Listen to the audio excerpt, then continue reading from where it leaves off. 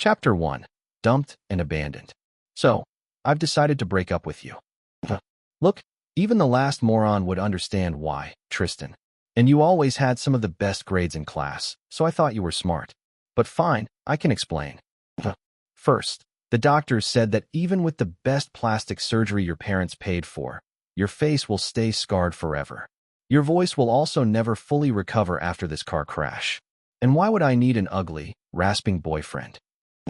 That's right, I don't. Second, your singing career. It's over, Tristan, before it even properly began. Your voice is gone. You might as well drop out of the music school now. And a rising star like myself can't date just any bum without prospects, even if he has rich parents. I'm sure you agree. Also, Tristan, your family connections and money let you get off from drunk driving charges with only a fine and a driving license suspension. Good thing that you were only 17, and the judge took pity on you, huh? But you still won't be able to drive me around in your dad's Lamborghini anymore. What's the point of dating you then? The hand holding the phone dropped on the hospital bed sheets. The phone dropped to the floor, and the loud beeping of machines hooked to the bed drowned out the woman's voice coming from the other side. Tristan wanted to shout at his former girlfriend, to say that she was always a bitch, to call her names, but his torn throat couldn't produce a sound. His face was covered in bandages and so numb after all the stitches that he couldn't even scowl. All Tristan could do in his hospital bed was clench and unclench his fists. Only they and the machines that picked up his increased pulse showed the anger and anguish he felt. At 17, Tristan's life had been just beginning, but now it was already over, even if his heart monitor was still beeping. 3 weeks later, his parents weren't meeting Tristan when he entered his family mansion for the first time in a month. The opulent main hall, decorated with garish statues of horses, was empty save for a single person standing on top of the stairs leading to the second floor. Tristan's brother, Daniel. Although Daniel was only a year older, he always acted like this made him twice more mature and smart than Tristan. Even at home, Daniel was dressed like for a photo shoot. His face was so handsome, he could have gone to Hollywood right now, but he wanted to pursue a musical career instead, just like Daniel and Tristan's mother. Daniel looked down at Tristan and cringed demonstratively. Oof, brother. You look like a complete wreck. Maybe you should put bandages back before you gave anyone a heart attack. Either way, welcome home. I imagine you will spend a lot of time here from now on, since you can't go to music school anymore. At this familiar face, and that voice which he didn't hear in weeks, memories flashed in front of Tristan's eyes. Memories of the night before the fateful car crash. A month before, Tristan walked several steps from the doors of a rich mansion, the likes of which were standing side to side in this neighborhood. From the doors behind him, loud music was blaring together with other sounds of a party. One of Tristan's rich classmates was hosting a party. The thumping of the music made Tristan's surroundings shake slightly as well. Or that was all the alcohol speaking. He turned toward his brother, who walked out next to him. I think I'm going to go home, Dad. I've had enough partying for today. Are you WTH me? Daniel shook his head and pulled a pack of cigarettes out of his pocket. Nah, I'm just out for a smoke. There's still some fun to be had. Daniel grinned at his younger brother, and Tristan grinned back. Although they had disagreements from time to time, especially when Tristan showed better results in music school and contests than Daniel, they were still brothers and friends. At least, Tristan thought so back then. Then I'm going to call a taxi, Tristan said, pulling out his phone. However, Daniel's hand stopped him. A taxi? Come on, little brother, you came there in the car. You aren't going to leave it there and call a taxi to class tomorrow, too? It will be such a pain. Just drive back. Tristan frowned. But Dan, I don't think I should drive right now. Come on. You barely drank some punch. Daniel playfully punched his shoulder. Don't be a pussy. Drive the car. Back, and I will drive mine. It will be all right, and parents won't be asking us too many questions tomorrow. Tristan huffed. The punch was spiked, but Daniel was right. Tristan was feeling pretty clear-headed, especially after breathing some fresh air. Daniel lit a cigarette and took a drag. Want some? He offered the cigarette pack to Tristan. Tristan shook his head. No, Dan. It's bad for your voice, don't you know? You shouldn't smoke either. My voice won't give up from one smoke. But sure, little brother. Heh. Go home and go to bed before a curfew, baby boy. Tristan showed Daniel his tongue. I will, and you will wake up dying from a hangover tomorrow. Daniel grinned in return, but his eyes flashed with malice. However, back then, Tristan didn't pay any mind to it. With slightly unsteady footsteps, Tristan walked past Daniel toward the place where he parked his car. It was a stylish white Mercedes-Benz, a gift for his 16th birthday half a year ago. As he climbed into the driver's seat, Tristan's thoughts wandered to his girlfriend, Jane. Her parents didn't let her go to the party. Now she was going to pout the entire next week about it. Although she had an adorable pout, Tristan's thoughts were so far in the clouds that he forgot to put on his seatbelt. He drove past the mansions to a highway. His family's mansion was some distance away from this spot. The road was almost empty at that time, and Tristan was getting drowsy. So drowsy that he almost missed the point when he had to make a turn on the highway. Startled awake, he jerked the driving wheel too quickly. The car's tires screeched as it lost control and spun toward a nearby lamppost. Tristan screamed when the front of the car smashed into it, and his body was thrown out of the front seat. Sharp pieces of glass and metal cut into his face, neck, and arms with burning pain. Then he fell onto the curb like a broken, bleeding doll. Tristan's consciousness went dark, and he wasn't aware of his pain anymore, or of the passing driver calling an ambulance. Present day, the knowing, smug smirk that appeared on Daniel's face was the last straw. Ever since the incident, Tristan doubted. In the hospital, he had a lot of time to think. People weren't visiting him much. Tristan was dumb enough to drive while drunk, but only because Daniel egged him on. Daniel always egged him on things, and something bad was bound to happen eventually. For years, Tristan dismissed Daniel's condescending, his quiet envy, and his insults. But no more. And this was just what Daniel wanted from the start. Daniel! Tristan shouted in a voice raspier than that of a chain smoker. Even that single word made his throat burn, but his rage burned brighter. What, brother? Daniel mocked. Speak more clearly. I can barely make out the letters. This was the last straw. Tristan ran up the stairs, ignoring aches in his body, and threw a punch at Daniel's face. Shocked, Daniel could only raise his hands up in reflex. Tristan's fist connected with Daniel's jaw. However, although rage was fueling his actions, Tristan's body was still frail after injuries and the long hospital stay. His punch was much weaker than it looked, and the one most hurt from it was actually Tristan himself. What the hell? Daniel cried out, stumbling back. Hurried footsteps were heard coming down a hallway. In that instant, Daniel's eyes flashed with cruel cunning. He made another step back and fell on the floor, cradling his bruised jaw. Tristan, what is wrong with you? I just came to greet you, and you punched me. If you feel bad about your injuries, that's no reason to punch people who are being nice to you. Tristan clenched his aching fist and stepped back, staring at Daniel in disbelief. You lying snake. Being nice? You just threw insults in my face. Is that what you really think about me? How long have you been pretending to be a loving brother? At this moment, Tristan's parents walked into the hallway. Tristan's mother, Nora, gasped in shock, covering her mouth with her arm. His father, Harry, just frowned sternly. What's going on? Harry asked, approaching the pair. Tristan, you were just released from the hospital, and you are already creating more trouble? Father, this isn't what it looks like. Tristan rasped out, before his throat gave out, and he began coughing. Nora winced. He looked at his parents, hoping to find at least a shred of support, but finding only anger and disgust. It was just like back in the hospital. His parents paid all the bills and sent him flowers, but only visited a few times. Whenever that happened, they couldn't even look into his face. They were busy people, of course. Nora was a famous singer, and Harry helped his father manage a horse racing and betting empire. But they both were home now, and yet, after we pay for your surgeries and your lawyer, you still act like that, Tristan? Nora asked, shaking her head. You were drinking and driving. Imagine how that looked in newspapers. People were gossiping about this for a week.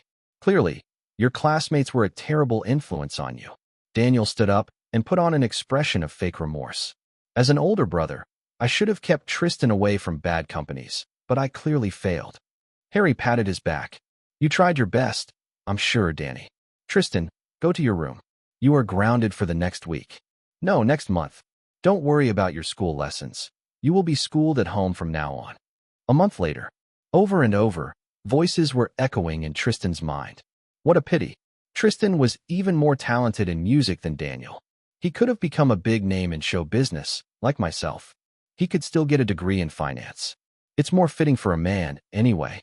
Although if he keeps being as reckless as before, he will only ruin my legacy, anyway. His voice. Oh, it's so terrible. Every time I hear it, it's like nails on a chalkboard. It's good that Tristan spends most of his time in his room now. People would only cringe at his face if he stepped outside, anyway. Ugly. Pitiful. Foolish. Tristan had nowhere to run from these voices in the confines of his room. The place itself was a collection of painful memories. His personal sound recording system stood in the corner, gathering dust. Tristan wanted to break it several times, but always stayed his hand at the last moment. An empty shelf on the wall. Before, there stood rewards Tristan won on childhood, singing, and music contests. He smashed them all, adding himself more time for house arrest. Next to that shelf was an electric guitar Tristan played before the car crash. He was doing physical therapy every day since leaving the hospital, but his fingers were still too stiff to play it as well as before. The photograph of his class taken on a vacation. Tristan was sitting next to his girlfriend there, who grinned broadly into the camera. Now this photograph was lying face down. Tristan stood from his bed and walked to his vanity. He opened shutters that covered the mirror on top of it and looked at his face. Wide, ugly, red scars were covering what once was handsome. A pair of light blue eyes stared from between the scars. A grown-out fringe of black hair tried to cover at least some of the ugliness and failed. Tristan closed the vanity mirror shut. Enough. The next day, he gathered what he could of his things into a school bag, clothes, documents, knickknacks, a small wad of cash that was just lying in his pocket. His family became so used to Tristan's quiet seclusion that they lost all caution around him. It was incredibly easy to just walk out and leave into the night. Tristan didn't know where he was going, but he knew he won't return to this mansion. Chapter 2, Second Identity System. 2 years later. The street in front of the small electronics store was lit by a single lamppost that stood proudly where its neighbors were broken long ago. A wiry young man was kneeling next to the store, picking its lock. A large, muscular guy was standing over his shoulder, continuously asking if this was going to take much longer. While his gang mates were breaking into the store, Tristan stood at the corner of the store, looking out for trouble. His leg tapped on the ground, and he clenched his hands tight in the pockets of his dark jacket. Tristan joined this gang after several months of wandering the streets on his own, iterating odd jobs with petty crime.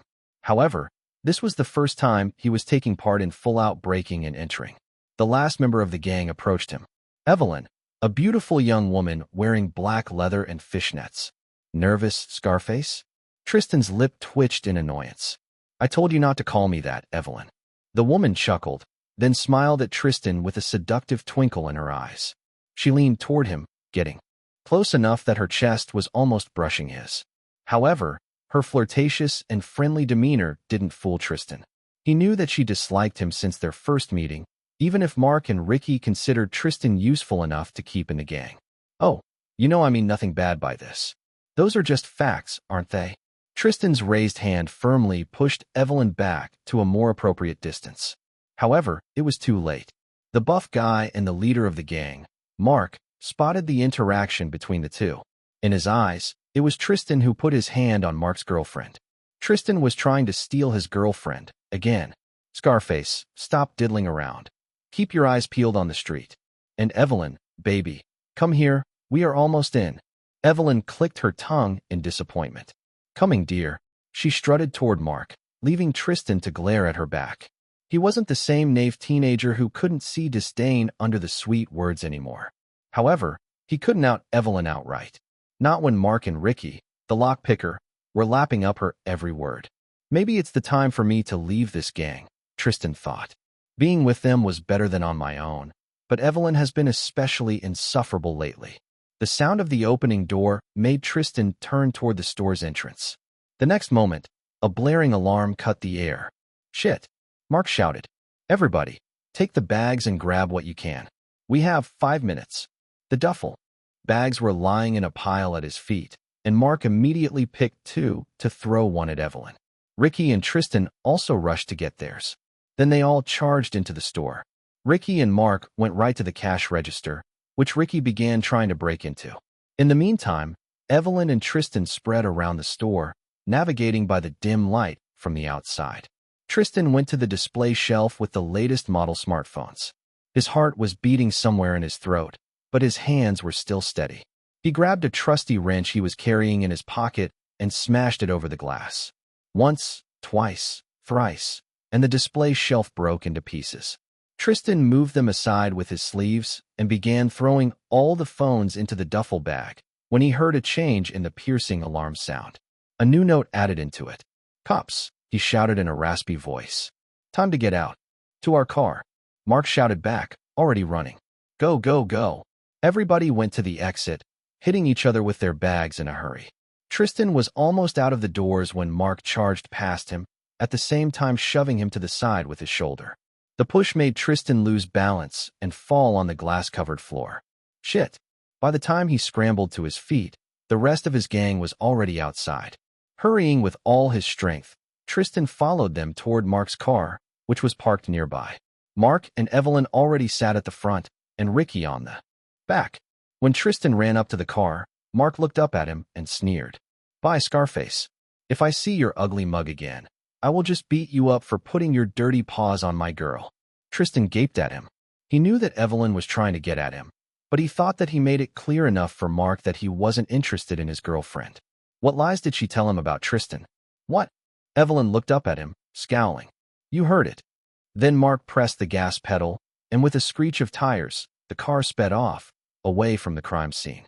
Instead of it, a police car was approaching from the other side of the street. Tristan clenched his fists.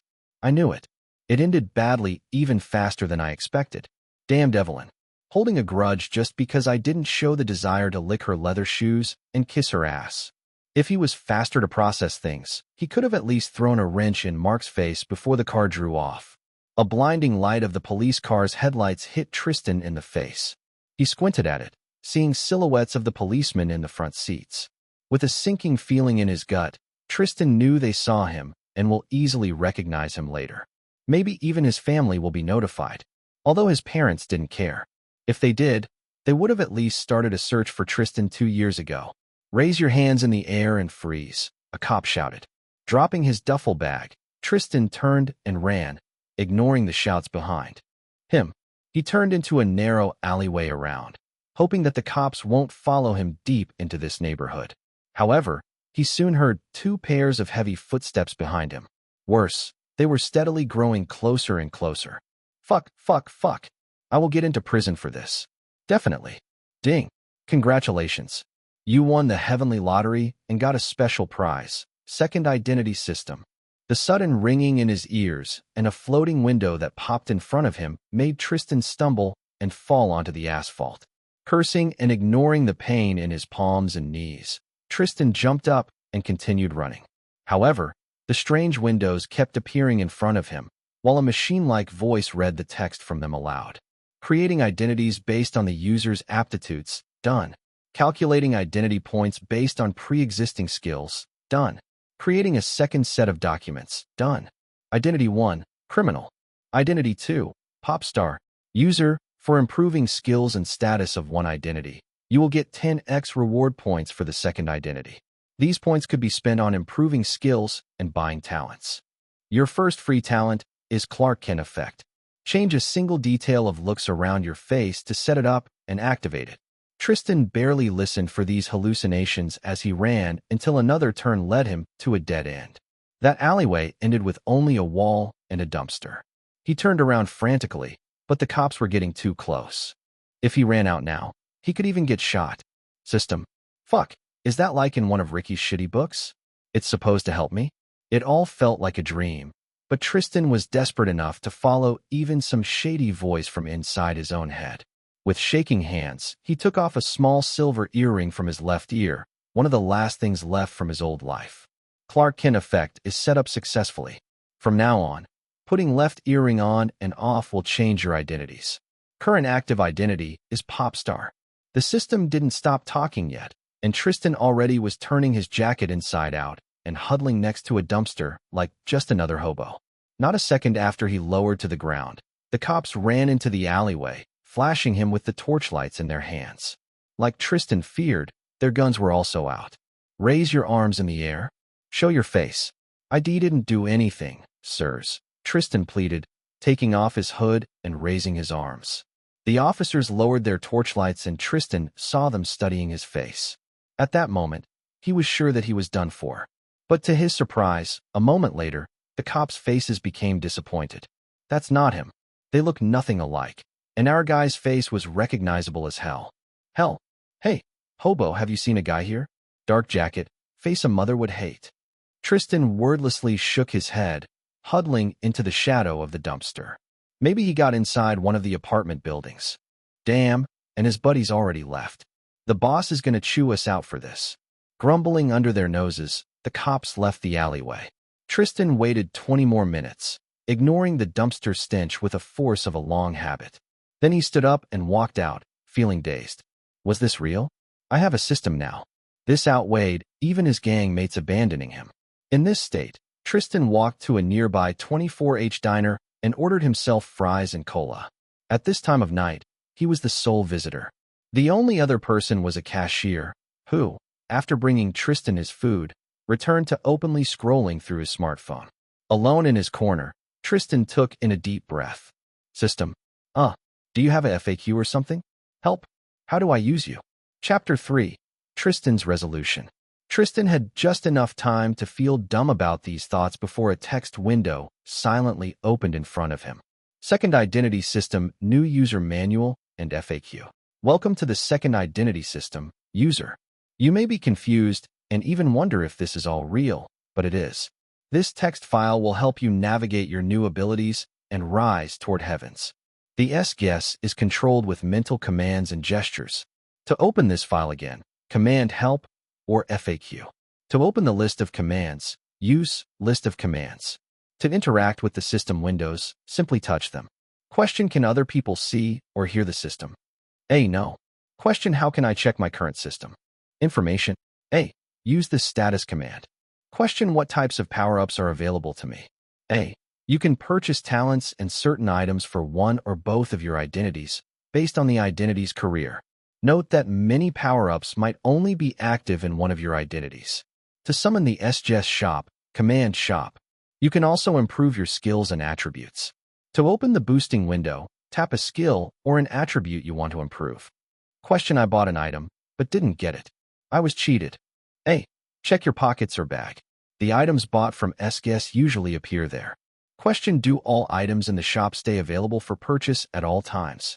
A. No. The system shop refreshes every day. Keep an eye out for new offers. Question: do I keep all my power-ups in both identities? A. Yes. Question: are there any penalties for letting other people know about my second identity? A. Yes. For each person who knows that your both identities are the same, you will suffer a stacking 5% decrease for all your parameters. Question: how do I earn identity points? A. Simply increase skills of an identity by natural means, training, or increase your social status to earn points for another identity equal to 10x value of the achievement. Question: how do I control the volume of the system's voice? A. Use the settings command to open settings and change its visual and audio parameters. Question: can I turn off that ding notification sound? A. No. Tristan huffed and closed the window, as well as other accumulated notification windows, by pressing the button in their corner.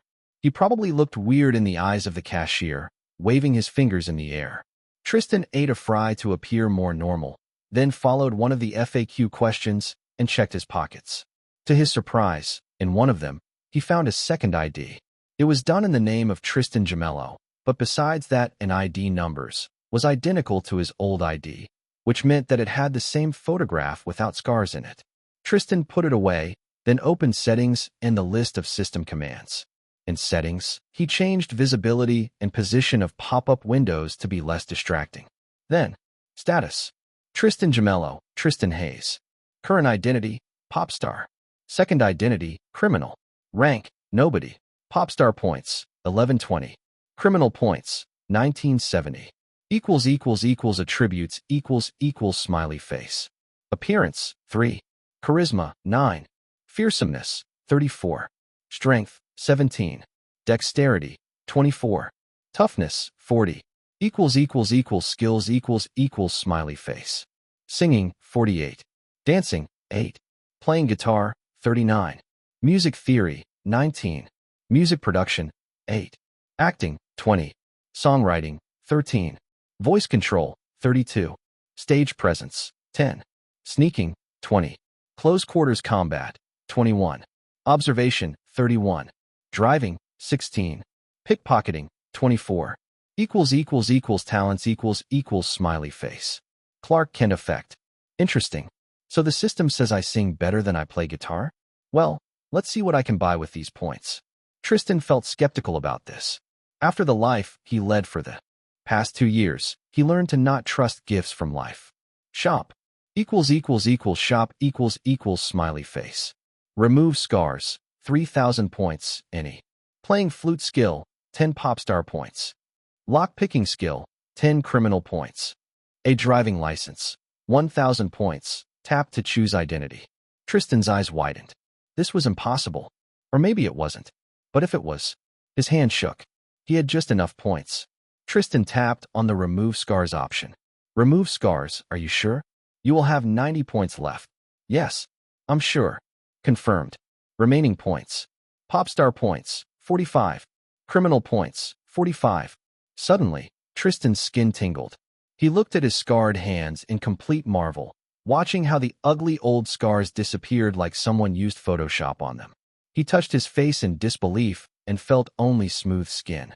Tristan stood so suddenly, his chair almost fell over, and rushed into the bathroom.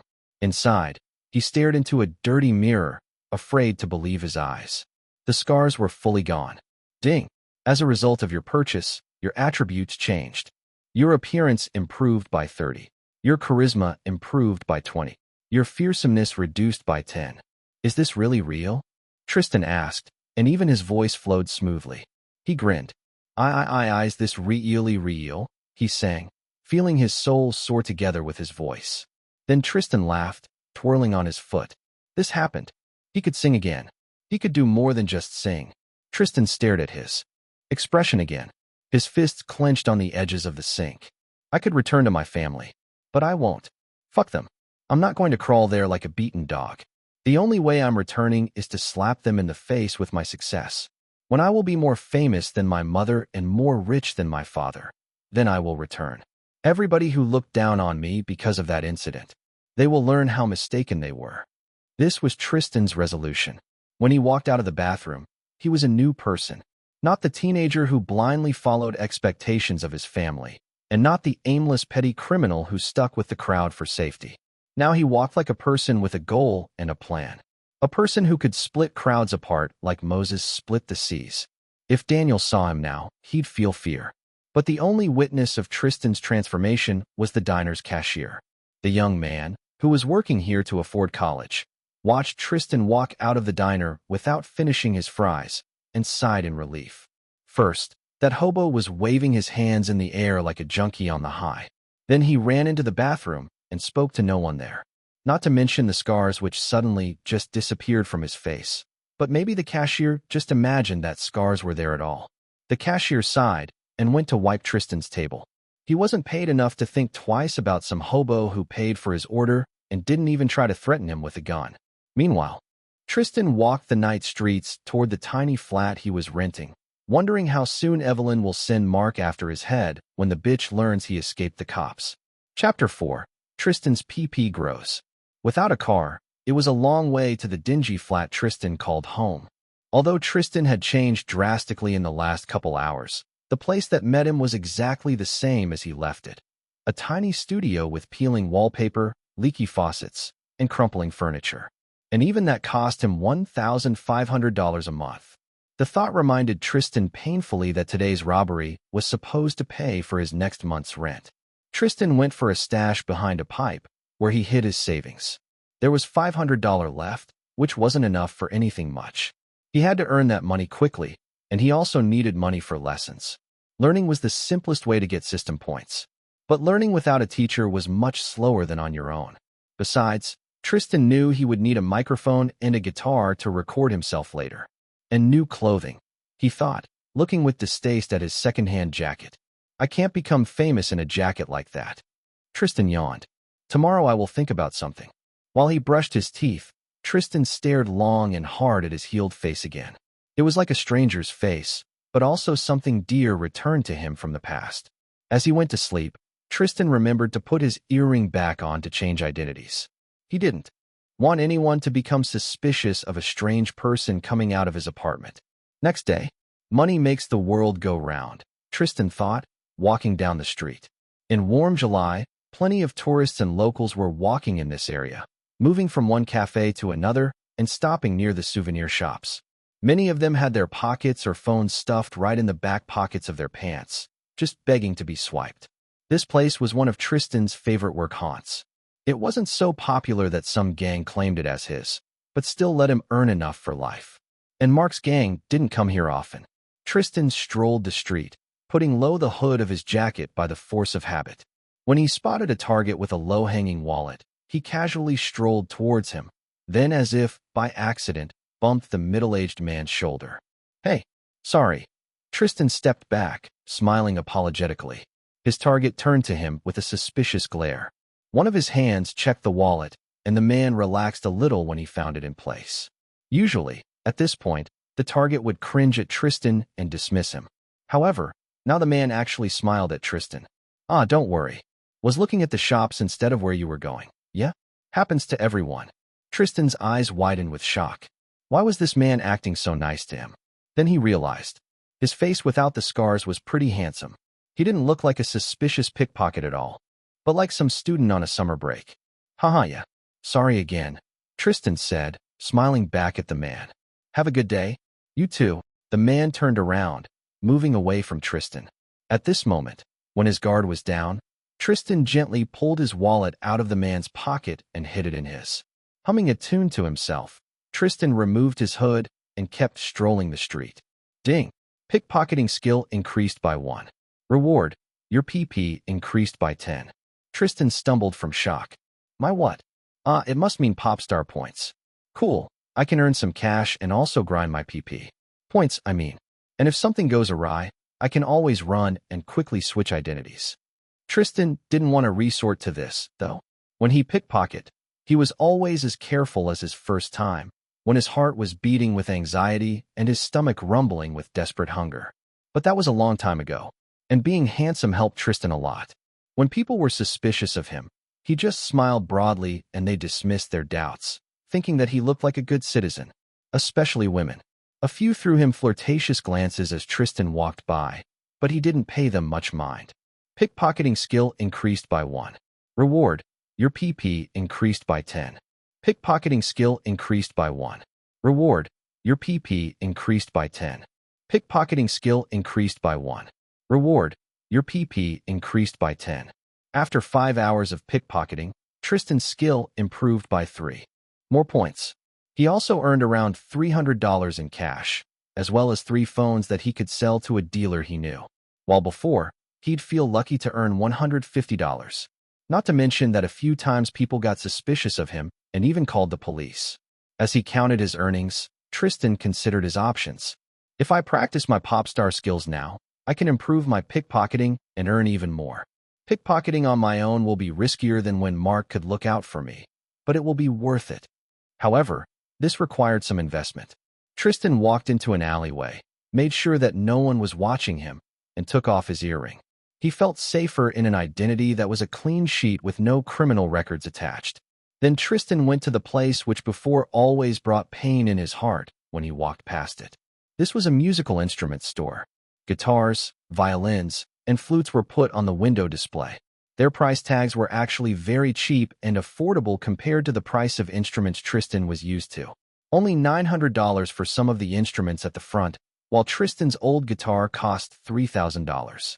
This was a store aimed at casual musicians first, not a high-end luxury brand place.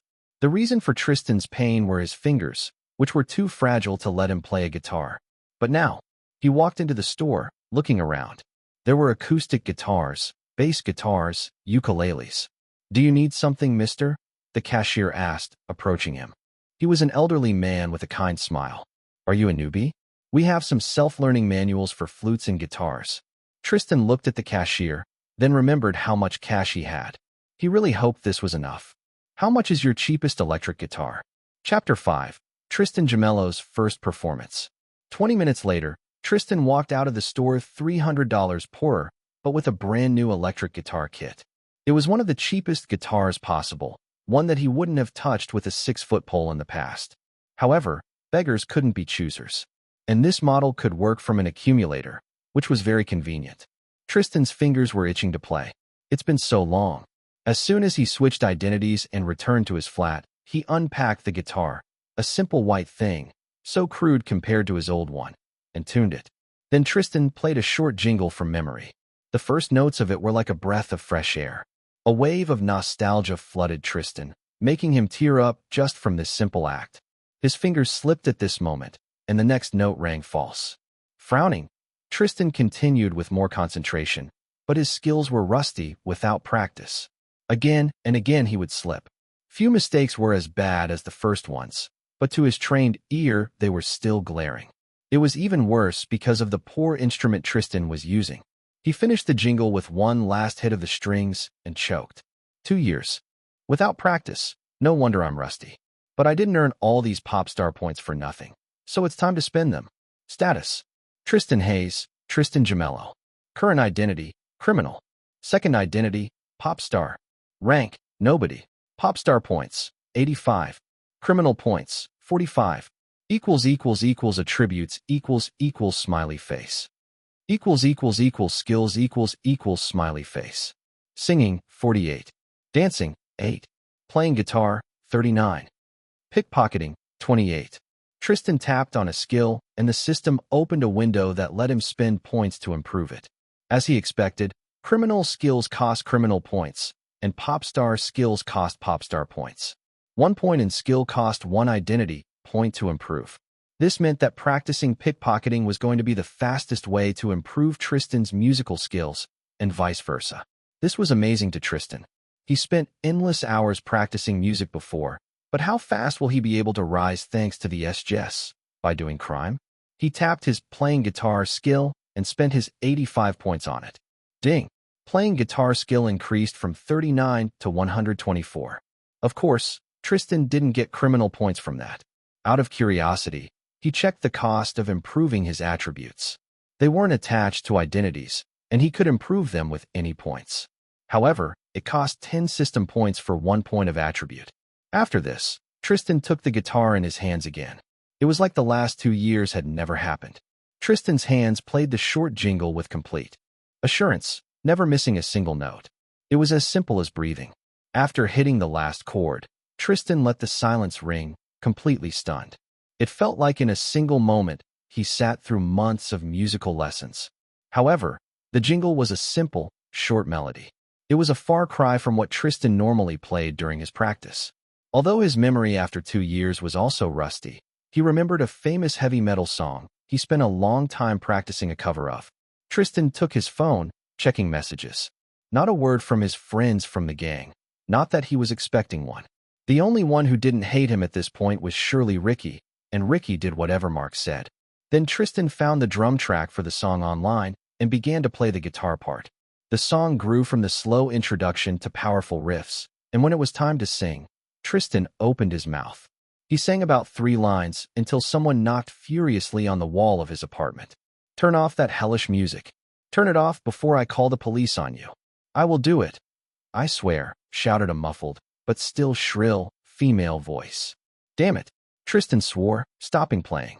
He got so used to the non-existent soundproofing of this apartment that he totally forgot about it. "Fine, you hag. Enjoy your peace and quiet." "Bitch," Tristan shouted back. Women in his life continued to create him problems. Next day, Tristan sat in a park together with his guitar and his portable amplifier. Right now he was Tristan Gemello, not Hayes, which meant he was going to do no crime. His future famous identity must have a reputation cleaner than a bleach factory. Tristan came today not to swipe wallets, but to practice guitar, both for the sake of it and for CP. Like before, he turned on the drum track on his phone, just to keep the tempo, and began playing. After a quiet intro, powerful guitar riffs flew over the park. In this sunny weather, many people of all ages were strolling or sunbathing here. When they heard Tristan play such a powerful, rhythmic song intro, they grew curious. It was a very famous song, and many people were familiar with it. Curious, they drew closer to listen, growing a ring of people around Tristan's bench. His eyes widened at such an audience. It was shocking, and many people would have been shy. However, despite the years spent hiding his face, Tristan was born to stand on the stage. All the attention only spurred him on. He stood up from the bench and began singing the song's words. Although his singing skills were just as rusty as his guitar ones, Tristan put all his soul into that song. This was his first performance, and the audience was enjoying it, even if the sound quality was poor and the singer wasn't perfect. When the chorus began, some people even began singing along, and then more of them joined, chanting the lines. When Tristan played the last note, there were at least 15 people watching him, men and women. Now they all applauded. This was damn cool. Hell yeah, I love this band. Man, are you a professional guitarist or something? Do you have a social page? Ding. Playing guitar skill increased by 1. Reward. Your CP increased by 10. Ding. Singing skill increased by 2. Reward. Your CP increased by 20. Ding. You had impressed an audience of 18 people with your performance. Reward. Your CP increased by 80. Chapter 6. Putting points in combat skill. Tristan beamed at the gathered people and bowed, which made them applaud some more. This was better than drugs. I'm glad you liked it, everyone. I'm just practicing. But one day, I will have a social page with 1 billion followers. After this, Tristan kept playing songs he still remembered after these years, for as long as his amplifier had the charge. Some people eventually grew bored and left his audience, but others became attracted to the sound instead. Although often Tristan made mistakes or forgot the lines, the attention of people was like the most powerful stimulant for him. He sang and played, and he put all his joy from this second change in life into the music. And in the process of this, he was assaulted with system notifications. At this point, his brain was filtering out the ding sound. Ding. You had impressed an audience of 3 people with your performance. Reward. Your CP increased by 10. Ding. You had impressed an audience of 6 people with your performance. Reward. Your CP increased by 20. Ding. You had impressed an audience of 4 people with your performance. Reward. Your CP increased by 10. Ding. You had impressed an audience of 2 people with your performance. Reward. Your CP increased by 10. Ding. You had impressed an audience of 6 people with your performance. Reward. Your CP increased by 20. Ding. Stage presence skill increased by 4. Reward. Your CP increased by 40. Ding. Voice control skill increased by 2. Reward. Your CP increased by 20. Ding. Stage presence skill increased by 2. Reward. Your CP increased by 20. Ding. Singing skill increased by 1. Reward. Your CP increased by 10. Ding. Songwriting skill increased by 1. Reward. Your CP increased by 10. Ding. Charisma attribute increased by 1. Reward. Your CP increased by 100. Wow, that's a lot of criminal points. Especially from increasing my charisma. Tristan thought, scrolling through his notifications later. He was doing this as he walked toward his apartment with a guitar hanging over his shoulder and the guitar kit in a bag. Although more people than 6 listened to me, it looks like SGS only counts people I impressed for the first time.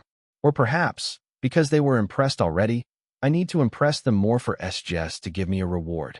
Then he thought about another thing, something that slipped his mind entirely when he was playing. Damn, I could have probably earned some tips if I put a cup for money nearby. Oh well, it couldn't have been that much money. Besides, now I can get more money in a better way. After dropping his guitar at home, Tristan, wearing his pop star identity again, went toward the usual haunt of Mark's gang. He didn't forget about them and the cash they should still have on them after their robbery. The place where the gang liked to hang out was a dilapidated playground a stone's throw away from the nearest liquor store. No kids played here anymore, and the gang had scared off anyone else who wanted to sit and drink on the benches there. Right now, the trio was sitting on a bench, drinking beer and chatting casually. Evelyn was draped over Mark's chest, cooing at him lovingly. Tristan was careful with this. Instead of the jacket that the gang was familiar with, Tristan put on a black t-shirt that could belong to anyone. Even if his face was unrecognizable for many reasons, Tristan didn't want the gang to suspect anything. He walked past the bench, with his heart beating anxiously in his chest. But he didn't have to fear. When Tristan threw a passing glance at Mark, Evelyn, and Ricky, he saw no recognition on their faces. "Hey, what are you staring at?" Mark shouted, meeting Tristan's eyes. "This is our hangout. Get the hell out." Tristan turned away, sneering, and walked away. He learned what they needed. The trio was doing perfectly fine without him, and didn't fear his revenge at all. Even if they knew he wasn't taken in by cops, they didn't care. Their mistake. In a diner near his home, Tristan ate lunch and checked his today's system shop. Shop smiley face. Hypnotic voice talent, 3000 pp. Playing piano skill, 10 pp. Hacking skill, 10 CP. Combat analysis skill, 10 CP. Glock 19, 1000 CP. 1 ammo magazine for Glock 19, 300 CP. TSK. Everything that looks interesting is too expensive for me to buy today. It looks like if I want to buy anything in the shop, I must get at least a few thousand points first, then check it. It wasn't such a problem, but Tristan was planning to spend all his current points today. He tapped through the system windows and put all 425 CP he had into his close quarters combat skill. Ding! Close quarters combat skill increased from 21 to 446. Suddenly, Tristan felt an influx of knowledge in his brain and body. He swayed in his seat, then sat straighter. Status: Tristan Gemello, Tristan Hayes. Current identity: Popstar. Second identity: Criminal. Rank: Nobody. Popstar points: 0. Criminal points: 0. Attributes: smiley face. Appearance: 33. Charisma: 30. Fearsomeness: 24. Strength: 17. Dexterity: 24. Toughness: 40. Skills: smiley face. Singing: 51. Dancing: 8. Playing guitar: 125. Music theory: 19. Music production: 8. Acting: 20. Songwriting: 14. Voice control: 34. Stage presence: 16. Sneaking: 20. Close quarters combat: 446. Observation: 31. Driving: 16. Pickpocketing: 28. Talents: smiley face. Clark. Kent effect. Tristan became much more powerful just now, but without using the skill and practice, it was hard to say how much. However, he was going to practice soon. Smirking, Tristan finished his dinner and went home. Next day, Evelyn wouldn't have recognized Tristan when he walked into their usual hangout place, if not for his jacket and the hoop earring in his left ear. The ugly scars that covered his face were entirely gone, but the condescending, cold look in his eyes remained. The same look that irked Evelyn from the start. "Huh? Scarface, is that you? What the hell happened to your face?" Mark asked, standing up from the bench. Tristan sneered. "Call me that one more time, and I will break your jaw." Mark, Evelyn, Ricky, this is your last chance to kneel and apologize profusely. Otherwise, he cracked his knuckles. I will really fuck you up. Chapter 7. The day it all began. 1.5 years earlier, Evelyn was running down the narrow street, cursing her life and her high heels. Her pursuer was only a few meters behind her, quickly diminishing the distance between them. Usually, Evelyn was the one who lured people into narrow alleyways with her alluring looks so Mark could beat them up and rob them. But this time, she was the one being attacked in the broad daylight. "Stop running, babe. Just relax, and I will make it nice for you," her pursuer shouted, grinning lecherously. The few people hanging on the street pretended they didn't see or hear a thing. In this place, people knew that poking into other people's problems was a good way to get problems of their own. Fucking bastard. Just a little more. Evelyn thought desperately. Mark was waiting for her nearby. He would protect her, if she could get there.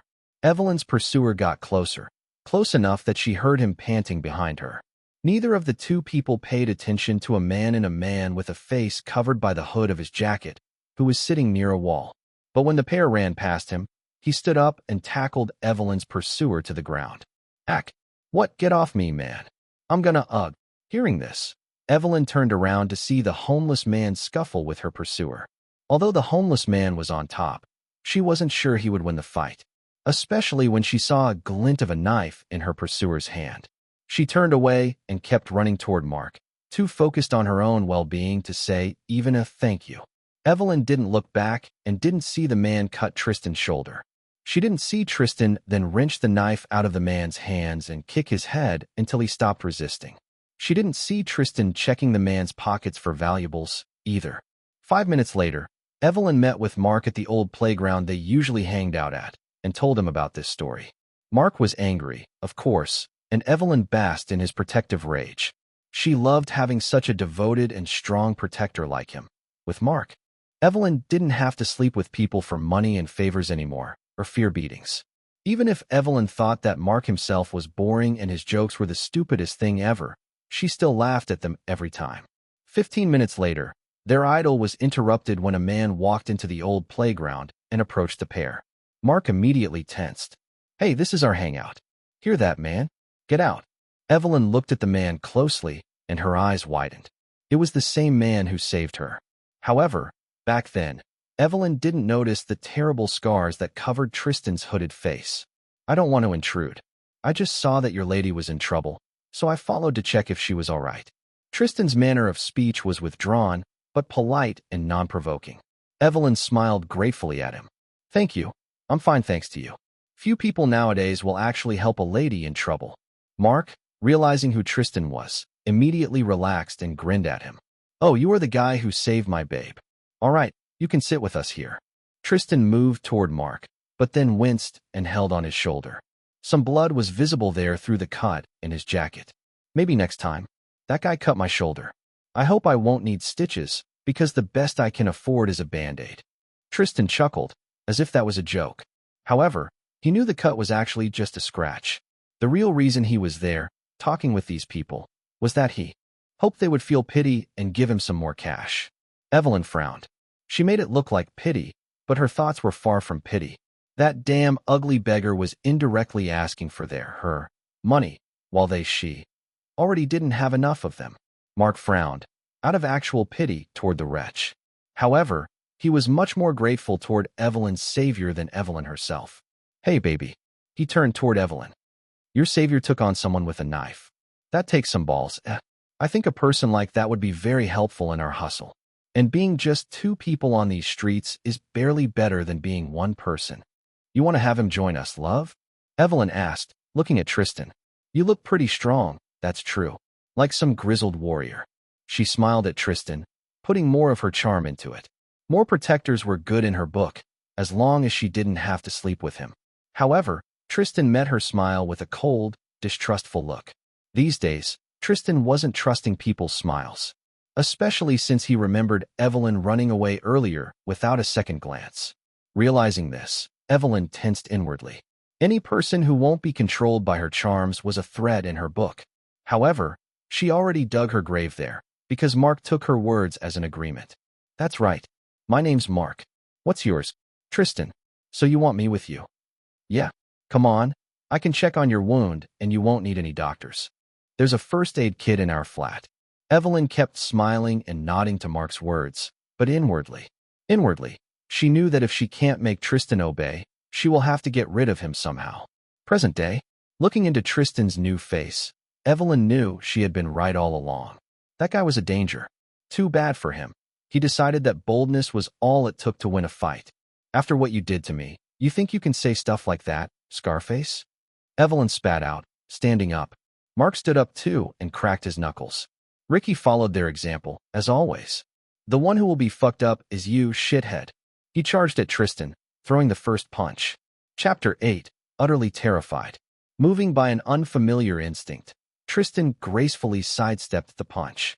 Then Tristan used the inertia of Mark's body to throw him to the ground with an extra kick on the underside of his knees.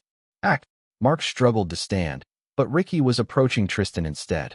The wiry man lunged at Tristan with more speed, but less power in his attack than Mark had. However, thanks to the points he put in skills, Tristan's body was full of combat reflexes. Moving naturally like breathing, Tristan grabbed Ricky's wrist and twisted his hand around, until Ricky was in a paralyzing hold. Then Tristan pressed some more. There was a crack as Ricky's arm went out of socket. Tristan pushed the wiry man aside, where he fell to his knees, clenching his limp right arm with his left one. There were tears of pain in his eyes. Mark stood up and snarled at Tristan like a wild beast. Evelyn approached from the other side, holding an open switchblade. Tristan eyed them with disdain. Damn you. You were told to leave me alone. Evelyn hissed. You ain't leaving this place on your feet, asshole. Mark shouted. They both moved at Tristan at once from opposite sides. This was an inconvenient position for him, since he could only see one attacker at once. He knew that even with his combat skill, he might get wounded if he let them approach him as they wanted. So Tristan moved first this time. He went for Mark, lunging for his arm, and using the bulky man's movement to throw him over his shoulder. Although Tristan's strength was barely enough for this maneuver, Mark's inertia and Tristan's skill did most of the work. Then, before Mark could recover again, Tristan stomped on his knee, hard. There was another crack. Ugh! Mark went pale with pain in his knee, which could even be broken at this point. Then Evelyn reached Tristan, trying to cut him with wild slashes of her knife. The woman was no good at fighting and was relying on intimidation and charm more than anything. In 2 movements, Tristan took the knife out of Evelyn's arms and broke her wrist, forcing the woman to step back. He put the switchblade in his own pocket. Evelyn was crying from pain, and her mascara was running in 2 black lines down her face. However, unlike Ricky, who could already only cry and pray in fear, she was standing up. With her free hand, Evelyn folded a fist. Don't come closer, Scarface. Babe, Mark growled. He was shaking from pain as he stood up and limped on one hand toward Tristan. Mark tried to attack one more time, but it only earned him another throw to the ground and a couple of kicks under the ribs. Evelyn fell to the ground from a single punch to the jaw afterward. Then Tristan walked around the group, talking and leaving generous kicks to the groaning bodies instead of punctuation. Don't act like I'm the villain here. I never did a thing against you when we were a part of the same gang. And how many times did I tell you to stop calling me this nickname? With a sudden burst of anger, Tristan lunged at Evelyn, pinning her head to the ground with a tight grip on her head. Oh, I have a fucking name. A Scarface, huh? I hate this movie. Evelyn shook, crying harder. She was panting from fear. However, not a word fell from her lips. The woman was so terrified by this new Tristan that she couldn't utter a single word of please. Tristan pulled Evelyn's knife out of his pocket and slashed wildly at the woman's face. No, Evelyn, bastard, what are you doing with her? Mark shouted fruitlessly. And no, please, stop. Evelyn tried to get away from Tristan and the knife, but he was holding her tight, leaving a cut after another, which bled profusely on her beautiful face. Ding. You have terrified 2 people. Reward. Your PP increased by 20. Ding. You have utterly terrified and impressed 1 person. Reward. Your PP increased by 100. Tristan paused and looked down at Evelyn. She looked back at him with a terror that went beyond fear and became something indistinguishable from awe. Her face was all bloody, and it was hard to tell how much of it remained whole besides the eyes. Tristan let out a breath, feeling his anger abating. These 3 weren't worth any more of his thoughts. However, the feeling of power was still singing in his veins. Beating up these 3 was as good as performing. It made him feel so much better than them. And he could also earn system points by intimidating people. That was interesting. He wiped the bloody knife on Evelyn's clothing and stood up. Tristan, I'm sorry, I'm so sorry. Ricky whined from the side. Please, spare me. You are cooler than Mark. I will do whatever you say. I will kick them both if you tell me. Just don't. Tristan glared at him. Shut up. You are the most pathetic person here. Those who can't think for themselves in this world only have worth as pawns. And pawns are only worth something when they are loyal enough to not leave at the first sign of trouble. You are useless even as a pawn, Ricky. Then Tristan turned to Evelyn. Tell me where you have stashed the money you got from the robbery. And don't try to lie to me. I won't. I will tell you everything. We stashed them at. Evelyn blurted out everything. And from what Tristan knew of the gang, her information sounded believable. After memorizing all that, Tristan stepped away from her. Call a doctor for yourself. Or not. After you can walk, I want all 3 of you out of this city. If I see you again, if I just hear that you are still here a month later, I will not be as merciful as today. You will rot in prison, like you almost made me. Tristan left at that. 2 hours later, Tristan grinned, counting banknotes he took from the gang's stash. There was $10,000 in cash. The trio stole some expensive stuff from the store before being busted. It was good that the gang didn't have the time to spend all that money. Now Tristan was going to spend them instead. Chapter 9. Shopping Spree. Next day, Tristan Gemello was testing clothes against himself and looking into the mirror of the second-hand store. I should think about my future image right now, because changing it later will be troublesome. And since I'm a criminal already, going for a bad boy vibe will be the easiest thing to do. This t-shirt is too bright for that, though. And this one is too punk. In the last 2 years, Tristan learned that second-hand and off-brand stores had a terrible quality of clothing, but sometimes there were quite interesting designs. Sometimes, after several hours of shopping at several stores, Tristan bought himself a new outfit for each of his identities. For the pop star identity, Tristan got black jeans with cut holes, a fake leather jacket with extra zippers on it, tall boots, and a purple t-shirt to add some color to the outfit. It fit with his eyes well. For the criminal identity, Tristan got a much less eye-catching outfit. Ordinary blue jeans, sneakers, a light gray t-shirt, and Guns N' Roses black hoodie. While he was at it, Tristan couldn't resist buying some less necessary items of clothing, like a new rucksack instead of the tattered one he stole a year ago together with its contents. Later, dressed in his new, almost leather jacket, Tristan enjoyed the sunlight while eating out in an actual restaurant. It was a cheap one, but the food was 10 steps away above the diners he frequented until before. Then Tristan went to shop for other things necessary for his future careers. And there were going to be 2 careers, for sure. Not just for the pop star points, but for the pure power that came with ignoring the law and beating his enemies black and blue. Tristan still wanted to awe and shame certain people, but others clearly deserved no less than a broken bone or 2. He won't just be a pop star, he will become a crime boss, too. So if the need arose, Tristan could crush anyone under his boot, in any manner he wanted. A week later, to lie down on a proper, nice bed with clean bed sheets and stare in the ceiling free of stains, it was pure bliss. This one-room apartment even had a separate kitchen, so Tristan had much more space for work in his bedroom. Besides clothes, Tristan bought a good microphone to record videos and songs at home, and a DOS book, so he had something to edit videos at. He planned to impress many people online. The last thing Tristan bought was a month's subscription to a nearby gym, to increase his attributes and get a lot of points for that. Finding this apartment, where the neighbors won't kick on the walls if he tried to record something, wasn't easy. That took him a lot of time just browsing places, talking with their owners, and lying about having a job. But for the first time in years, Tristan felt almost like a rich person again.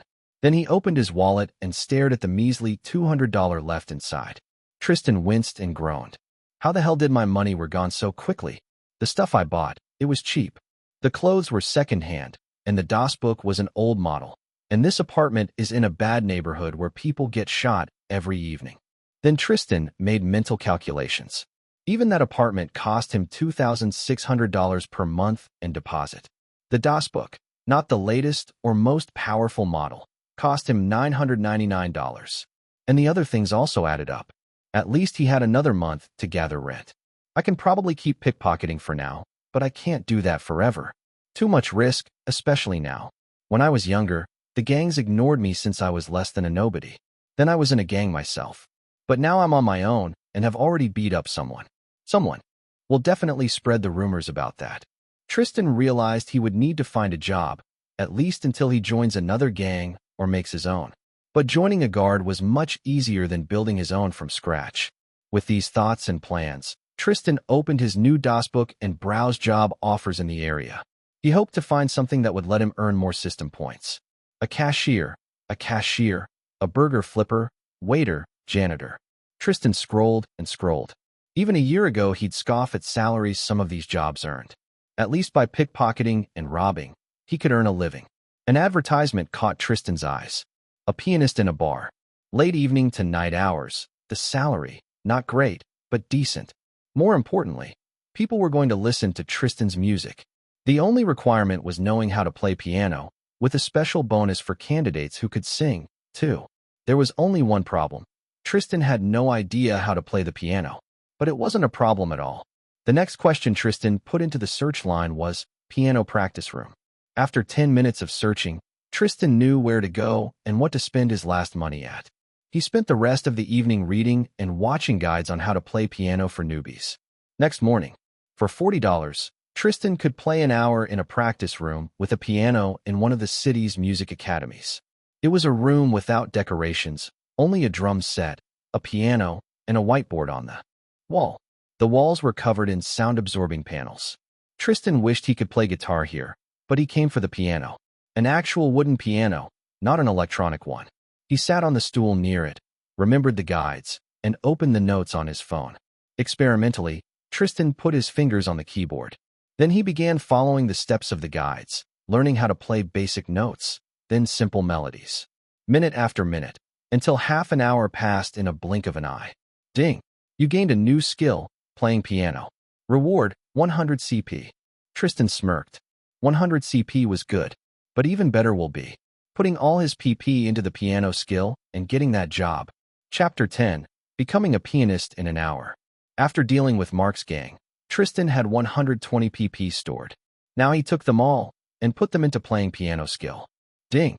Playing piano skill increased from 1 to 121. A rush of knowledge and instincts fell upon Tristan. Several seconds later, it abated, and Tristan cracked his knuckles. He shifted in his seat, automatically putting his hands and legs on the piano correctly. Now his posture was that of someone who actually knew what he was doing. Tristan opened a page of notes on his phone and peered at it. It was inconvenient to play like that, but after all his spending the last week, he was feeling too stingy to print actual notes. The phone sufficed. Tristan began playing the first notes of a prelude in C major by Sebastian Bach. It was a slow melody, sorrowful and slow from the beginning. His fingers moved almost on their own above the piano keys, bringing the note sheet to life. Excited by how easily he knew what keys to press, and when compared to his complete fumbling before, Tristan began playing slightly faster, making the song sound more excited and upbeat than before for a moment. Then he reached the end of the note sheet page and had to flip to the next one. From this on, Tristan held his excitement and in check and finished playing the melody as it was made to be. And yet, when he finished playing, Tristan's heart was beating fast in his checks. His fingertips were tingling. The music was beauty and power, and it was in his hands. For the next half an hour, Tristan played various melodies, practicing the skills he bought. After all, he paid for a full hour in the practice room. By the end of that half an hour, he heard another notification. Ding! Playing piano skill increased by 1. Reward, your CP increased by 10. Not bad. So what's my CP now? Status: Tristan Gemello, Tristan Hayes. Current identity: pop star. Second identity: criminal. Rank: nobody. Pop star points: 0. Criminal points: 110. Attributes: smiley face. Appearance: 33. Charisma: 30. Fearsomeness: 24. Strength: 17. Dexterity: 24. Toughness: 40. Skills: smiley face. Singing: 51. Dancing: 8. Playing guitar: 125. Music theory: 19. Music production: 8. Acting: 20. Songwriting: 14. Voice control: 34. Stage presence: 16. Playing piano: 121. Sneaking: 20. Close quarters combat: 446. Observation: 31. Driving: 16. Pickpocketing: 28. Talents: smiley face. Clark Kent effect. My close quarters combat is so high. I don't feel like I should put any more CP here. And pickpocketing. I feel like I should aim at better ways of earning lots of money. Tristan was still thinking about this as he walked back to his apartment. Eventually, still walking, he opened his system interface and put all the points in the observation skill. It seemed useful, even if Tristan wasn't sure how exactly it worked. The effect made Tristan stop dead in the middle of the sidewalk in shock. He looked around, feeling like he saw the world for the first time. Although Tristan's sight didn't improve from what it was, his brain noticed all the details and facts that passed below Tristan before. Several birds were fighting on the other side of the street. Clearly, there was some food for them. Someone must have dropped something. A group of teenagers gathered near a storefront. They laughed obnoxiously and seemed like normal kids, but Tristan's new sight noticed the slightly tense way they held each other and the shifty eyes of them. When one of them moved, There was a glint of metal on the inside of his jacket. These teens were up to no good. They could have been a gang, too. A man was walking past him, holding a beautiful woman 10 years younger by her elbow. There was a trace of a wedding ring on his finger, even if no ring was in sight. If the woman knew that her partner was married and hiding it, her bright smile showed that she clearly didn't care. Shaking his head, Tristan resumed walking home. He thought he was observant before. You had to watch your back out there, or you were toast. But this was nothing compared to that level of skill. 100 points really made a difference.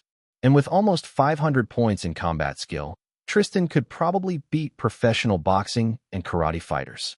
He smiled to himself. Unconsciously, Tristan's posture changed. Now there was an aura of complete self-assurance around him. He walked like someone utterly sure that he was invincible, because in a way, Tristan did.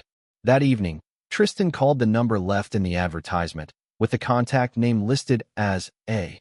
Pierce, introduced himself, and asked for the job. HM. As a pianist. Is that correct, Mr. Gemello? A dry voice asked from the other side. Yes, Mr. Pierce. I can send a resume on your email if you need, but the vacancy. Bring it in paper form for the interview. Can you appear at 9 p.m. this Thursday? It was 3 days from today. Tristan, of course, had nothing scheduled except for his daily gym visits. Yes, Mr. Pierce. Good. Since there will be another candidate coming at that time, I will be able to interview both of you at once. Another candidate? Yes. You sound surprised, Mr. Gemello, although the salary offered wasn't that low. Pierce didn't sound mocking, just blandly voicing a fact. It was nothing. I don't have questions, Mr. Pierce. Call this number at work hours if they appear. After a brief exchange of polite goodbyes, Pierce ended the call. Then Tristan clenched his fists. Competition? Of course there would be competition. But to meet another job candidate directly, he didn't expect that. However, his determination only grew from the challenge. Tristan decided this job was the most optimal to gather resources from, and he was going to get it. So now, he went for his DOS book and began composing a plan. Chapter 11. The chase had already turned into a robbery. Next day, although I am about to get a job, right now I still need to pickpocket because of all my spendings. That's not productive, but thanks to the points in the observation skill, at least I should get enough cash faster. This time, Tristan searched for his targets on a bus. A bus was a convenient place to pickpocket, but if he got in trouble, escaping could be complicated. Thanks to his observation skill, he noticed where people stashed their wallets even easier than before. After a person bought their ticket, Tristan could swipe their wallet with ease, even right from a carelessly opened bag sometimes. He did this a couple of times, then decided to leave the bus at the next stop. Tristan didn't want to attract suspicion. When the bus stopped at the station and its door opened, Tristan squished past a burly man toward the exit. During that motion, Tristan's elbow caught the thickness of a wallet in the man's loosely hanging jacket. It was right there, and Tristan was about to leave the bus anyway, so he didn't think twice before reaching for it. But when he tried to pull the hand with the wallet out of the pocket, Tristan's wrist was caught in a vice grip. Hey, what do you think you are doing, putting your hands on my wallet, brat? Tristan looked up and saw the burly man glaring at him. Damn, this wasn't the first time Tristan was caught, but it was never a fortunate situation. The bus passengers and people who were about to enter the bus all paused what they were doing, turning toward the commotion. Some began checking for their wallets, a few realizing that theirs were missing. Cursing inwardly, Tristan tried to pull his wrist free, but the bruising grip on his arm was too strong. The man in front of him wasn't just burly. He was built like a fridge. Tristan kicked him under the knee, aiming for a vulnerable nerve point he knew instinctively. Although Tristan wasn't as physically strong as this man, the kick still made the man stumble. In shock of pain, his grip on Tristan's wrist became weaker, and Tristan pulled free. Then, not wasting the chance he created, Tristan jumped out of the bus and pushed through the small crowd of people on the sidewalk. Stop, you thief. You think I will let you go so easily? The burly man followed Tristan like an enraged bull. Bastard, you have your wallet. Why can't you leave me alone? Tristan thought, looking over his shoulder at the running man. He was too fast. Tristan could run, but that man probably spent hours upon hours on the treadmill. What's worse, people all around were now watching the pursuit. The bus stopped on a pretty populated street, and while some shouted for police, others were pulling phones to make videos.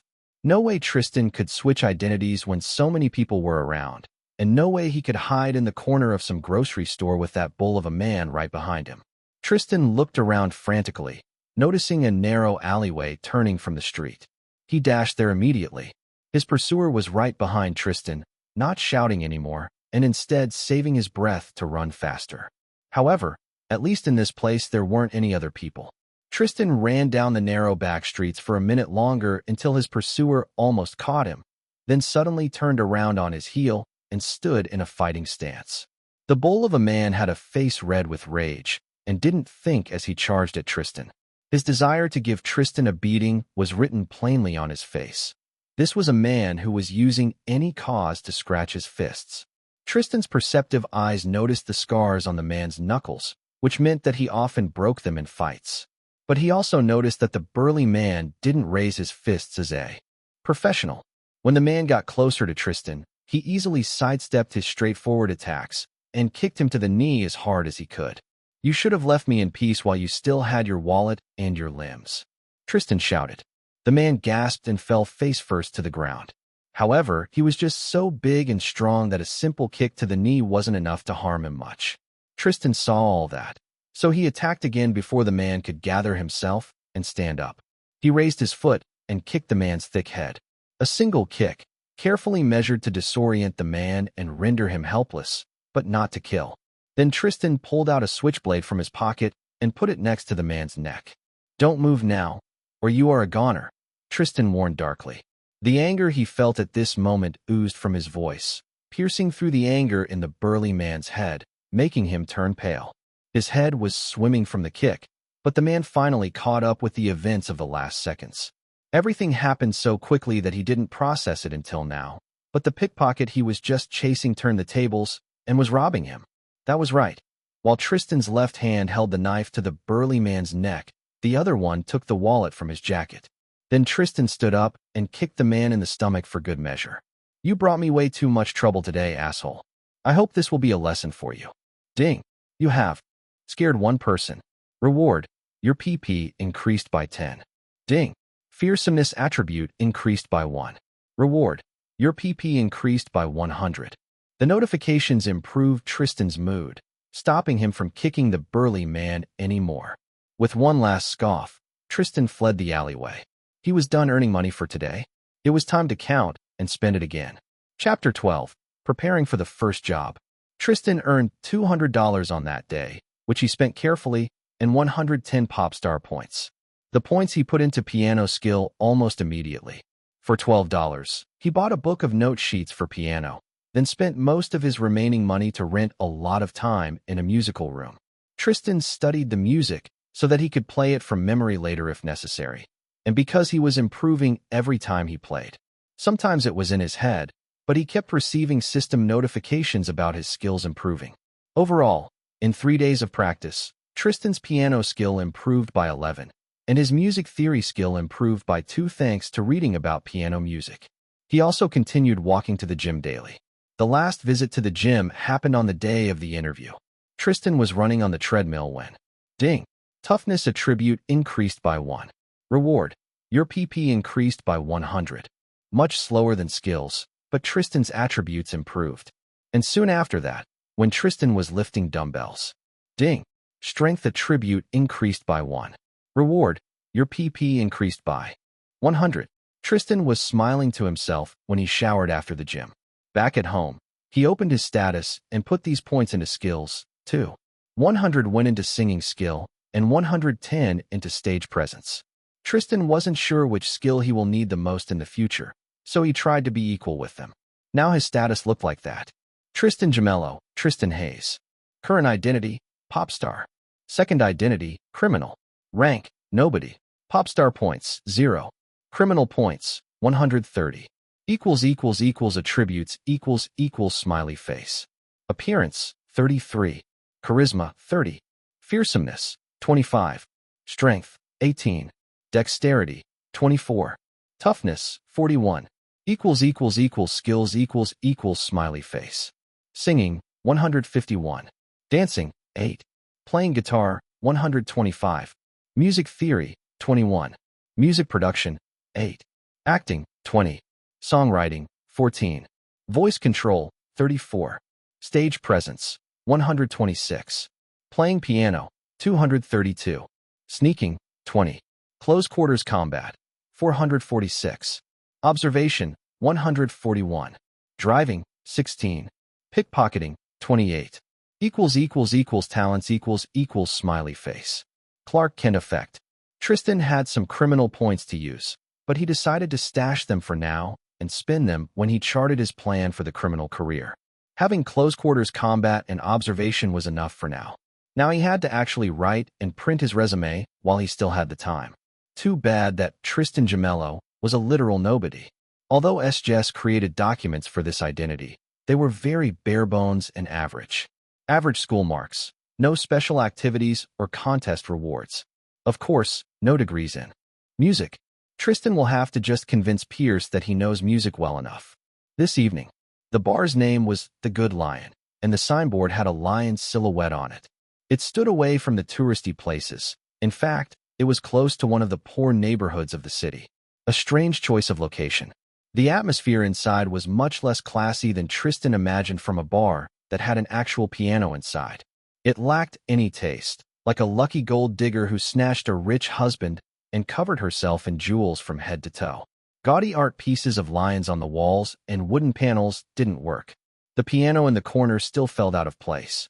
All the patrons present at the time had a subtle air of danger around them. Some, like the bar, tried to appear classy and failed. Tristan, in his unremarkable clothing, attracted a few suspicious glances when he first entered. Although Tristan's posture didn't show it, he was slightly nervous. It's been a while since he tried to find a job. After running from home, he had to apply to one, eventually. Stealing, of course, wasn't his first choice of profession. Some people recognized him as that spoiled rich brat who was punished by life for his misbehavior, while others just recoiled from his scars and said that Tristan will scare both clients and co-workers. This was going to be Tristan's first job if he passed.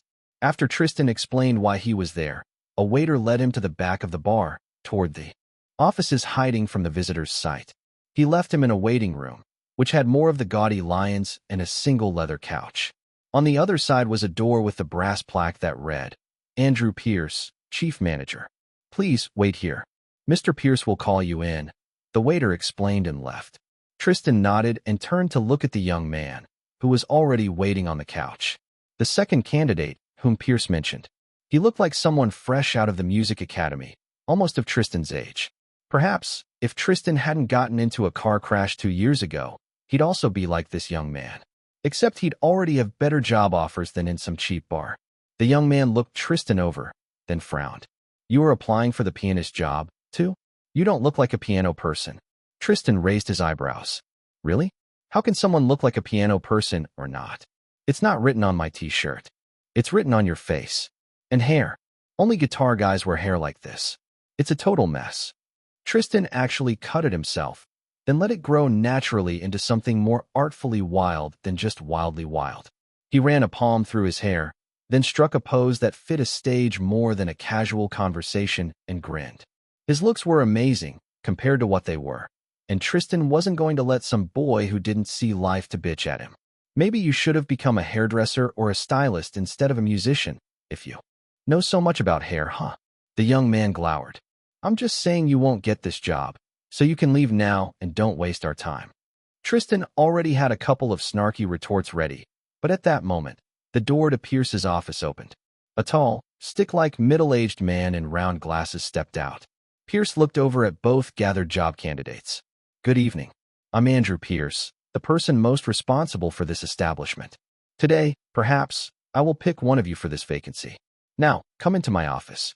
I know nothing about music, so your resumes hopefully will be enough to decide.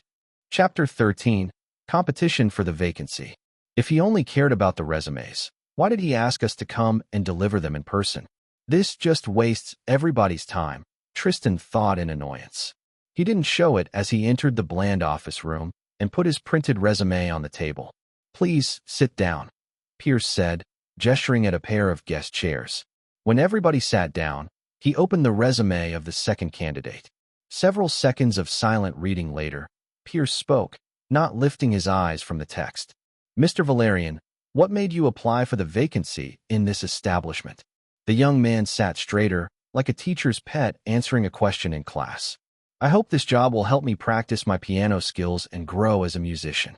Tristan watched Pierce's reaction carefully, but his face told nothing about whether or not he liked the answer. I see. What about you, Mr. Gemello? Well, I want to be honest with you, Mr. Pierce. I need the money, and this work has convenient hours. Pierce was clearly a businessman, from what he said earlier, as if he cared about someone's music skills. At least, this was what Tristan thought. Very understandable. But your resume says that you have no prior musical education.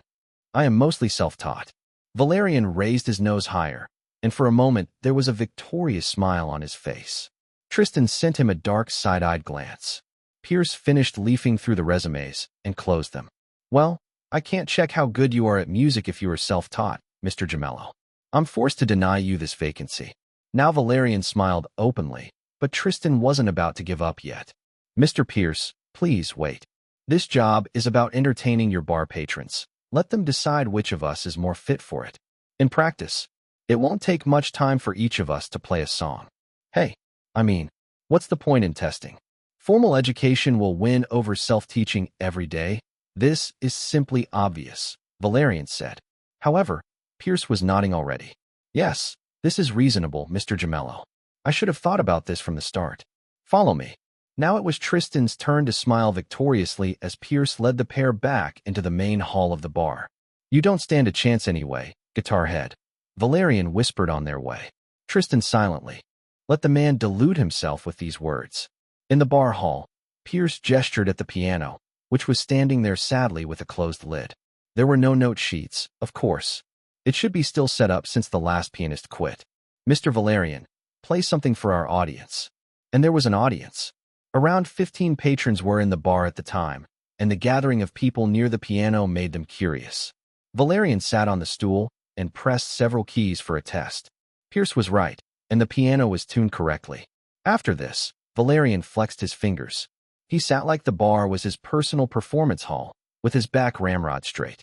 Beethoven Moonlight Sonata. Valerian skillfully played this slow and sorrowful melody. It spread through the room, hushing the conversations and turning eyes to the pianist. In this moment, Valerian was a picture of this powerful sorrow, each press of a piano key like a knife wound. His performance was as great as his school marks, and it showed the genius of the original composer as well as it deserved. The entire Moonlight Sonata lasted 15 minutes, but Valerian cut it short in the third minute, after one last set of tugs on people's heartstrings. There was silence for a minute.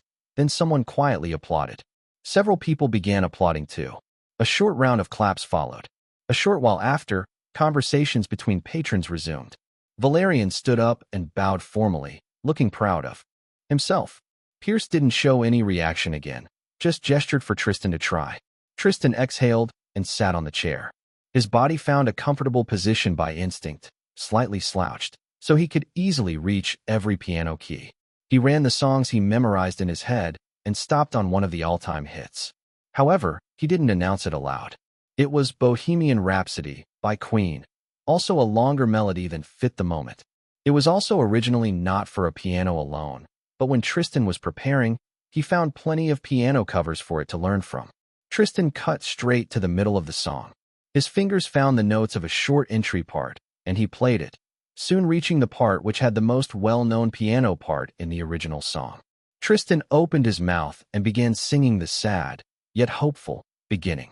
Mama just killed a man. Put a gun against his head, pulled my trigger, now he's dead. Mama, life had just begun. But now I've gone and thrown it all away. Mama, didn't mean to make you cry. If I'm not back again this time tomorrow. Carry on as if nothing really matters. With his back to the audience, Tristan couldn't see their reaction, and his entire focus was on playing this song, anyway. He didn't see the recognition on the faces of patrons, or how other people nodded to the lyrics with way too much understanding. Tristan simply poured his entire being into the song, like every time he played, letting his burning will to win and his love for music itself to carry it. Ding! He ignored the sound. The notifications could wait. Couple minutes later, Tristan played one last accord and fell silent together with the piano.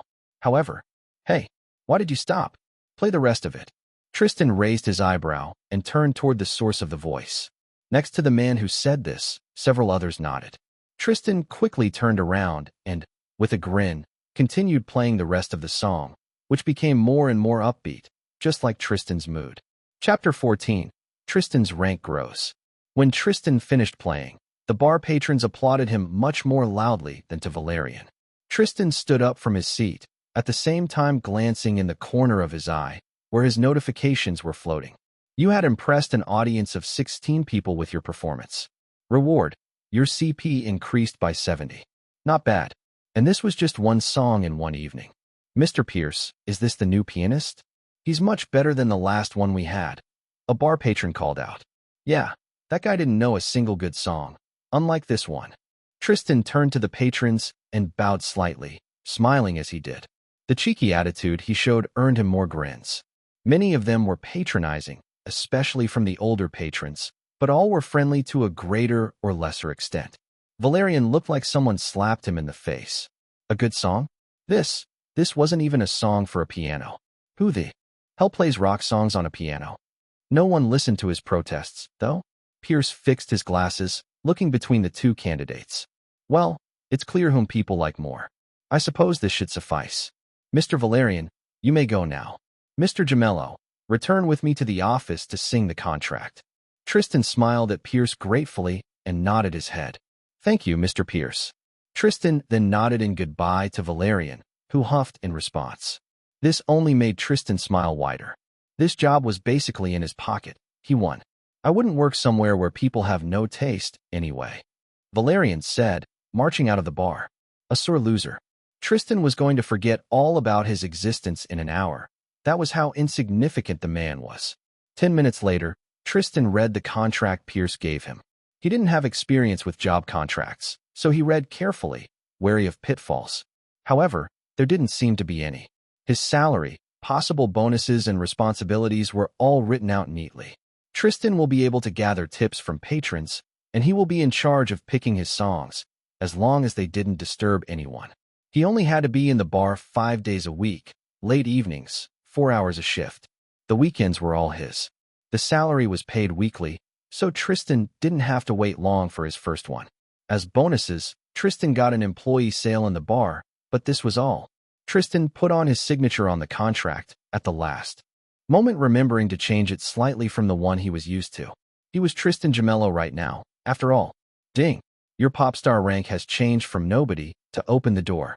Reward: your CP increased by 1,000. Tristan suppressed a gasp of shock. 1,000 CP at once. Wow, just wow. Landing a job had benefits beyond, well, having a job. Does this mean that I will get a similar rank increase from getting a job in a criminal career? Perhaps joining a gang? Are there other benefits in increasing my rank besides getting points? Your next working shift will start next Monday at 2100 hours. Don't be late. Tristan stood up and nodded. Yes, Mr. Pierce. Goodbye, and have a good evening. He had Friday and all weekends before his first shift. Perhaps it was the time for him to advance his criminal career too. However, this was much less straightforward than replying to a job application. Tristan needed a plan. Next evening, Tristan Hayes walked down the streets of the worst neighborhood there was. The kind of neighborhood where you could hear gunshots every night. His slightly slouched posture didn't attract the attention of people here, and these people already were used to minding their business. However, Tristan didn't miss a single detail about what was going around here. He noticed a man subtly passing a crumpled cigarette box to another, which clearly had anything but cigarettes, a girl flaunting her skin on the corner, and a guy sitting on a sidewalk, staring into space in a drug-induced stupor. This was a place where crime went rampant. But even here, there was lesser crime, the kind people were well used to, the unavoidable kind, and the crime that made even these people wince. A distant scream made Tristan perk up like a bloodhound. This was just what his plan needed. He ran in its direction, ignoring the glances from the passers-by. After a few turns, Tristan emerged at an entrance to a dank alleyway.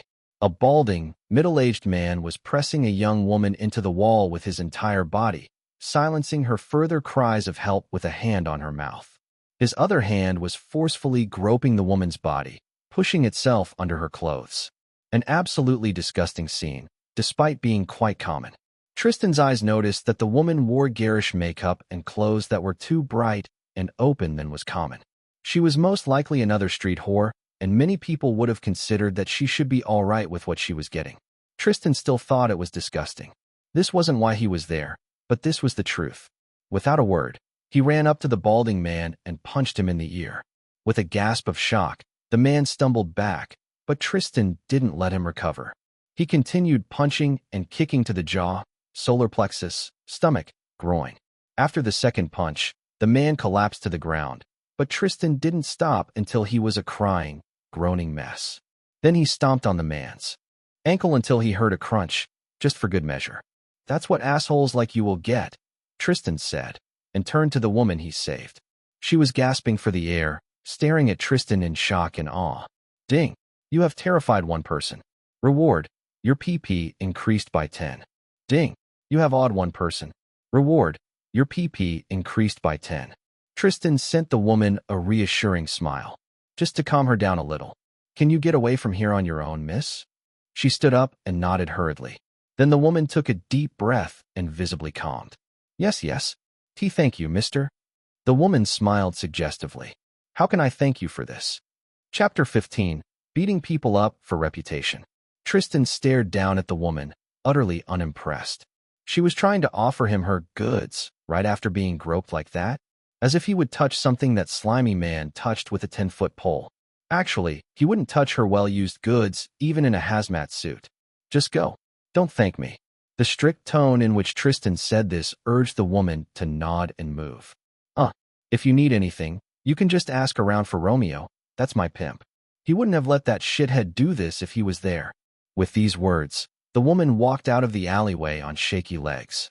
Left alone, Tristan quickly patted the balding man's pockets, taking all the cash out of his wallet, a pathetic $20.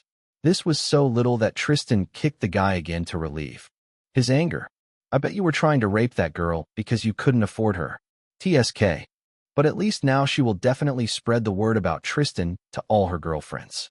Which was just what Tristan wanted. He didn't save her to save someone. This was all a plan to build his reputation. It was an idea Tristan came to when he thought about advancing his criminal rank.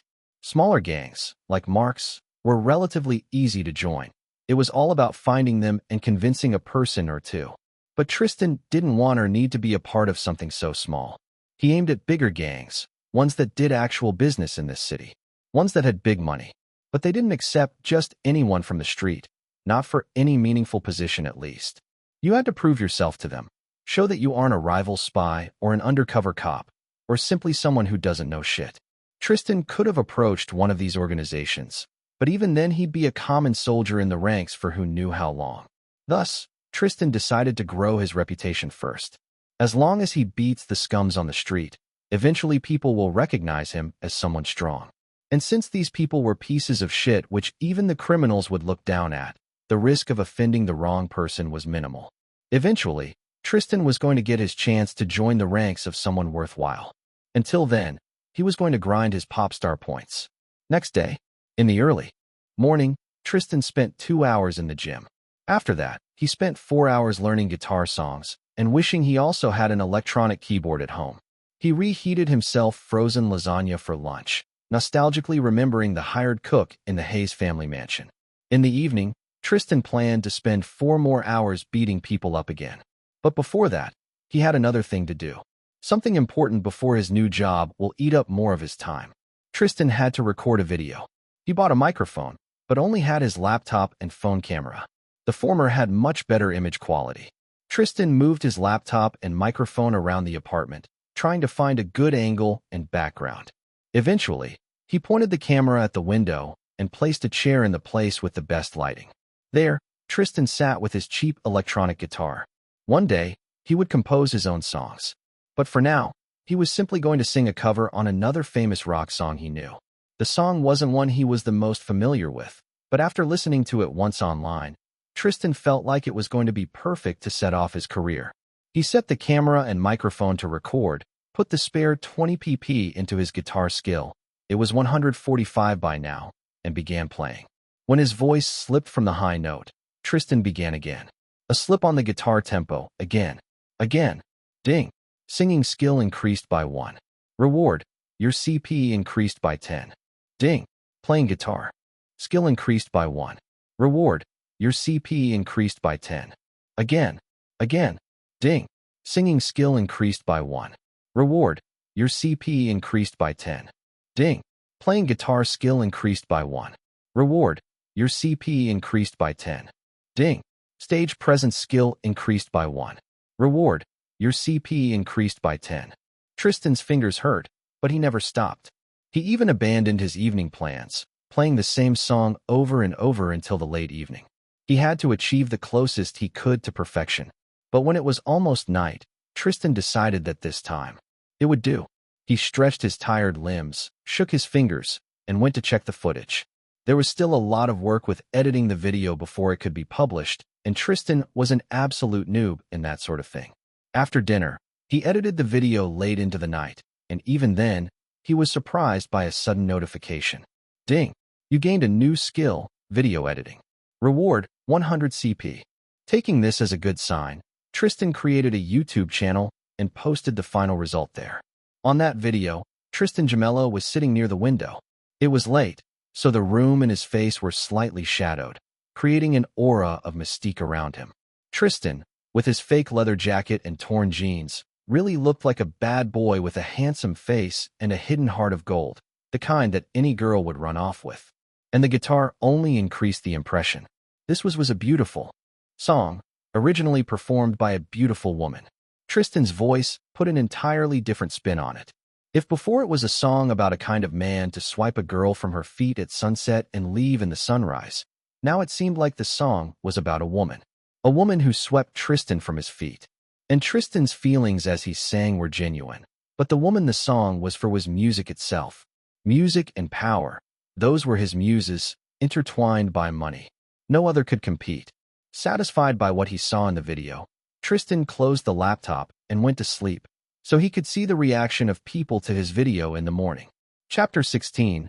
Buying a New Talent.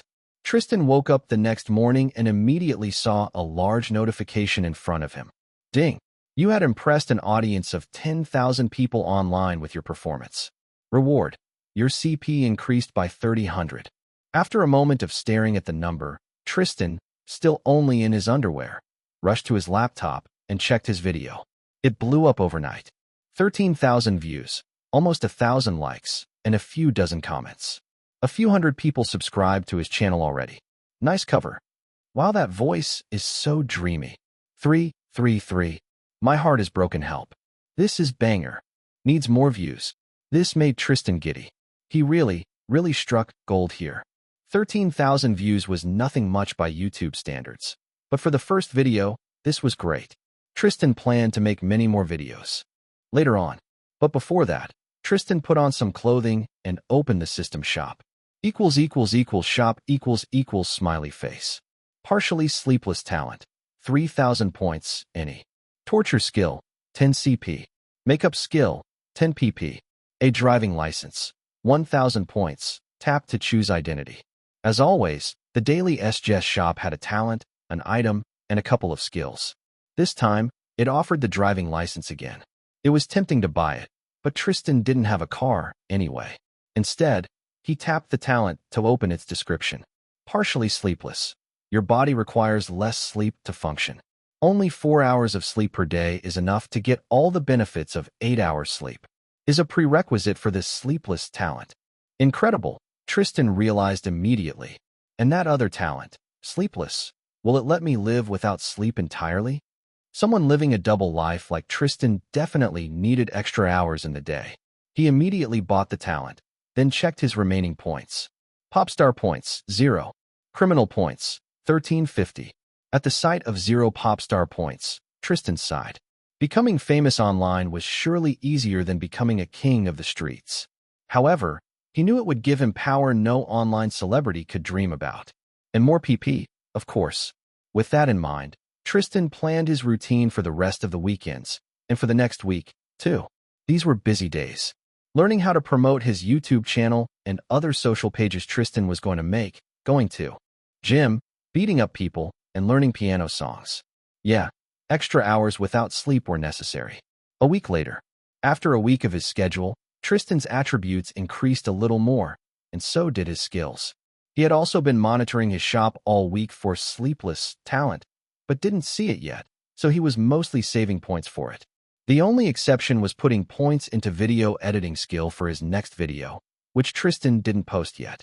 He wanted his next cover to be better, and soon, he planned to move on to original songs. His status now looked like that. Tristan Gemello, Tristan Hayes. Current identity, pop star. Second identity, criminal. Pop star rank, open the door. Criminal rank, nobody. Pop star points, 361. Criminal points, 2,530. Attributes smiley face. Appearance, 34. Charisma, 31. Fearsomeness, 27. Strength, 19. Dexterity, 24. Toughness, 42. Skills smiley face. Singing, 179. Dancing, 8. Playing guitar, 164. Music theory, 21. Music production, 8. Acting, 20. Songwriting, 14. Voice control, 53. Stage presence, 137. Playing piano, 246. Video editing, 201. Sneaking, 20.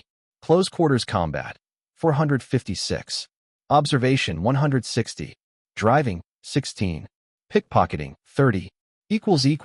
Talents smiley face. Clark Kent effect, partially sleepless. There was a half an hour walk from the bar where Tristan worked, uneventfully so far, and his apartment.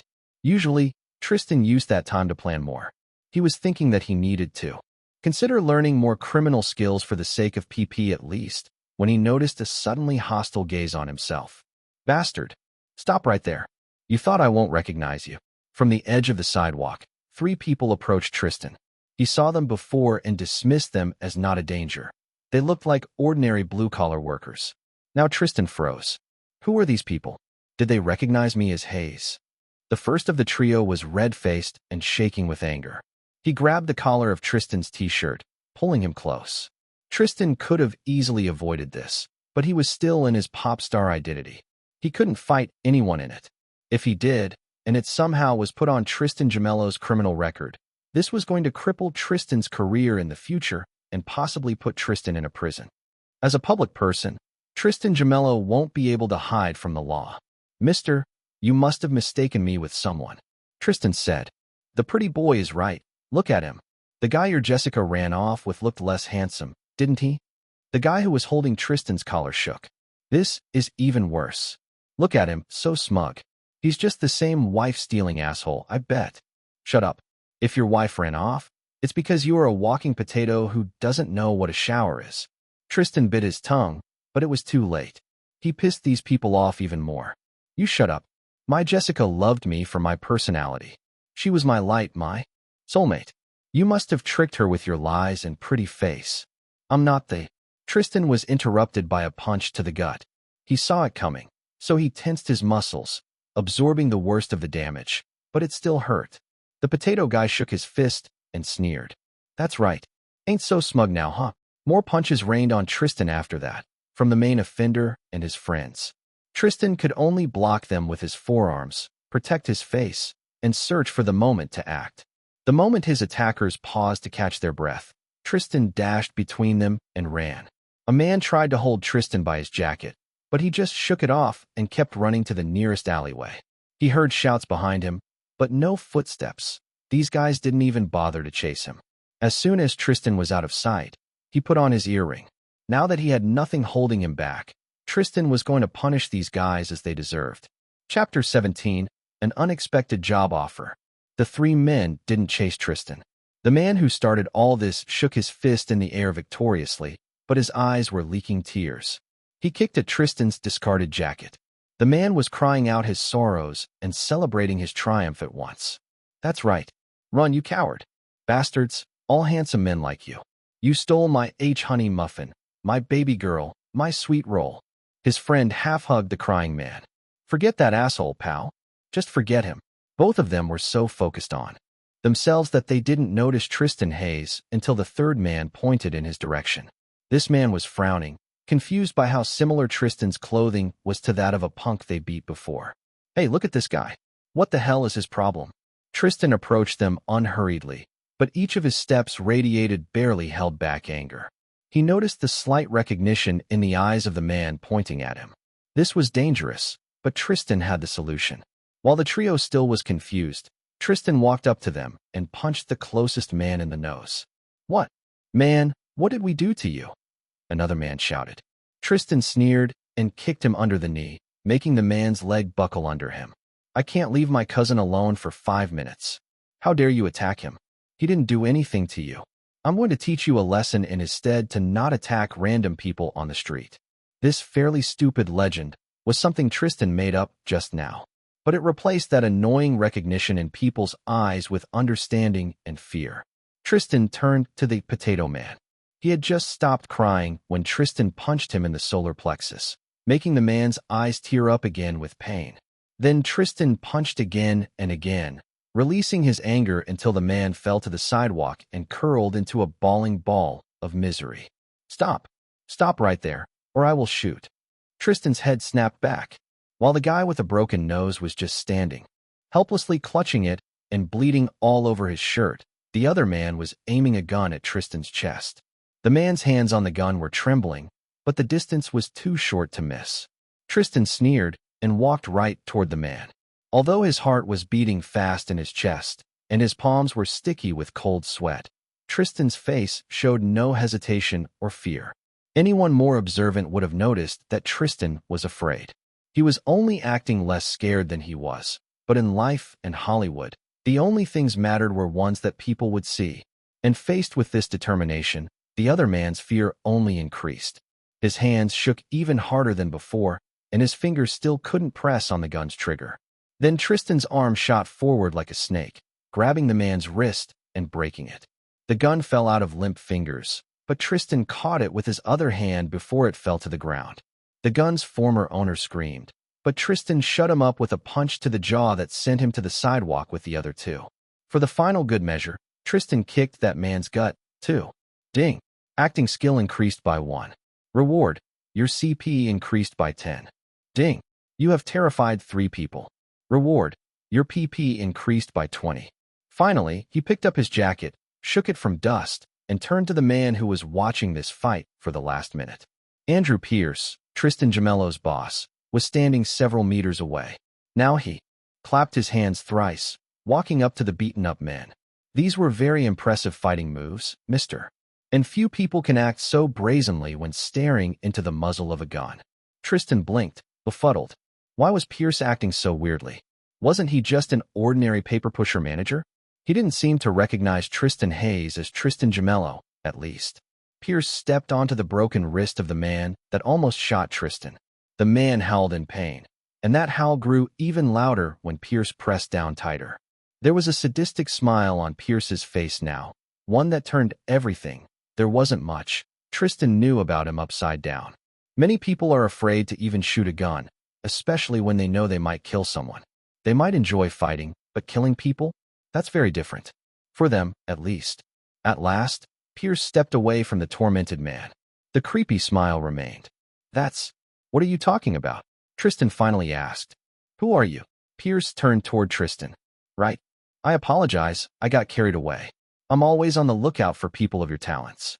And you, I think I heard about you. So if you are interested in a well-paying job fitting your skills, come to this place." With these words, Pierce pulled out a business card of the Good Lion Bar, wrote something on the other side, and offered it to Tristan. He accepted it, hiding his shock. That dingy place. Was it always a front for some crime? Operation? Hell, I should have thought about this. It explains the amount of money and lack of taste in people who come there. Nothing explains Pierce's personality, though. "I will think about it," Tristan said, eyeing Pierce suspiciously. He looked like a boring paper pusher again. No hint of that sadistic smile. "Please do. I'm sure you like beating up people just as much as I do." Pierce nodded in goodbye and walked past Tristan, just another man walking home after work. He probably lived nearby, too close to bother driving a car. Tristan went back home too, not changing identities back again and hiding the trophy gun in his bundled-up jacket. This could have been the opportunity Tristan wanted, or an elaborate trap. Despite trying to attract the attention of big gangs, now Tristan was wary of it. I need to find more about the Good Lion Bar and Pierce. Chapter 18. The Second Face of the Good Lion Bar. After returning home, Tristan pulled out the business card Pierce gave him. It was just a business card of the bar, but on the other side Pierce wrote, "Come to the bar from 2 to 4 a.m., workdays. Ask Andrew Pierce." So specific, just like that paper pusher. But how could I miss something like a crime organization under my nose? Status. Since his 160 points in observation skill weren't enough to recognize the place he was working in as a criminal den or notice the gun in that man's hand, Tristan put more. He put 500 CP into that. Skill. Ding. Observation skill increased from 160 to 660. The world sharpened around Tristan again. The smallest details of his surroundings got even more meaning than before, although in his own home, there wasn't much to observe. But the background of quiet sounds from outside became more than just white noise. From the rumbling of cars on the street below, Tristan could distinguish their exact amount, and from the sounds from the inside the house, he could almost imagine the movement of people in the nearby apartments. His sight and hearing didn't improve, but his ability to notice and distinguish these details skyrocketed again. At this point, it was above even the level of a professional sleuth. Then, after a moment of hesitation, he put his remaining 371 pop star points into the acting skill. Tristan felt like he might need it with what he had found recently. Ding! Acting skill increased from 21 to 392. Next evening, Tristan Gemello went to play piano in the Good Lion Bar. As usual. However, this time, he was more open to noticing anything than ever. When he walked past the bar patrons toward the piano, Tristan noticed how the weight of their hidden weapons shifted their clothes almost imperceptibly.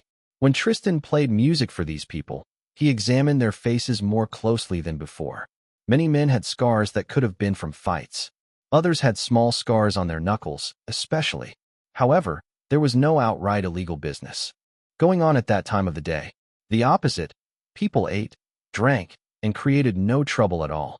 Tristan pressed a key on the piano sharper than intended when he realized how strange that was.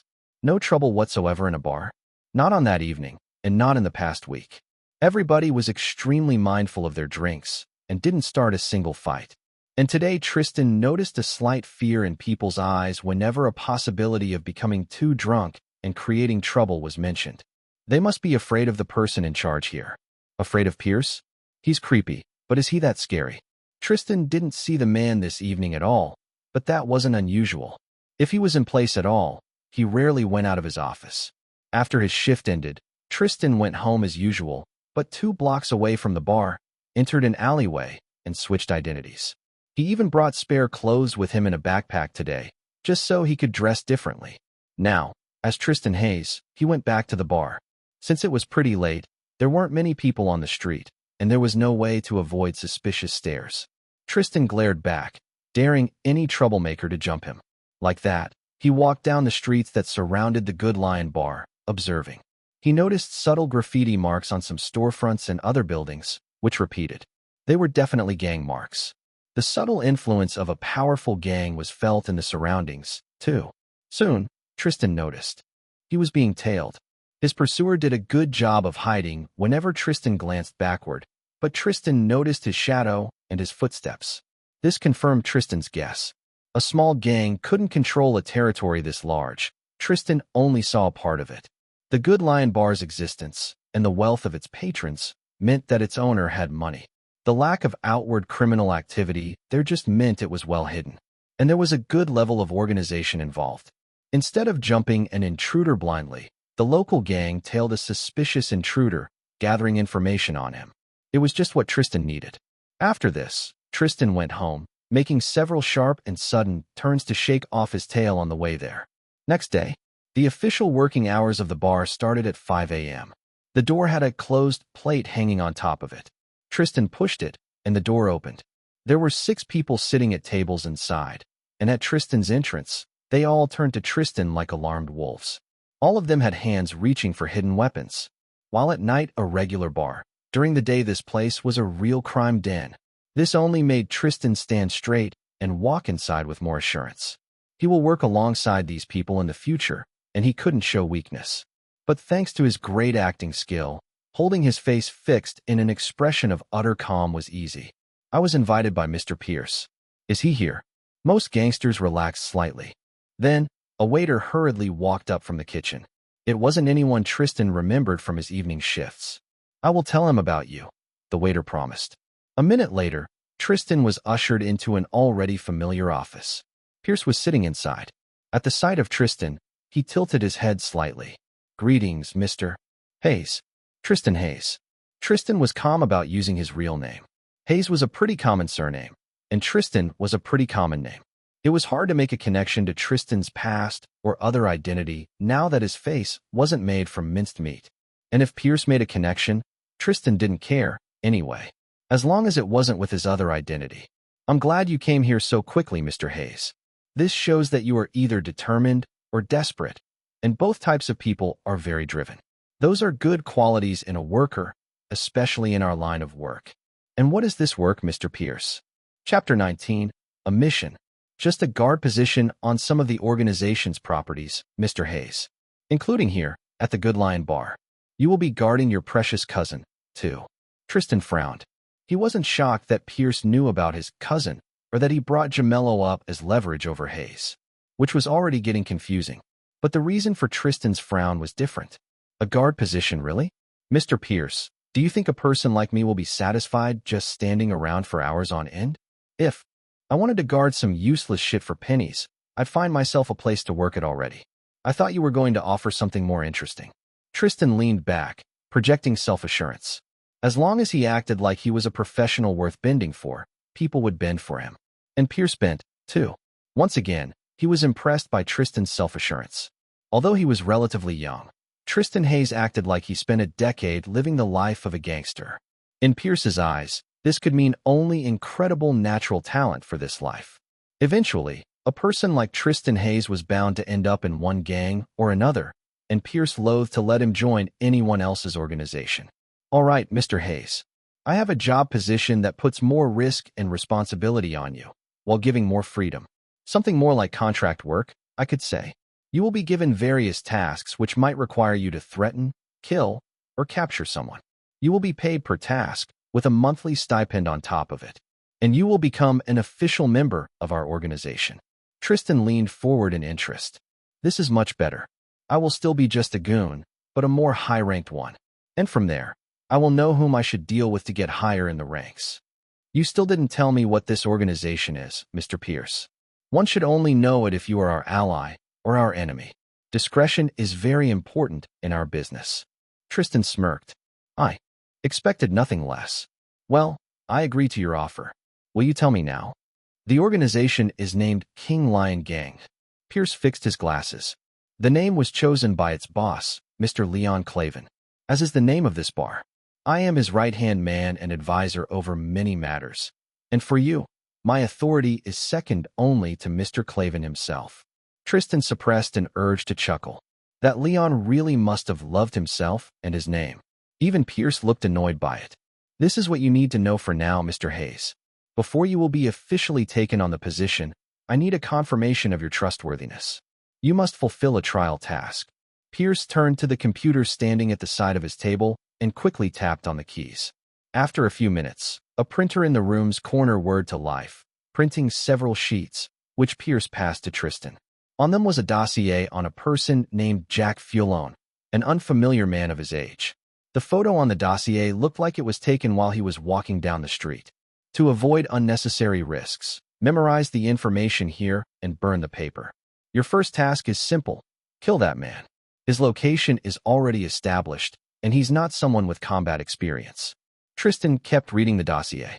From it, Jack was just an ordinary college student. There was nothing written that should have made him a target for a gang. Tristan raised his eyes at Pierce. Pierce stared back. Although Pierce's face was expressionless, Tristan's incredible observation skill let him notice the smallest twitches around Pierce's eyes. Tristan understood. This is a test. He wants me to be loyal without questions. So be it. Very well, Mr. Pierce. Do I need to bring you any proof? An ear? Or something more vital? Pierce smiled in that creepy way of his. This isn't necessary, but I would be grateful. Tristan cringed inwardly, but stood up and waved his hand nonchalantly, like he was taking trophies from corpses every day. I will see how it will go, Mr. Pierce. Same time, different place. Mark kneeled in front of the powerful man in front of him. The movement made his not fully healed injuries flare with pain, but he bit his lip and endured. Ever since Tristan, that ungrateful bastard, beaten him and cut up the love of his life, Mark endured, fueled only by his desire for revenge. He was the only one left. Ricky, the coward, fled the city first. Evelyn left too, as soon as she healed a little. No amount of pleading from Mark helped to soothe her fears. Tristan terrified her too much to stay with Mark. And Mark couldn't leave, not until he took revenge for the pain Tristan put them both through. It didn't matter how much he had to kneel and plead to get his revenge. Please, Mr. Quixada, I know that even if my mom was Mexican, this might not mean much for you, since my dad was American. But you are the only one I could ask for this. I must have my revenge. Mark said in broken Spanish. His mother was long in the grave, but he was now forever grateful to her for teaching her the language of her homeland of Mexico, even if his name was American. Half-blood, pure blood. Only old men think these things matter more than determination in the hearts of youths. Suddenly, a hand reached for Mark's shoulder, lifting him up. Raise. You know Spanish, despite your American name, and you kneeled without hesitation, although you came up here on crutches.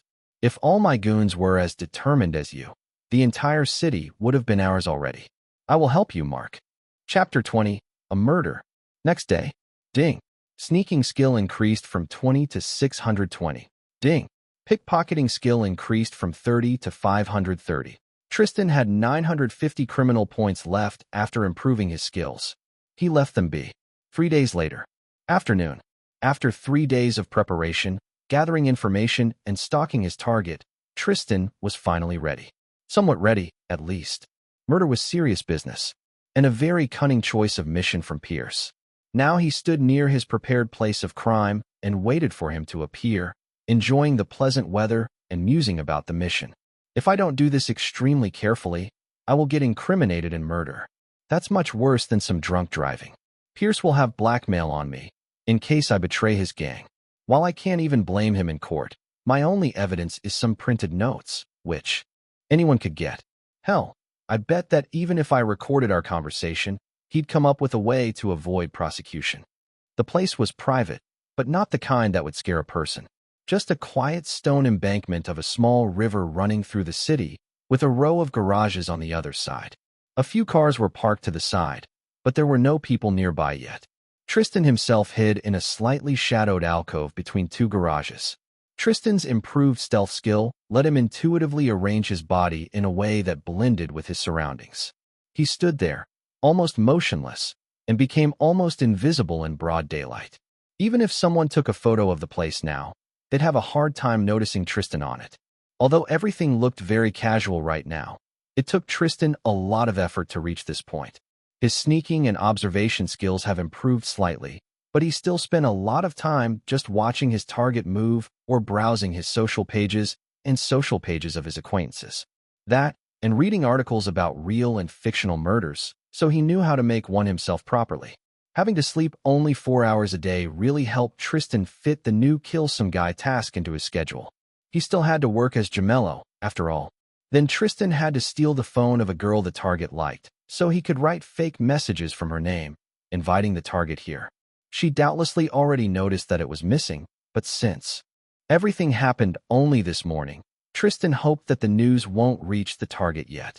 He had to finish this quickly so he could go to work his shift in the bar. Finally, 5 minutes before the specified time, the target entered Tristan's field of view. He was walking slowly, looking around and clearly searching for his girl. Or danger, perhaps. From his position, Tristan couldn't see more, but he knew that close to the target was going to be his constant companion, another stalker. This person was someone Tristan noticed 3 days ago and had been trying to avoid since then. A stalker who was clearly sent by Pierce. Who else could have done that? Now Tristan's goal was to hide from him as well, and the place he chose for an ambush was perfect for it. The approaches to it were very open, so the stalker would have to stay at a distance, while inside were plenty of nooks between the garages where someone could hide. The target stopped on the embankment, then pulled out his phone and looked at it. He began tapping on the phone, ignorant of what was happening behind his back. Silent like a shadow, Tristan walked behind the target and took him into a chokehold. In one movement, he blocked the young man's ability to speak and breathe.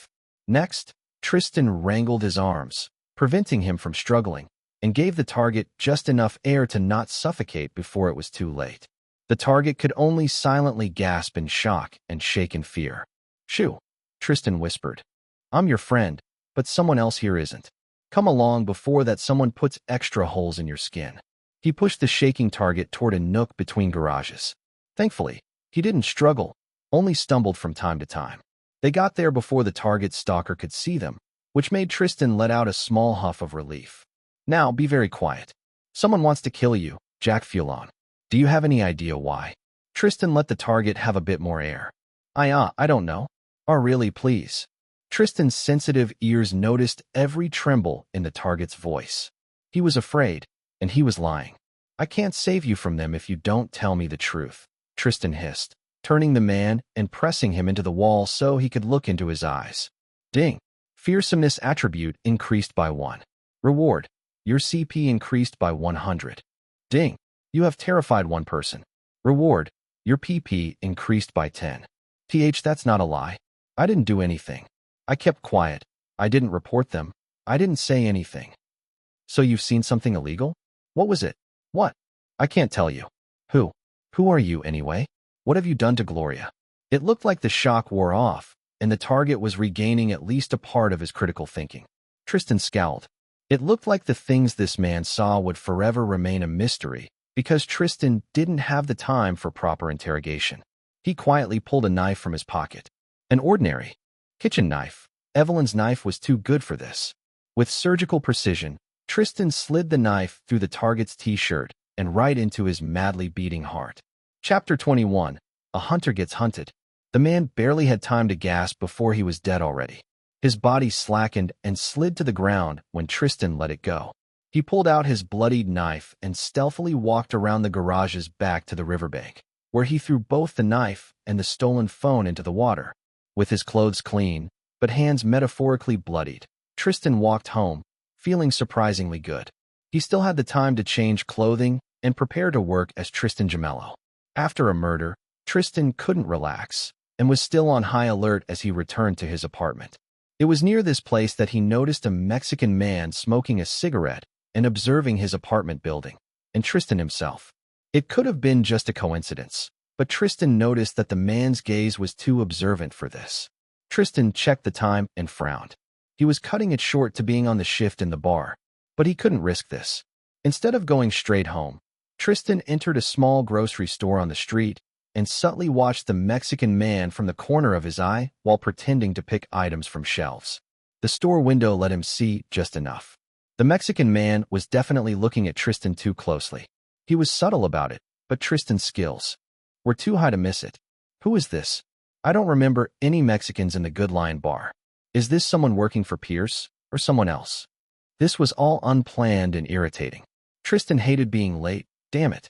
He had to deal with this, and quickly. With a freshly bought can of soda in hand, Tristan walked out of the store and then away from his apartment. After a while, the Mexican man walked after him. This worsened Tristan's mood more. He walked farther, drinking his soda and keeping a look around for more tales. But that Mexican man was alone, and it was going to be his undoing. Tristan could already tell he wasn't that good. Could have passed with the old Tristan, the Tristan with scars, Tristan from the streets, but not with the new one. A couple of streets later, Tristan made a turn at a street that looked like it could lead somewhere, but was actually a dead end. He threw the can out to the ground and waited. When his stalker made a turn, Tristan's palm chopped him into Adam's apple. The Mexican man's eyes bulged, and he coughed. His mouth opened in a silent gasp. However, with instincts of a hardened thug, the man was already reaching for a gun Tristan noticed in his pocket. Faster than a snake, Tristan reached it and jabbed the muzzle in the Mexican man's stomach. With his free hand, Tristan grabbed him by the arms and walked them both deeper into the dead end. There, Tristan turned him around and pressed him into the wall with an elbow on his throat. "Why are you following me?" Tristan hissed. "Fuck you, Snow White. I won't tell," the thug rasped back in Spanish. Tristan jabbed the gun into his stomach harder. Then, with a vicious smirk, he began lowering it. "Say it in a way I can understand, or I will shoot off your balls and stick that gun up your ass." The thug paled slightly. "I won't tell. We have loyalty, bastard. Shoot me if you want." From the corner of his eye, Tristan saw a passerby move to the other side of the street and walk faster. Typical for this neighborhood. His apartment was cheap for a reason. Tristan snarled at the thug and pressed the trigger, at the same time pressing his elbow harder into the thug's throat. He tried to stand in a way that let him avoid blood. Even muffled by the thug's flesh, it was still loud. Tristan winced, while the thug opened his mouth in a silent scream. His voice and breathing were blocked by Tristan's elbow, but soon Tristan moved away and let the thug fall to his knees. The bullet went through the inner side of his thigh, close, but not quite through the balls, only because Tristan missed. When the thug lowered his head, Tristan noticed a small tattoo of a square with only its angles drawn. A gang mark. Tristan didn't know which gang exactly, but he knew there were a few Mexican groups around the city, smuggling to and from Mexico. Ding. Observation skill increased by 1. Reward. Your PP increased by 10. Ding. Close quarters combat skill. Increased by 1. Reward. Your PP increased by 10. Ding. You gained a new skill, firearms shooting. Reward, 100 CP. When Tristan let him breathe, the thug clutched his wound, gasping for breath and trying to get away from Tristan. "I won't miss next time," Tristan said, pointing a gun at the man. "You are gonna die anyway. My brothers will kill you. There's a hit on your head." Although he was trying to appear courageous, the thug was visibly shaking, both from fear and the loss of blood. "Why the hell Mexicans are after me?" The thug didn't respond beyond cursing in Spanish. Tristan wanted to kick him, but there was already some blood on his clothes. Not much, but it was going to be a pain to wash.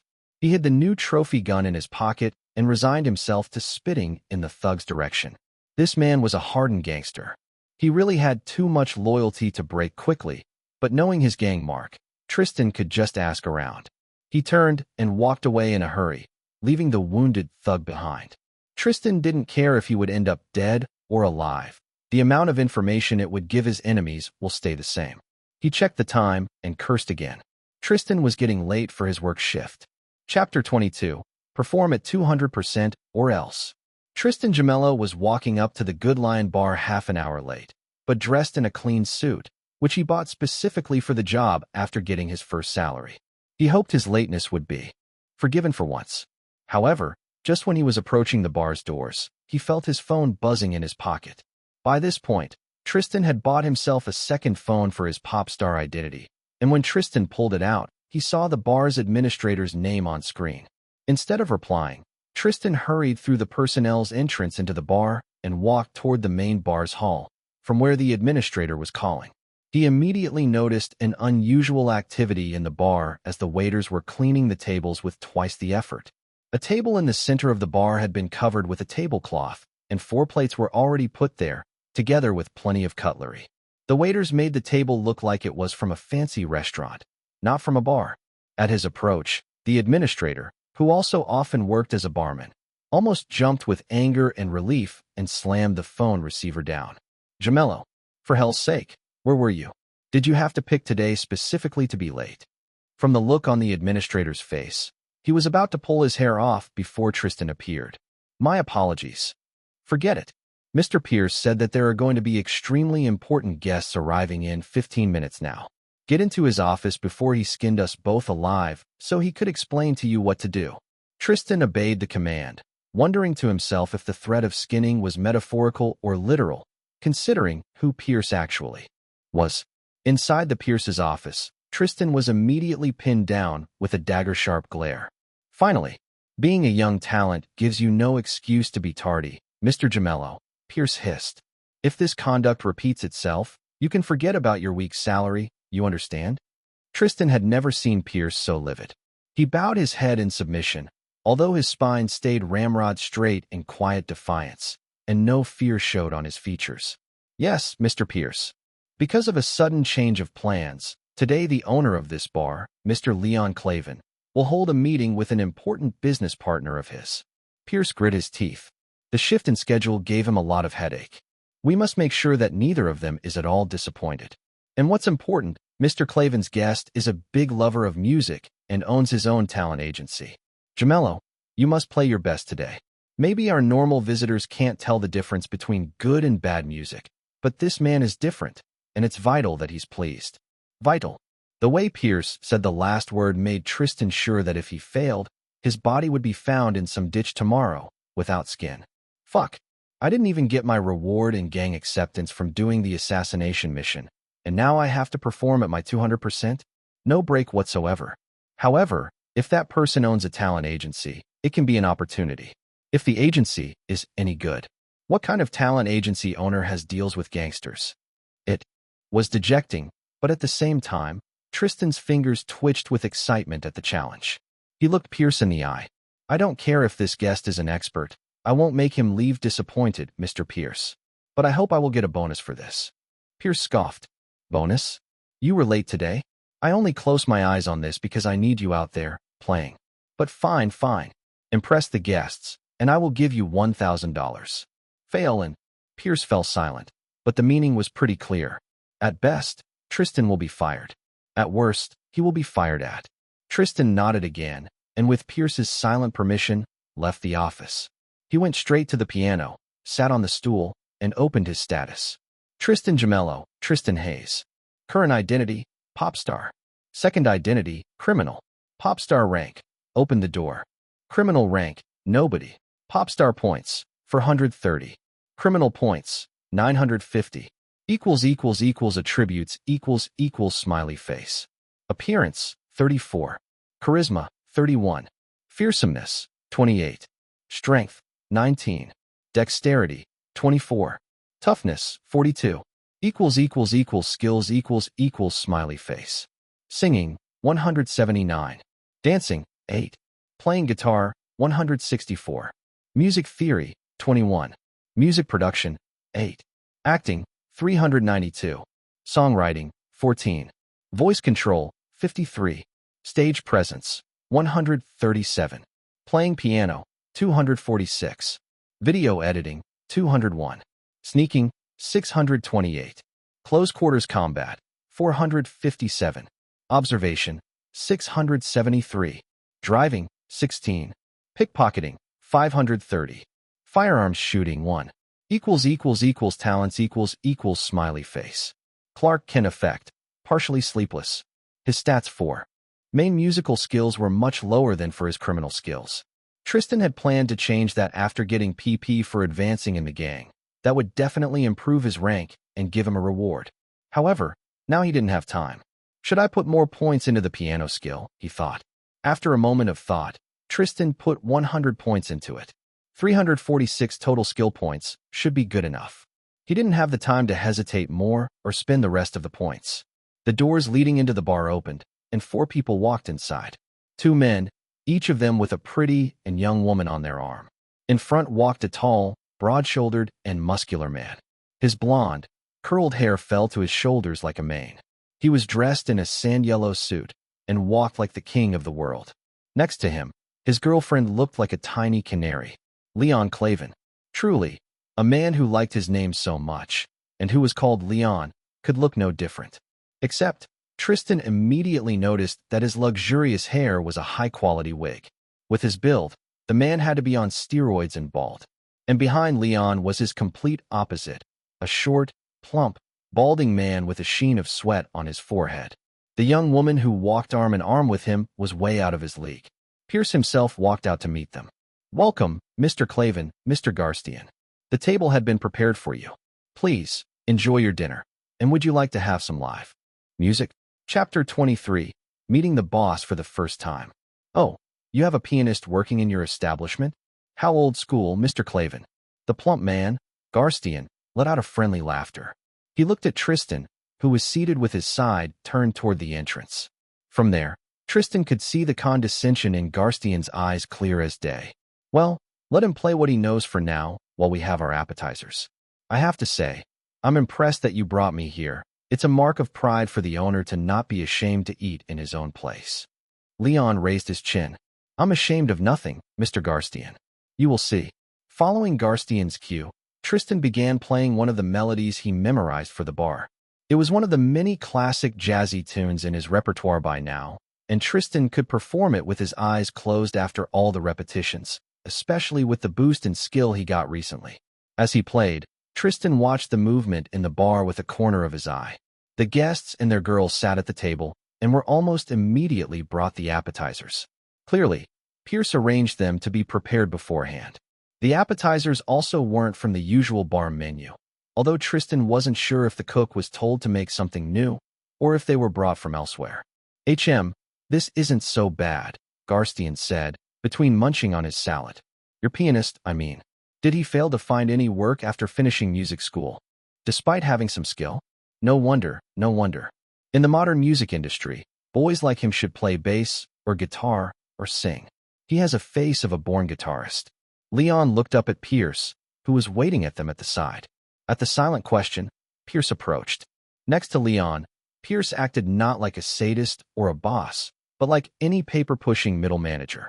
His face and voice were dry, but respectful when he spoke. Mr. Gemello is actually self-taught. However, the audience of this bar likes him. Leon nodded. That's right. You always had a good eye for recruits, Pierce. Pierce nodded and stepped back from the table again. Self-taught? Well, this explains why no one told him to study a different instrument, Garstian said, shaking his head. The conversation between Leon, Garstian, and their girls continued after that. Besides Garstian's comments, the guests were happy with the service so far. Over the conversation of mundane things like food, Super Bowl, and such, the dinner reached the dessert. Wine was poured for both guests, and that's when the conversation became interesting again. My talent agency is on the rise, Mr. Clavin, and dealing with us will be extremely beneficial. The return on investments will be incredible, Garstian boasted. In fact, you can see how good my agency is right now. Just look at Ms. Fagel. He gestured at his girlfriend. The gorgeous young woman in a red cocktail dress. She looked like she stepped out of pages of a fashion magazine. Now she smiled charmingly at Leon. Mr. Garstian is right. An agency on the rise needs its rising stars, and I'm such a star. She laughed melodically, turning the arrogant statement into a charming joke. Otherwise, I wouldn't be here with Mr. Garstian. Perhaps Fagel should perform here, so you could see for yourself how good our agency stars are. She sings, and your pianist could provide an accompaniment. Leon nodded. What an excellent idea. That's right. Nothing shows better than practice. My musical taste will be good enough to decide if your agency is worth your boasting, Mr. Garstian.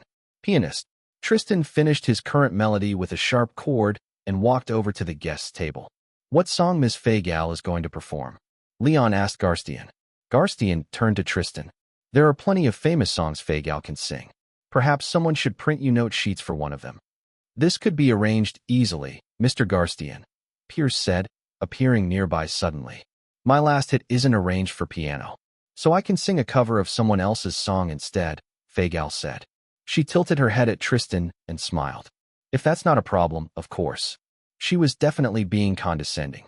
Tristan hid his annoyance and nodded. As long as he somewhat remembered the melody and had a note sheet, it was going to be easy. Pierce stepped back. I will bring the note sheets. Which song will you perform? Fagel named a famous song, and Tristan nodded, recognizing it. Garstian nodded too and turned to Fagel, while Leon stayed focused on Tristan with a sharp look of a gangster boss. Leon tilted his head sharply, commanding Tristan to move aside. When they did, Leon leaned toward Tristan and whispered, Listen, I don't care how, but if you can make that woman's performance look worse than it actually is, I will give you $5,000. But if you make anyone suspicious, or if you make me look like a fool, I will have your head. Leon marched back to his table without another word. Tristan, after standing in quiet shock for a moment, went back to the piano. $5,000. An enormous sum for a single evening of work. But the task wasn't easy, either. This much cash. Could it be that Leon tries to humble Garstian to make a better deal with him? Deals like these could cost hundreds of thousands of dollars and more. For Leon, $5,000 is probably pocket change. Damn, I miss being rich. Tristan wanted to be that rich again, even richer. Wanted that power of dirty money Leon wielded. But $5,000 would be a good start. And for that, to shame the lady singer, the best way he could think up so quickly was perform his own parts so well that it would completely overshadow Fagel's. Tristan cracked his fingers, then opened his status window and subtly tapped on some buttons. Ding! Playing piano skill increased from 346 to 676. He smiled when Fagel stood next to the piano. A short while later, Pierce brought printed note sheets. You can begin. Chapter 24. How to Earn $5,000 in One Evening. The song chosen for performance was a famous song by a legendary female singer. It was slow, lyrical, romantic, and somewhat bittersweet. The way original singers sang, it could put tears into people's eyes, and it was hard to match the skill and soul she put in her voice. The background of the original song was mostly a piano melody, which Tristan now played. It was just as sorrowful as the song itself. Tristan's fingers danced over the piano keys in the unhurried rhythm of the melody. His technique was textbook perfect, perfectly average, not a note out of tune. Soon, Fagel began to sing the first, quiet part of the song. Like the song, she began slowly, closing her eyes and putting on a solemn expression, although it didn't dash her self-possessed aura. Both performers were stretching their musical limbs, but besides that, Tristan was also watching Fagel's skills and waiting for the opportunity. There was a most powerful, the most quotable part of the song, and if there was a place to make Fagel stumble, it was there. But first, Tristan had to find what her weaknesses were. That's why he didn't put his all into playing the melody. He had to focus on listening to Fagel. Their audience listened, too, both the important guests and the usual patrons of the bar. All of them looked entirely enchanted by the beautiful singer, not paying any attention to the pianist in the background. 50 seconds of the song have passed, and there were only 20 more left until the vital moment. However, Fagel's singing was really impeccable on the technical level. Not a note was off-pitch or out of place. Tristan felt anxious for his $5,000 and for Leon's favor. Would he be punished for just doing nothing? Fagel adjusted her expression, looking ahead proudly. She was pushing into the pride of the lyrics, forgetting the sorrowful emotions that were also within the original song. And that's when Tristan knew what to do. Tristan put all his attention on the piano.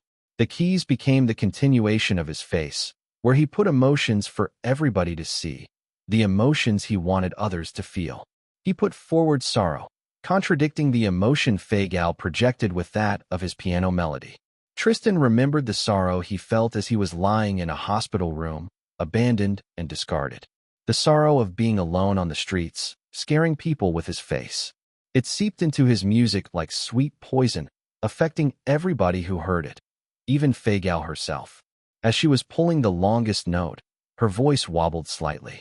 The proud expression she wore cracked as she glanced at Tristan. Even a good actress like her could barely hide her shock at the sudden rise in skin and emotion of his playing. She never imagined Tristan would play so well and was utterly unprepared. And neither did Fagel see through Tristan's scheme, only believing him. Honestly doing his best. Tristan only kept playing, now forgetting all about Fagel at all. His being was music and memory. Leon's girlfriend subtly wiped the tears from her eyes with a napkin and leaned closer on Leon's thick arm. She was looking only at Tristan, but seeing someone from her past. Other patrons, many of which were gangsters, were too tough to cry like girls, but they were affected by the melody just as much. No more bedazzled by Fagel's beautiful face and figure, they looked only at Tristan, feeling proud for his skills on the behalf of the boss who hired him. Leon's face was an unreadable stone mask, but next to him, Garstian looked like he was slapped in the face. Soon he put himself together and only continued to throw glares at Fagel as time went on. After her song was overtaken by Tristan, Fagel quickly tried to adjust and match his mood, but she failed to put the sorrow in her voice to the nearly same degree. In the end, she could only sing the song without its soul, letting Tristan carry it to the end. Finally, Tristan's fingers let go of the keys and just laid flat on the keyboard. Applause hit him together with the sound of notifications. Ding! Playing piano skill increased by 3. Reward: your CP increased by 30. Ding! Stage presence skill increased by 2. Reward: your CP increased by 20. Ding! You had impressed an audience of 11 people with your performance. Reward: your CP increased by 50. Ding. Charisma attribute increased by 1. Reward: your CP increased by 100. Charisma. Leon clapped a couple times too, then turned to Garstian. This was worse than I expected. My pianist played perfectly well, but Ms. Fagel, she was off with her performance, wasn't she? I could tell. Off. Mr. Clavin, you are imagining things. However, under Leon's threatening gaze, Garstian's shoulders quickly lowered. He wiped the sweat from his forehead with a napkin. Well, perhaps. Perhaps it seemed this way because of the acoustics? Leon let Garstian sweat for several seconds longer. No one dared to interrupt their conversation, not even Fagel, who returned to the table, quiet like a mouse. Perhaps it was acoustics, Leon finally said. But I would be very careful with the deals you offer, Mr. Garstian. Speaking of, we should move to my office and discuss them more privately. When Leon and Garstian went into the inner parts of the bar, Tristan finally relaxed himself. Just a bit. What did Mr. Clavin talk with you about? Tristan barely noticed Pierce's approach. He was quiet like death itself. It was a matter of pride to not jolt or show his wariness. I'm unsure if I can tell you, Mr. Pierce. Pierce huffed. Very well. Then don't sit here idly. This is still your work shift. The patrons come here for music just as much as for the drinks. So Tristan rolled his eyes when Pierce couldn't see, but obeyed. He couldn't wait for his shift to be over. Several hours later. Your reward. As promised. Chapter 25, Becoming a Rook. Several hours later. Your reward. As promised. Leon placed a wad of cash in Tristan's hands. In a blink of an eye, Tristan stashed them in his deepest pocket, uttering his thanks. Tristan didn't bother counting them, since that would have been a show of disrespect, and since he could tell with a glance that there was probably even more than $5,000. But after giving Tristan the money, Leon didn't just let him leave his office. Instead, he looked at Tristan curiously. I know a thing or two about music. It was me who told Pierce to arrange the pianist for my bar. But all the pianists before were mediocre, while you seem to have actual talent. Talent, skill, and cunning, to do what I asked of you so well.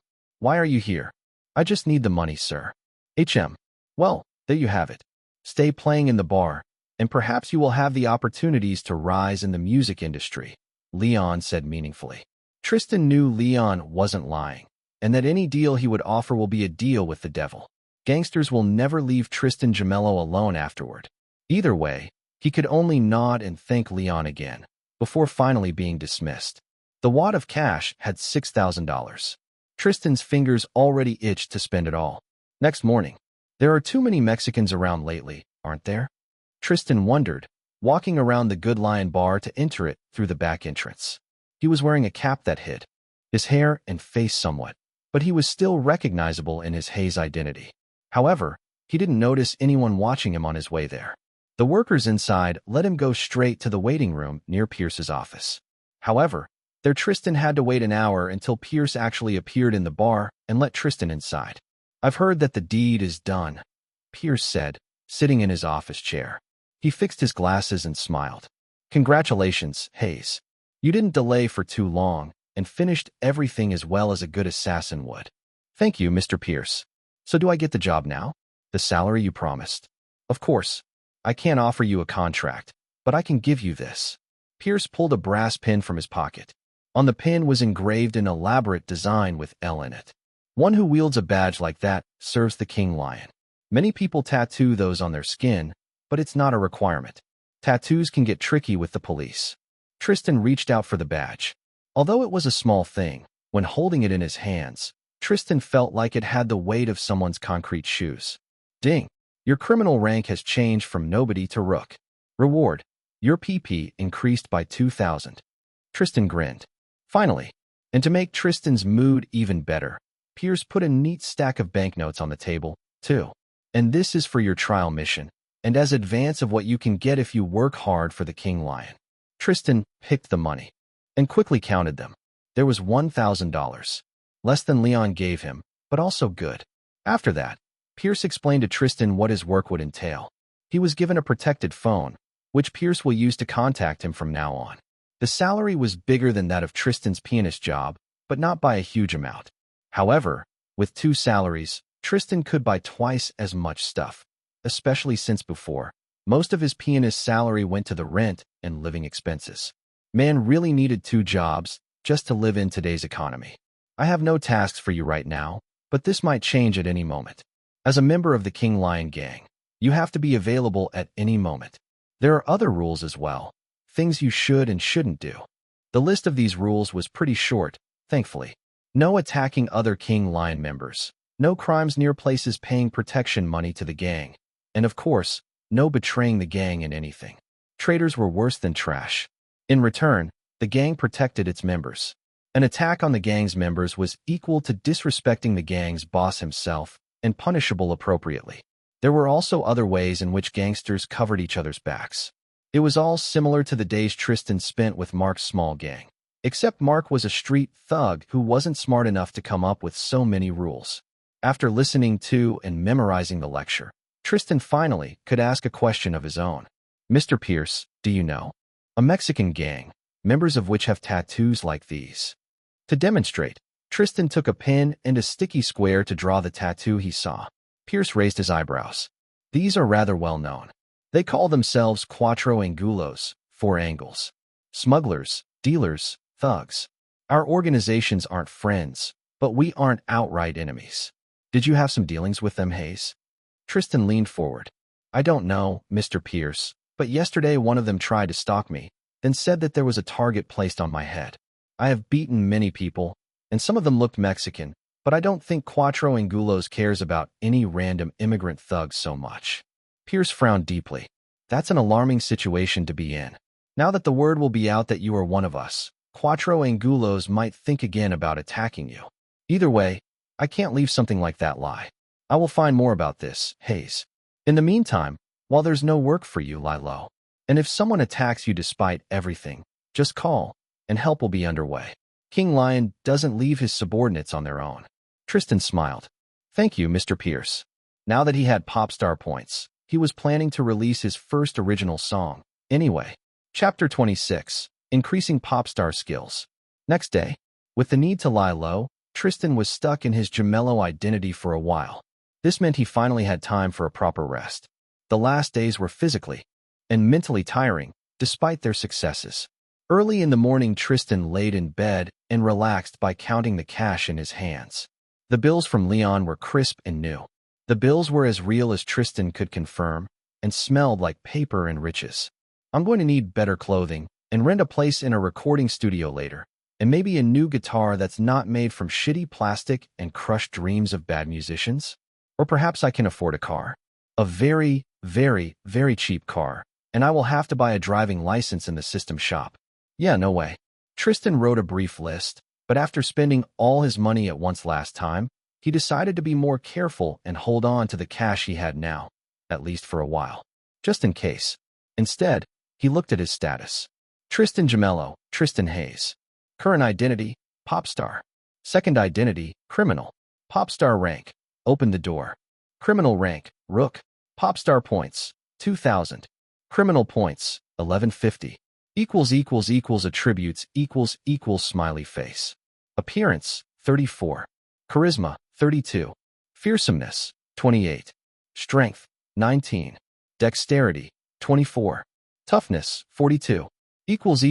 Skills smiley face. Singing, 179. Dancing, 8. Playing guitar, 164. Music theory, 21. Music production, 8. Acting, 392. Songwriting, 14. Voice control, 53. Stage presence, 139. Playing piano, 679. Video editing, 201. Sneaking, 628. Close quarters combat, 457. Observation, 673. Driving, 16. Pickpocketing, 530. Firearms shooting, 1. Talents smiley face. Clark Kent effect, partially sleepless. For the last week, Tristan did a lot of online research on current pop music trends, music people liked, and so on. In the meantime, he was gathering ideas for his first single. However, his songwriting skill was really that of a beginner. Tristan smiled and tapped the status window several times, spreading the status points. Ding. Songwriting skill increased from 14 to 514. Ding. Music production skill increased from 8 to 258. Ding. Music theory skill increased from 21 to 271. Ding. Playing guitar skill increased from 164 to 664. Ding. Voice control skill increased from 33 to 283. Ding. Singing skill increased from 179 to 429. In a blink of an eye, 2,000 pop star points turned into 0 points. But Tristan's skills rose sky high. The feeling was incredible. Now Tristan had skills and knowledge to put his vague ideas into music and song lyrics. And with it, Tristan was hit with a new inspiration to write a song. However, first he had to check something.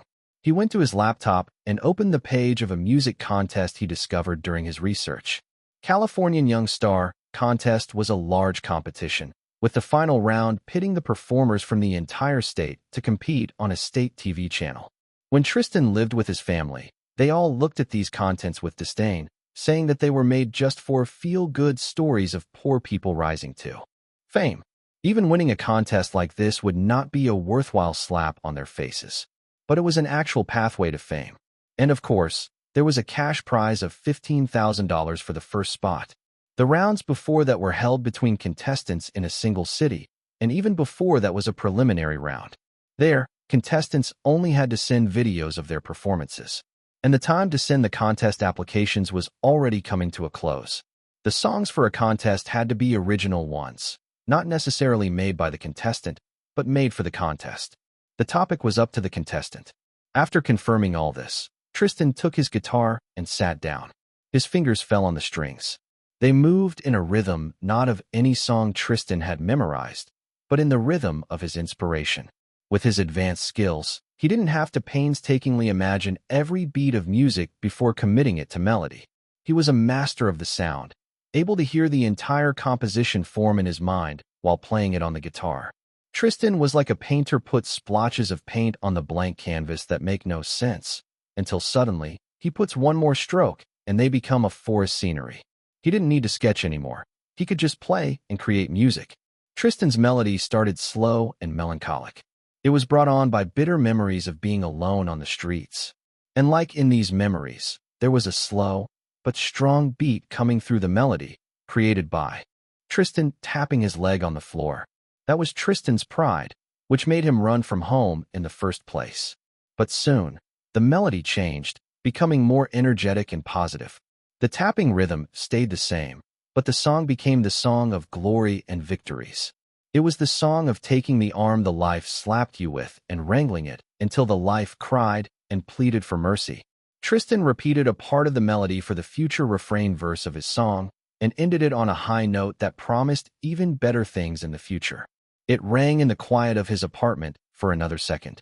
Tristan smiled to himself. He could already tell that there were imperfections in the melody he made. It could be improved. He also had to actually write lyrics for it and make it abstract enough to not give out Tristan's personal information. For now, Tristan quickly went to his laptop and wrote down the notes of the raw melody. After that, he refined it, running between the laptop and the guitar for several hours, occasionally being interrupted by notifications. Ding. Songwriting skill increased by 2. Reward. Your CP increased by 20. Ding. Playing guitar skill increased by 2. Reward. Your CP increased by 20. Ding. Music theory skill increased by 1. Reward. Your CP increased by 20. But eventually Tristan looked at the time. Shit. I can't be late for work again. And I forgot to go to the gym today too. And forgot to have lunch. Fuck. I'm so hungry. Chapter 27. The first original song. 2 days later, Tristan had the melody and the lyrics. He even composed a piano track for the song, although he could only hear it through a synthesizer. Now he was walking inside the sound recording studio, preparing for the final trial of this recording. The cover he recorded previously had a really shitty sound quality for a professional song. Even for an amateur song, it was barely there. Tristan needed better sound recording equipment, and it was easier to rent a block of time in a recording studio than buy these things. Not to mention, they won't fit in his small apartment. For $400, Tristan rented a block of 4 hours. Also, Thanks to lifting weights and doing stretches in the gym, his strength and dexterity attributes had grown yesterday, giving him 200 pp to spend, which he put into music production, increasing it to 508. The studio was worth the money. Tristan immediately saw that the recording gear was of the high quality. After a brief tour by the manager, Tristan was left alone to deal with all this. For hours, Tristan hoped that for a 3-minute-long song, it would be enough. The first 20 minutes were spent just setting everything up to Tristan's liking. Not only Tristan had to perform guitar and song tracks, he had to deal with all the technical parts of the recording. This was hard enough that usually there would be a separate sound engineer sitting at the digital audio workstation. But Tristan didn't want to depend on strangers for this. The DAW looked like a spaceship control station, with endless incomprehensible buttons, knobs, and screens. Just 2 years ago, Tristan only recognized half the markings on these buttons. However, now, thanks to his high music production skill, they were all clear as day to Tristan. He tweaked a few of the knobs, setting them in the position that felt right to his intuitive understanding, then went to the actual recording part of the studio. That was 5 more minutes. Then Tristan set up the microphones, checked the sound, and tweaked DAW settings some more. There was a tablet for remote control of the DAW, but it was still inconvenient, and Tristan often had to walk to and from the thing. This was eating more time. More than an hour had passed, and Tristan only began to record his guitar track. At least, the melody by now flew easily from his fingers. The first try was already great, but Tristan had to be no less than perfect. He knew that hundreds, maybe even thousands, of people would send their songs to the contest. He had to assume that his competition was going to be even more prepared and ready to do and redo their songs until perfection. Plus, Tristan planned to publish the song online later, since it wasn't prohibited by the contest's rules. Tristan re-recorded parts that felt like not quite enough, sometimes improvising new versions of them right on the go, and listening to them to check which was actually the better one. Even after an hour of work, he still felt like there were things to do with that guitar track. For example, record it on a better guitar. However, the time was ticking. Tristan had to record the lyrics. In front of the microphone, Tristan took in a deep breath. Although he knew he was going to cut that part from the recording later, he still said it. This song's name, Dragonfly, a song about an ugly, sad larva that grew into a shining, powerful dragonfly. Originally, Tristan thought about a butterfly, but those were too gentle for his liking. During his research for the song, Tristan found that dragonfly larvae were ugly, but also just as powerful and deadly in water as dragonflies were in the air. But that fact interfered with the song lyrics, so Tristan ignored it. What mattered is the feeling. The song, the lyrics, they all echoed within Tristan. When he started the recording and began singing, with every word of every verse, Tristan's soul poured into the song. It was not just because he was purposefully trying to, or because he loved singing, but because the song itself resonated with him on a deep level. Dark and below, I am no more. Find the light, break the night. Take flight. I soar toward glass dreams. Dragonfly. Tristan was shouting this line each time he sang it in the refrain verse. When he finished singing and stopped the recording, he was panting. Not just from exertion, but from pure excitement. Just listening to the recording again made a feeling swell in Tristan's chest, which he couldn't understand. But it was certainly a feeling. There were some imperfections in the recorded sound. The emotion even made Tristan's voice wobble at a few places, although it was very slight. He decided to not change anything. This recording was perfect as it was. And thanks to that decision, Tristan had almost 2 hours to review the recorded tracks, mix and edit them. He used them to the fullest. After an hour, he had a rough mix of the sound, already great for an amateur. When his 4 hours were over, Tristan's song was basically ready to be published. That was as productive as it got. And only then did Tristan bother to check his notifications. Playing guitar skill increased by 1. Reward, your CP increased by 10. Playing guitar skill increased by 1. Reward, your CP increased by 10. Charisma attribute increased by 1. Reward, your CP increased by 100. Music production skill increased by 1. Reward, your CP increased by 10. Music production skill increased by 1. Reward, your CP increased by 10. Tristan closed all notifications. Yeah, I will deal with that later. Chapter 28. Getting Jacked. Later, when he sat on a bus and slowly drove through a congested highway, Tristan found that every skill he used to record his song improved by 1 to 3 points. His charisma also increased by a point, and all that gave him 210 new criminal points. Now he had 1420 criminal points waiting to be spent. The bus brought Tristan to the Good Lion bar only 10 minutes before his shift, barely enough to not get dirty looks from the bar's administrator. Next day, ding. Music production skill increased by 1. Reward. Your CP increased by 10. Ding. Video editing skill increased by 1. Reward. Your CP increased by 10. Tristan got these notifications after spending half a day on editing the song record from yesterday. The result from yesterday was already good enough, so today Tristan only did the finishing touches. He composed a contest application for the Californian Young Star contest, checked twice that everything was all right, and sent it. Tristan didn't let himself hesitate or worry. But the application was only a half of it. After all, the contest rules didn't forbid songs for contests being posted elsewhere, as long as this happened after the date when the contest began accepting applications. Tristan found a free-to-use photo of a dragonfly online, edited a flame effect over it in a video editor, and attached his song to the result. He posted the video on his YouTube channel, his second video there. Dragonfly original single. Tristan hoped this video will do better than the first one. That video, although it got 10K views at the start, didn't get a lot of new views afterward.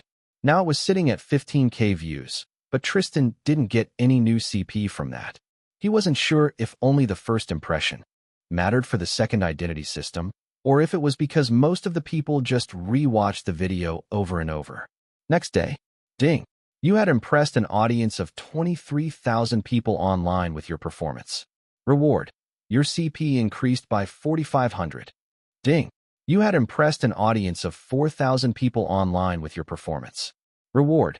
Your CP increased by 500. Tristan had been washing dishes after lunch when he got the notifications. After that, he immediately went to check on his YouTube channel. 30K views, and 10K more views to his previous video.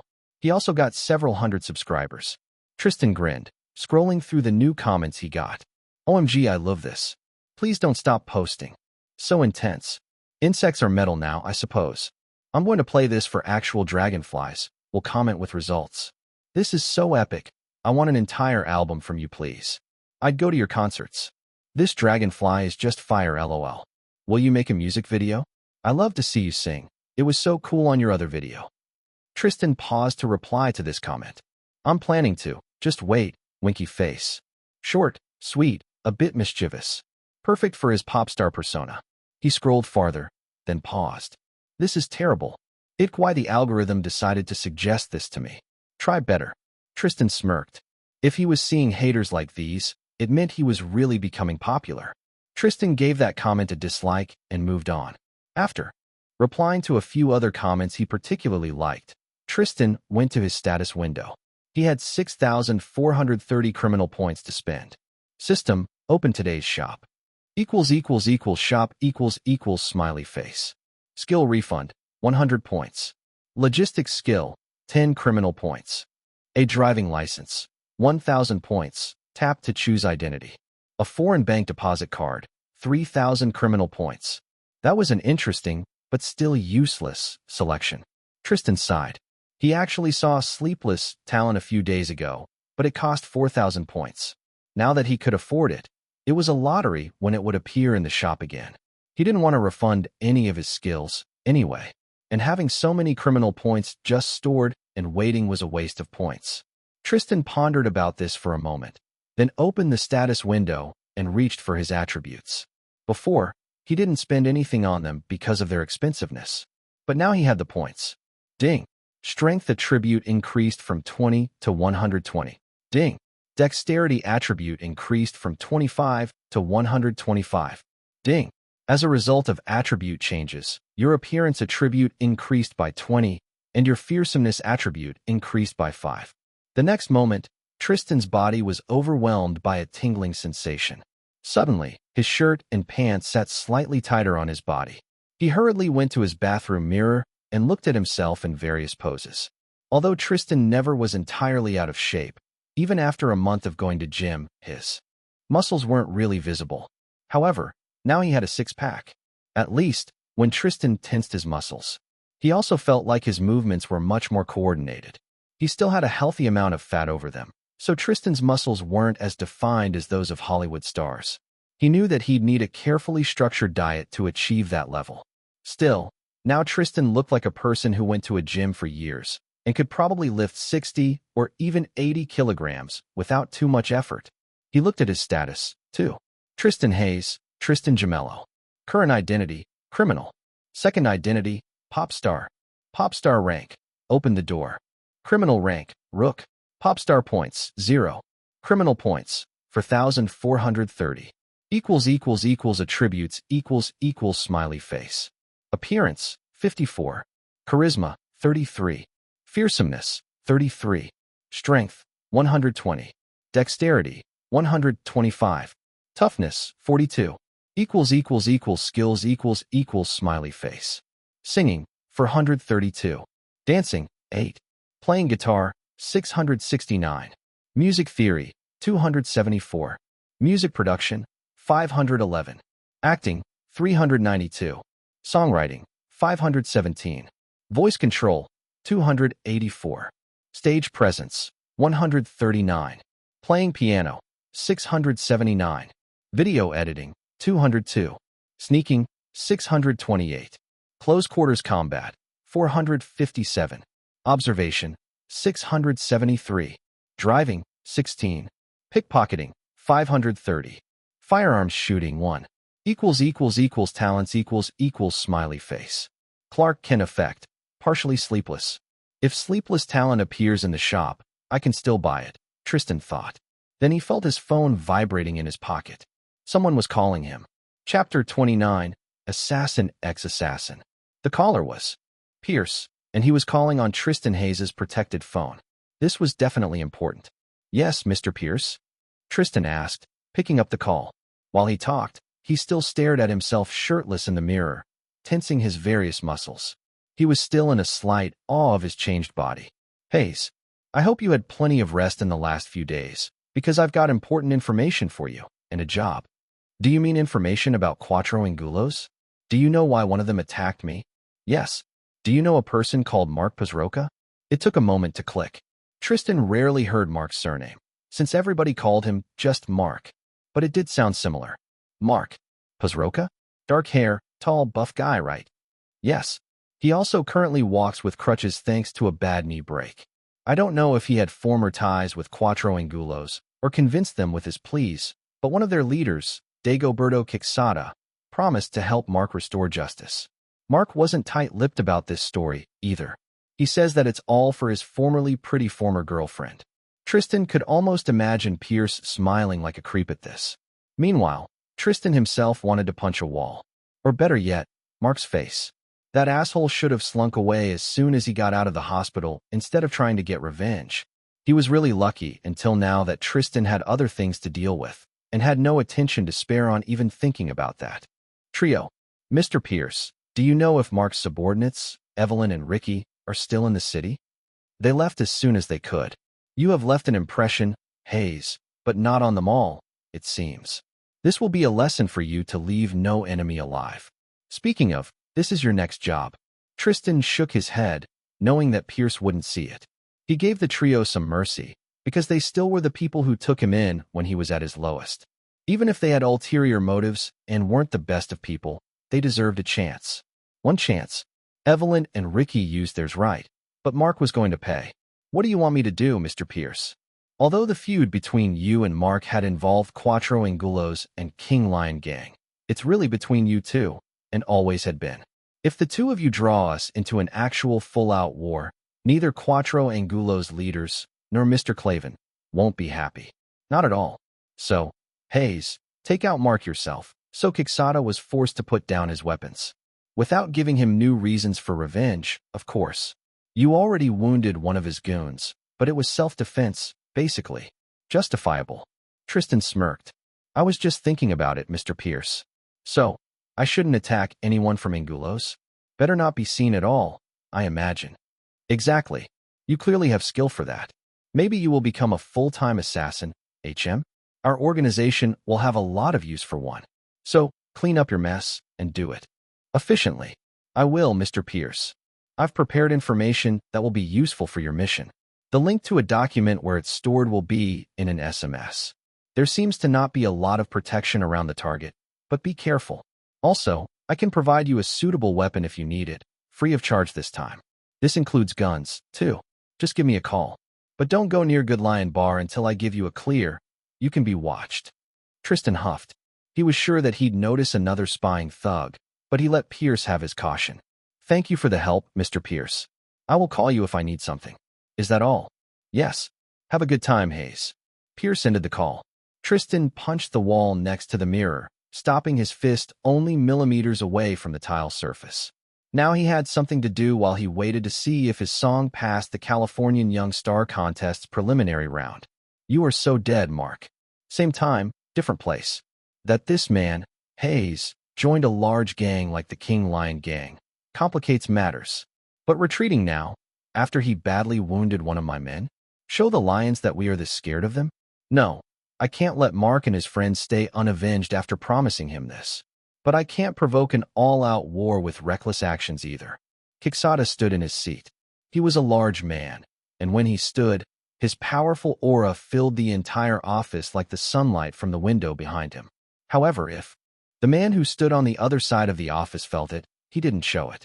That man was tall and muscular, but lean, and dressed in urban camouflage military clothing. He carried himself relaxedly, yet like he was ready to attack at any moment. Mr. Ranger, trust your reputation as an assassin. They say that you were a former U.S. Army Ranger and have the body count in the dozens. This is very impressive. I'm sure you will succeed in the mission.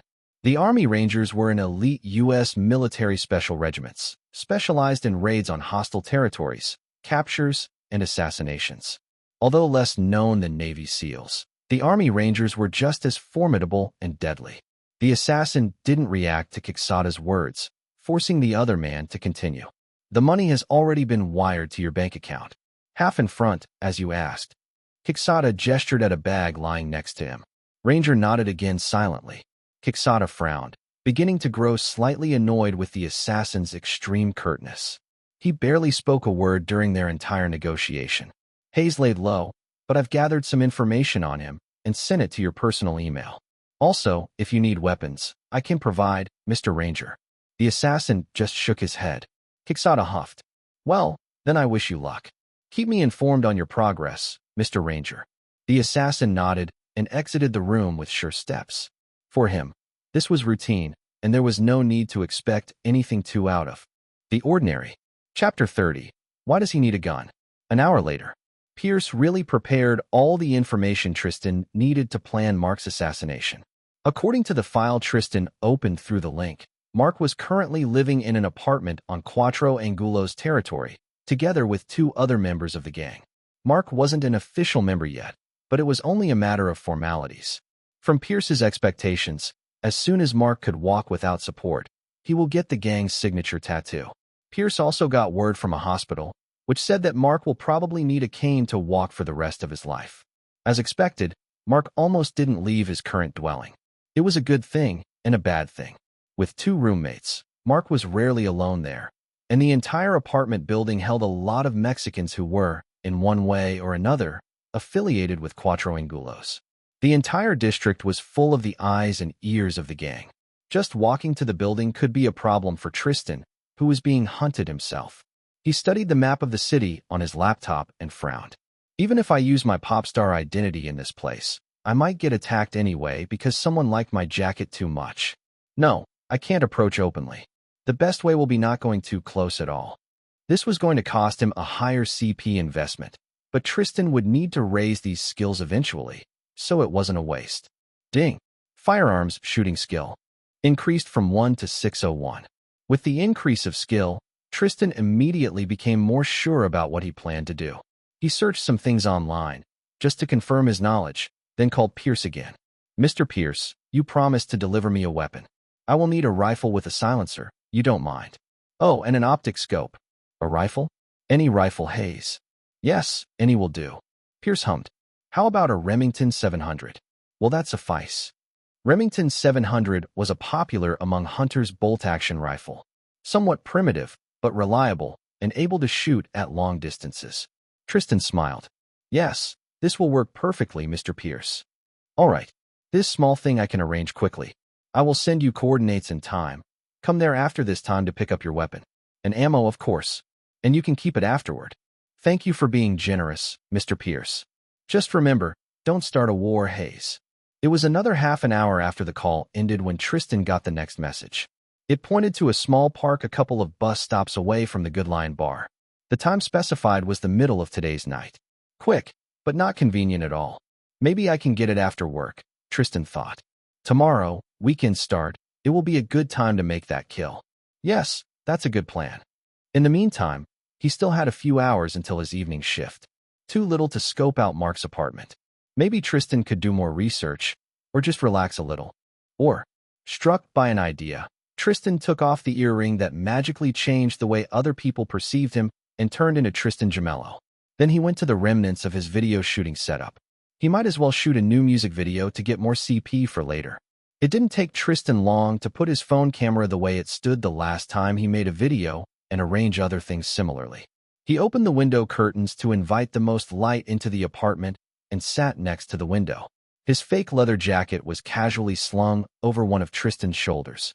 Sunlight poured on Tristan's back, shadowing him and creating a halo around his head. The contrast sharpened his handsomeness, which would have been incredibly apparent to anyone who would have looked at Tristan at this moment. Tristan took his guitar, turned on the camera, and struck the chords. Although he was only playing the song for show, Tristan still put his soul into it. From the almost relaxed riffs Tristan played sitting on the chair, the emotions rose until Tristan shot to his feet, singing to the top of his lungs like a rock star on stage. I soared toward glass dreams. Dragonfly. When Tristan finished singing, he was slightly out of breath, but pleased with himself and the footage. And his system seemed to reflect that. Ding. Stage presence skill increased by 1. Reward. Your CP increased by 10. Ding. Charisma attribute increased by 1. Reward. Your CP increased by 100. However, the sound quality was as bad as one could expect, and the visuals, well, it was still a video shot in one go, with an unmoving phone camera. That was as amateurish as it could get, and Tristan knew he wouldn't move beyond that without finding a cameraman. But even in that video, the pure enjoyment and emotion Tristan put into singing was visible, and that was the key. That and his skills were all Tristan had. But everybody had skills. That's what they spent years in music courses for. Talent and passion were rarer. Shooting the video only took half an hour, so Tristan had plenty of time to edit it, attach the pre-recorded audio track to the video, and post it as well. Perhaps he was a bit hurrying and should have taken more time to polish the video, but he couldn't wait. Not when he had an assassination plan for tomorrow. And it was almost time to play piano. Several hours later. It was the earliest morning of the next day when Tristan came to the marked spot, wearing his Hayes identity. He knew how that type of item transfer worked. After looking carefully around, Tristan quickly spotted a parcel taped to the underside of a bench near himself. He tore it off and took the heavy parcel. It wasn't as long as a rifle, but it was big enough to fit a rifle in a dismantled state. Tristan hid the parcel in his backpack. Next stop was Quattro Angulo's territory. Chapter 31. Pressure under fire. The part of Quattro Angulo's territory that surrounded Mark's current apartment was a real ghetto. Old buildings, roads full of potholes, and other sites of poverty. And Mexicans who lived here looked just as poor. Although this early in the morning Tristan saw very few of them. He spotted a couple sitting in a yard, staring into emptiness with drug-addled eyes, and another one knocking on the door of a closed liquor store. But since it was so early, Tristan Hayes was mostly free to sneak around. He avoided walking near windows or out in the open and pulled the hood of his jacket low enough to hide his eyes. With his high observation and stealth skills, though, avoiding people was easy. He'd still feel safer if he could become Tristan Gemello. But right now, he had an illegal weapon in his backpack, so the risk was unacceptable to him. Mark's apartment building had 4 floors, just like several ones next to it. No one was guarding it, making Tristan's job easy. He knew Mark lived there, but not in which apartment. To find that, Tristan had to look by himself. The windows of the apartments went only to two sides of the building, and each side had another apartment building, both equally shabby. Tristan picked one at random and went to its back, looking for the fire escape stairs. In these standard blueprint buildings, they all were in more or less the same place. The stairs were there, on the back side of the building. If he jumped, Tristan could reach the lower part of the folded-up ladder leading to them and climb up. After looking around to check that there really wasn't anyone else, Tristan put on gloves and jumped. He easily reached the ladder and pulled himself up. The strength he bought really came to use here. 10 seconds later, Tristan took the rusty metal stairs to the roof. They creaked dangerously under his feet, but held. The roof was empty, save for some pipes and a few pigeons that flew away at Tristan's appearance. Tristan sat there, a safe distance from the edge, and opened his backpack. He pulled Pierce's parcel from inside and opened it. Parts of a disassembled Remington rifle shone slightly in the light. From a single glance, Tristan could tell that they were all in an excellent state, cleaned and oiled. There were also a couple dozen bullets, a silencer, and an optic scope. Tristan took the scope and put the rest away, then used the scope like a spyglass to look into the windows of the Marks building. With the scope, he could easily see inside the windows. Even when the windows were blocked by curtains, Tristan could see shapes on the other side. As the time passed, more and more people inside began to wake up, get out of their beds, go to their kitchens. But Tristan only needed one person. He was sure that he would see him from this building or from the other one, but it was a 50-50 chance and could lead to a lot of time spent only on observation. As he thought that, Tristan spotted a different shape behind the curtains on the fourth floor. Hey, shape of a person walking with the help of something, like crutches. Mark, that's him. Ahaha, how ironic. To live on the fourth floor with a broken leg. No wonder you don't go out. Does this building even have an elevator? Tristan smirked and set the scope aside to get his disassembled rifle. With smooth, sure motions, he set it together. In less than 2 minutes, the rifle was whole again. Tristan attached the scope and the silencer and moved the rounds from the backpack to his pocket. Then he loaded the rifle with 5 rounds that fit in it and aimed at Mark's window. Mark had moved away from the window, but Tristan knew he wouldn't go far. It was only a matter of time before he could be shot. Quietly and cleanly, just like Pierce wanted. Tristan sat and waited, slowly becoming more and more hot under the summer sun. 10 minutes must have passed when a sound of flapping wings caught Tristan's attention. He turned there on reflex, but saw only a couple of pigeons taking off from the roof of Mark's building. Then his senses registered more movement, and he noticed a man in a gray and brown city camouflage pattern. Until he moved, the man was almost entirely blending with the gray and brown concrete there. And it wasn't just because of the camouflage. Tristan knew it immediately. That tall and lean man was hiding amid the water pipes on the roof on purpose. Although his face was hidden by a cloth mask, Tristan saw that his skin was too light for a Mexican. But he didn't think Mark was Mexican either, so it didn't matter. The man was staring right at Tristan. Even from the distance of 20 meters that separated them, Tristan saw it. The man also had a rifle on a strap over his shoulder. Tristan's eyes widened. Fuck. He raised his rifle at the stranger in reflex, but the stranger was even faster. Halfway through the movement, Tristan knew he wouldn't win a gunslinger duel between them. Instead of finishing the movement and shooting, Tristan threw his body to the side and rolled behind the nearest cover, a waist-high water pipe. A bullet buzzed through the air right where Tristan just stood, but Tristan was also raising his rifle. There was no time to aim. He pointed the barrel at the enemy and let his instincts do the rest as he pulled the trigger. The shot missed, but Tristan forced the enemy to run for cover, too. There he disappeared, blending with his surroundings again. Who could play this game, asshole? Tristan's clothing, gray jacket, washed blue jeans, also blended well with the concrete. He used all the cover available and all his stealth skill to change his position while remaining unnoticed. Although he couldn't see the enemy, he was sure the man was doing the same. Whoever found and shot the opponent first would win. Tristan rapidly ejected the spent casing and peeked out of his cover to shoot again. Chapter 32, Sniper Duel. If a pigeon was flying over 2 buildings at that moment, it would have seen that Tristan and his enemy, Ranger, moved out of their cover at exactly the same time. Their eyes searched the space for a fraction of a second before snapping toward each other. Ranger was faster again. He didn't expect his target to act with such speed and skill, but he had too much experience to let that faze him. Unlike him, Tristan didn't expect to enter a fight, here, now, and in this manner. At all. Tristan's heart was beating a mile a minute, but outwardly he was still calm. Fake it until you make it. Make it out alive. They both shot and immediately went for cover again. Both shots were quiet, since Ranger's rifle also had a silencer.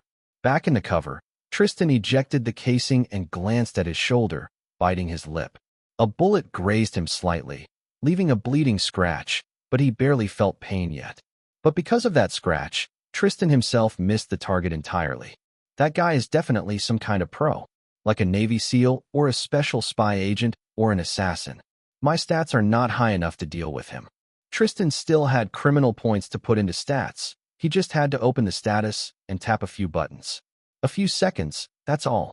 A car drove loudly by the street below, making Tristan jerk away in reflex. A bullet that was aimed at his foot missed by an inch, only leaving another scratch on him. Because the pipes were elevated from the roof by a few inches, Tristan's legs were open to the enemy. On the other roof, Ranger frowned, but ejected the spent casing and prepared to shoot again. Tristan barely had time to swear inwardly as he half ran, half crawled to another pipe, and froze there. He hoped to at least throw the enemy off for a moment. He knew he didn't even have time to shoot back, not really. Pipes were a shitty cover. He needed to get off the roof, and he needed a distraction. Tristan remembered what he saw on the other roof when he looked back the last time. With his observation skill, things were pretty clear. Water pipes, some large technical cube. Was it the building's hot water boiler? Or something related to its AC units? It had a few pipes leading to it. A plan formed in Tristan's head. He crept away for several steps, just in case. It didn't feel right to stay in one place with a sniper just 20 meters away. Ranger frowned. He was sure that he spotted Tristan's legs under pipes again, but he blinked and they were gone. He kept looking out. As soon as Tristan peeked out from the pipes, a bullet would surely go through his head. Tristan felt a phantom itch in his forehead. He forced himself to act calm as he imagined the approximate position of the enemy. Then he lowered the rifle to the ground and shot below the pipe, aiming from memory, 2 times as quickly as he could, knowing that the enemy wouldn't let him do it more than once. On the other roof, Ranger was completely surprised by a shot from nowhere. He only spotted the barrel of Tristan's rifle poking from under the pipe a moment later, and because of shock, was too late to react and shoot back. A moment after his second shot, Tristan peeked out, from above now, to see the result. His bullets hit with more success than Tristan ever hoped. He was hoping to distract the enemy with a shower from water pipes. And not only his bullets made a hole in a pipe, they also hit the enemy himself. From the pipe was pouring a fountain of water, and some of it was now red with blood. Below, people were growing steadily more and more aware of the fight. Suppressors muffled the sounds of gunshots, but they stayed loud enough to be heard from the street below. And with Angulo's thugs all around, Tristan knew if he stayed here for too long, he will end up surrounded on all sides. Clenching his teeth, Tristan dashed toward the fire exit. Only there he could exhale with relief. Now an entire building separated him from the enemy. But he didn't have much time. Status: Tristan Hayes, Tristan Gemello. Current identity: criminal. Second identity: pop star. Pop star rank: open the door. Criminal rank: rook. Pop star points: 0. Criminal points: 3,940. Attributes: smiley face. Appearance: 54. Charisma: 34. Fearsomeness: 33. Strength: 120. Dexterity: 125. Toughness: 42. Skills: smiley face. Singing: 432. Dancing: 8. Playing guitar: 669. Music theory: 274. Music production: 511. Acting: 392. Songwriting: 517. Voice control: 284. Stage presence: 140. Playing piano: 679. Video editing: 202. Sneaking: 628. Close quarters combat: 457. Observation: 673. Driving: 16. Pickpocketing: 530. Firearms shooting: 601. Talents smiley face. Clark Kent effect. Partially sleepless. Tristan rapidly tapped the buttons, barely thinking about what he increased. Ding. Strength attribute increased from 120 to 220. Ding. Dexterity attribute increased from 125 to 225. Ding. Toughness attribute increased from 42 to 142. Ding. As a result of attribute changes, your appearance attribute increased by 25, your charisma attribute increased by 5, and your fearsomeness attribute increased by 8. Ding. Observation skill increased from 673 to 873. Ding. Sneaking skill increased from 628 to 828. Ding. Close quarters combat skill increased from 457 to 997.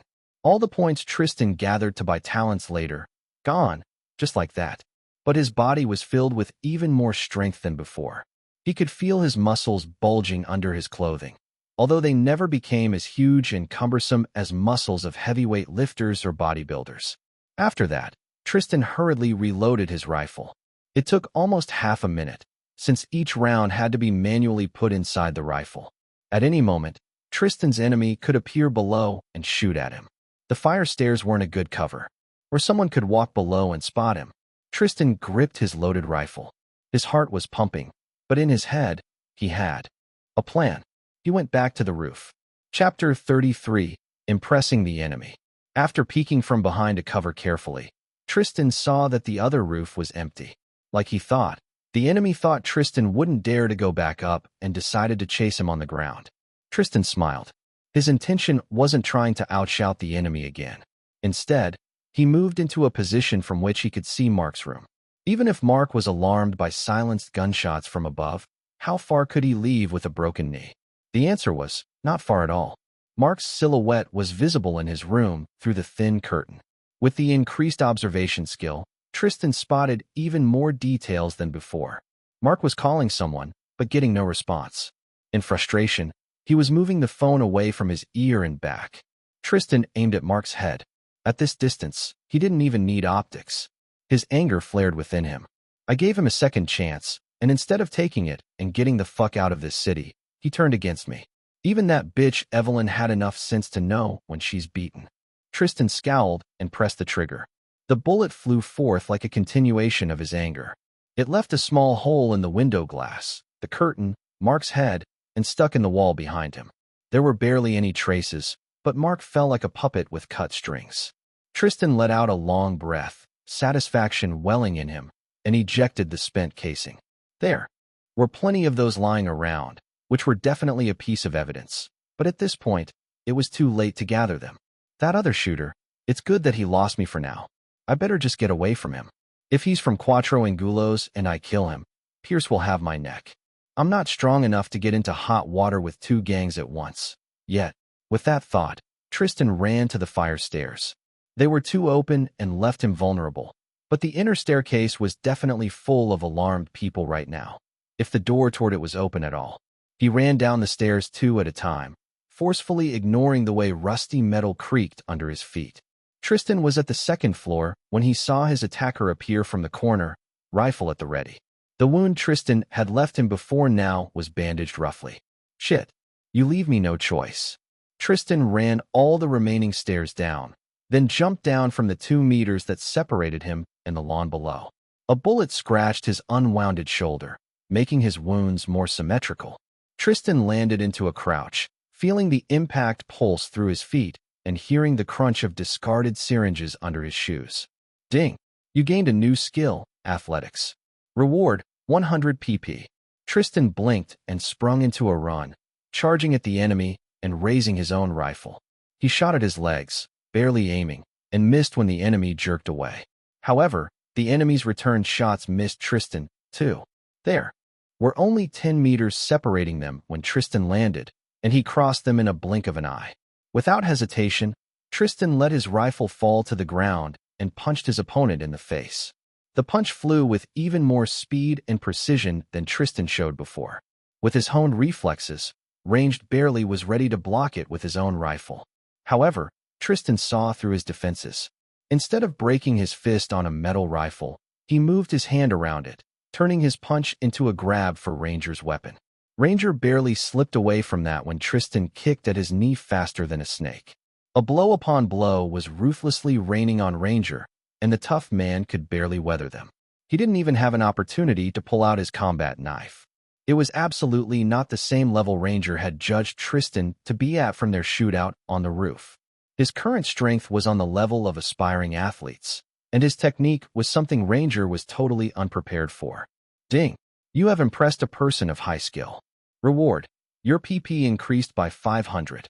Although Tristan was used to annoying notifications, this one still distracted him for a fraction of a second.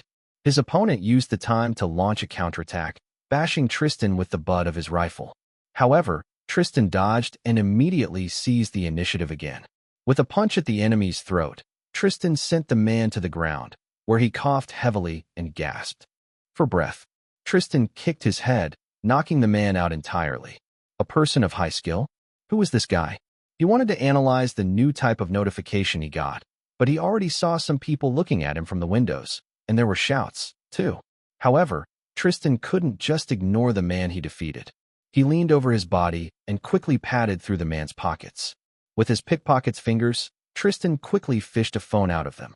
Tristan also lowered down his mask. The man was as white as they got, and a quick check showed a lack of any tattoos on the back of his neck. Is he not from Angulos? Tristan wondered. Maybe he has a tattoo somewhere else. Fuck, there are too many people around to kill him, anyway. Feeling like he was painting a target on his back, Tristan just took the man's phone and ran away from the stairs directed at him toward the less crowded alleyways. Tristan moved around, keeping a keen ear out for other people and avoiding them. He sneaked through the shadows until he was far from the commotion he caused. The mission didn't go as perfectly as he wanted to, but it worked out. He was sure that if no one saw his face in detail from the distance Tristan was at, and he covered part of it by his hood, now was the time to reap his rewards and search for some answers. Chapter 34. Slapping a person's face without seeing him. Half an hour later, Tristan Hayes was sitting in some roadside diner, being a normal, law-abiding citizen. The disassembled rifle was lying in his backpack, and he had cleaned his scratches in another diner's bathroom. His shirt was pretty bloody, but his jacket mostly covered it. Although he was in a public place, there was no one in his earshot. The diner was almost empty at the moment. Even the cashier wasn't paying Tristan any mind. The trophy phone was on the table in front of him. It had a password. Tristan couldn't do anything about it. Even if the hacking skill was on sale today, he was all out of criminal points. He still had no idea who the guy on the roof was. But he certainly was skilled, and even the second identity system appreciated it. Does this mean I will get more points in the future if I impress people who are pros at something? Does it have to be related to what I impress them with, specifically?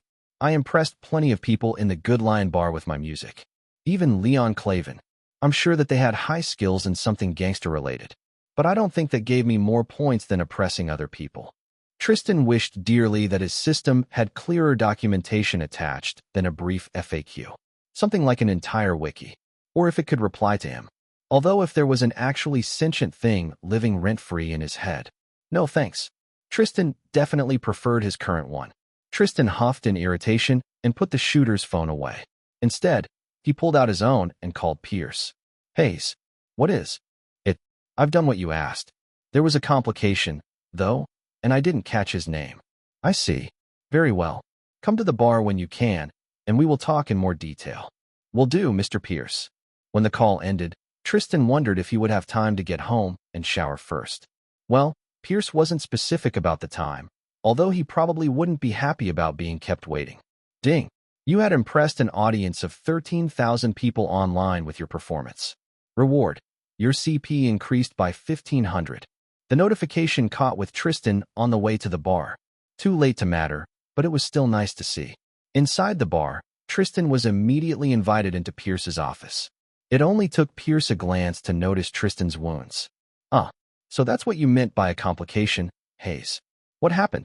After Tristan told what happened and showed the trophy phone, Pierce nodded in understanding. I imagine this man was a hired gun. Quixada didn't want to escalate hostilities between our gangs, so this is a natural choice. If you took him out, no one would have missed him. But it's good that you didn't. It never hurts to be too careful. As for the phone, give it to me. A specialist might try finding something interesting there, although I doubt there is anything. Tristan nodded. He realized still lacked experience in the larger criminal world. Otherwise, he would have come to Pierce's conclusions by himself. Now he wondered if the mercenary would return to finish the job. However, he felt it was unlikely.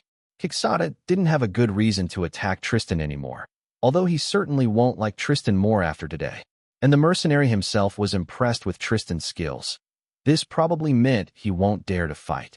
The mercenary also had to recover from the concussion Tristan gave him first. Anyway, Hayes, if you are injured, go to a medic. I will give you contacts of a reliable man who patches up members of our organization. Tristan shook his head. Back at home, he cleaned and bandaged the scratches. However, even before that, they had already stopped bleeding, probably thanks to his high toughness.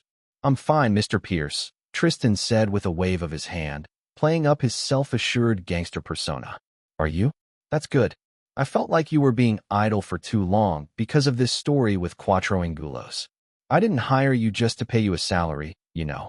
Pierce fixed his glasses and gave Tristan a sharp look. One of my people got sick, so I need a replacement for a couple of days. You will guard a warehouse for me. It will be an excellent opportunity to make sure that Quixada really got off your back, too. A couple of days. Tristan hoped this will fit with his second job schedule. Outwardly, he only shrugged slightly. All right, Mr. Pierce. Where and when? Pierce explained the details of the job.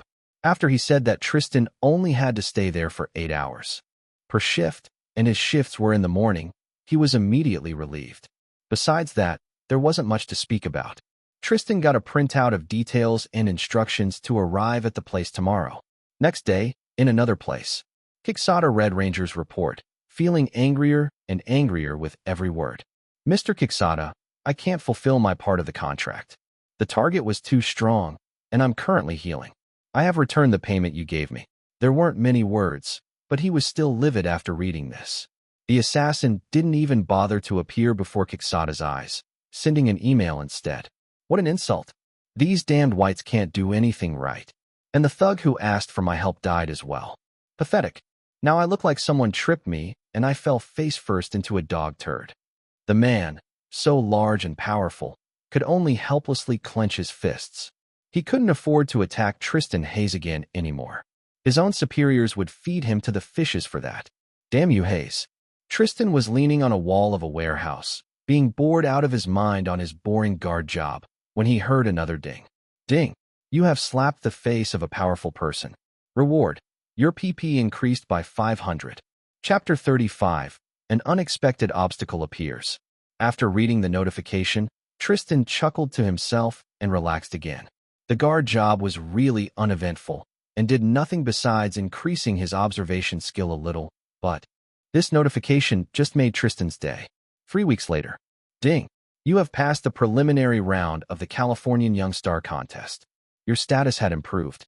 Reward. Your CP increased by 500. Ding. Your pop star rank has changed from Open the Door to Vine Young Star. Reward. Your CP increased by 1,000. At the same time as Tristan saw these pop-ups, there was a notification of a new email from his laptop. With his heart beating faster from excitement, Tristan closed YouTube and opened his email instead. His eyes fell on the header of the new letter. Sender, CYS Contest Jury Committee. Header, you have passed the preliminary round of the Californian Young Star contest. Tristan did it. Even if he was sure about himself, there was always a chance of failure. But from now on, at least Tristan will see his opponents as he competes. He opened the letter, reading the details. The next round of the contest was based in major cities of the state, one of which was Tristan's city. Tristan had 2 more weeks to prepare for it. Then the entire contest would happen in 2 days. All of it will be recorded, and the best parts will be shown later on TV. On TV. Even if it was a Californian TV channel that few people watched, even within the state itself. Still excited, Tristan almost jumped away from his table and ran to his musical setup. In the last 2 weeks, he had done more shopping. He had 2 salaries, after all, since Quixada gave up in fear. And let Tristan be, he didn't get targeted by anyone. Compared to the fight with Quixada's mercenary, the jobs Tristan Hayes got from Pierce after that were easy, but they paid well. Tristan often had to beat up or kill someone, just threaten them, or destroy some property. Sometimes Pierce sent Tristan to work together with a team, but most of the time, Tristan was on his own. He still learned a lot about the members of the Good Lion Gang and their dealings from his jobs and from listening to the bar's patrons in evenings.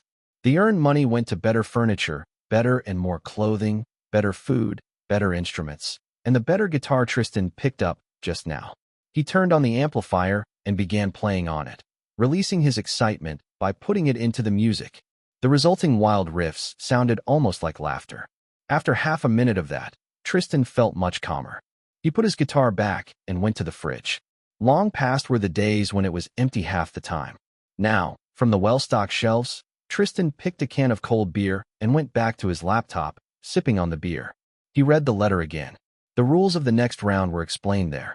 They weren't known until now, and they changed from the previous year, doubtlessly to make it harder for contestants to prepare beforehand. Every contestant will play the song they used for the preliminary round. However, they also had to perform on stage with it. Then judges examined the entire performance live to pick one and only one winner out of over 30 contestants. The only exception was that if the singer didn't play himself, he or she could use recorded music. This added an entire extra dimension to the performance. Besides a song being harder to perform live than in a studio, the singer had to look and move beautifully. People who could sing and dance at the same time definitely had an advantage. Tristan smiled and made another sip of the beer. This meant he definitely had an advantage. In the last 3 weeks, he gathered plenty of points for both identities. Part of them came from terrifying people as a criminal, the other part, from posting a couple more videos with song covers for his own channel. Besides that, there was just a gradual improvement of his attributes and skills. Although Tristan spent 4,000 points on Sleepless Talent and 1,000 points on a driving license for his Gemello identity, he still had plenty left. And thanks to the talent, he could work 2 jobs, do side projects, and still have some leisure time. He opened his status panel. Tristan Hayes, Tristan Gemello. Current identity, criminal. Second identity, pop star. Pop star rank, vying young star. Criminal rank, rook. Pop star points, 1420. Criminal points, 1890. Attributes smiley face. Appearance, 80. Charisma, 40. Fearsomeness, 44. Strength, 222. Dexterity, 227. Toughness, 144. Skills smiley face. Singing, 447. Dancing, 8. Playing. Guitar, 684. Music theory, 279. Music production, 521. Acting, 412. Songwriting, 532. Voice control, 299. Stage presence, 152. Playing piano, 694. Video editing, 217. Sneaking, 843. Close quarters combat, 1023. Observation, 900. Driving, 116. Pickpocketing, 532. Firearms shooting, 611. Athletics, 216. Talents smiley face. Clark Kent effect, sleepless. All his skills gradually improved with practice, although Tristan improved his driving and athletics with CP on purpose. If he only improved skills naturally, Tristan would need several years to reach his current level. But thanks to his second identity system, he basically learned at 11 times the normal speed. And that without counting the bonuses from status and rank increases. Now Tristan tapped on his dancing skill. Ding! Dancing skill increased from 8 to 608. Tristan closed his eyes for a moment, feeling the new knowledge. Now his skill level was around that of a professional backstage dancer. He had only 2 weeks to plan his performance. Also, Tristan checked the date of the contest. It was a workday. Correction. 2 weeks to plan my performance and convince the bar administrator to give me a leave day. I hope I won't have to convince Pierce, too. Couldn't they have made the contest on weekends? Maybe I will have to pretend to be sick. Shit. But what about my other identity? I can't do gang work on that day either. But if both Hayes and Gemello call sick at once, it will be suspicious. What an unexpected obstacle. Chapter 36, Cynical Thoughts. Next evening. The bar administrator sighed. Yes, the musical competition sounds like something amazing, but you don't have any official leave days yet. Gemello. If I just give you a leave from nowhere, Mr. Pierce will have my hide. He's strict about it, but I will ask him for you. That was kind, considering how creepy Pierce could be. Tristan smiled gratefully. Thank you. Now, since I'm helping you out, don't you want to help me out with closing the bar, Gemello? The man gestured at the bar counter around him, with dirty glasses standing in a small sink, a washing rag thrown to the side, and other junk left after an evening shift in the bar. Tristan knew that kindness didn't come from nowhere. It never did. People were just using each other for their own gain. Even when they acted altruistically, it was just to make themselves feel good. Despite his cynical thoughts, Tristan kept smiling. Well, since you were so kind. But next time I will just ask Mr. Pierce myself, he said, picking up the washing rag. Where to clean? Next evening. Mr. Pierce actually agreed to give you a leave, Gemello. But damn, I should have asked you to help me close the shifts for the next week for how much he made me sweat. Tristan chuckled. Next time, the administrator will think twice about the terms of his deals. Either way, now he only had to get a leave for his second identity. Next morning. Luckily for Tristan, Pierce had invited him to the office for another mission briefing. Now they both leaned over the folder Pierce spread on the table. There were 3 pictures of small businesses at the edge of the gang's territory. You've been a model soldier of our organization so far, Hayes, and I think you can shoulder more responsibility. Recognize these places. Tristan nodded. You have sent me to convince their owners that they need our gang's protection. That's right. And since you were so good at it, I want you to monitor them after now and pick money from. You decide on the exact schedule, as long as the organization gets the necessary amount monthly. Tristan's eyes lit up. That was a step up in the food chain of the gang, definitely. It meant that he could even ask the business owners for a bit more to get some money into his own pocket. Although from the knowing gleam in Pierce's eyes, Tristan knew it was a trick. Doing so was almost the same as stealing from the gang. Tristan knew Pierce calculated protection money carefully, to take as much money as he could without bleeding the businesses entirely dry. If a place closed because of him, Pierce won't be happy. This was another test. Thank you, Mr. Pierce. I finally feel like a respected man, Tristan said in a joking tone. Pierce smiled. You still need to work to earn actual respect, but you seem to be determined to get there, Hayes. Either way, don't think that you will be lazing around, doing something only a few days a month. I have another mission for you as well. Of course. What is it? They discussed the details of Tristan's new assignments for a bit. Tristan had to beat a guy who thought he could pickpocket around King Lion's haunts without paying a fee to the gang. The usual stuff. Just before he'd be dismissed, Tristan spoke up. Mr. Pierce, may I ask for a free day? So I won't have to be on call on that day. Pierce narrowed his eyes. Why?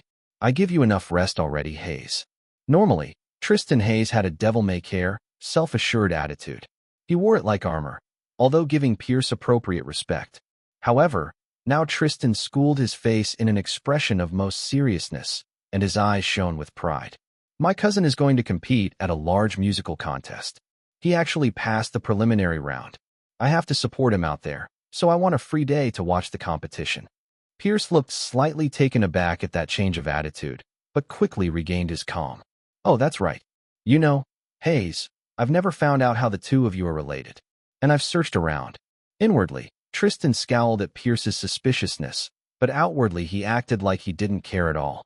Good thing that he expected questions like these since he came up with the plan to just ask Pierce about leave directly. Of course, Pierce would check backgrounds of both Hayes and Gemello, but only Hayes actually had a background. Gemello's identity appeared out of thin air. We aren't actually related, Mr. Pierce, but that's easier to explain to people. Me and my cousin are more like sworn brothers. But with our surnames, it'd be even weirder if we called each other brothers. Tristan chuckled. I know it's weird, Mr. Pierce. And considering what I'm doing for a living, I'd rather not show my association with my cousin much. But he asked me to be on the competition site. Must be a fascinating tale. All right, Hayes, you can have that day. Would be nice to say that our bar raised a future pop star.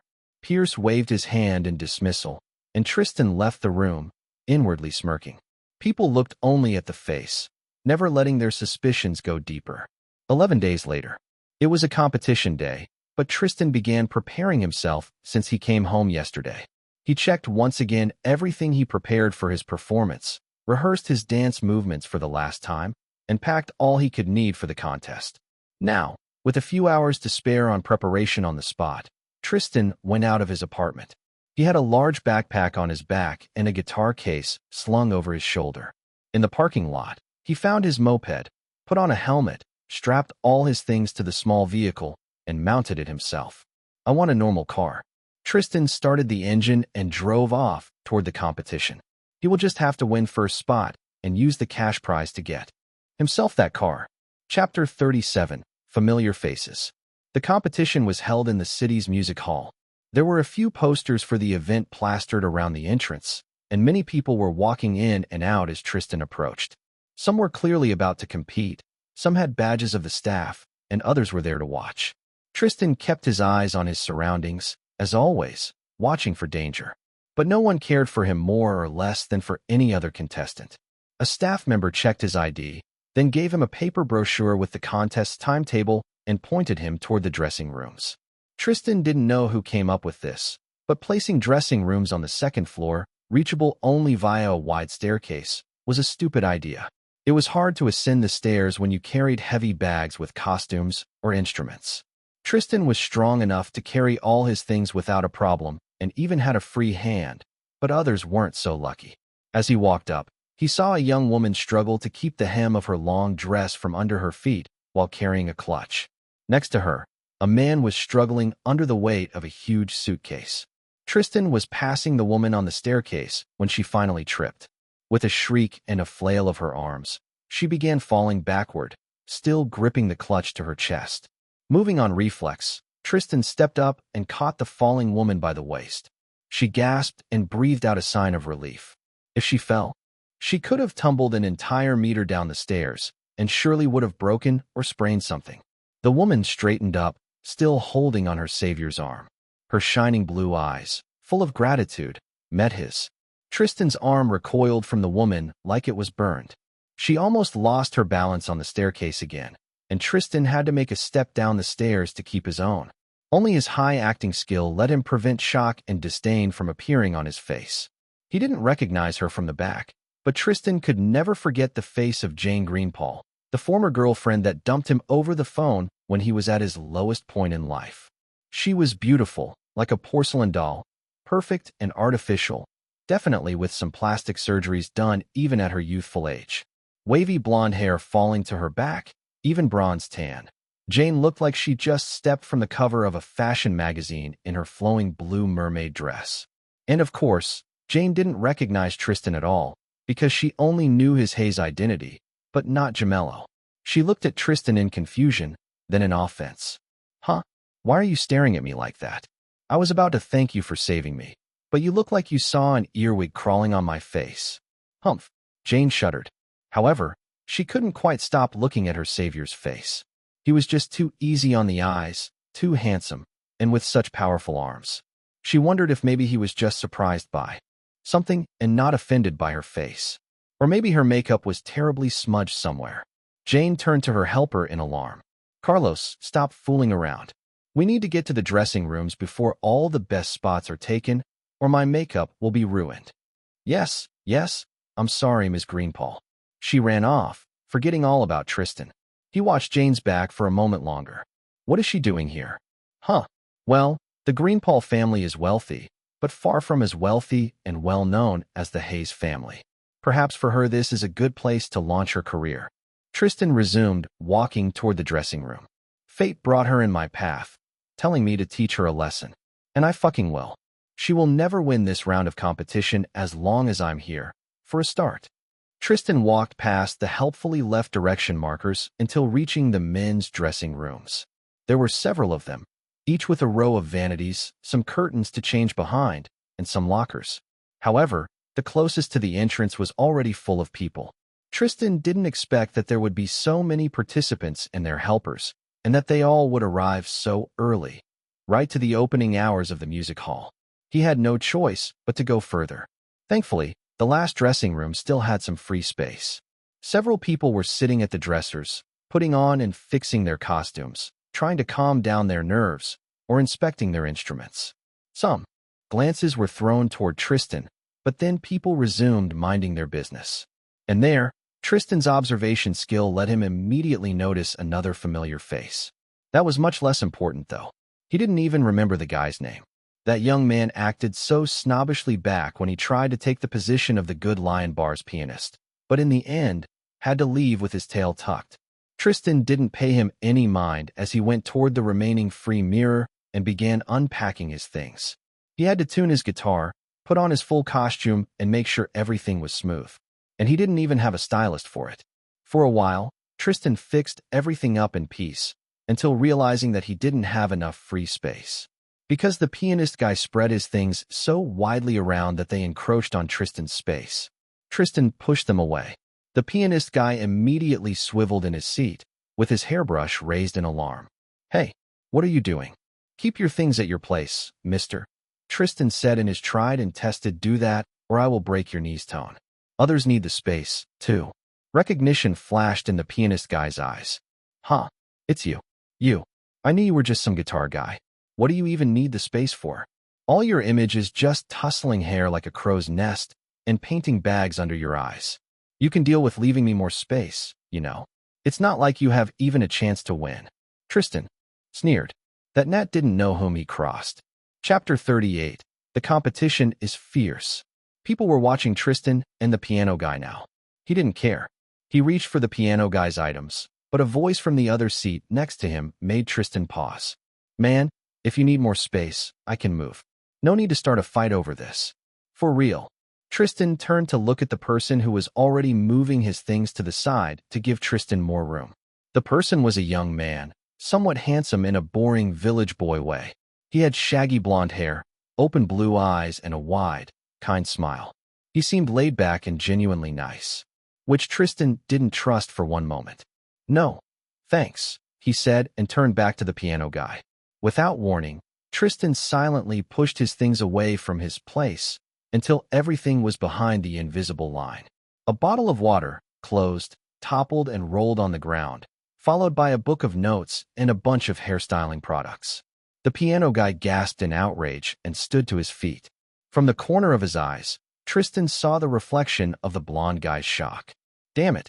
I knew people like you were just savages. Thugs. Bandits." Tristan pulled out his makeup kit and spread it in front of the dressing mirror. No matter what they said in interviews, no human could look perfect for a camera without makeup or photo editing. It didn't matter if it was a man or a woman, every star did makeup. Even on Tristan's handsome face were tiny blemishes that could be corrected and things that could be enhanced even further with makeup. In the last 2 weeks, he invested a lot into this vital skill. Not only money for the makeup kit, but also training and pop star points. There was a new line in his status now, and it said, "Styling, 506. With expert movements, Tristan began applying the makeup to himself, starting with the tone foundation. "You are disturbing other people.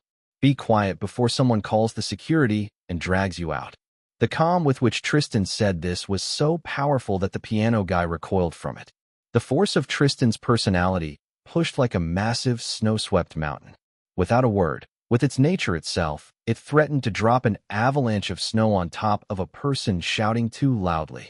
The piano guy closed his mouth and sat back, shaken. But then, to his surprise, he was approached by the blonde man. Well, it looks like you need the space I freed more. It won't be as convenient, but you can take it." The blonde gestured at his part of the dressing room. Tristan glanced at the pair sharply in the mirror's reflection. The blonde man was smiling kindly at the piano guy. However, when Tristan's gaze met the blonde's, that smile didn't drop. What a strange man. Is he so determined to help that he doesn't care whom he helps? However, the piano man shook his head and scoffed. "Ugh, I will be better on my own. Just stick to your own business. You understand." He turned away and muttered more quietly, "What did the judges think, letting this village pumpkin compete?" The blonde's smile dimmed for a moment from hurt. However, a moment later, he shrugged and went back to his seat, seemingly forgetting the entire matter. What a strange man, Tristan thought again. When no one was looking, he stole the piano guy's hair gel and later threw it into the garbage bin together with some of his own trash. Watching him look all over the place, trying to find the hair gel was satisfying. The actual contest began with an opening ceremony, which Tristan watched from the waiting area away from the stage. It was a large room with plenty of seats for every participant and had a large projector screen set in it, as well as loudspeakers. The order of contestants was written on a wall poster right next to the screen. Tristan was going to perform almost the last. Right now, the projector screen was showing the stage. On it stood the host, addressing the audience. And today we will welcome the most talented young people of California, whose determination to reach the heights of show business shines as brightly as the stars. Those are Californian Young Stars, and on this stage they will show what they can for our judges. The host then introduced each judge by name. Each of them was a small-grade celebrity. And without further ado, our first contestant, Philippa Gray. This young woman is like the rising sun, the rays of which will surely warm the hearts of everyone who listens to her soul-wrenching country songs. Tristan leaned closer, watching as the young woman dressed in jean shorts and a poncho played on an acoustic guitar. She was an excellent singer, and despite barely moving during her performance, made all eyes fall on her. The nervousness she felt was almost imperceptible. Just the first contestant, and there already was a worthy adversary. However, Tristan was much more interested in the reaction of the judges. He wanted to know what they liked and disliked and adjust his performance accordingly. There was no room for mistakes. Out of over 30 contestants, only one will pass to the next round. The next couple of performances were worse than the first one, but these people were still talented. Then, Tristan saw the piano guy walk to the stage. Remembering his play a couple of months earlier, Tristan was skeptical. But when he heard the first seconds of that man's, Frank Valerian, host reminded, performance, Tristan was still blown away. Valerian, with his slicked back hair and a way too formal tux, played like a man possessed. Although the melody Valerian performed didn't have vocals, it had so much personality in it that even the most skeptical judges were blown away. No way. Where did this snob dig so much talent from? Even if he didn't make the song himself, he couldn't have learned that quickly. Tristan couldn't believe it. Something had to be amiss. Chapter 39, Threatened Backstage. Tristan leaned forward in his seat, watching the performance like a hawk. Valerian's hands were flying over the keyboard of the electric piano, almost as if the man was controlled by an invisible puppet master. Valerian himself was hunched over the piano, glaring at something invisible. It was a song of pure passion, movement, and pride. It sounded like a military march, if one was twice as fast, and with several sharp series of notes that sounded way too rock for a march. With the speed at which Valerian's fingers moved, it was almost impossible to tell that the notes in the melody didn't always come at the same time when Valerian pressed the keys. Sometimes they were just a fraction of a second slower or faster. Tristan himself wouldn't have noticed if he didn't scrutinize every second of Valerian's performance whenever the camera showed him from up close. Even then, he wasn't 100% sure his hunch was correct. There weren't enough close-up shots of the camera. The song ended, and Valerian bowed to the audience. The juries applauded together with everybody else and began animatedly discussing the performance. This was a very interesting mixing of genres and instruments. Yes, a very unusual participant. And on the stage, you can really see the passion he put into this music live. A new take on classics. Too bad there was no way to put an actual piano on this stage.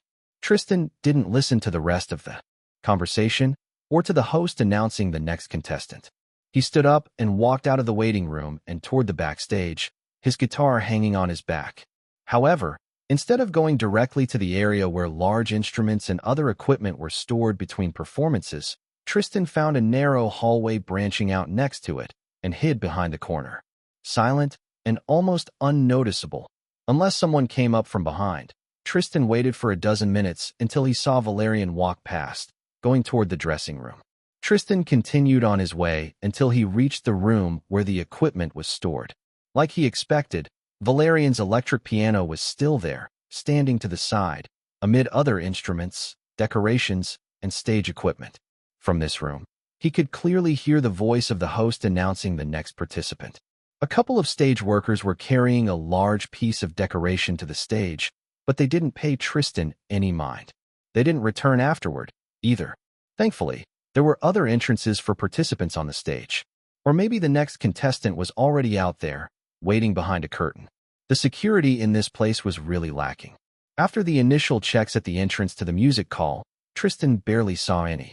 There were too few security cameras, too.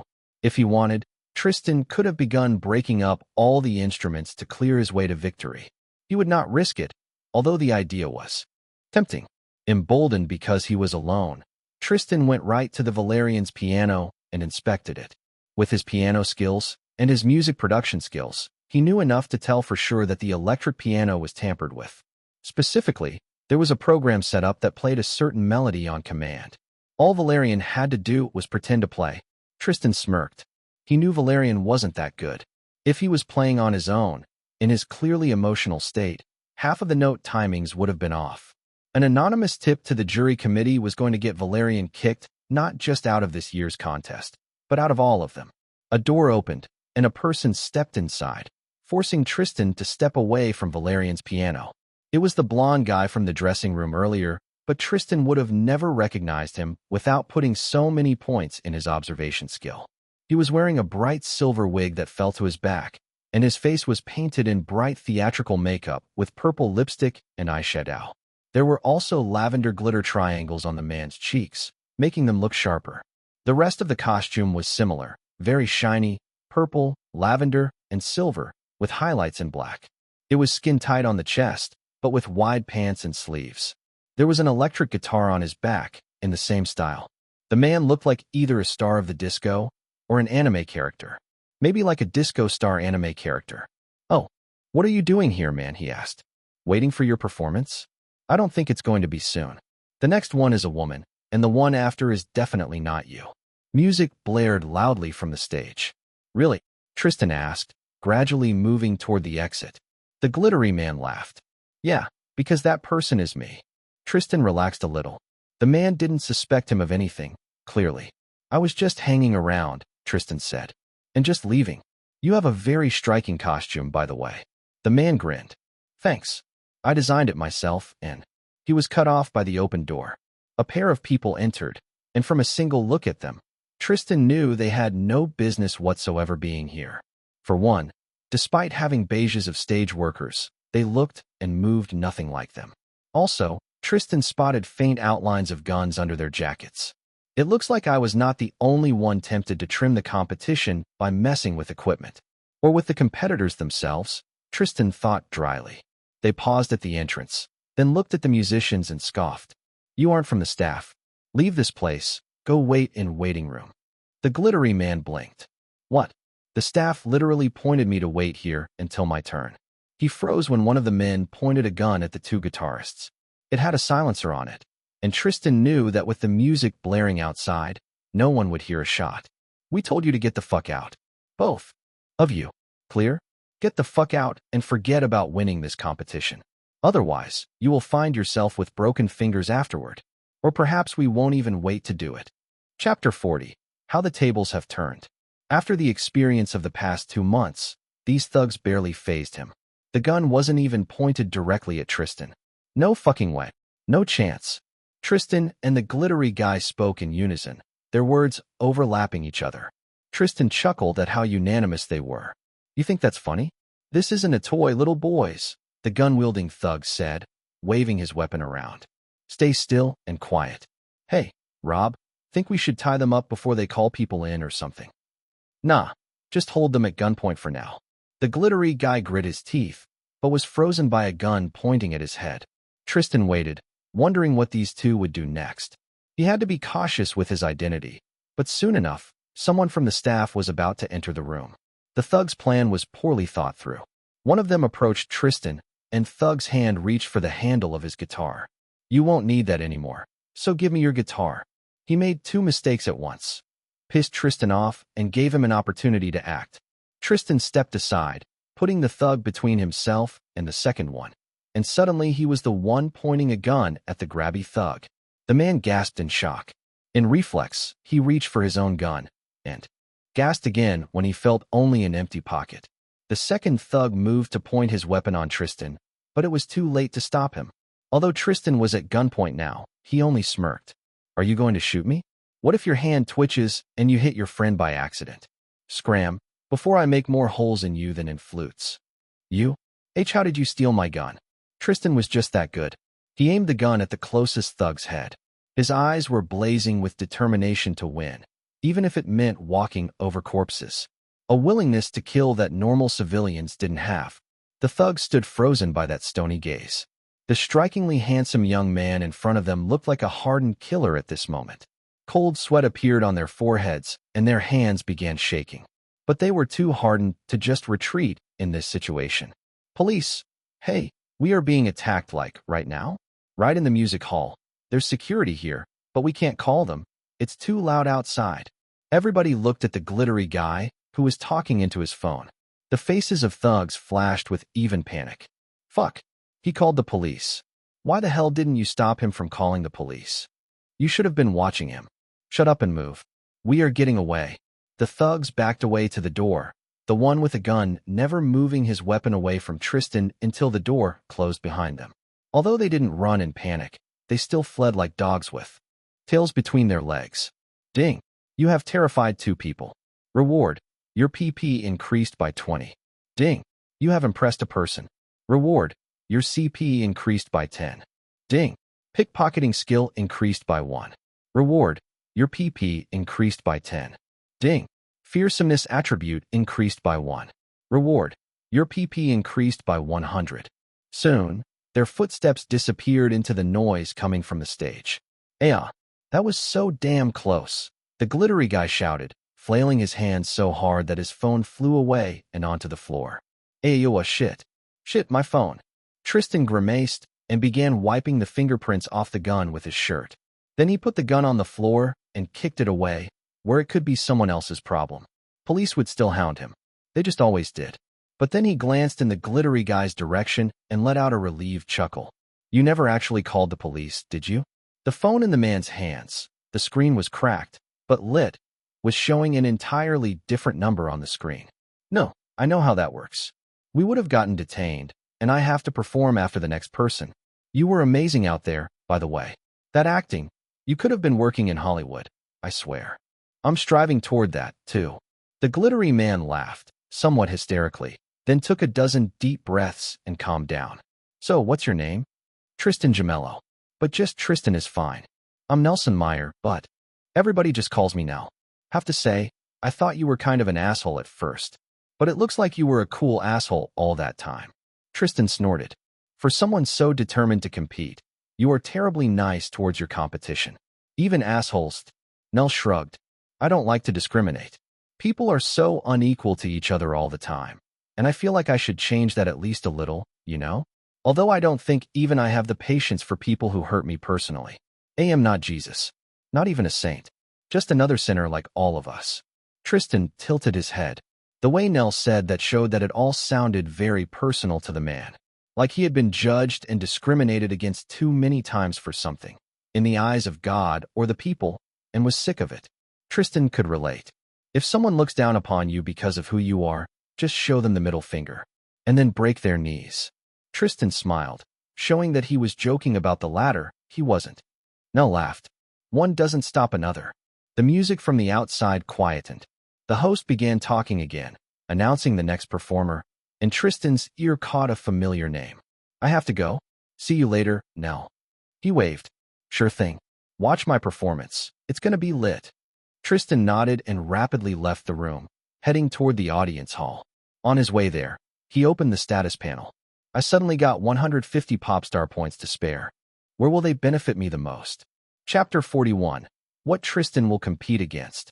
The audience hall was full, but there was a spot for Tristan to stand near the wall, from where he had a good view of the stage. Tristan settled there and opened his status panel. Tristan Gemello, Tristan Hayes. Current identity, Popstar. Second identity, Criminal. Popstar rank, Vying Young Star. Criminal rank, Rook. Popstar points, 150. Criminal points, 2,690. Attributes smiley face. Appearance, 80. Charisma, 40. Fearsomeness, 44. Strength, 222. Dexterity, 227. Toughness, 144.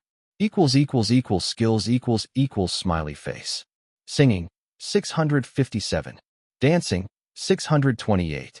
Playing guitar, 794. Music theory, 279. Music production, 521. Acting, 412. Songwriting, 532. Voice control, 408. Stage presence, 159. Playing piano, 801. Video editing, 217. Styling, 506. Sneaking, 843. Close quarters combat, 1023. Observation, 907. Driving, 116. Pickpocketing, 533. Firearms shooting, 611. Athletics, 219. Talents smiley face. Clark Kent effect, sleepless. All his relevant skills were high. His stats, though, Tristan frowned. 15 extra points in charisma will definitely help me woo the judges. He made his decision and tapped the buttons. Ding! Charisma attribute increased from 40 to 55. He finished just in time to see the next performer come out on stage to the applause of the audience. Jane Greenpaul, another person on Tristan's revenge list. She stepped out on stage and smiled at the audience and the jury, showing pearl-white teeth. With her doll-like features and an hourglass figure, Jane was a picture of traditional beauty. Smile while you can, shallow bitch. Tristan thought. Jane was clueless about his anger. I'm so happy to perform here tonight, she said into the microphone. Thanks to this contest, my songs will reach the hearts of more people. As a singer, I can't ask for more. So this song is called For Your Heart. With this, slow music started playing from the speakers. Tristan knew perfectly well that Jane didn't like playing instruments and was barely passable for any of them. Neither could she hope to dance in her long blue dress. However, even through his bitterness, Tristan had to admit that she was an excellent singer. Jane's voice was powerful, high, and gentle. It flew over the audience like a golden thread that tied people's attention firmly to Jane's eyes. Your eyes meet mine in the crowd, and my heartbeat becomes so loud. She looked at the audience and smiled again with love in her eyes. It was a smile directed at no one in particular, but at the same time, Jane made it look like she was smiling at everyone in the audience at once. Although Tristan was at the very edge of the audience hall, he felt like Jane was glancing at him from the corner of her eyes.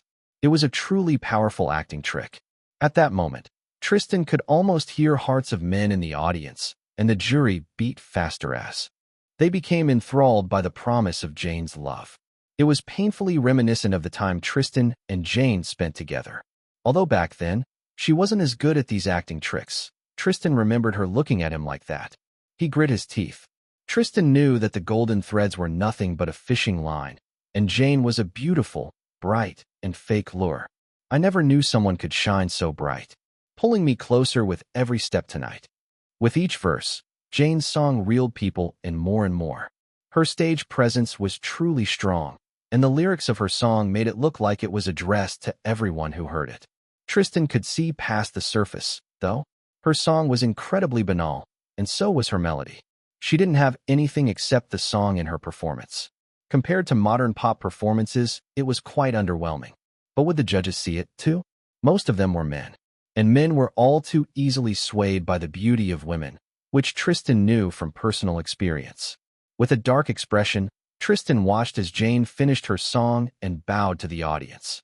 The audience followed her leave from the stage with overwhelming applause, and a few judges, with dreamy looks. The host stepped on the stage again, and the next competitor is from much humbler origins than Ms. Greenpaul. A simple village boy, he went to the big city in search of success and fame.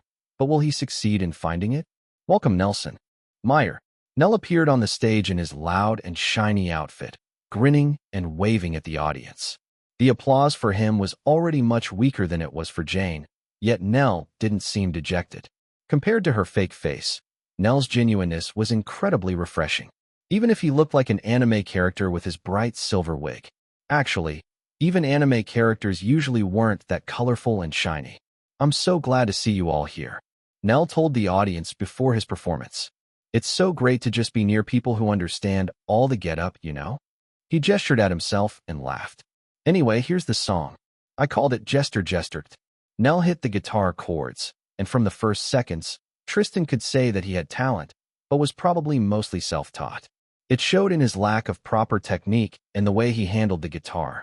Normally, this would be something to look down at, but somehow, Nell made it work.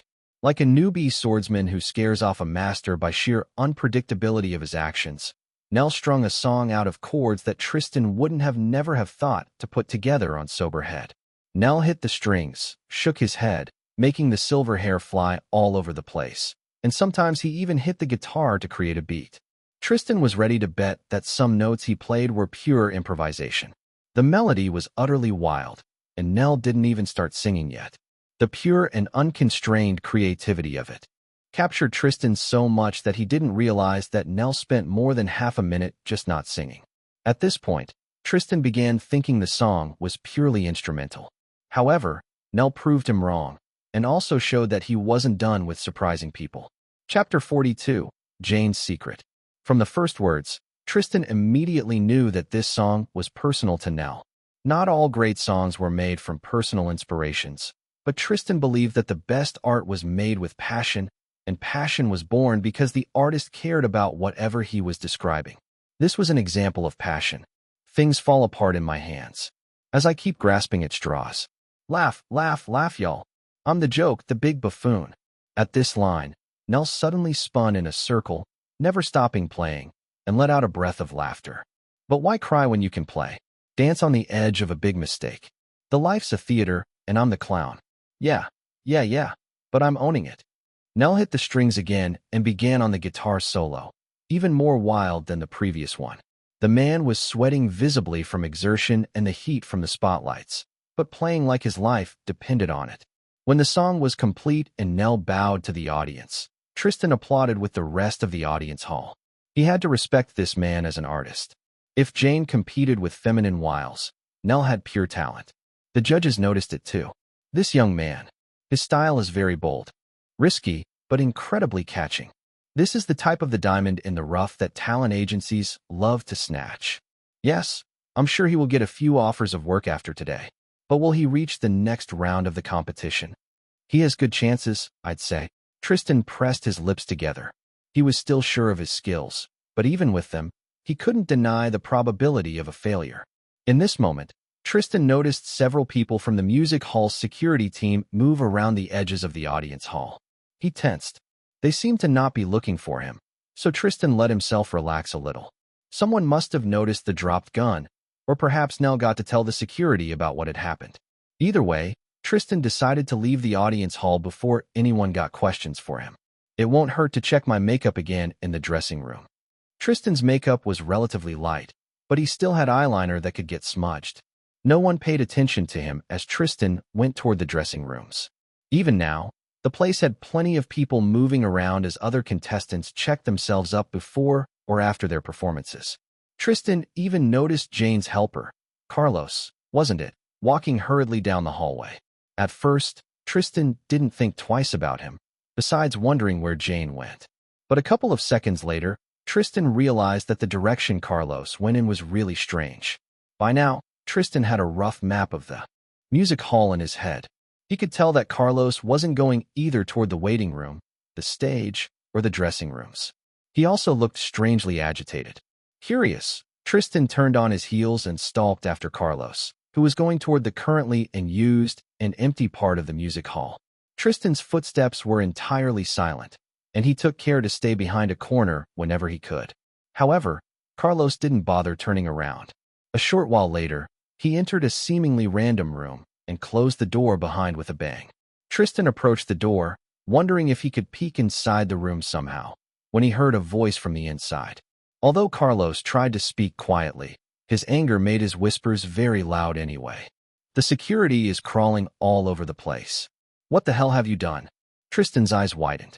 He hurriedly pulled out his phone and set it to record the sound, hoping that the microphone would catch the conversation from the other side. After whatever reply from the other side, Carlos continued ranting. You had one job, and you couldn't even do that right. I swear, if Ms. Greenpaul doesn't win this round, both of you will. How do you mafia people say it? Feed the fishes? Swim in concrete shoes? Another pause. Forget it. Just get the hell out before you implicate us. And I don't care what you call yourselves. I pay you, so I can call you whatever I want. After one more pause, Tristan heard a sound of footsteps. Carlos finished talking and was about to leave the room. Tristan froze, looking around for cover.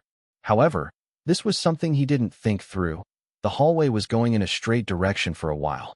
The nearest corner and the nearest other door were too far to reach in time. At that moment, Tristan dove for the only cover remaining and froze there, absolutely silent and unmoving. Carlos pushed the door open with irritation and stomped outside. Still oblivious to anyone's presence, he went back toward the stage. When his footsteps disappeared in the distance, Tristan let out a breath of relief and stepped from his cover. Ding! Sneaking skill increased by 1. Reward: your PP increased by 10. Ding! Observation skill increased by 1. Reward: your PP increased by 10. That cover was just the other side of the door that Carlos had pushed open. Out in the open, he was immediately assaulted by a pair of notifications, which Tristan habitually dismissed. That was fucking close. Did I get anything good from it, at least? Tristan checked his phone recording. Although his phone was cheap, the hallway was pretty quiet, and the voice carried. Besides, Tristan had it pressed right into the door. To his relief, it was actually possible to discern Carlos' words, if barely. Tristan smirked. Jane is so unsure of herself that she hires thugs to thin the competition? How pathetic.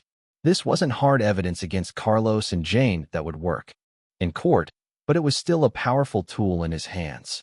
However, Tristan didn't have the time to use it just yet. He went toward the dressing rooms. By Tristan's estimate, his own performance was going to begin in half an hour or so. He didn't have all the time in the world to waste. Chapter 43. Tristan awes everyone, and I mean everyone. When a staff member ushered Tristan toward the stage, he was ready. A bit anxious, but no one had to see it.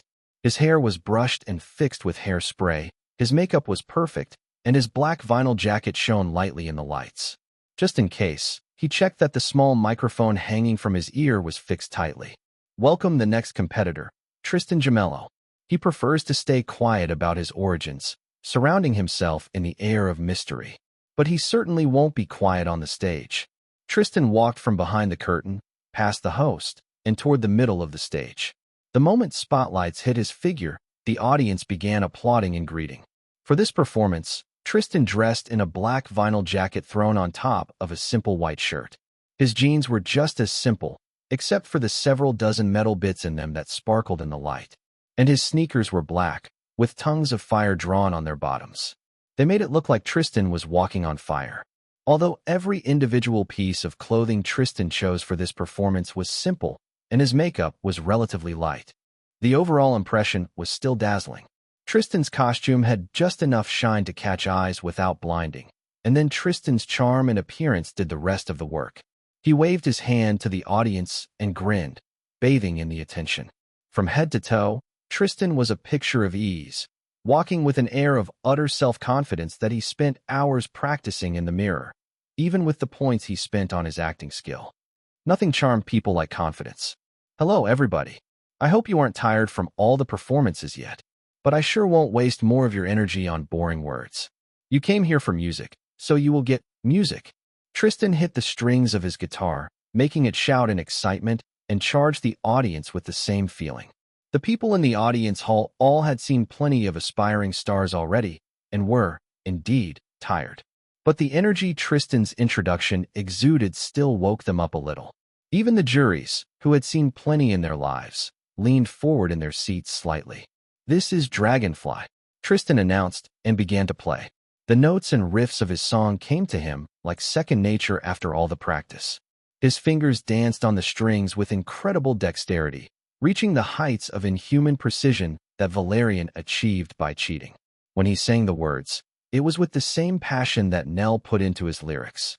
It was the passion that came from the heart and showed in the way Tristan moved around the stage in the rhythm of his own music.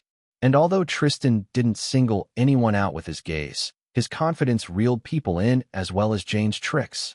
It was a confidence Tristan projected with his every movement and action. In all centuries of history, people always followed confident leaders, prophets, kings, anyone who could give them the direction and confidence they lacked. Tristan's appearance told to anyone that he was going to do whatever he wanted, and nothing and no one could sway him off his path. People in the audience were breathless as they watched Tristan's performance. The judges watched with widened eyes. And then the first chorus verse came, and Tristan began dancing in earnest.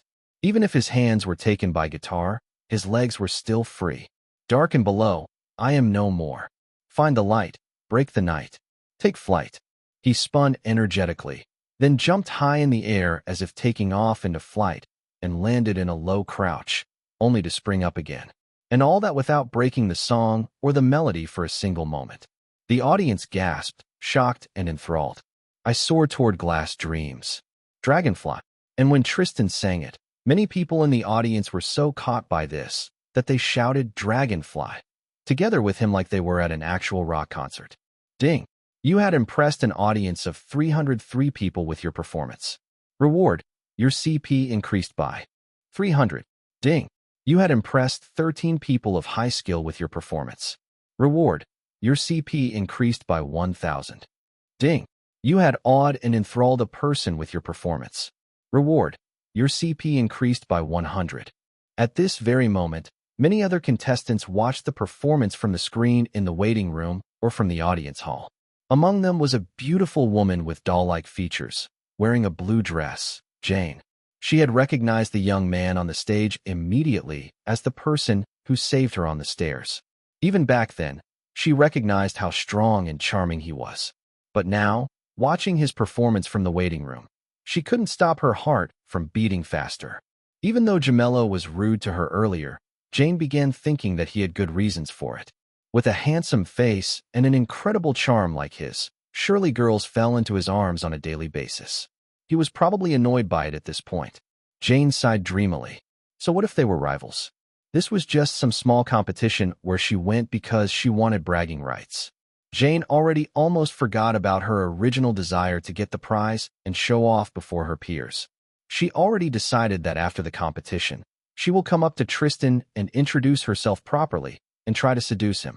In her mind, after he saw her performance that bewitched many men in the past, there was no way for him to ignore her like before.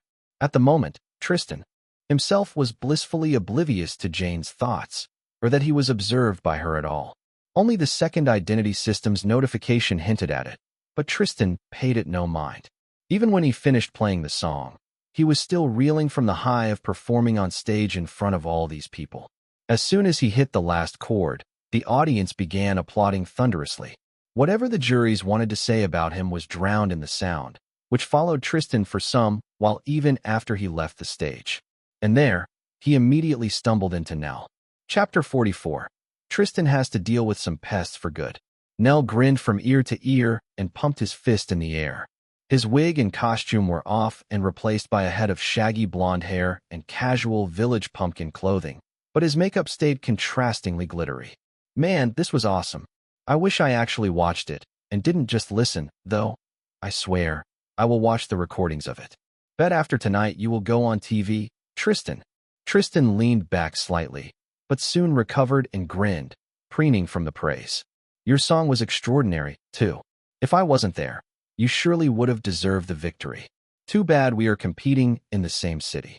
Nell laughed at Tristan's humor, making Tristan laugh together, and pulled Tristan away from the stage and toward a quieter hallway. When he turned toward Tristan again, he was as serious as a rock. It's a wonder California didn't sink under the weight of your smugness yet. But I didn't come here to just congratulate you. Well, that too, but ugh. Listen, I saw these two again. Tristan frowned. It clicked a moment later. The thugs. They are still here? The security's been up on their ears even if performances went as usual. Nell nodded. Well, after all that, I didn't want to hang around. The award ceremony is tomorrow anyway. But as soon as I went to the parking lot, there they were, just hanging around like nothing was wrong in the world. Jesus. They didn't notice you? No, thank God. Maybe they wouldn't have recognized me if not for the makeup. I was too lazy to take that off, too. Anyway, Tristan, you can't leave through there. That's what I came to tell you. We have to avoid them somehow. Maybe even actually call the police. Tristan nodded. The warning is appreciated, he said with deep honesty. Nell wasn't obliged to help him.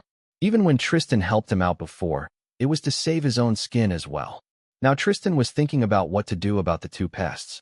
He could change identities and walk out calmly. He even had a change of clothing fitting his Hayes identity. However, after Nell's effort to warn Tristan, he couldn't just leave him on his own. Don't call the police. If they don't see the thugs pointing guns at us, I bet these two will slip away. They look like the type who knows how to. If they weren't ready for risks, they wouldn't have stayed around for so long, waiting to deal with witnesses. Then what are we going to do? Nell asked.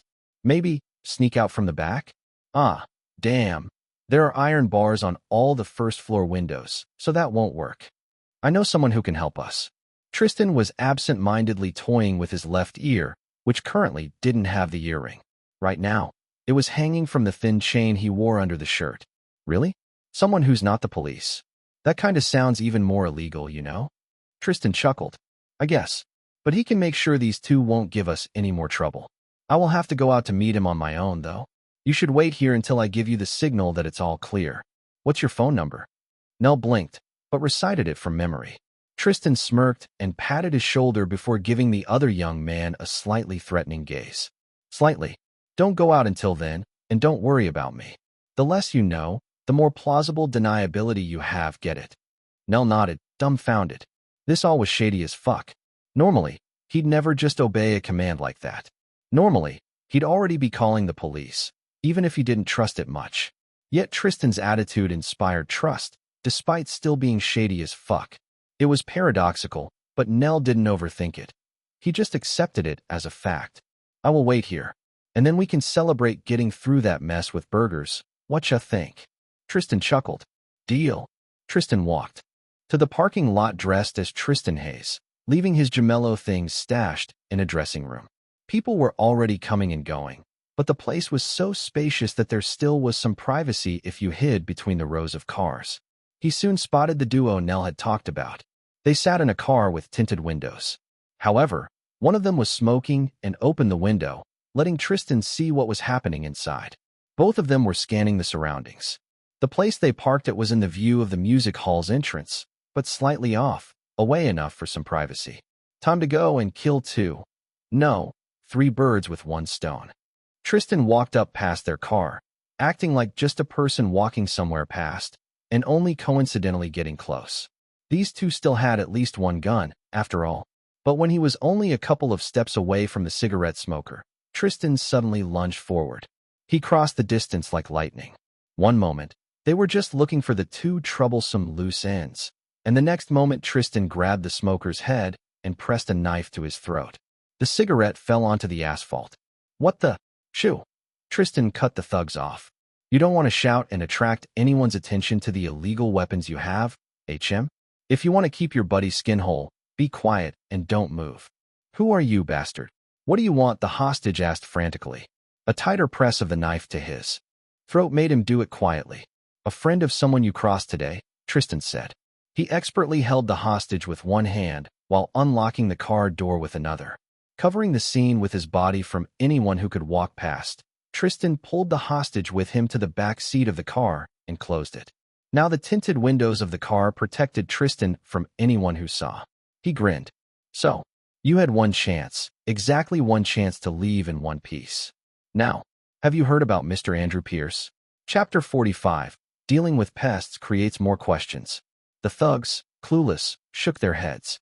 By this point, Tristan was almost sure that they were either lowest-ranked gangsters or independent mercenaries, not someone with enough reach to know people like Pierce. It didn't matter. I just thought that after he gave me a day off like that, I could bring him a souvenir after all. It's not like anyone will miss you too. Huh? The thug that Tristan held at knife point tried to sneakily reach for the gun in his jacket. Tristan moved faster, hitting his temple with the handle of his knife and knocking the man out. Ding! Close quarters combat skill increased by 1. Reward, your PP increased by 10. The man fell like a tree, and Tristan grinned. The other thug had pulled a gun. Of course they had spares, but didn't have the time to aim. Tristan was on him in an instant, reaching between the car seats and stabbing the knife into the man's right wrist. Tristan's other hand clamped over the man's mouth, muffling his cry of pain. Next thing, Tristan pulled out the knife and turned the thug around, slamming his face into the headboard with the crunch of a broken nose. Now he was bleeding over the car, and not on Tristan. Holding the thug down with one hand, Tristan pulled out a phone with another and began recording. Who sent you to threaten the singers? Why the fuck you HRK? Tristan pulled the knife out of the man's arm. The wound was so narrow, it barely bled. I'm asking the questions here. Who? Ding. You have terrified a person. Reward. Your PP increased by 10. P please. I will tell. I will tell. His name was Carlos Montfish. He's the bodyguard of that hot singer, Greenpaul. A bodyguard? Tristan raised his eyebrows. He thought Carlos was just some hired help. Jane acted this way, at least. Yes, I think. I don't know more. We were just hired to help her out. You know, push forward the right people. Fuckers should have not been so greedy and just paid the judges like everybody else does. Tristan scowled. I heard enough. The other thug began stirring in the back seat already. The concussion Tristan gave him was really mild. Now he stabbed the thug he held down at the back of the neck and upward, going for the brain. With a brief gasp, he went deathly still, and Tristan finished the other thug in the same manner. He checked his system notifications, then his clothes. There was some blood, but it was mostly unnoticeable. Tristan hesitated for a moment, then leaned over a thug and cut off his ear, wincing slightly when he saw how much grime was inside of it. He carefully wrapped it in a piece of one of their shirts so it wouldn't bleed all over and stuffed the trophy in his pocket. Pierce was a sicko, but if this will give Tristan more favor with him, it was worth a small bother. Finally, he cleaned up and hid the knife, then left the car, brushing the door handles with his sleeve just in case. It would probably be a while before anyone noticed the bodies inside, and Tristan doubted the cops will look hard into this all after they realize who the killed men were. Outside, people stayed as unaware of the double murder inside of it as before. Smiling softly to himself, Tristan went back to the music hall, typing a message from his Gemello phone on the go. No, that's Tristan. The coast is clear. You can wait outside. I will be back in 30 m or so. The reply was almost immediate. Thank God. Be there as soon as I can. Back in the music hall, Jane looked around the emptying audience hall in frustration. The contestants weren't forced to stay until all the performances were over, but she didn't see Gemello leave at all. Now she had looked around the waiting room and the audience hall and would have peeked into the men's dressing rooms if it wasn't so desperate and creepy. Really, people usually looked for her, not the other way around. But Jane wanted to see Gemello and talk to him, and she wanted it now, just like she wanted most other things. Carlos approached her side. He was frowning over something, but Jane didn't care about his mood. Ms. Greenpaul, everybody is leaving. We should return home, too. Your parents will be eager to hear about your performance. Jane huffed and glared at him. He was just a hired servant in their family house, whom her father ordered to help Jane when she declared wanting to perform in the contest. Although Jane knew Carlos for a while, she never liked him much. There was something off about him. So what? They can wait. Don't hurry me. She looked around the audience hall once again and suppressed a sigh. With reluctance, Jane began walking toward the exit. When we get home, I want my golden dress prepared for tomorrow's reward ceremony. Got it. Yes, Ms. Greenpaul. Everybody is required to come to the award ceremony. I will definitely see Tristan there, Jane thought dreamily.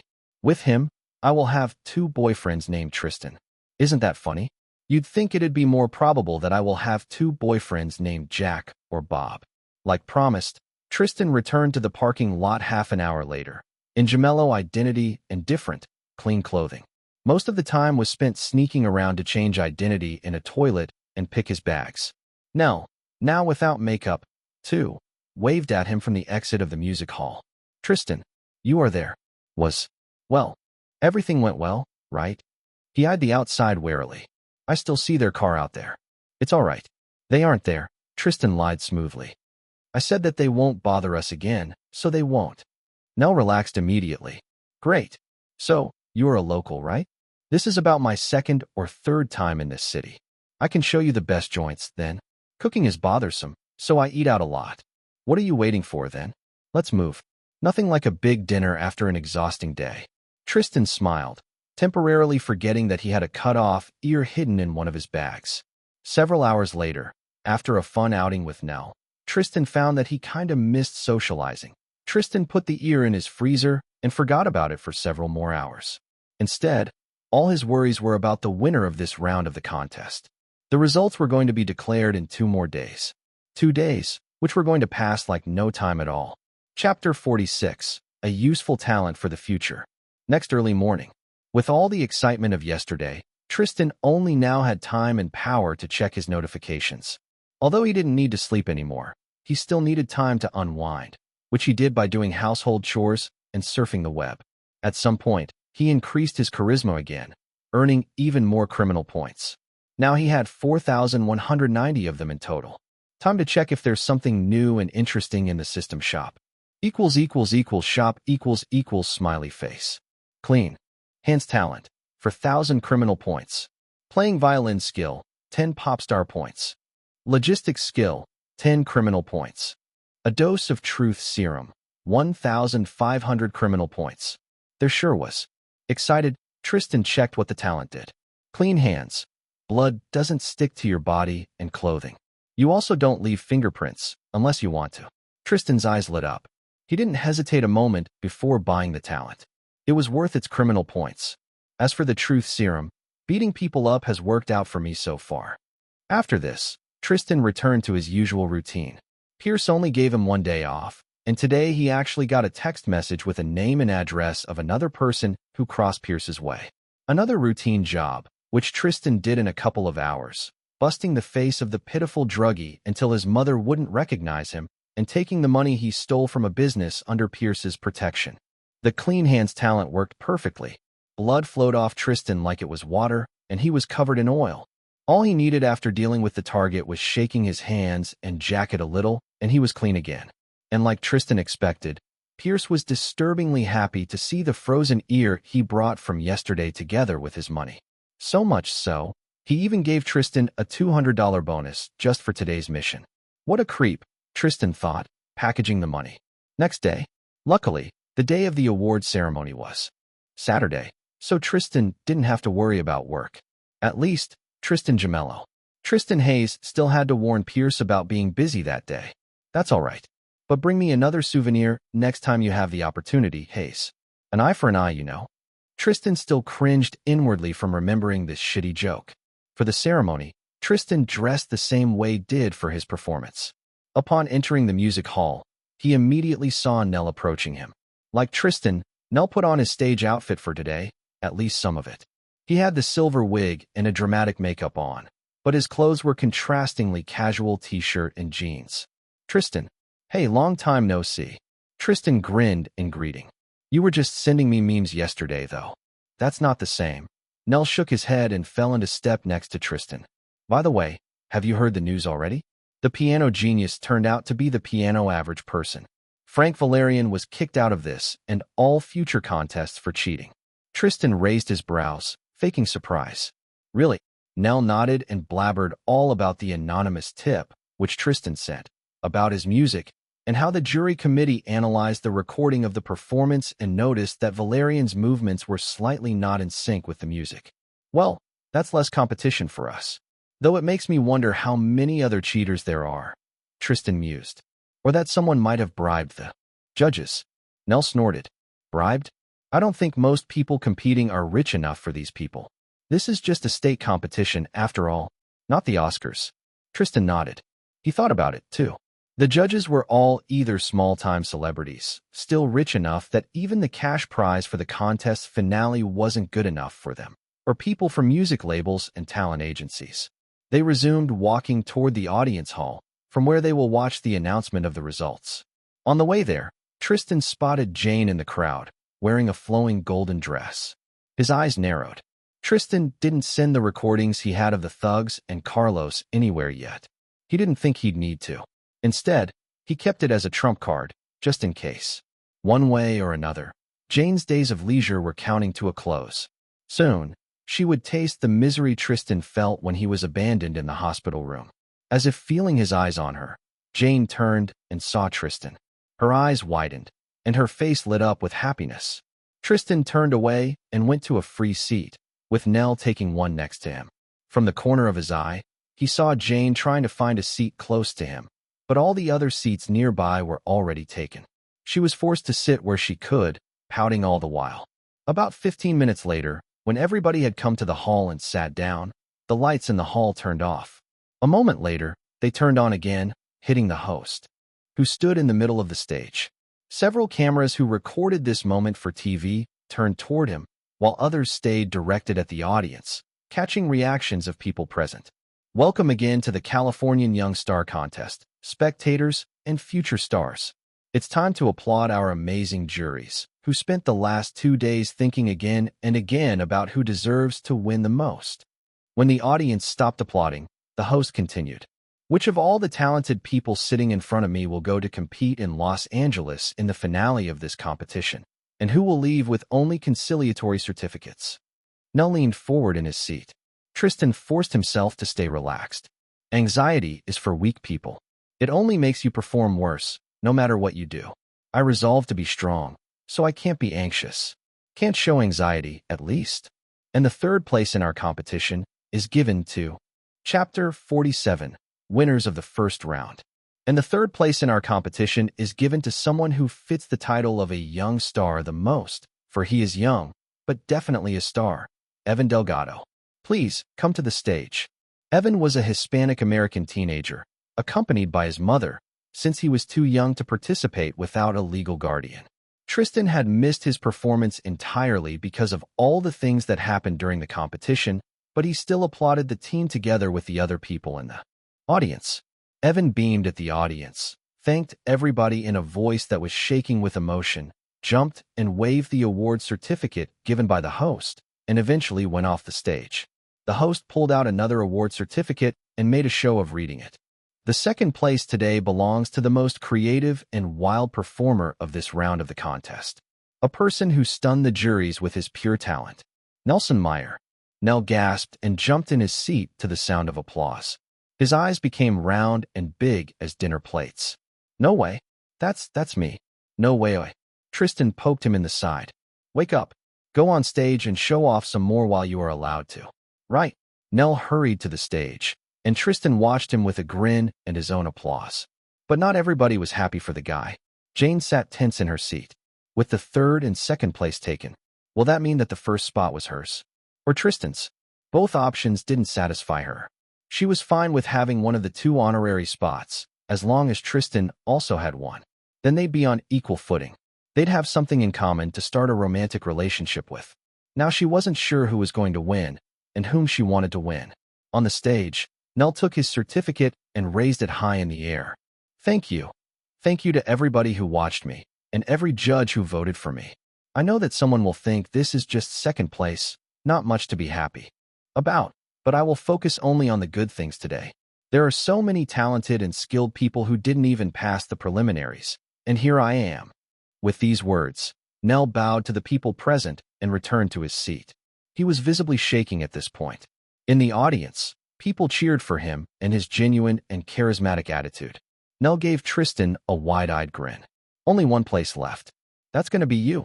I'm sure. We will be next place buddies. Tristan nodded. Sure. Although his posture stayed relaxed, he curled his toes in his shoes in nervous anticipation. Jane still could win. Or even someone else. There were other notable performances beyond just Tristan's, Nell's, Jane's, and Valerian's. And the first place in the first round of this city's Californian Young Star competition belongs to someone who embodies every talent a future star needs.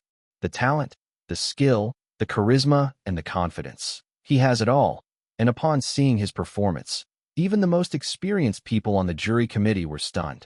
Please, come up to the stage. Tristan Gemello.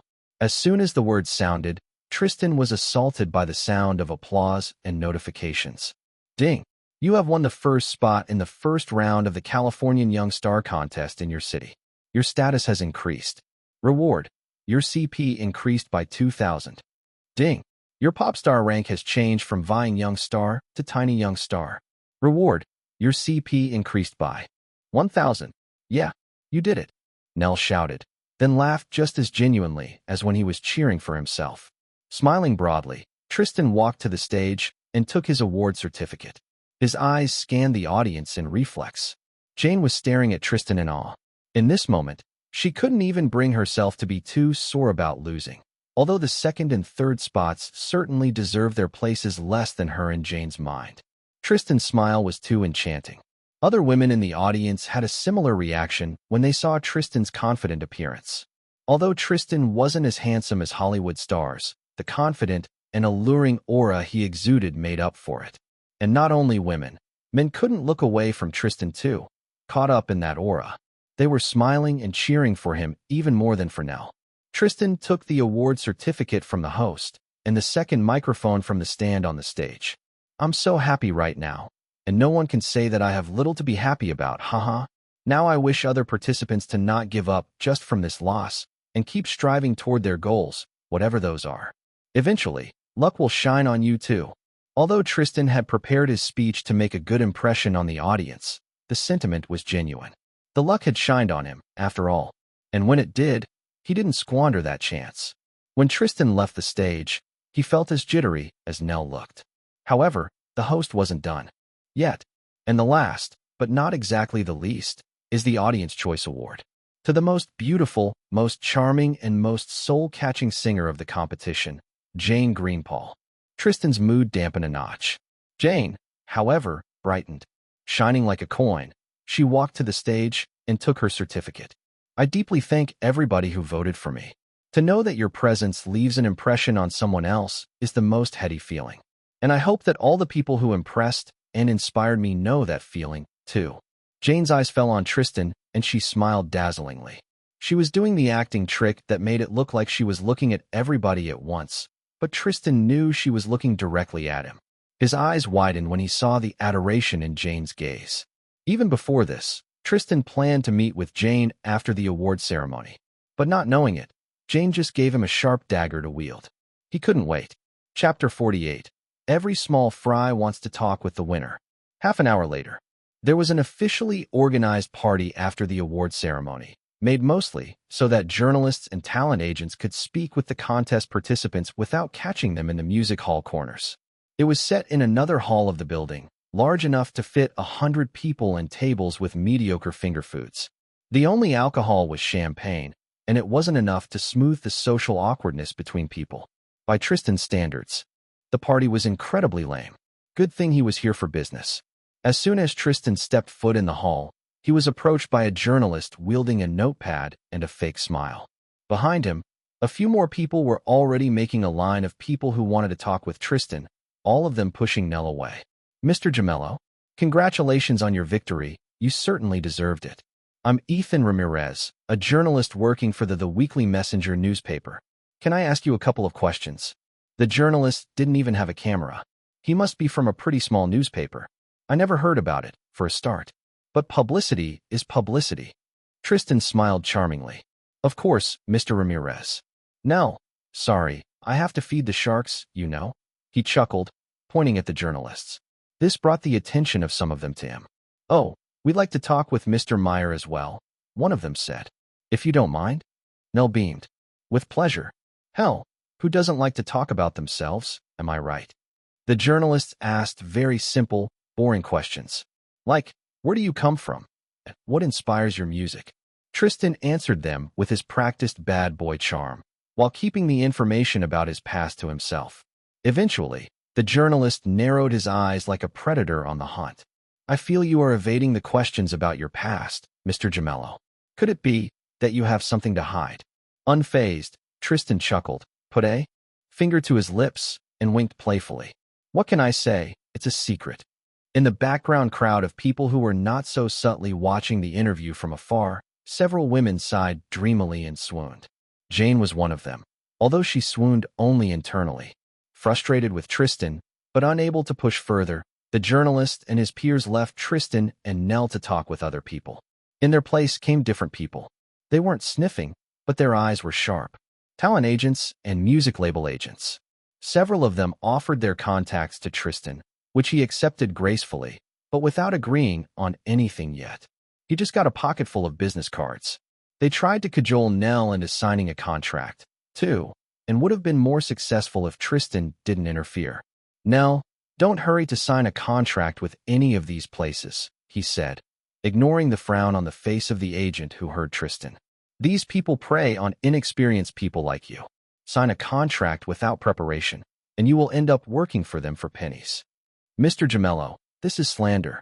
Maybe some talent agencies have an unsavory reputation like this, but Shining Artist Agency treats all their artists fairly. Tristan carefully studied the man, picking at the slightest signs of lies. The trembling of the man's eyelashes, the slight sheen of sweat on his temples, the twitch of his fingers. He was very skilled in saying that lie. Tristan half shrugged and smirked, saying nothing. Nell looked at him, then at the talent agent. Thank you for your offer, mister.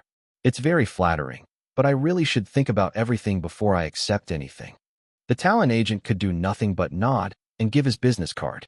After he left, Nell turned to Tristan. Thank you for the hint, man. He sighed. I was so excited that these people offered me a job. I have to accept it. That's why I came to this city in the first place. But I don't want to make a mistake in signing a wrong contract. You are so savvy in all this. I'm really lucky to have you helping me. Have you worked with a talent agency before, Tristan? No, but I know people who did. And I heard some stories. Anyway, can you cover for me a bit? Tristan gestured at some other people who visibly wanted to talk with him. These people were mostly other contestants, and not someone Tristan was interested in at the moment. Nell understood what he meant and grinned. Sure, man. Have a good time. With these words, Nell went to intercept anyone who wanted to chat with Tristan, while Tristan himself went to search for Jane. As expected, she didn't go far.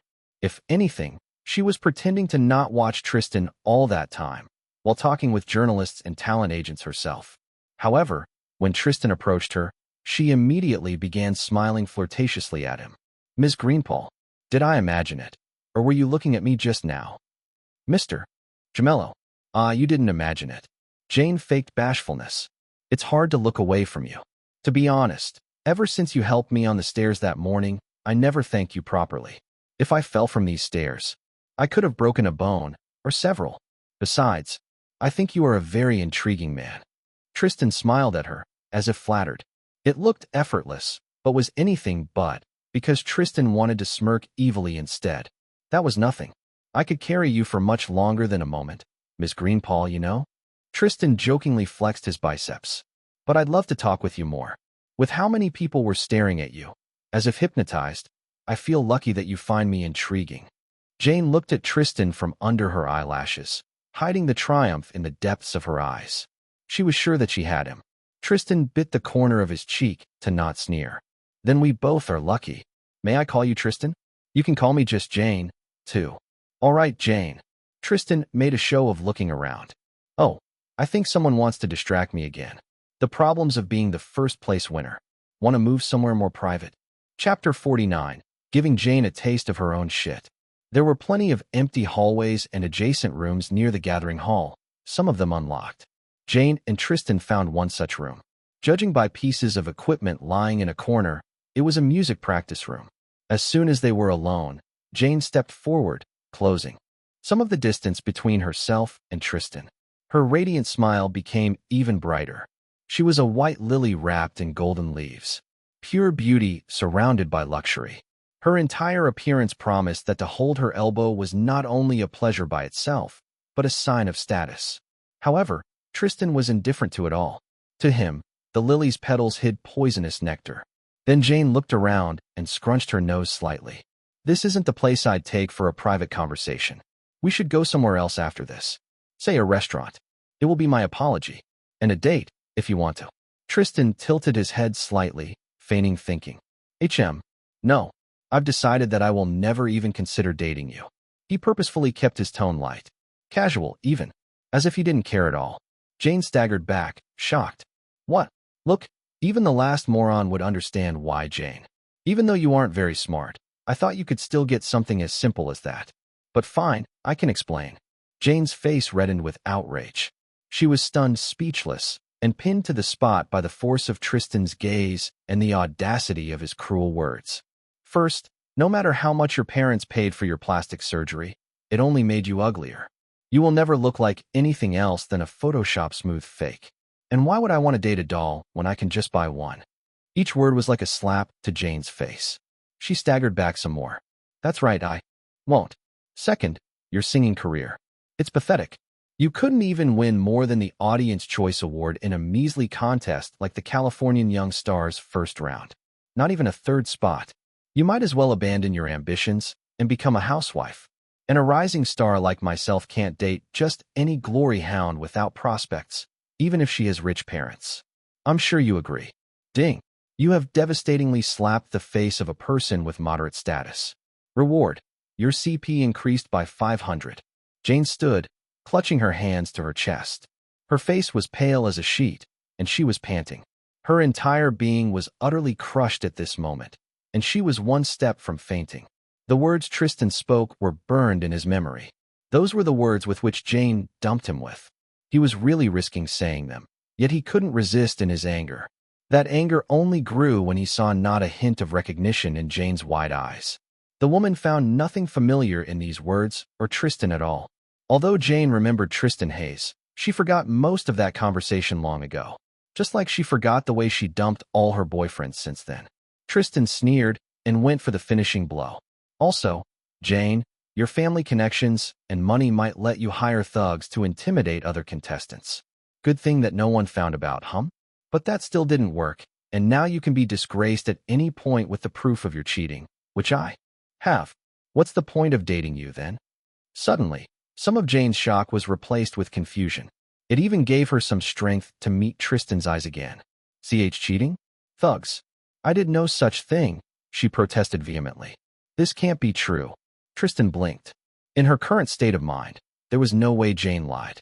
Even if she did, he'd pick up on it. She wasn't in the state to pretend. She was speaking the truth. Tristan's thoughts buzzed in his head. She doesn't know that Carlos hired the thugs. This could only mean that Carlos either did it of his own volition or was told by someone else. And I don't think a simple servant has money to hire people like these either way. No. Someone, Carlos or Carlos' boss, wanted to advance Jane through the contest without her knowledge. Huh. Interesting. Very interesting. Oh, you think so? Tristan asked Jane mockingly. Then why won't you listen to this? He pulled out his phone and played both recordings he made.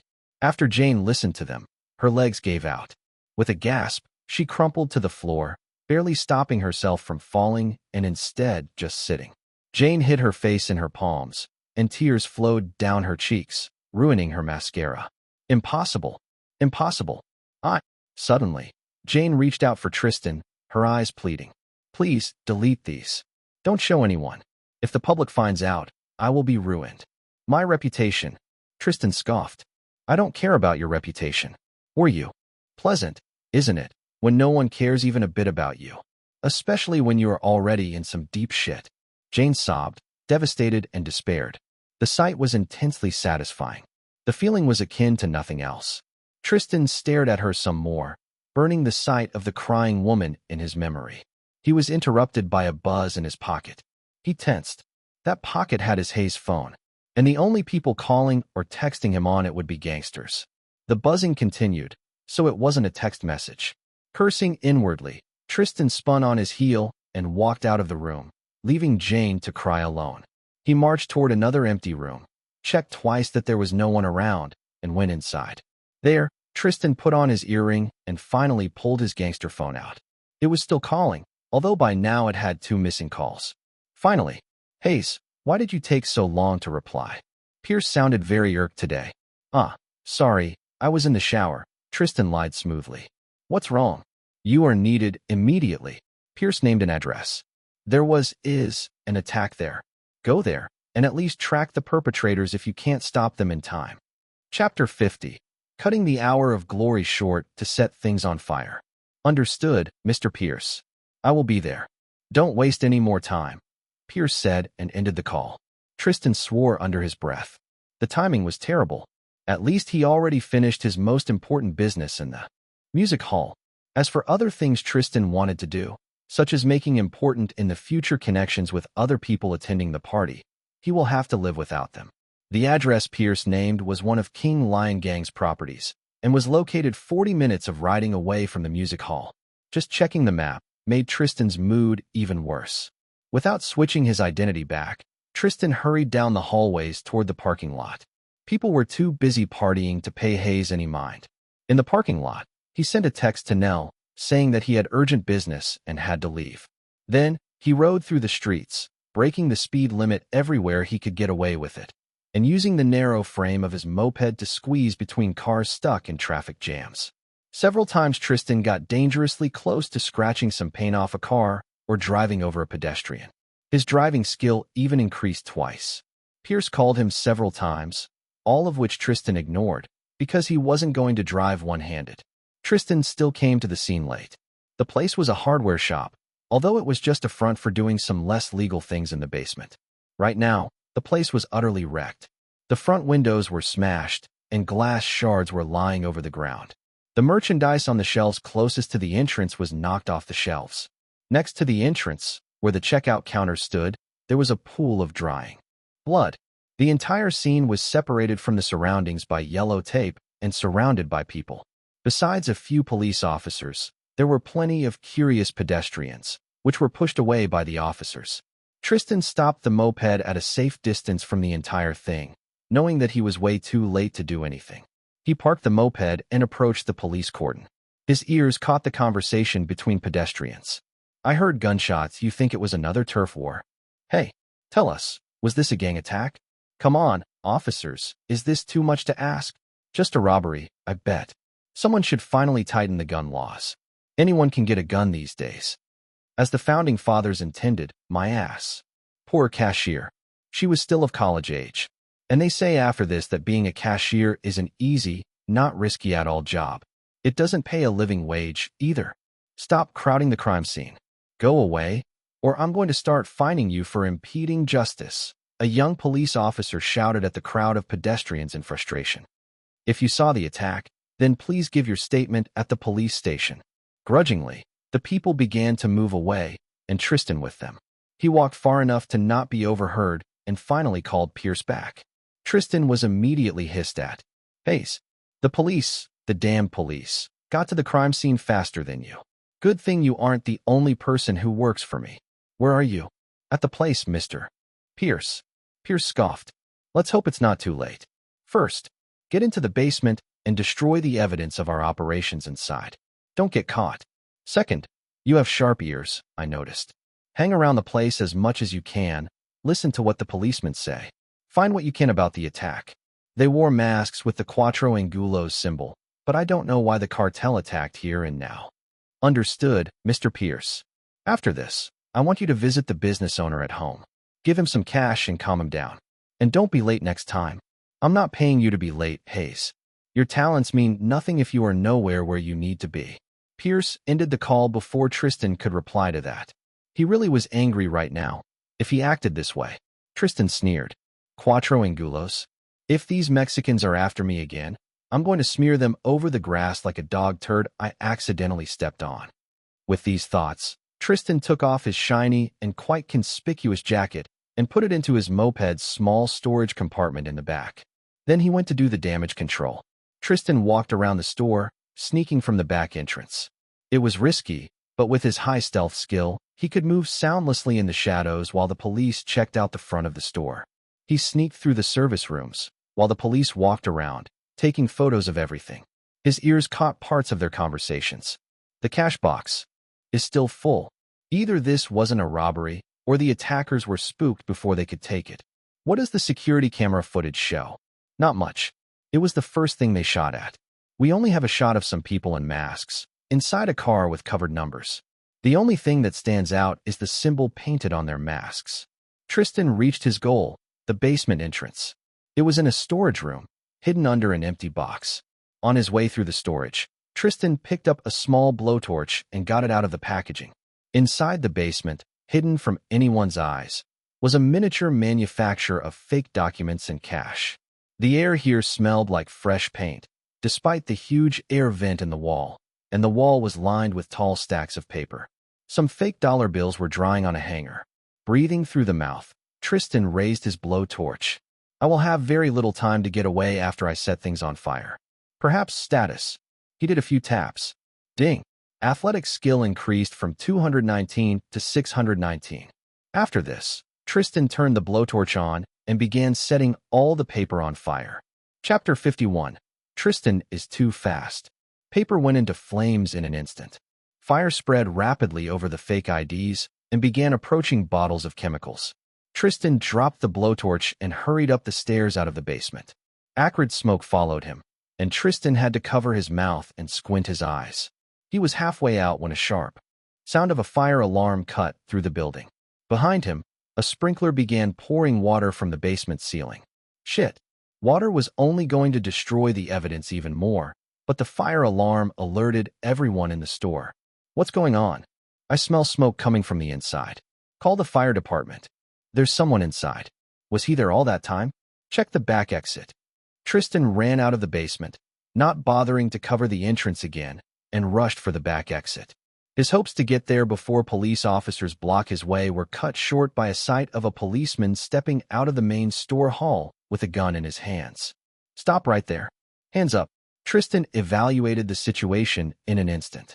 The officer wasn't blocking his way, but to get to the exit, Tristan will have to run through the man's line of sight for a second or two. This was enough time to catch a lethal dose of bullets in his back. Through the blaring of the fire alarm, it was impossible to hear the movements of other policemen, but Tristan knew they were approaching too. He didn't have the time. And I like that knife, Tristan thought, pulling the knife out of his pocket. It belonged to Evelyn at some point. Besides just being a good knife, it had some sentimental value. But to save his skin, Tristan peeked out of the corner and threw it at the officer without hesitation. His aim was terrible, but the distance was only a few meters. The knife spun in the air, and the police officer gasped, reflexively raising his hands to cover his face and chest. Using this distraction, Tristan dashed down the hallway.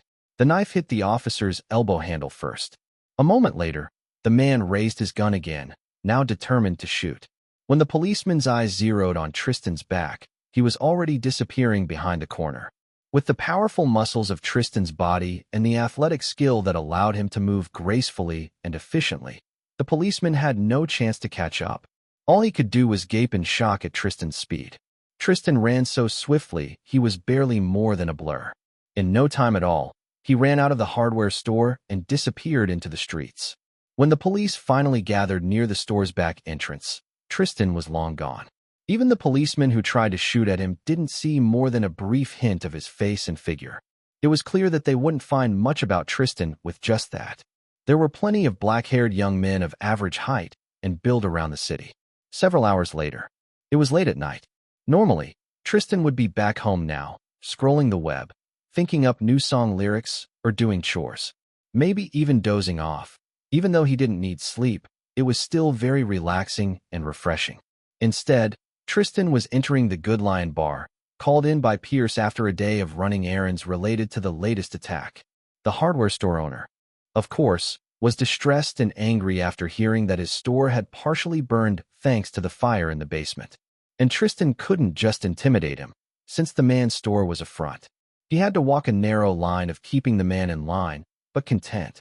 That exercise alone gave Tristan points in charisma, fearsomeness, and acting. Pierce was even less happy that the printing manufacturer had to be destroyed, and that police were aware of gang activity in the area. This meant they were going to dig deeper into King Lion Gang's business. Inside of Pierce's office, Tristan told him all he gathered from the various informants he was sent to contact. All things point that this was a deliberate provocation, Mr. Pierce, Tristan concluded, summarizing everything. Pierce glared at him over his glasses. I didn't ask your opinion, Hayes. You are far from the level of trust and respect at which your opinion matters at all. Tristan narrowed his eyes and folded his arms over his chest, not happy with such words at all. This wasn't the first time Pierce took out his anger at Tristan, but it was the first time it was so blatant. Asshole. He only pretends to be a painfully average person, but everybody who ever asked knows what kind of freak Andrew Pierce is. Enough for today. Go home, Hayes, rest, and be ready for an urgent call at any time from now on. If there will be another call, you will need to respond much more quickly. Take your phone in the shower if you need to.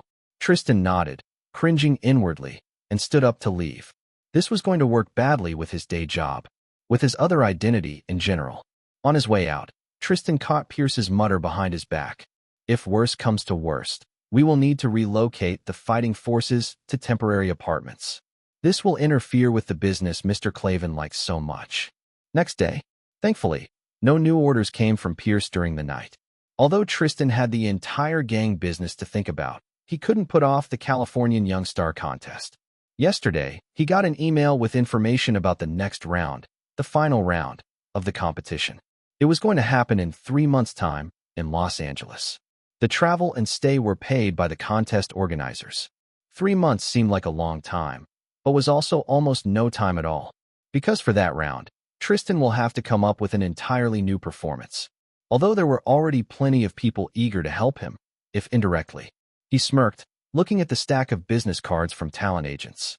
When Tristan talked with them, all of them expressed their desire to provide tools, room, and even songwriters for his next round in the contest. It's time to sign a contract with one of these sharks. But which one should I choose? Chapter 52, The Blackmail King. Tristan read the names of every talent agency and researched them online. There were half a dozen different places. Smaller agencies would give Tristan a better contract, but they had relatively fewer benefits. Bigger agencies could easily bring Tristan to the top of the charts, but it was really hard to get special treatment there. Tristan's research paused when he was researching the Golden Talent Group agency. It was a young, but ambitious agency, which didn't have a lot of stars working for it yet, but spent plenty of money on their promotion and was steadily climbing up in charts. It was hard to say yet whether its investments will pay off in the end, or the agency will go bankrupt first. What attracted Tristan's attention was the name of the CEO, James Garstian. He remembered that unusual surname, despite only meeting the man once. He was the businessman who made a deal with Leon Clavin. The investments Garstian used to push forth his agency were, at least partially, gang money. And Tristan actually got an invitation from his agency.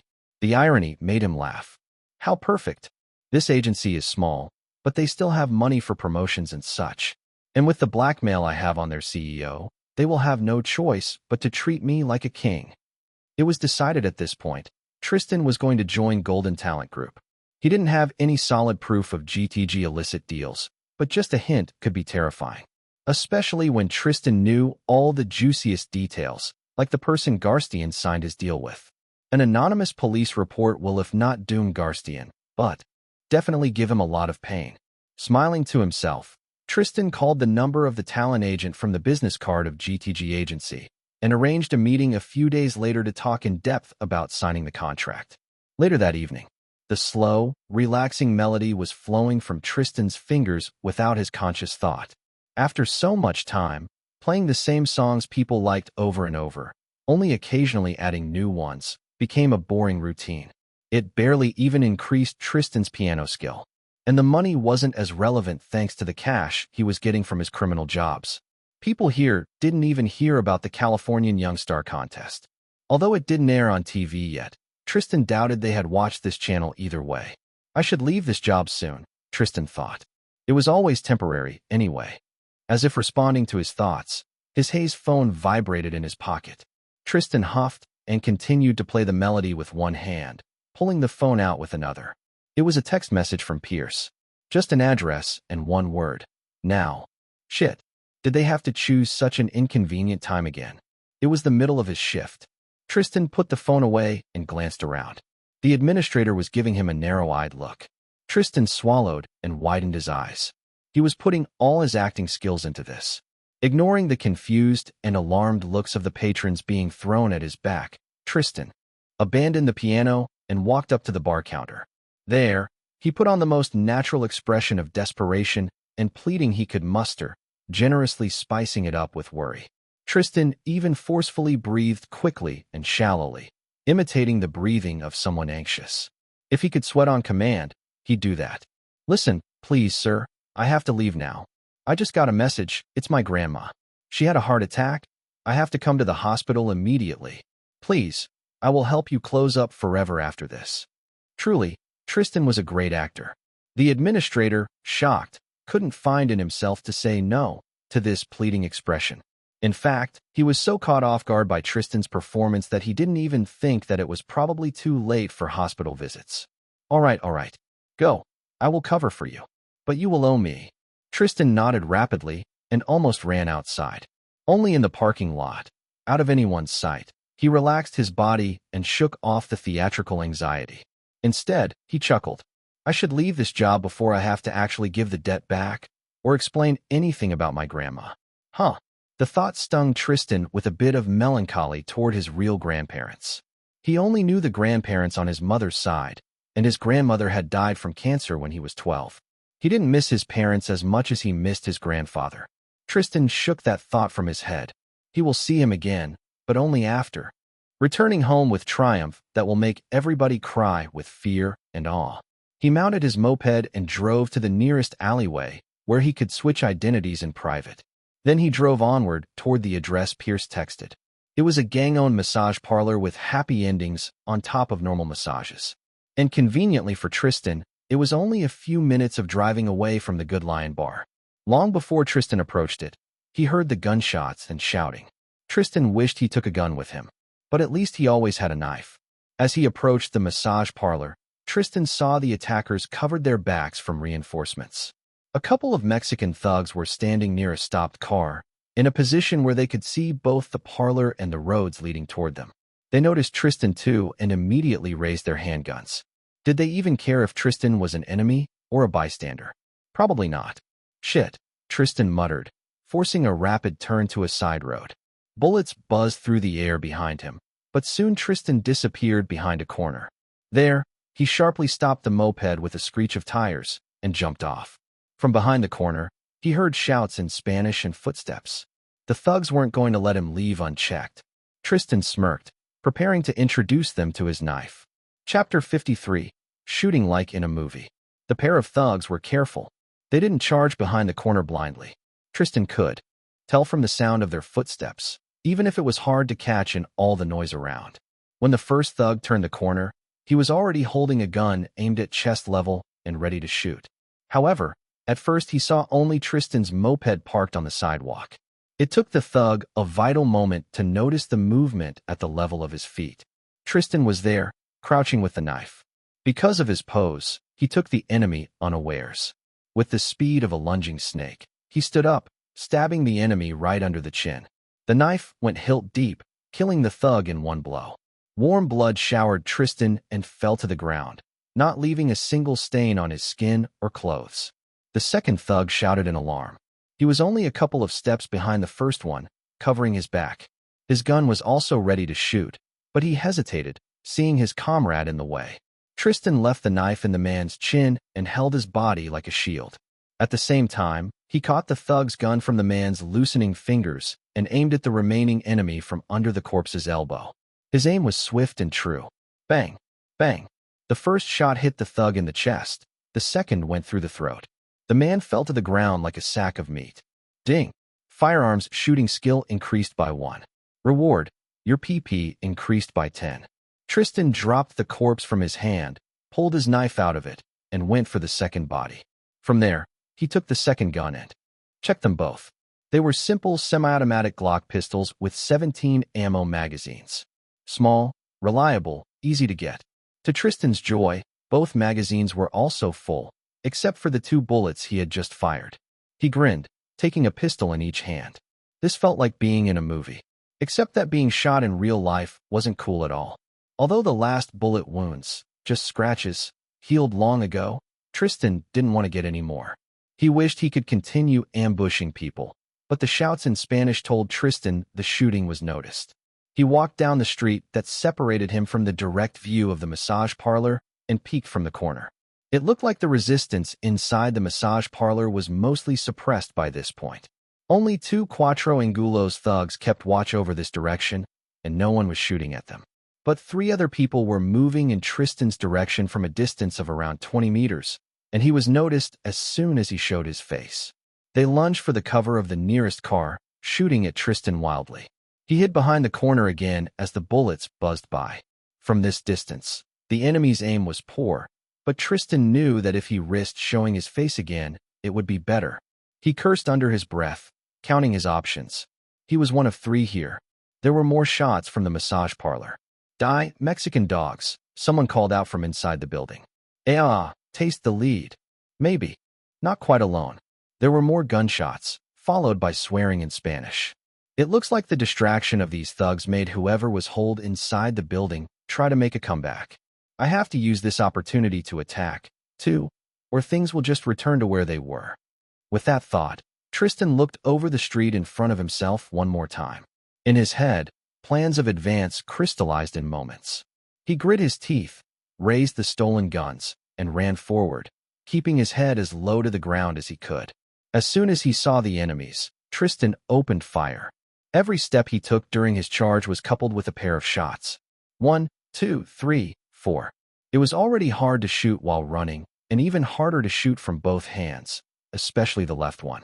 But despite all that, most of Tristan's bullets hit someone, even if not in a vital spot. The enemy shot back from behind their covers, trying to hit Tristan and not let him advance while they were being hit themselves. One bullet flew so close to Tristan's ear, he felt its heat on his skin. Another grazed his shoulder, leaving an ugly tear in Tristan's work shirt. But those were just lucky shots. Tristan ran too fast for the enemy to aim at him properly. In a blink of an eye, he reached his goal, a parked car, and hid behind it. And now, 2 out of 3 thugs were lying on the ground with bullet holes all over them. Ding! You have terrified a person. Reward: your PP increased by 10. Ding! Fearsomeness attribute increased by 1. Reward: your PP increased by 100. Ding! You have impressed a person of high skill. Reward: your PP increased by 500. Hell yeah! Show these bastards that you have the guts, shouted the same person from inside the parlor. Is this the guy I just impressed? His voice seems vaguely familiar. Tristan peeked out of his cover and saw that the last surviving thug that tried to attack him was pale-faced with fear. Although on his dark skin, it was hard to notice.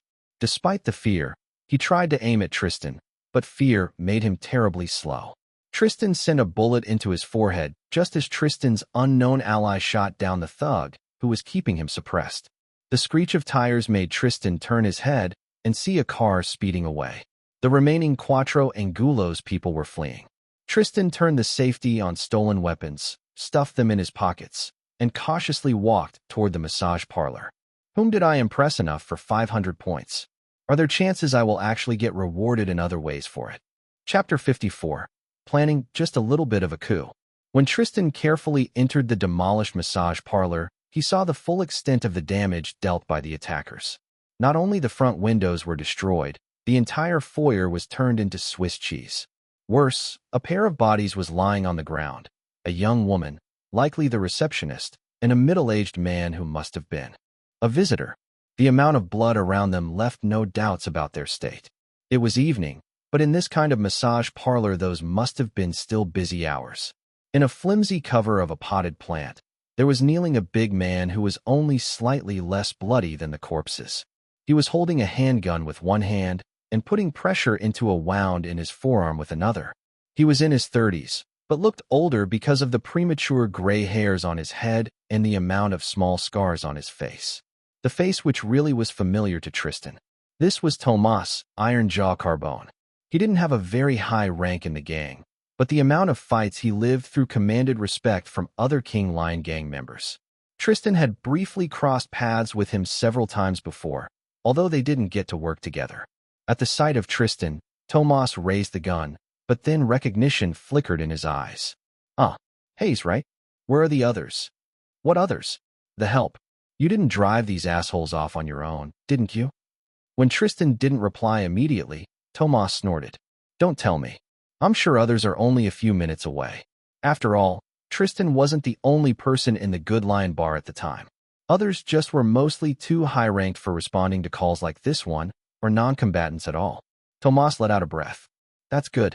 There are people in the back who need to see a doctor. Our girls. Mostly. Tristan, indeed, heard some scuttling from deeper in the building. He frowned. It was as good a time as ever to finally get a medicine skill. I'm going to help with what I can while the help isn't here, Tristan said. There has to be something to wrap wounds with. And you can tell what happened in the meantime. While Tristan said all that, he was already pulling out his phone and writing a brief text to Pierce. Just a few words. Got there, drove them off. He didn't respond, anyway.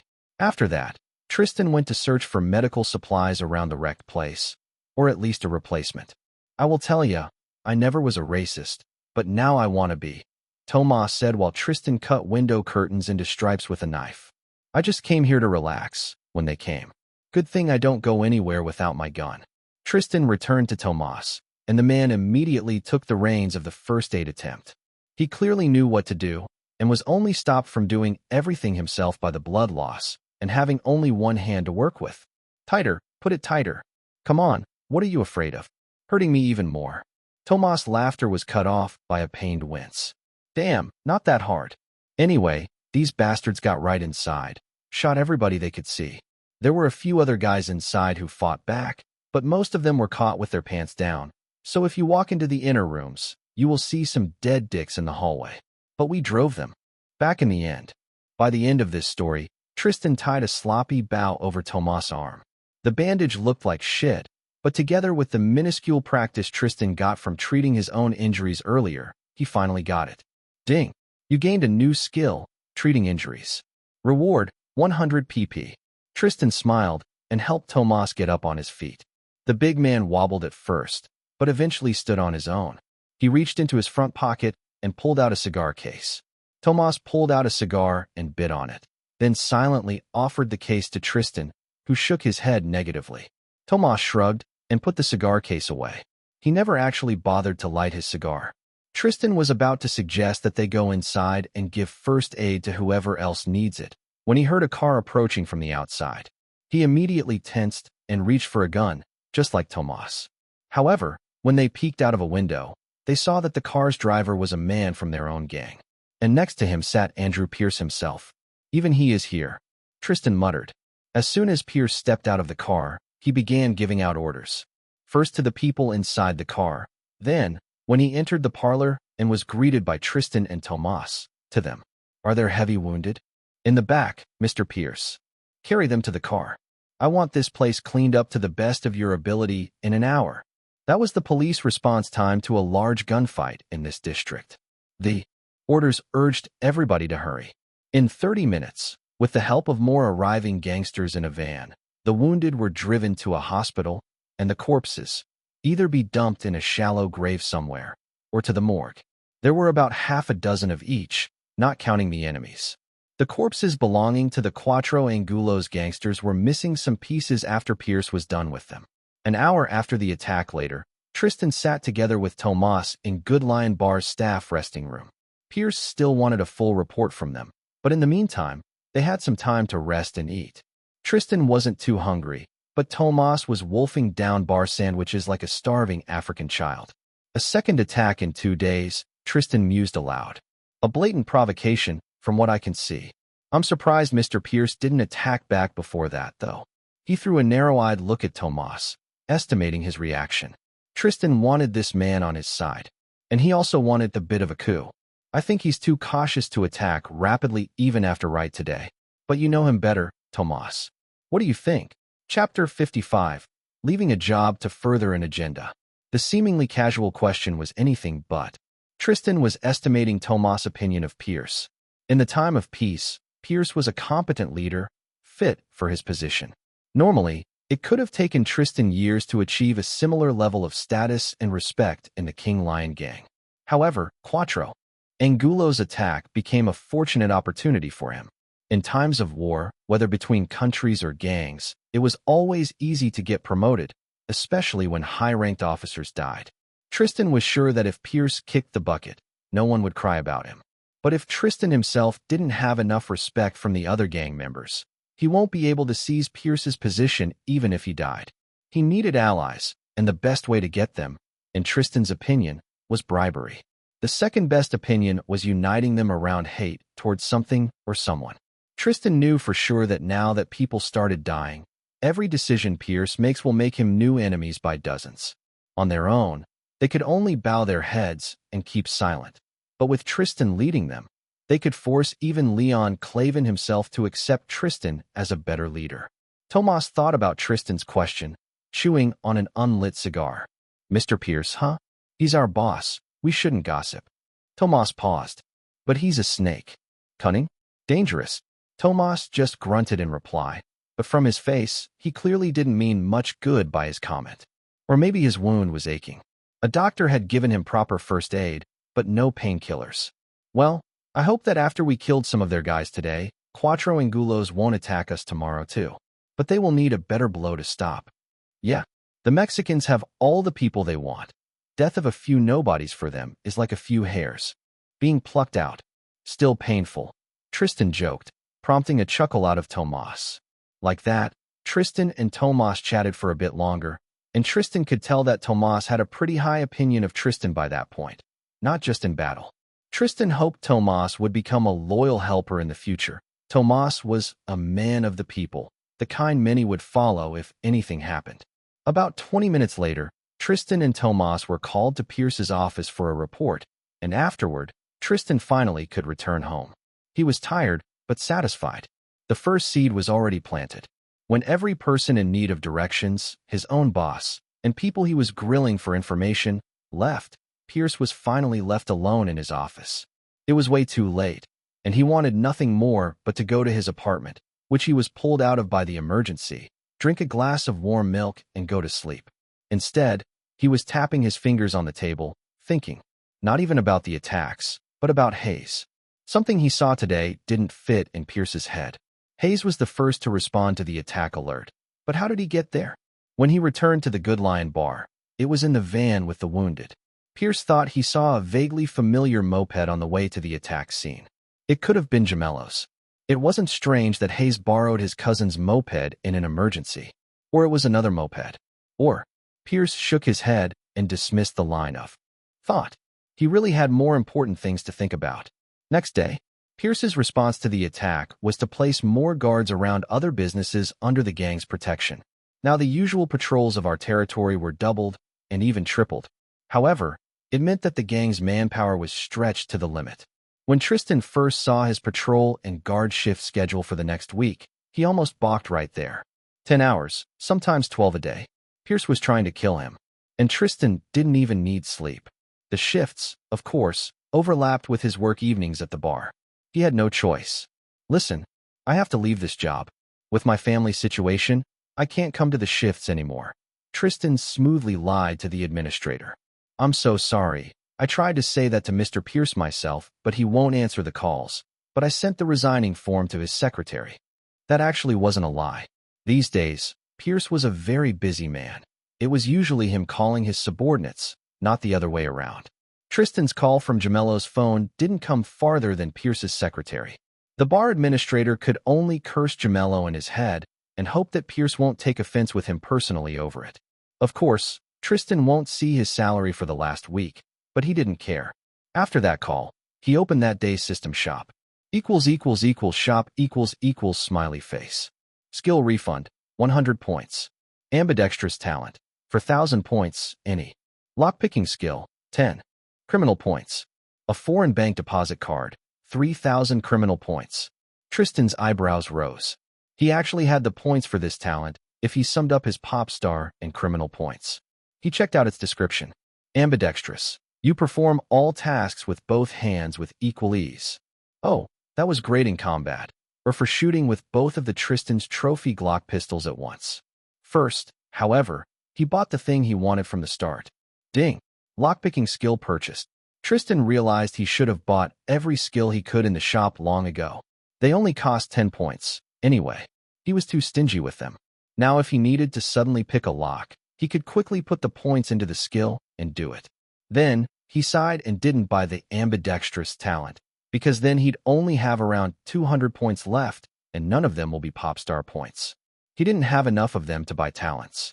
Instead, he put all his pop star points into charisma. Ding!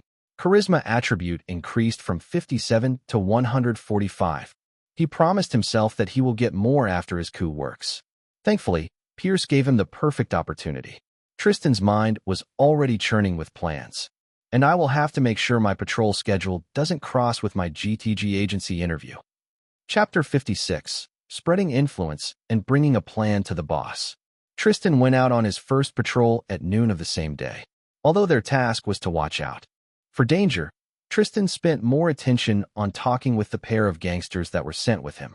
Thanks to his last charisma boost right now, Tristan had an incredible charm to him. Although most gangsters were cautious people, as soon as Tristan's temporary partners saw him, they couldn't help but treat him like a friend of theirs just because they were from the same gang. The two gangsters were young, hot-headed, and very unhappy that they had to patrol so much. What's the point of patrolling so hard when we can just go to these square-faced assholes and shoot them back? Yeah, like this we are like a guy lying on the ground and covering his head with his hands like it will protect him from kicks from above. Tristan didn't even have to say much to have them drink up his every word. I'm sure Mr. Clavin will force Mr. Pierce to act more decisively. Our boss isn't a coward. And if Pierce is, then you know how it is, I know that if I had tough guys like you under my command, dealing with the Angulos would be a simple task. I have some experience in taking out the wrong people. The implication that Pierce could be easily replaced was clear, and Tristan's listeners supported it. Just like the sutler thought that Tristan will be a fine replacement, thanks to his experience as an enforcer/assassin for the gang. Tristan usually worked alone, but he always succeeded in whatever Pierce sent him to do.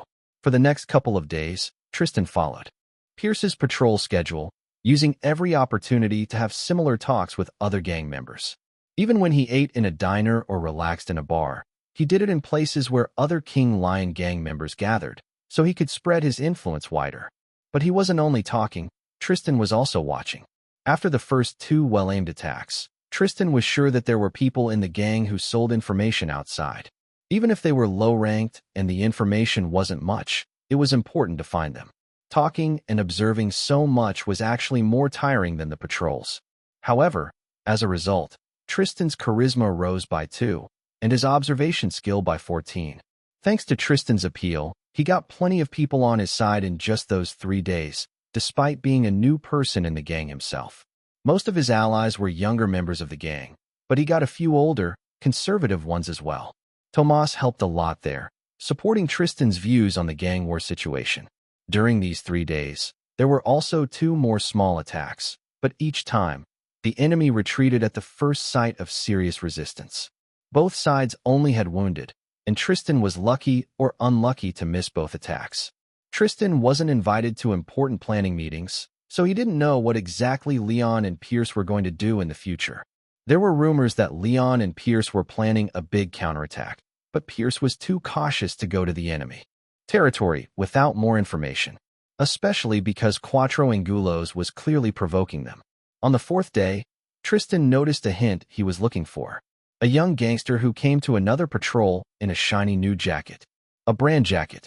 Tristan had some experience with these things.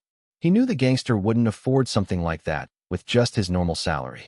After that, Tristan just stealthily stole his phone when they went to take a lunch break in a diner, went to the bathroom, and checked the man's contacts and messages to confirm his suspicions. The man was selling information about King Lion Gang's businesses to Cuatro Angulos. Tristan quietly captured on camera of his own phone the incriminating messages, then returned the phone to its owner with him none the wiser, and Tristan now had the next step of his plan in his mind. I want to talk with Mr. Clavin.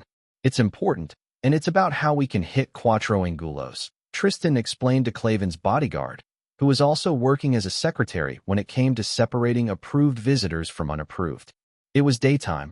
Tristan actually had a free window in his patrol schedule, and he knew Leon was in the building right now, coordinating his gang. Although the bar was just one of the many businesses the gang owned, it unofficially became Leon Clavin's command center, at least during the daytime.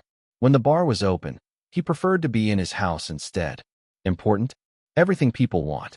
To pass me with is important, the bodyguard said, sneering at Tristan. You are one of Pierce's boys, isn't that right? Go to him. Tristan pressed his lips together, oozing urgency and using his charm to infect the bodyguard with it, too. Mr. Pierce isn't in the office right now, and this might be urgent. Come on, I know that it's your job to send people away, but I thought it only came to the unimportant ones. Yeah, people like you, the man grumbled. Fine, I will ask him. He stepped inside the office and returned a minute later. Lucky you were let in. But no weapons in Mr. Clavin's office. I will hold them for you. Tristan nodded, giving the man his gun and even his knife, as per standard procedure in case of assassins. Despite that, the bodyguard still patted him down, although briefly, before Tristan was let through the door. Inside Leon Clavin's office, the man himself sat over an enormous oak desk like a muscular, majestic lion with a huge and fake mane of blonde hair. He looked down at Tristan skeptically. I heard you know something important that can be used against the Mexicans? For your sake, it's better not be a hoax. Who are you? What is it? And where did you find it? Chapter 57. Impressing the boss with a new skill. Tristan had prepared for this encounter beforehand, practicing his speech in front of a mirror. He knew that if he missed his chance now, next time Leon won't listen to him at all, and Tristan's best opportunity to push his agenda will disappear. He prepared so hard for this meeting that he actually developed a new skill in the process. Combat analysis, 503. Tristan put 500 criminal points into it and earned 3 by planning. The skill made Tristan's brain work like a tactical machine, analyzing every confrontation like a game of chess. And with 500 extra points, Tristan was at a professional level of chess. The skill, Tristan found, didn't help to play actual chess. Now Tristan met Leon's eyes with a serious gaze. Although Tristan was only 18 and considered still a teenager by older people, the self-assured and confident attitude made him seem older. Seeing it, even Leon Clavin, who was skeptical originally, became more interested in what Tristan had to say. I have found a traitor in our organization, Mr. Clavin, and I have pictures of his text messages that confirm his guilt. I also have made a plan on how this person can be used to our advantage. I have all the details in a file, if you need. But to be brief, we can feed Quattro Angulo's false information and lead them into a trap. Leon leaned forward, sneering like a predator about to pounce. What's your name, boy? Tristan Hayes, Mr. Clavin. Tell me more, Hayes. Where are these photos and files? I want to see them. Tristan smiled inwardly. Leon had a computer in his office, a laptop. Tristan quickly sent him the prepared proofs and plans, and then stood over Leon's shoulder to explain the fine points. Tristan knew that the King Lion gang traded weapons semi-regularly. He had been sent to help to guard shipments with them on some occasions, before they would be distributed. I propose we create a fake shipment, which will arrive at a warehouse, put a smaller than average team to guard it, and include the trader into the guard team. For Quattro Angulos, so many weapons at once is a piece too juicy to ignore, and the trader will know it.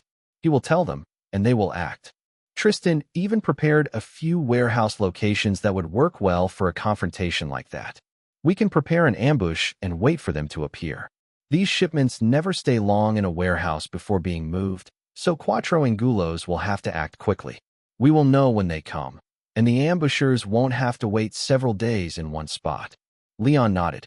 Tristan thought this through very well, and all the proposed places were fitting for an ambush. There was a better one, but Tristan didn't know it because he wasn't in the gang long enough. Also, Mr. Clavin, because an important shipment like that will have more guards, the Mexicans will bring more people. With a well-laid trap, we can cut down their numbers significantly in one hit with only small losses. I also have propositions for the ambush's tactics. Leon read through the rest of Tristan's plan. With the skill of his, Tristan analyzed possible strategies to an incredible degree. In fact, Leon himself doubted he could do it much better, and he had years of experience as a gang leader. Ding! You have impressed a person of high skill. Reward. Your PP increased by 500. Tristan blinked, hiding his surprise at the notification. Outwardly, Leon was just frowning at his laptop screen. The sigh of him, huge and muscled like a bodybuilder, next to an average-sized laptop was slightly comical. There also wasn't anything to show that Leon was impressed by Tristan. Leon was too prideful to admit something like that. All right. He suddenly snapped the laptop shut. That plan of yours seems worthwhile, and it better work out, because it's your hide on the line. Explain this operation to Pierce. He will lead it, but you will make sure it all goes smoothly, and Pierce isn't too slow to act again. Do you understand? Tristan nodded, hiding his displeasure. It would have been nice for him to be in charge directly, but he knew it was unrealistic. He had only been in the gang for a couple of months. He didn't have enough respect just yet. But with his words just now, Leon de facto put Tristan in charge anyway. Pierce will have to follow Tristan's plan, which Leon approved. After hearing Leon's orders, Pierce only fixed his glasses and curtly nodded, giving no sign of anger that was more than usual these days. Then he took as much of Tristan's time as possible by giving him various tasks related to the preparation of the plan. Pierce definitely was taking revenge on Tristan this way. He had Tristan make all the calls, organize the entire fake shipment, and only checked occasionally that everything was still right. For the ambush team, the most trusted members of the gang had to be picked, so the information didn't spread beforehand. To be sure, Tristan proposed to take their phones and other communication devices away after they were told about their role in the ambush, which happened at the last possible moment.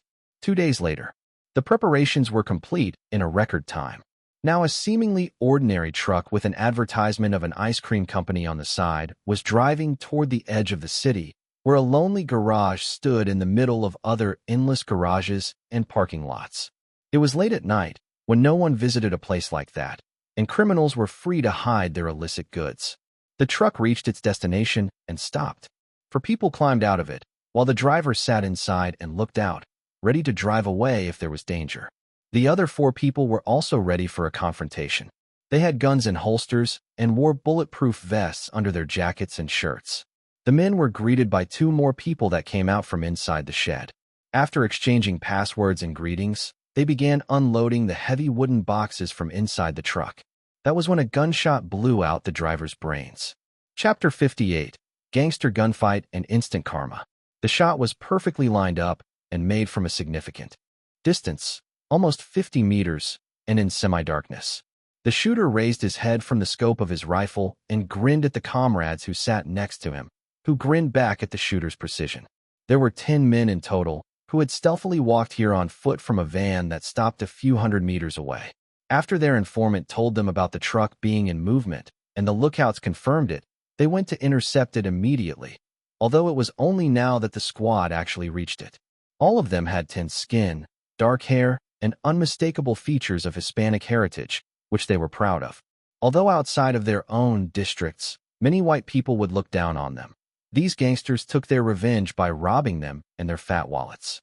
From their perspective, this attack was the same thing, both for money and for pleasure. There never was much love between Cuatro Angulos and King Lion Gang, but tension increased after recent deaths of some people from Cuatro Angulos. Even if they weren't important, it didn't matter. Them being killed by a single white guy just proved that King Lion Gang was full of assholes that deserved their territory being taken away by Cuatro Angulos. The rest was greed. "We are just in time, guys," the group's leader, a lean man with brass beads in his long dreadlocks, said in Spanish. "Get them in the truck before these pale worms realize what's going on. Shoot to suppress, but don't hit the truck." With nods and "yes, sir," of acknowledgement, the strike team charged toward the parked truck. Although they took plenty of people, just in case, the plan of Cuatro Angulos relied on swiftness rather than brute force. Why would they wait for the weapons to be unloaded if they could steal the entire truck much easier and faster? The Cuatro Angulos thugs opened the garage doors wide and rushed out, wildly shooting at the enemy gangsters. They didn't bother aiming precisely, instead suppressing the enemy with a barrage of shots. The people from King Lion Gang shouted in fright and pain as seemingly endless bullets flew around them and at them. Acting on instinct, they went for the first cover they saw, which wasn't always the nearest or the best. "We are under attack. Shit. The Mexicans." "No, wait, don't shoot me." The attackers ran 20 meters facing no resistance, and then spread around with their handguns and rifles. A part of them aimed more precisely at their enemies now, while others. However, because of darkness and poor aim of the shooters, few bullets actually hit the King Lion thugs. And out of these, the worst injuries were prevented by bulletproof vests.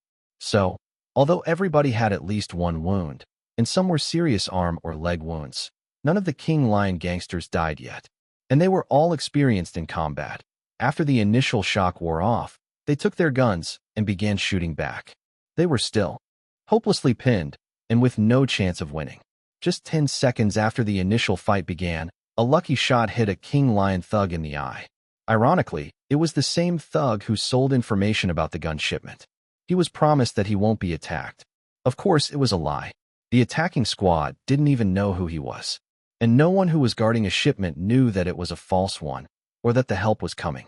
The desperation only made the defenders fight more recklessly and with more hatred.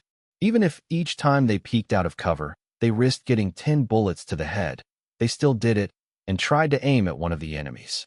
Even if each time someone reloaded, the pressure on them all only increased, they still sprayed bullets without care. After a couple minutes of such shooting, there weren't many bullets left, and the intensity of the fight decreased, as King Lion people became more stingy with their shots. Cuatro Angulos people, though, had more people, and thus more guns and more bullets. They were still overwhelming the King Lion thugs. For some of them, this only meant more desperation and rage. A king lion thug, a short man with wild eyes, a dozen of scars, and a bleeding graze right over his ear, ran right out of his cover, which prevented him from aiming and firing properly. "Fuck you. Die, die, die," he shouted on top of his lungs. He pressed the trigger of his automatic pistol, spraying bullets at the enemies, who didn't have much cover to hide behind. Almost each shot found its target, and the wild volley killed 2 people and wounded another one in the leg. But at the same time, more than a dozen bullets flew through the man's body, turning him into a Swiss cheese. Yet even in death, he kept squeezing the trigger of his gun, although it now ran empty. In all that carnage, despite the efforts of Quattro Angulos, a few stray bullets went through the truck with weapons. They left holes in its body, and although nothing important was hit, the Quattro Angulos leader looked at it with alarm. "These bastards. Come on, push forward and take them down. Focus fire on the left one." The attack squad became even more focused. There were only 2 enemies left, and they focused their fire on one of them. This made him hide fully behind a concrete car stopping block, which was crumbling under the onslaught. Then, one of the Quattro Angulo's people stalked to the side, about to finish the remaining resistance like that, and was almost quietly shot in the back of his head. It wasn't even noticed by his comrades immediately, and when, several seconds later, they did notice, the dreadlocks of their leader became stained red when a bullet pierced his skull. Chapter 59, it's about sending a message. Ding. You have terrified 6 people. Reward. Your PP increased by 20. What is going on? These shots, they are coming from somewhere behind us. Seeing 2 men fallen down like that, the remaining King Lion thugs first paused in shock, then cheered in relief. Someone was helping them. And soon, more shots followed. They were less precise than the first 2, and there were still no shooters in sight, but they had to be far away from the sound of their guns. Even without the first shooter's precision, these shots took down 2 more Quattro Angulos people. The rest were left to panic without a clear view of the threat or the surroundings. They tried to run for cover or toward their getaway cars, but were only shot from all sides, anyway. And among all the unseen attackers, there was one whose shots always struck true. Like 1, 2, 3, that sniper quickly killed every Quattro Angulo's thug left. The person with such incredible shooting skill was Tristan Hayes, who was lying on a roof of a garage with his Remington rifle. As for his skill, firearms shooting, 814. He had put 200 points in it before this attack. Tristan lied there for a minute longer, as the King Lion survivors gathered their bearings, and the rest of Tristan's team moved out of their cover behind garages. Only after he was sure that no more Quattro Angulo's thugs were around, Tristan stood up and began climbing down from the roof. There were 5 more people in his team, one of which was Pierce. However, unlike the other gangsters, all of which wore combat gear and had rifles, Pierce still wore his everyday suit and only wielded a handgun. There was a bulletproof vest underneath the suit jacket, but Pierce still didn't hurry into the fray. Now, though he expertly organized cleanup of the aftermath, the bodies were gathered and put inside the empty weapon crates, and the wounded were given first aid. When Tristan approached, Pierce gave him a narrow-eyed look. He still held a grudge. "Good job, Hayes," he praised with sarcasm. "1 dead person from our side to 3 and some pieces of one of Angulo's men. Mr. Clavin surely will like those numbers. 1 to 5. The traitor doesn't count, Mr. Pierce," Tristan said, nodding at the body that was carried away. This was better than average expectation, anyway. And if we fought directly, we could have easily had 1-to-1 proportion. This was true. Although Tristan's plan had a lot of merit, it required a bait. A sacrifice. To not be noticed, Tristan and Pierce's team had to hide at some distance from the fake weapon stash, so their response time wasn't immediate. And to not raise anyone's suspicions, the guard of the truck couldn't be higher than it'd be normal. Tristan actually suggested putting fewer men there, so any ambush won't kill as many. At least, by attacking so swiftly after the truck came to the point, the Mexicans spared me the time, Tristan thought. Pierce pursed his lips and turned away from Tristan. He didn't care about dead people either, but the young man had to be cut down. Don't waste valuable time standing around. Help the others with the cleanup, Hayes. We still have a message to send. Next morning, somewhere else. Dagoberto Quixada stared inside the box, which was discovered before sunrise in one of the streets under his management, at the edge of Quattro Angulo's territory.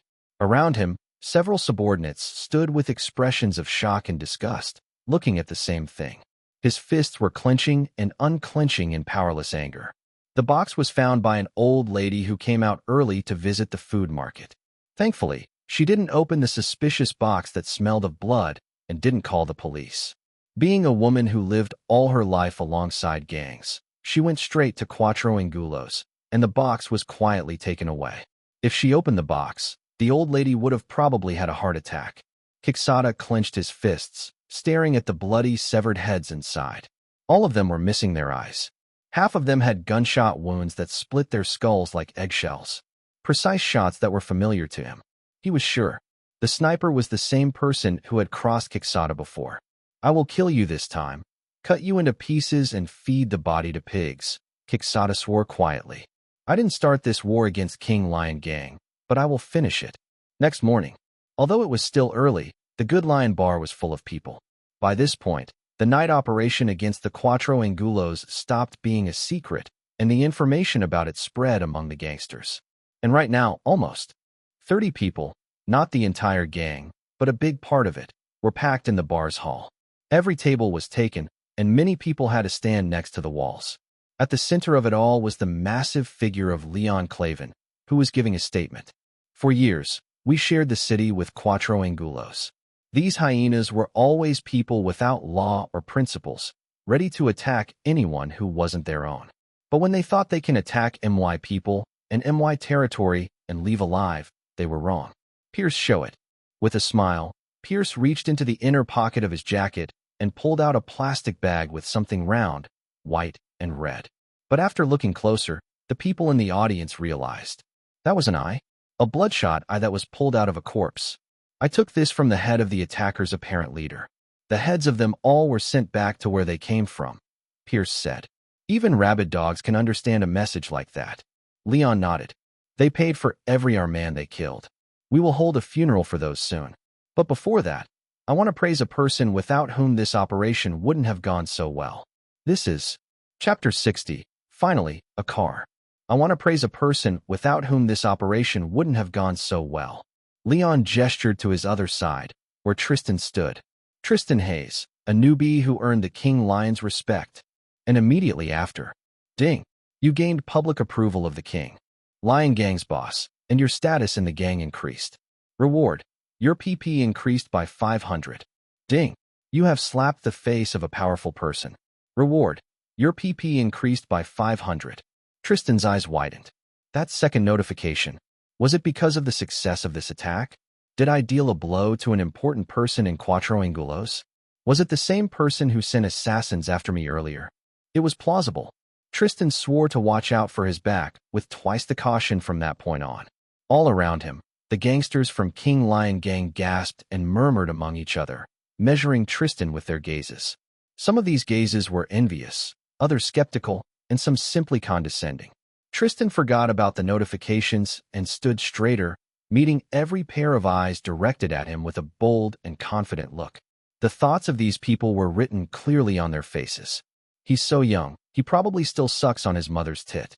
How could he gain praise from the boss himself? That upstart thinks he can look at us, experienced gangsters, from above just because he has some talents? He should respect age more. Even if this guy has some talent, young people like him are just fools easy to use. That praise from the boss means nothing, because in the end he's still just a tool. Tristan stayed calm in the face of each of these thoughts. And seeing that calm and Leon's silent support, all these people with unfriendly eyes won by. One had to nod and murmur in begrudging respect. "I heard he's a great shot. Isn't he Pierce's favorite hitman by this point? That's impressive." Leon smiled and gave Tristan a pat on the shoulder, which would have been powerful enough to make someone weaker stumble a step forward. "And of course, everybody who took part in that operation will get a monetary bonus. It will be an incentive for you to work even better in the future. After today, we will prepare to take the fight to Quattro Angulo's territory." Now the gangsters actually cheered. Next day, for Tristan, the cash bonus was $7,000. A bigger bonus was all the free time he got now that Pierce relaxed constant patrols. Since yesterday, Tristan was back to his usual irregular schedule of hits and looking over business under his protection. Which was great, because tomorrow Tristan had the interview in the Golden Talent Group agency. He only had one day to prepare. So, of course, he went shopping. With $7,000 and all the money Tristan was earning with 2 salaries, he could finally buy himself an actual car.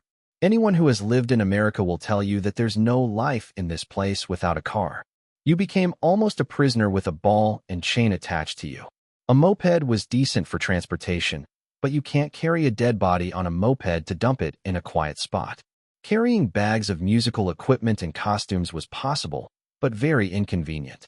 So that morning, Tristan put on the Gemello identity and went to a car dealership with good reviews and affordable prices. Inside, he was greeted by affordable sedans and SUVs made for typical city dwellers and families. None of these cars were very luxurious or fashionable, like the one Tristan used to drive until he demolished it in a crash. However, there were still more expensive models, the kind with fancy electronic features, the prices of which. Tristan sighed and just went to the cheapest corner, where he picked one of the boring but versatile sedans. It stood out because it was painted in black, which Tristan found fitting for him. And its truck, from a glance, was big enough for everything he might want to move. It only cost $16,000, which will leave Tristan with some money for living after the purchase. When an overworked and not very enthusiastic car salesman moved away from other dealership visitors and found Tristan, he already made his choice. I will take that one, with payment in cash. After 3 hours of signing the paperwork for his new car, Tristan sat in his new car and put the key in the ignition. Before driving it, however, he opened his status window. Tristan Gemello, Tristan Hayes. Current identity, pop star. Second identity, criminal. Pop star rank, tiny young star. Criminal rank, rook. Pop star points, 1810. Criminal points, 2,890. Attributes smiley face. Appearance, 80. Charisma, 147. Fearsomeness, 45. Strength, 222. Dexterity, 227. Toughness, 144. Skills smiley face. Singing, 657. Dancing, 628. Playing guitar, 794. Music theory, 279. Music production, 521. Acting, 413. Songwriting, 532. Voice control, 408. Stage presence, 159. Playing piano, 801. Video editing, 217. Styling, 506. Sneaking, 844. Close quarters combat, 1024. Observation, 922. Driving, 118. Pickpocketing, 533. Firearms shooting, 814. Athletics, 219. Treating injuries, 1. Lockpicking, 1. Combat analysis, 503. Talents smiley face. Clark Kent effect, sleepless, clean hands.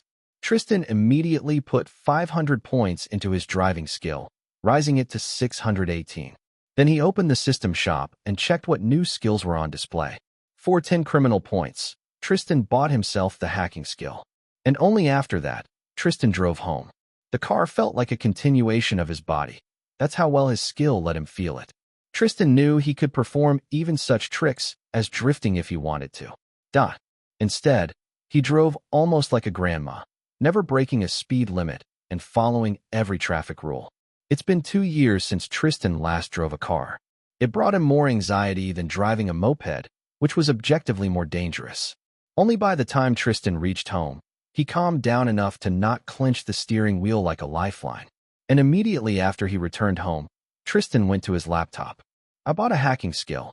Now I wonder how deep I can get if I actually put points into it. Will I be able to hack into Pierce's files, or Quattro Angulo's, or GG's? Chapter 61. He's in an interview. Tristan pressed on his hacking skill and experimentally put 400 points in it. Ding! Hacking skill increased from 1 to 401. Immediately, information flooded his mind. Various methods of hacking computers and online accounts, as well as methods of protection from them. Of course, to know that, Tristan had to understand a lot about programming as well. The flood of pure knowledge made Tristan's head spin for a moment. After that, he just sat in front of his laptop for a moment, staring at the wallpaper. Before advancing the skill, he wanted to try hacking into someone's email. But now Tristan knew just how hard it was, and how naive he was before to think that hacking happened like in movies. It was much more complex than mashing a keyboard and saying, "I'm in."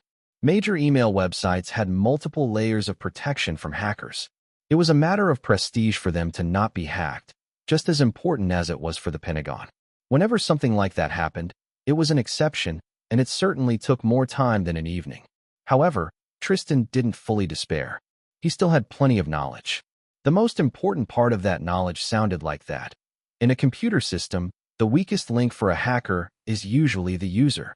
Most of the time, when someone was hacked, it was because they clicked on a wrong link.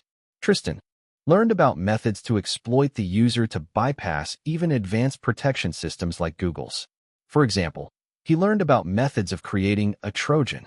Trojans, called after the Trojan horse, were a type of computer virus that sneakily hid in the target computer and pretended to be a normal program. Then it could do just about anything there, starting from stealing data and passwords of the owner. They could still be noticed by antiviruses, but this was an acceptable risk. Tristan nodded to himself. I will make a good Trojan now. Delivering it to the target computer will be harder, but if this is a computer of someone I know, I can just send the Trojan's installation file masked as something innocent. That type of thing was a more powerful weapon than the guns Tristan stashed in his closet, in a sense. However, Tristan still needed more expertise. Ding! Hacking skill increased from 401 to 1401. This was an entirely new level. A level Tristan didn't think necessary to reach with his skills before. His head spun so much that he had to lean on the table to stay upright. Then his eyes flared with the passion of creation. He knew what he wanted and how to do it. The combination was as intoxicating as inspiration for a song, although it was an inspiration for a computer virus. After grabbing himself a can of cold cola from the fridge, Tristan began programming like a man possessed. He only made breaks to order food delivery and spent the rest of the day and a major part of the next night coding his Trojan. Ding! Hacking skill increased by 1. Reward: your PP increased by 10. Ding! Hacking skill increased by 1. Reward: your PP increased by 10. Ding! Hacking skill increased by 1. Reward: your PP increased by 10. Ding! Hacking skill increased by 1. Reward: your PP increased by 10. Eventually, it was done. Tristan called the Trojan Beholder. It was a simple, subtle program that pretended to be a system application. However, whenever the user typed something, it recorded the text, then sent it all to a small hidden server, which Tristan arranged. This included all passwords and sensitive letters the target sent, or even didn't send, but typed and then deleted. That kind of software, Tristan found while working, could sell for a good sum on the dark web. He didn't do it. Instead, he masked the Beholder as a music file with his Dragonfly song and posted it on a random forum as a test. Then he could only wait. Next day, for that interview, instead of one of his fake leather jackets, Tristan actually put on a suit. A dark blue-gray suit which looked almost black, with a white shirt and without a tie, which showed off some of Tristan's muscles. Driving in his new car, Tristan didn't worry at all that the suit would wrinkle or get dusty while he was riding a moped. When Tristan walked in that suit with the aura of confidence he practiced so much in, he didn't look like an office worker. Instead, he actually looked dangerous, like a mafioso. And he was smiling to himself, because he found about something amusing and exciting that was about to happen today, and was already anticipating it. Like that, Tristan entered the Golden Talent Group building.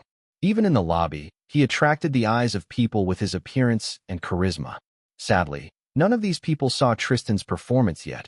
It was not released on TV yet, but they still were wondering what kind of talented person he was. Tristan looked like a man who could be a model or an actor if he wanted to. The receptionist asked his name and then directed Tristan to an office for the interview. The same talent agent that gave Tristan a business card greeted Tristan. However, now this middle-aged man looked at Tristan with an entirely different attitude. He was hiding nervousness from the moment he greeted Tristan politely. Tristan tensed, but acted like nothing happened, continuing with normal pleasantries. So, I'd like to talk about the terms your agency suggested for my contract. You had mentioned a 10% cut of my future earnings. Does that include legal fees? Instead of replying to Tristan's question, the agent shook his head. I deeply apologize, Mr. Gemello. But after considering things again, our agency decided we can't offer you a contract. I'm sure that you will easily be taken in by many other agencies after the success of your debut song at the Californian Young Star contest. Tristan was taken aback, but only for a moment. Then he smirked. Is this your decision or your boss's? Or the boss of your bosses? I want to talk to him. I want to talk with Mr. Garstian. Chapter 62. Bullying a poor CEO for benefits. Is this your decision or your boss's? Or the boss of your bosses? I want to talk to him. I want to talk with Mr. Garstian. As he said this, Tristan rose slightly in his seat and pinned the agent in front of him with a gaze full of authority. That look and voice would have been enough to make an average man sweat and comply. However, the agent had years of experience working with prissy and bitchy showbiz people.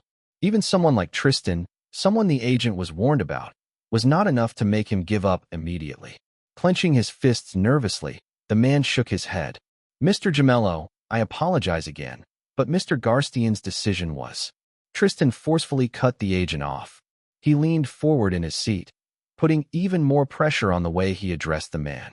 I'm not going to listen to your twice-chewed explanation, and I won't leave this office until I talk with Mr. Garstian. Do that, or otherwise, I will stay here and live on office coffee and chocolate bars from the hallway vending machine if I need to. Tristan's eyes shone with bright resolve, and looking into them, the agent believed that this impossibly stubborn will really go with his threat. The only way to make him leave was to call the security. Or call Garstian. The agent's shoulders slumped. Mr. Gemello, this is not respectable behavior. But I will give your words to Mr. Garstian. Please wait here. Tristan smiled and leaned back in his uncomfortable office chair like it was a soft couch. Sure, I will wait until the second coming of Christ if I need to. He only needed to wait for 15 minutes until James Garstian stepped into the office. Tristan turned to him immediately, smiling. Greetings, Mr. Garstian. I could even say, long time no see. Garstian gulped and sat at the place at the table where his agent was before. And just like the man who was there before, Garstian was visibly nervous. Just a single look at Tristan made him feel queasy in his stomach, because it was impossible to not recognize such a charismatic face. Tristan only became more handsome and impressive since Garstian saw him playing in the Good Lion bar, but Garstian still immediately recognized him after seeing pictures from the Californian Young Star contest. If he was there personally, he'd never offer Tristan a contract. However, his agent didn't know about it, and it made no sense to not offer a contract to the winner of that round. And Garstian himself only found whom the agent wanted to offer a contract to after he was shown recordings and pictures from the competition. If Tristan's name was spoken back when he showed his piano skills, Garstian had long forgotten it. Tristan was the person who played in Leon, King Lion Clavin's bar. In Garstian's eyes, Tristan had to have some gangster connections. It was bad enough that Garstian took investment money from gangsters, and they wanted returns on these investments, as well as Garstian's help with laundering their dirty money. Taking in a person from the same gang. Won't that put even more pressure on him? It definitely would. And unlike with bloody gang money, the benefit Garstian will get from signing a contract with Tristan was too negligible and not worth his frayed nerves. The arrogant way Tristan Gemello acted in the office, and the way he talked like they were old acquaintances, only confirmed Garstian's fears. He smiled through them, trying to appear friendly. Greetings, Mr. Gemello. I heard you had a misunderstanding with one of my subordinates, so I came here to clarify the situation. A misunderstanding, huh? Mr. Garstian, why won't the Golden Talent Group agency sign a contract with me? Changing your mind so rapidly after inviting me to an interview. Not only is it incredibly suspicious, it's also incredibly rude. As he spoke, Tristan drilled holes in Garstian with his eyes, making the man's plump face sweat. Our agency realized that we currently don't have enough resources to support your career as it deserves. I'm sure you will have much better offers with other agencies. Please, Mr. Garstian, if you can't tell me the real reason, at least don't feed me this bullshit. I know perfectly well that you have all the money you might want, thanks to your investors. Especially one investor we both know personally. Tristan smiled. Garstian paled. But well, Mr. Garstian, small talent agencies like yours would have been eager to take me under their wing. Are you going to lose to them just because of some fear? This way, you will only become bankrupt eventually, even with all those investments. And when that day comes, who knows what the bankruptcy lawyers will find in your finance documents? Every word Tristan said was carefully measured. With his observation skill, he gathered even small reactions Garstian had on his earlier words, and from them, he could guess what his biggest fears were. With an expressive man like Garstian, playing on his fears was as easy as playing on a guitar. Ding! You have utterly terrified a person. Reward: your PP increased by 30. Even the second identity system didn't consider it much of an achievement. Garstian slumped in his seat, defeated. Mr. Gemello, my initial judgment. It was too rash. We should talk about the details of a contract with our agency which, will work for you.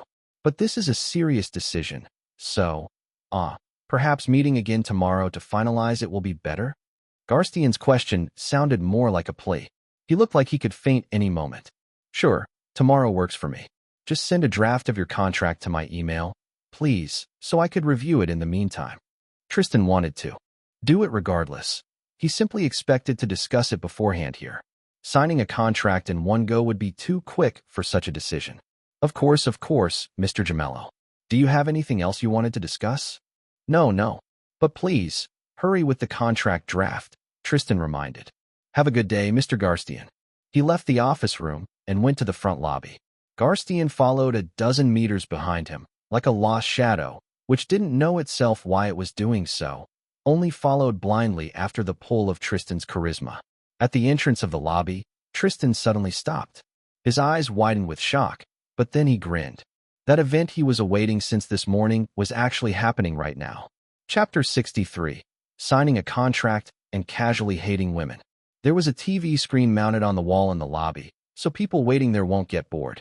It was set on a local music channel, and the sound was muted, but still audible. Right now, the TV was showing highlights from the Californian Young Star contest. A few visitors that were sitting in the lobby were watching it from the corner of their eyes. When Tristan stepped into the lobby, a few heads turned toward him in reflex. People would have dismissed him soon after that, if on the TV screen, a host didn't announce his name. Next, there was a close-up shot of Tristan's confident face. One by one, the faces of the people in the lobby lit with surprise and recognition.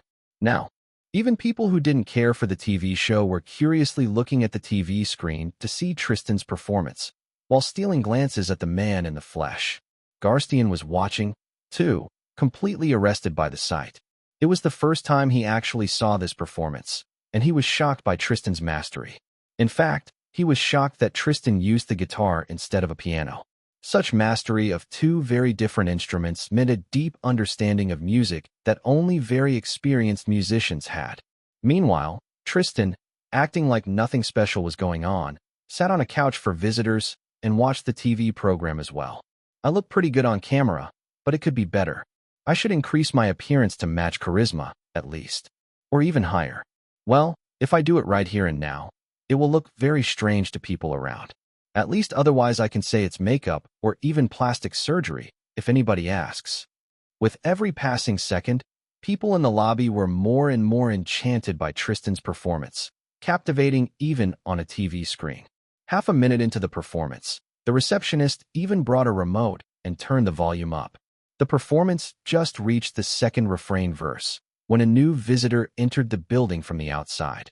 Seeing half a dozen people all sitting and watching the TV like this was a family evening, he stopped in shock. Then he gasped, "Tristan, man, what a coincidence." Nell. Tristan turned to his approaching friend, who sat next to him, grinning. "Yeah, remember, during the last time we went out for burgers, you told me you will go for a contract with GTG? Well, it only made sense for me to do the same. You know the game better than me, anyway." Tristan chuckled. "I guess I should have expected this. But then what's the coincidence here? Chancing upon you in a lobby, of course, right when your performance is finally on TV. Hey, did they show me already? I don't know. You'd think they would show the winners last." Nell sighed. "Oh, too bad I don't have the time to watch the entire thing. My interview starts in," he checked the time on his phone, 5 minutes, "and I have to find the right office first. Hey, if you wait for me here, We can hang around afterward. No way we won't. I still didn't show you my new car.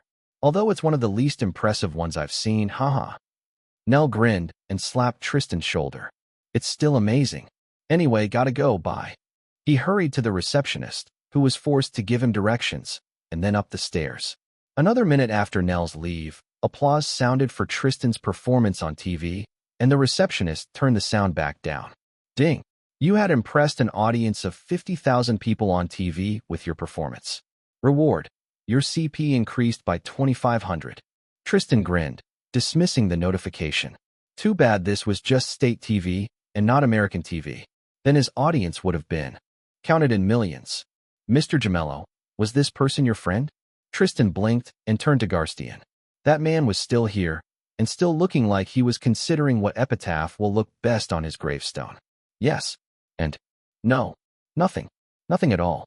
Oh, I have to go too. Inwardly, Garstian just mentally doubled his problems with Tristan.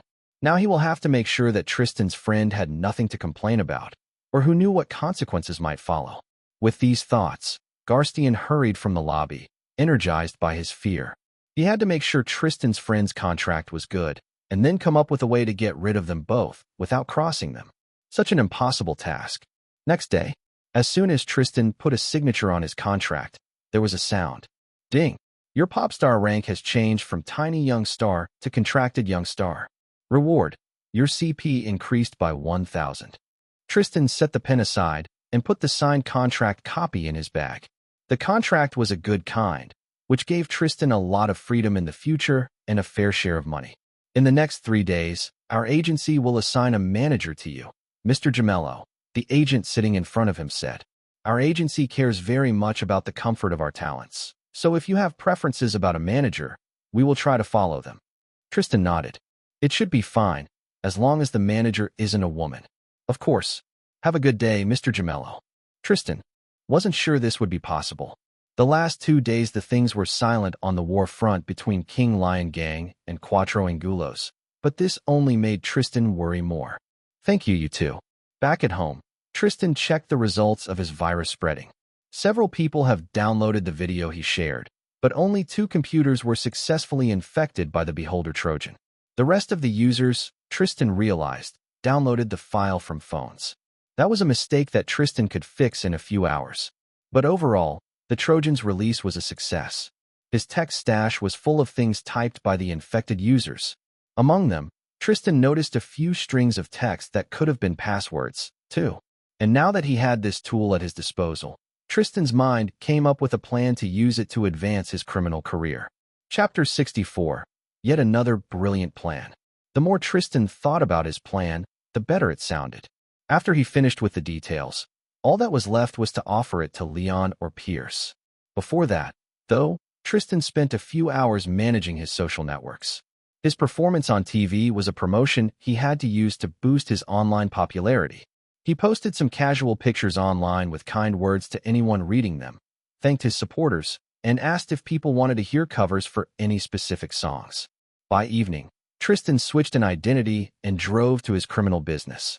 Today was the day when Tristan usually gathered protection fees he had to pass to Pierce later. One of the business owners tried to get pity from Tristan, telling about bad times and asking for a delay in his payment. This was a common situation, and the only right response was to break something before a delay for a few days turned into a delay for a few forevers. However, the owner of the business knew enough about Tristan by now that a single dark glance and a subtle threat made him bring out the money. Ding! Fearsomeness attribute increased by 1. Reward. Your PP increased by 100. That was Tristan's daily life. Now, since he had to bring the cash to Pierce, he could do that and give him the plan at the same time. A plan, you say? Another one. Pierce pushed up his glasses. You are a wellspring of ideas lately. It was impossible to tell whether Pierce was sarcastic. Even Tristan, with his great observation skill, understood only one thing. Although he was in much better spirits lately, Pierce didn't forgive Tristan for going above his head. Will you listen to it, Mr. Pierce? Of course. Tristan smiled. I've been thinking and searching, and I was lucky to find something incredible. It's a computer virus that can be put into any ordinary file. Then, as soon as someone opens it, the The virus will hide in the computer or even a smartphone and send all text typed on it to the owner. It can even tap into phone conversations. The latter was a recent update, something that Tristan spent a night working on. Entirely worth it. Pierce frowned. A computer virus? Huh. And you have it? Don't tell me you are a hacker too. No, I just bought that thing from one. And he can set it up however I need. So I immediately thought that if we could send this virus to Quattro Angulos somehow, a lot of our problems would be solved in an instant. Pierce's eyes lit up. Of course, he had some sources of information within Quattro Angulos, just like Angulos had rats and moles within the King Lion gang. However, they weren't giving Pierce a lot of information lately. When it came to a gang war, gangsters from Quattro Angulos were annoyingly loyal. Otherwise, they ended up dead rather quickly. That's true. If we had a source of information like that, we'd be able to attack Quattro Angulos where it will hurt the most. Pierce smiled. Not to mention, be warned about their attacks. But there's a caveat, I assume. I don't know contacts of anyone within Quattro Angulos, and I don't know what to send. Curiosity alone could make a person open just any video or image file. But for the sake of spreading the Trojan as far and wide as possible, it better to have a lot of impact. I see. This is solvable, though. Pierce leaned back in his office chair, still smiling. Good work here, Hayes. And as always, you brought the money you needed to in a timely manner. If you don't need anything else, you can give me the virus and go. Tristan almost raised his brow at this blatant attempt to steal the results of his efforts. I'm sorry, Mr. Pierce, but that's impossible. The virus needs to be attached to a file you will send by the hacker who made it. And like all hackers, he won't just help a stranger, so I will have to talk with him myself. Pierce narrowed his eyes. He couldn't find fault in Tristan's explanation, because he didn't understand much about how viruses and hacking worked. Clearly not the way they did in movies. Or maybe they did. Fine. I will tell this to Mr. Clavin too. Next day, it felt like no time at all passed before Pierce asked for a meeting again. In his office, Pierce put an unremarkable old flash drive in front of him. There's the file your hacker will need to infect with a virus. He better not show it to anyone who doesn't need to see it. Otherwise, it's on you. Don't worry, Mr. Pierce. Loudmouths don't last long in his business. Back at home, Tristan inserted the flash drive into his laptop with some trepidation and a lot of curiosity. Inside was a single short video, titled, For All Cowardly Dogs in Quattro Angulos.mp3. When Tristan opened it, he saw a man that could have only been Leon Clavin, although his face was blurred and his voice changed. He was standing in front of a dark wall, with nothing specific on it to hint at where the video was shot. Quattro Angulos. You think yourself high and mighty, but you are just a bunch of mangy mutts. Your courage only lasts until someone shoots one of you like you deserve, and then you all run with tails between your legs. It looks like after my last gift, you realized no one goes against my gang and lives. In these concrete jungles, a lion is the king, and I'm the king lion. Others can only think otherwise because they are too pathetic for the lion to bother. If you had enough of your plotting, scheming, and other ways to say hiding from us with shaking knees, let's settle the score the old-fashioned way. Just tell where. We will come. The video ended. Tristan chuckled. So this is the idea Leon came with? Yeah, he really is like a lion, an ambush predator. He eagerly began injecting the video with the Beholder Trojan. Tristan couldn't wait to find through his virus what the reaction of the people in Quattro Angulos to it was. Chapter 65. He's in Enemy Computers. In a few hours after Tristan got the flash drive, the video infected with the Trojan was sent to Dagoberto Quixada's secretary and advisor. He watched it from his work computer and immediately wanted to show it to more people. He wasn't in his position because he was a tattletale, though, so instead he only forwarded the message to Quixada's email. At the time, Quixada was inspecting the soldiers that were preparing for the next stage of the street war between the gangs. An hour later, he watched the video from his smartphone while his bodyguard drove him back to his mansion. After hearing the insulting words of Leon Clavin, Quixada gripped the smartphone and almost chucked it through the car's window on the spot. That arrogant goat. He tries to provoke me again. Well, he shouldn't have poked a dormant volcano. Hey, drive faster. I want to be in my office 5 minutes ago. Later in his office, Quixada rewatched Leon's video from his computer.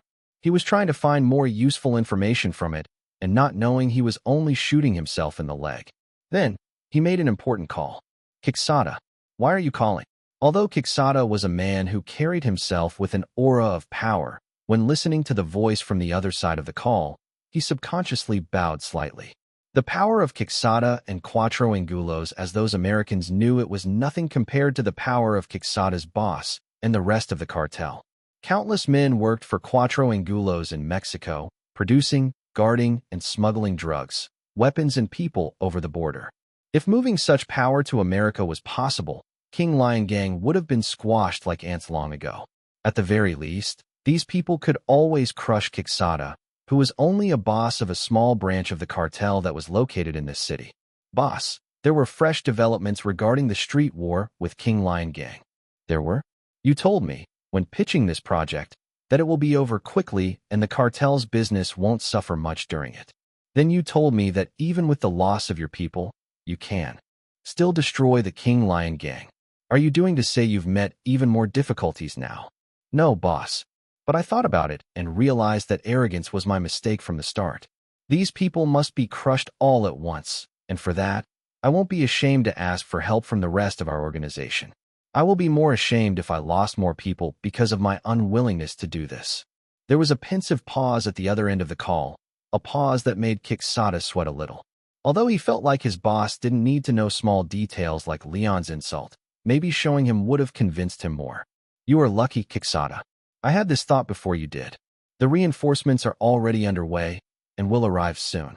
These people are of much higher skill than the average soldiers under your leadership, so value their lives accordingly. Quixada sucked in a breath. Thank you, boss. The call ended. Tristan listened to the recording saved in the Beholder's cloud storage and sighed. Yeah, that was a major flaw of his plan. He didn't know even a bit of Spanish and wasn't sure that anyone in the gang did. Of course, in modern times, with AI being able to do more and more things, using a computer to transcript voice recording to a text you could put in online translator was possible. Tristan knew, though, that the quality of this translation might easily make it useless. Well, with the amount of Mexican immigrants in our city, surely. At least someone knows Spanish in King Lion Gang. They couldn't all be a part of Cuatro Angulos. He checked the text and sound recorded by the Beholder and gathered as much useful information from it as he could. After only the first day of spying, there was already a lot. Then Tristan brought the more filtered information to Pierce, who was already waiting for it. Of course these Mexicans talk in Spanish, Pierce muttered bitterly as he checked out Tristan's findings. They live in America, but have no decency to speak like Americans. No matter, I know a person who can translate that. Good work, Hayes. Pierce turned away from the computer and pulled an envelope from a drawer of his table, which he pushed toward Tristan. Your payment for this job. Even though you volunteered, it deserves a bonus. Tristan smiled. Pierce said the words like they pained him. Tristan could tell already that the bonus was Leon's idea. It only took a few more hours for the first information to be translated. Tristan found that out the next day, when Leon gathered a military council and invited Tristan to it. This was happening not in the Good Lion bar, but inside Leon's own house. A large house full of luxurious furniture, lion-themed items, and security features. 6 people gathered around a large oval table with legs carved like lion paws. Besides Tristan, Leon, and Pierce, there were 3 more gangsters, all of which belonged to the more experienced kind who didn't need to dirty their hands themselves for a long time. Their names were Delgado, Whitman, and Martinez. Tristan was by far the youngest in the room, and immediately after entering it, felt a disdainful look fall upon him. Martinez spoke up, smiling politely at Leon while giving Tristan contemptuous side looks. Mr. Clavin, I thought this was an important meeting that might decide the future of the war we are in. I remember your recommendations of the boy, but no matter the talent, he surely doesn't have the status to sit in this meeting. Tristan gave the man a cutting look, but he didn't need to defend himself this time. His earlier work to gain respect and familiarity with other gangsters paid off, little by little. That, and his military successes. Because before Tristan or Leon could speak, Delgado and Whitman rose to his defense. Chapter 66. A $10 million plan. Delgado and Whitman glared at the third one. Who? even after Leon Clavin invited Tristan to the meeting, spoke against the boss's authority. I thought your father taught you better manners, Martinez, than to speak in such a tone in your boss's presence. Delgado said. If he was invited, then Mr. Clavin needs Hayes's skill, which he had proved more than once, as we all know, added Whitman. Leon slammed his palms on the table, making all three freeze. Enough. We are here to make plans, not to waste time on your squabbles. Tristan is here because I believe he will be useful, just like he was. Already, he brought in the information, without which we'd have nothing to make plans about. Everybody watched intently as Leon spread a large map on the table. After the challenge I sent, the Mexicans are gathering forces for a decisive strike. But we will strike faster, and to the place it will hurt the most. Here, he pointed at a pencil circle on the map. It outlined an average apartment building block. This is the safe house where Angulos stashed their last haul of drugs from the other side of the border. I'm talking about at least $10 million in drugs. We must raid the place while we can. Give them the taste of what they wanted to do to us. The mention of so much money made gangsters' eyes flared with greed. This was about a year's worth of the gang's combined income. The place will be guarded, of course, but we won't be afraid. Now, any suggestions on how to strike? Pierce fixed the glasses on his nose. Although we don't have definite information about this yet, I have a feeling that the reinforcements sent from Mexico are in this place, too. They could have even arrived together. Perhaps we should destroy the stash instead of capturing it. Tristan narrowed his eyes. Mr. Pierce, you can't seriously say this, right? It's $10 million versus some more Mexican thugs. Although he wasn't underestimating the danger of the reinforcements. Who knew? They could have been actual elites like the assassin Quixada hired to kill him back in the days. Tristan couldn't miss a chance to undermine Pierce's authority in front of others. Leon nodded. They killed our men. Payment in blood wasn't enough. They should pay with money, too. Pierce nodded with a slightly sour expression, and the conversation moved to the actual planning. At some point, Leon's housekeeper brought in refreshments. The luxurious atmosphere, with servants around, reminded Tristan of home. Although the last memories of that place were dark for Tristan, before that, he had a lot of great moments. It was a pleasant place for Tristan, and he knew he wanted to own a mansion of his own one day, except with better furniture. For now, he focused on the planning with an extra spark in his eyes. The plan they came up with was pretty straightforward, which only made it harder to fail. The strike team will arrive inside an average-looking truck and get into the building through the fire exit. Then they will kick some doors, shoot through some heads, get the thing, and get out. As a safety measure, a second team will hide in another truck as close as they safely could, since it made no sense to send more people than 5 at once to fight inside a building full of tight spaces. The most important question after this was, who will lead each team? This was a job for someone skillful and experienced, and whoever returned with the 10 millions in drugs will be akin to a knight who stole a dragon's treasures. Perhaps I should remember that I'm a king of the beast and lead the main strike team, Leon said, palming his chin thoughtfully. Hayes can lead the secondary team, then. Pierce's eyes widened. Mr. Clavin, this is an extremely dangerous mission, and no amount of skill can help you dodge a bullet point blank. Your organization needs a leader, especially now. What will we do if you die? Tristan nodded in support. Mr. Pierce is right. You are the only boss we all have. But, people like all of us, he gestured at the mid-bosses gathered at the table. We are much more expendable. And from what I see, at least some people here are still in fighting shape. Tristan pointedly looked at Pierce. Out of the 4 mid-bosses present, he was the only one without even a hint of a beer tummy. Although only Martinez could be called pudgy or fat, Delgado and Whitman were approaching their 50s. Pierce, however, looked like a stationary knife. Unassuming at first, but extremely sharp and, in some ways, deadlier than a normal knife. Leon looked at Pierce, too.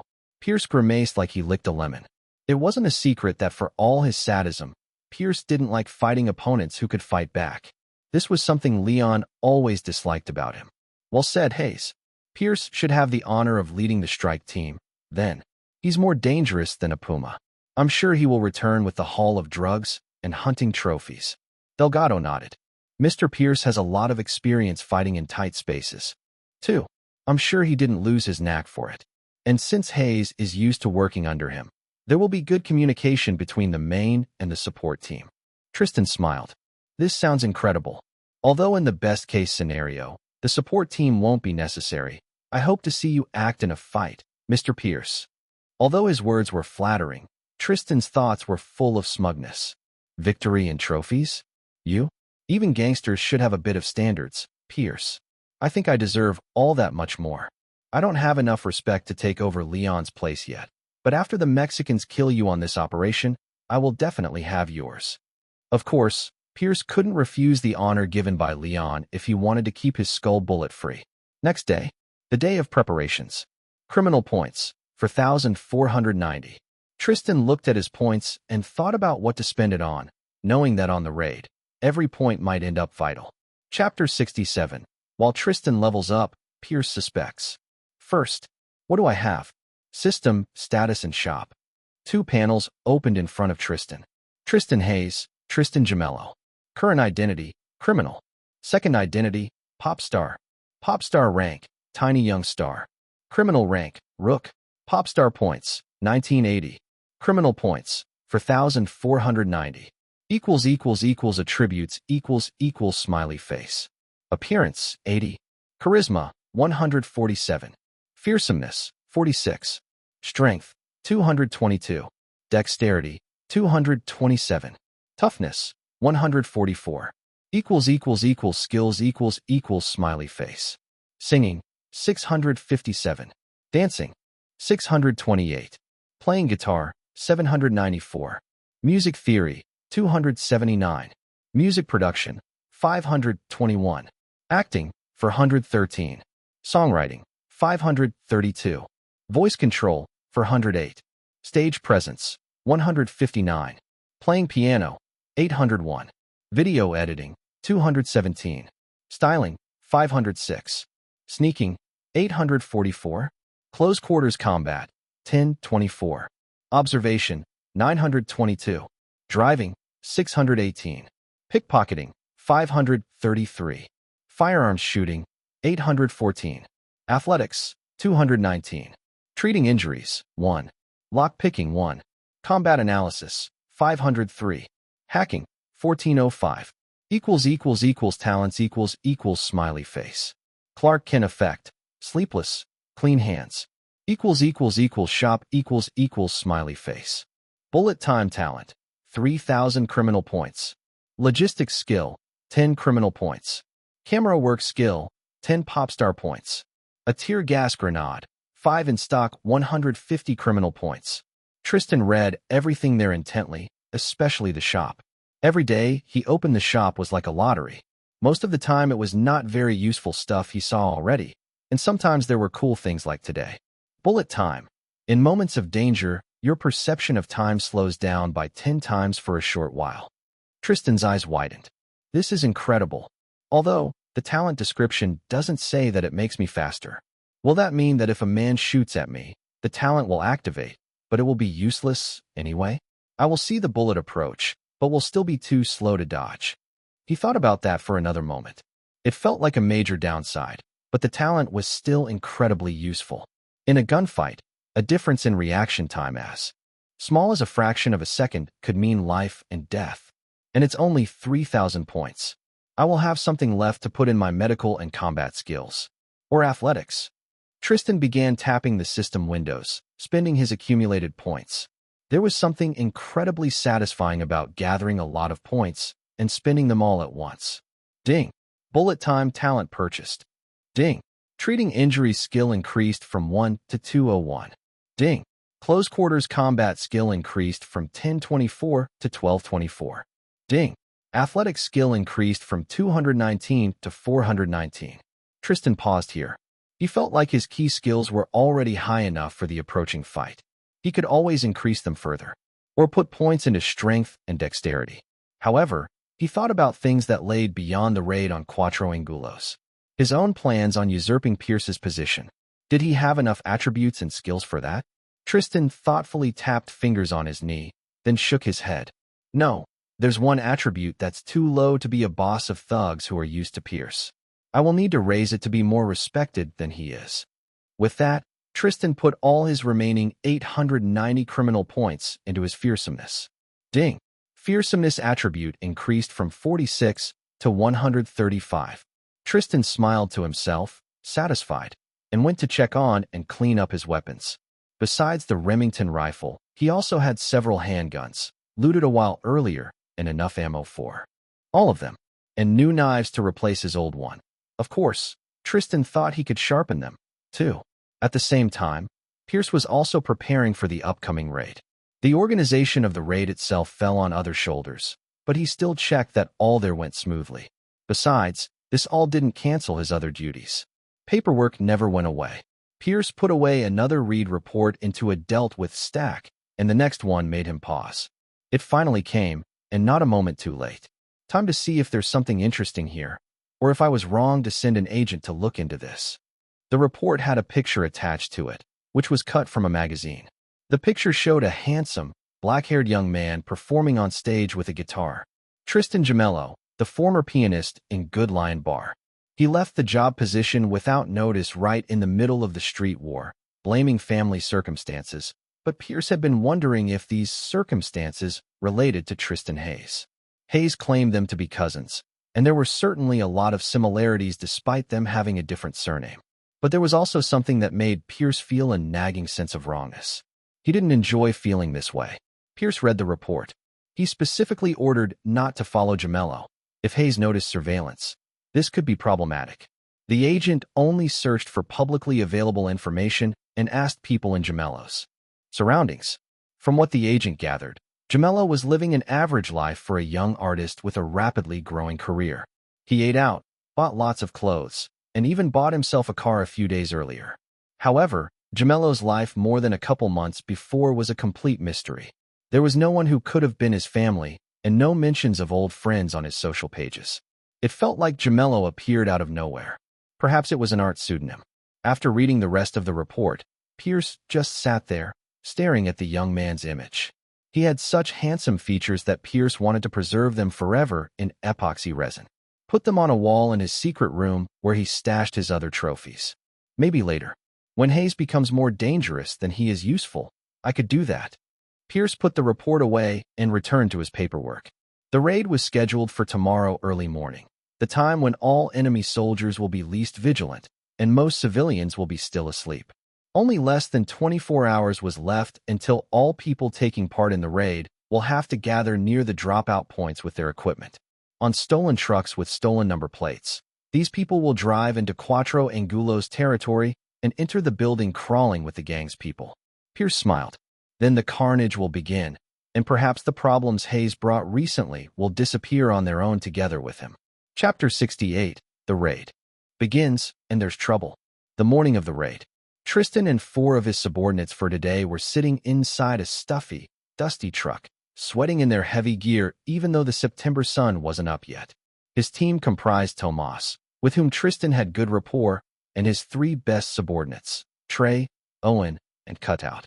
At least, those were their working pseudonyms. Tomas didn't have time to fully recover from his arm wound, but he stoically bore the pain, and his experience compensated for any problems it might cause. To make sure they succeeded, both teams were fit with the best gear available, including earpieces for communication, bulletproof vests, tear gas grenades, protective goggles, and respirator masks. The last 2 were the main reasons everybody was sweltering. However, they couldn't take them off now. 12 minutes earlier, the Strike Team 1, also known as Pierce's team, went into the target building. Since then, Tristan was tracking their progress in his head from the reports of Pierce in his earpiece. At any moment, he could be called to interfere or decide to interfere himself. Smooth progress so far, Pierce said. Then there was a gunshot. Resistance is minimal. The apartment with the stash should be the next one. Tristan frowned. He expected Cuatro Angulos to be better. If Pierce just returned with a success, Tristan will have to work much harder to take his position. There was a loud bang in Tristan's earpiece, which made him flinch. The bang echoed weakly in Tristan's other ear, and it took him a moment to realize that it came from the target building. What was that, Team 1? There was no sound except for static. Tristan sat straighter. Team 1? Answer. This sounded like a flashbang, Tomas said, tilting his head. often the last thing you ever hear. Tristan's eyes widened. A flashbang? Huh. What else did they smuggle from their homeland while they were at it? A rocket launcher? A tank? There were a few tense chuckles at his remark. Tristan chuckled, too, although he didn't feel humorous. He was just doing that to keep everybody's morale high. Then Tristan stood up. Prepare to move out. This is clearly a situation where Team 1 needs support. Everybody followed him when Tristan opened the truck's doors and stepped out. The backstreet the truck was facing was empty so far, and the target building was just behind a corner. They were halfway there when Pierce's voice sounded in Tristan's earpiece again. We were ambushed by the elite team. There are 5 of them, military-grade equipment, weapons, flashbangs. They pinned us down in a western corner of the 4th floor. Team 2, you better come here quickly. Not the same way we did. Already on our way, Team 1. What's your status? 3 dead, 1 wounded. But there were 7 of them before now. Pierce huffed. I had to do most of the work. Tristan nodded, more to himself than anyone, and calculated the routes in his head. Team 1 went through the fire entrance, but now that was definitely protected by alerted enemies. Same was with the main entrance. Good thing that Tristan's team came prepared for something like this. They ran up to the narrow side of a rectangular 4 floors apartment building. The first floor windows were all covered by iron grates, but the second floor windows were unprotected. Near them ran a drain pipe someone strong enough could climb. Tristan flexed his fingers while his mind ran through a mental calculus. If they entered through this window, they should enter an apartment that was already cleared by Pierce's team earlier. Team, we will go through here. I will climb first. Without a pause, he dashed up the wall, running a meter up and grabbing the drain pipe. Although all his equipment pulled Tristan down, he was still strong enough to hold himself with little difficulty. He climbed up with smooth, trained movements and quickly reached the window. One strong blow with the butt of his handgun broke the window and let Tristan reach the handle. After this, he just opened the window and got inside. The small, dingy room really was clean, but not from dirt. Whoever lived here left plenty of empty wrappers and dirty clothing lying on the floor and furniture. However, there was no one alive, only a couple of corpses. After making sure there was no one around, Tristan got a rope from his tactical backpack, tying the other into a bed, and waved them to follow. People in his team weren't all as athletic as Tristan, but they were all strong enough to walk 2 floors up a wall with the help of a rope and a person pulling them up from the other side. Tomas went last. Since his arm was wounded, he just sat in a rope cradle while the rest of the team swiftly pulled him up. After that, Tristan's team hurried to enter deeper into the building. On the doorstep of the first apartment, Tristan saw the first unusual corpse. The first 2 corpses he met were usual, since they were killed by usual means, bullets. This one was cut with something sharp, definitely a knife, and in a manner Tristan had never seen before. There were 2 precise strikes to nerve centers. Each was debilitating and excruciatingly painful, but not enough to kill someone immediately. From the way the dead man was lying, and the way his face was frozen in a grimace of torment, he died unable to even scream, but wanting to very much. There were more corpses like these amongst the other ones Tristan saw on his way to Pierce. It was really foreboding, although not a single muscle on Tristan's face showed his emotions.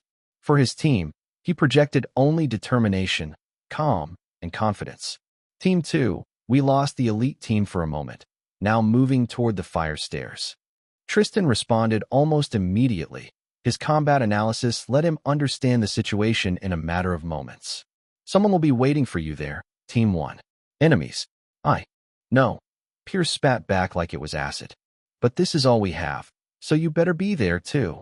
His team heard that, so Tristan only needed to glance at them for a wordless command to run even faster. Soon, they could hear voices of the enemies, and Tristan's team met them with guns blazing. Chapter 69, Bullet Time. Before they turned the corner, Tristan glanced at his teammates. I go first, you cover. He kept a gun in each hand. Normally, they would throw a tear gas grenade at enemies first, but if Pierce's tear gas grenades didn't help him, then these elites were protected from it anyway. Tristan turned the corner, ready to shoot. The enemy elites were there, and one of them already had their guns aimed at Tristan's direction. The time seemed to slow and become thick as molasses. Everything slowed down, from the enemy's movements to Tristan's own. It was the bullet time. A split second was stretched into ages, in which Tristan could examine everything in front of him in detail. The electric lights weren't shattered yet, and gave enough light. For people stood in a stairway landing. Two closer to Tristan, two near where the hallway leading into the building. One more was barely visible deeper inside. Each of the elites was covered in bulletproof armor from head to toe. Their faces were covered by goggles and respirator masks similar to ones Tristan's team was wearing, and they were wielding AK-47 rifles. Not only they had better gear than anything in King Lion Gang, these people held themselves better than average grunts from Cuatro Angulos. Their tactics and bearing were clearly a level above, even if it was far from that of actual Spec Ops soldiers. Besides the living people, there were 3 bodies lying on the ground in the room. 2 of them belonged to Pierce's people, and one wearing the same type of equipment as the other elite enemies. In slow motion, Tristan saw the closest enemy slowly aim his gun at his head, and others gradually turned their heads toward Tristan as well. While the enemy was still spending precious milliseconds to react, Tristan already was ever so slowly aiming at his head and pressing the gun's trigger. At the same time, his left hand aimed at the second closest enemy. The bullets flew out with a stretched-out bang, leaving visible ripples of air behind, like in movies. Then the time returned to its normal state. The first enemy dropped dead with a bullet hole in his goggles. The second was hit in the head, but the bullet glanced off his helmet harmlessly. Tristan's teammates rushed in too, taking the surviving rest of the team unawares for precious seconds. The front men fell to a knee, and all 5 began shooting at the elites from Cuatro Angulos indiscriminately. An entire hail of bullets went at them. However, after the first moment of disorientation, the enemy still had the strength to fight back. Another enemy fell with a bullet to his head, but the rest were too heavily protected to be killed by handguns like Tristan's team had. A couple of them even used the dead bodies of their comrades as improvised shields and opened fire back with their AK-47s. The volley of automatic fire immediately dropped one of Tristan's people down, dead or wounded. There wasn't any cover to hide from it in the narrow room. All Tristan and his people could do was either drop to the ground or retreat to the staircase. There were shouts of pain and swears, both in English and Spanish. It was a complete, concentrated chaos. And in the midst of this, Tristan saw an enemy pull a cylindrical grenade from his belt, pull the pin out, and throw the grenade at Tristan's team. At that moment, the time slowed down again. That was a flashbang grenade. Tristan has seen the pictures. Other men from the Cuatro Angulos team must have heard a signal from his teammate, because they were already turning away from where it was going to land. However, even if Tristan shouted flashbang now, he knew his own group wouldn't be fast enough to do the same. This was doom. It was approaching Tristan slowly, but inevitably. Disoriented by a flashbang, he and his team will become helpless as babies. But despair or fear didn't grab Tristan's soul at that moment, not even a little. It was now, when he was running on enough adrenaline to revive a horse, with his eardrums close to bursting from the endless gunshots, Tristan felt complete clarity. The feeling was like being on stage. Inspiration, but to fight and kill. Tristan raised his gun and aimed at the flying flashbang. Thanks to the bullet time, even hitting a flying target like that under a precise angle was easy. He pressed the trigger and closed his eyes shut. The time sped up. The bullet hit the flashbang head-on, throwing it right back into the middle of the enemy team. And since they were turning away from Tristan's team, half of them were right at flashbang when it exploded. The flash was blinding even through closed eyes. The bang was loud enough to be physically painful and leave behind nothing but ringing silence. Even the sound of system notifications didn't pierce it, leaving them to wait their hour for who knows how long. When Tristan opened his eyes again, through the black and white spots, he saw that all the enemies were stumbling on their feet, completely stunned, just like Tristan's teammates. He was the only one who still had most of his senses. Tristan grinned, then began shooting. Without bullets forcing him to stay down, this was as easy as shooting beer cans. In 4 presses of a trigger, all the remaining enemies were shot dead. Tristan slowly walked forward, not lowering his gun, but feeling his heartbeat slowly decreasing its tempo. Then he glanced at his team. They still looked wobbly on their feet. Some took off their goggles to rub their eyes. Tristan's treating injuries skill told him they will stay like that for at least a few minutes. This is the Chance I needed, Tristan thought. These people will be dead weight for just enough time that I can deal with Pierce. By Tristan's estimation, Pierce was just ahead. Tristan reloaded and walked there. Chapter 70. Tristan's identities are discovered. Tristan found Pierce peeking out of the hallway from inside of one of the apartments on this floor. There was a bloody gash on his temple, but otherwise, he looked healthy. He also looked strange in full combat gear instead of a suit, but that was another story. Pierce's eyes were still visible through the goggles and easy to recognize, although he was wearing contact lenses instead of glasses today. At the sight of Tristan, Pierce narrowed his eyes and mouthed something from his cover. I can't hear you. A flashbang. The coast is clear, though. You can come out, Tristan said, carefully not raising his voice despite not hearing himself. There were no enemies in sight, but Tristan still held his guns at the ready. He was tense, but did his best to play it off as being prepared for the appearance of more enemies. He had to be ready for those, anyway. They could be anywhere. He just wanted Pierce to show himself from behind his cover. In this moment, if Tristan acted, Pierce had a good chance to close the metal door shut in front of Tristan and be safe. However, the suspicion in Pierce's eyes didn't lessen after Tristan's words. Andrew Pierce didn't live as long as he had, in a position he had, with hobbies he had, because he trusted people easily. Pierce's own remaining grunt had lost consciousness from blood loss a minute ago. Tristan's teammates were nowhere to be seen, either. Even if they all fell during the fight with the elite squad, the fact of Tristan's survival was impressive. Tristan didn't even have any major injuries, only a few scrapes here and there. You have really risen in ranks and skills quickly, Hayes. Too quickly for your own good. Geniuses like you fare better in less competitive fields than organized crime. Tristan tilted his head slightly. He didn't hear the words, but he saw the look in Pierce's eyes. First there was quiet contempt and annoyance, and then a flash of realization. Tristan frowned. I said that I can't hear you. Come out. We have to hurry before any more reinforcements come. Meanwhile, Pierce was thinking hard. The pieces of suspicions and information Pierce gathered for the last months were finally crystallizing into a theory. Although that theory was utterly outlandish, Pierce knew not to dismiss theories just because of that. There were too many incidents with Hayes and Gemello hanging in the same circles, living around the same places, and, of course, never appearing together. All these instances could be explained, but some explanations were flimsier than the others.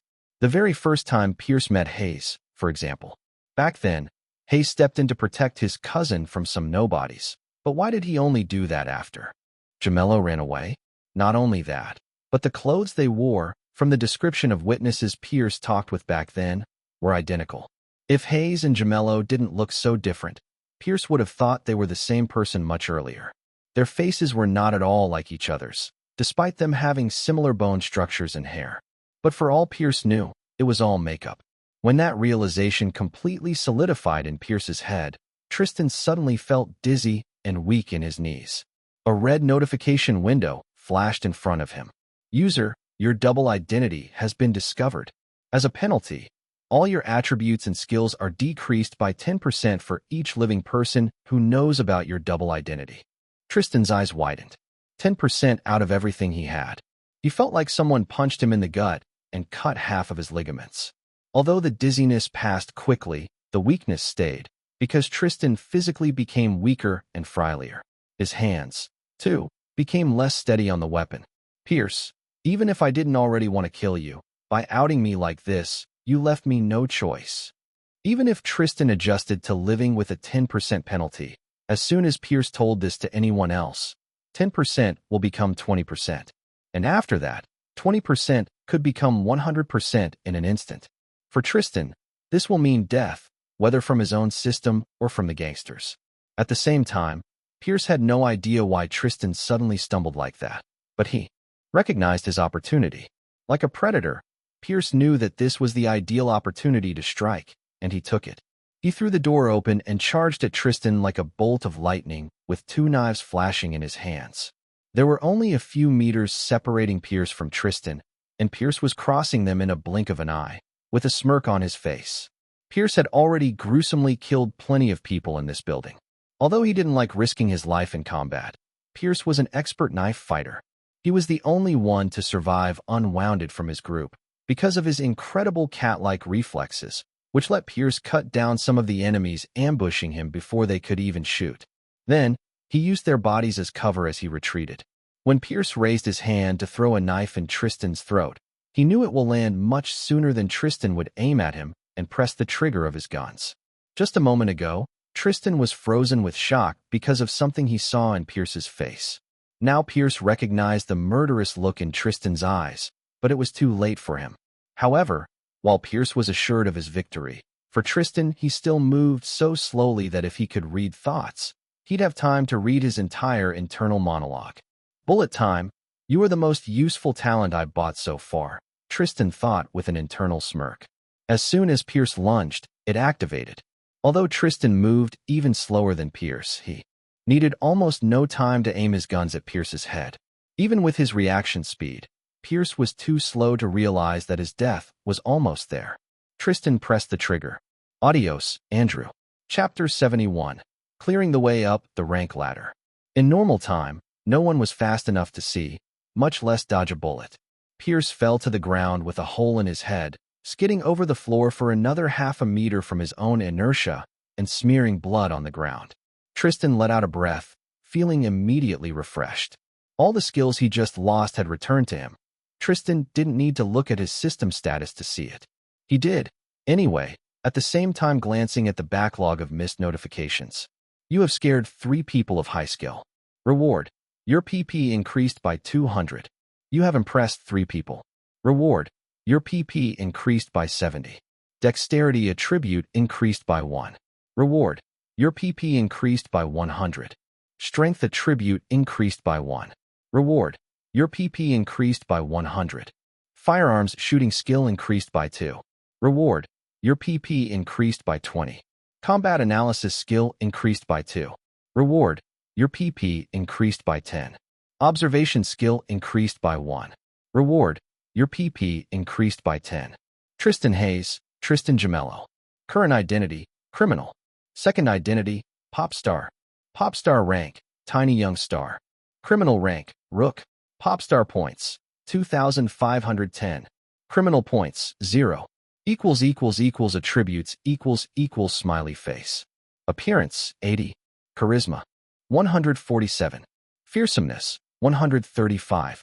Strength, 223. Dexterity, 228. Toughness, 144. Skills smiley face. Singing, 657. Dancing, 628.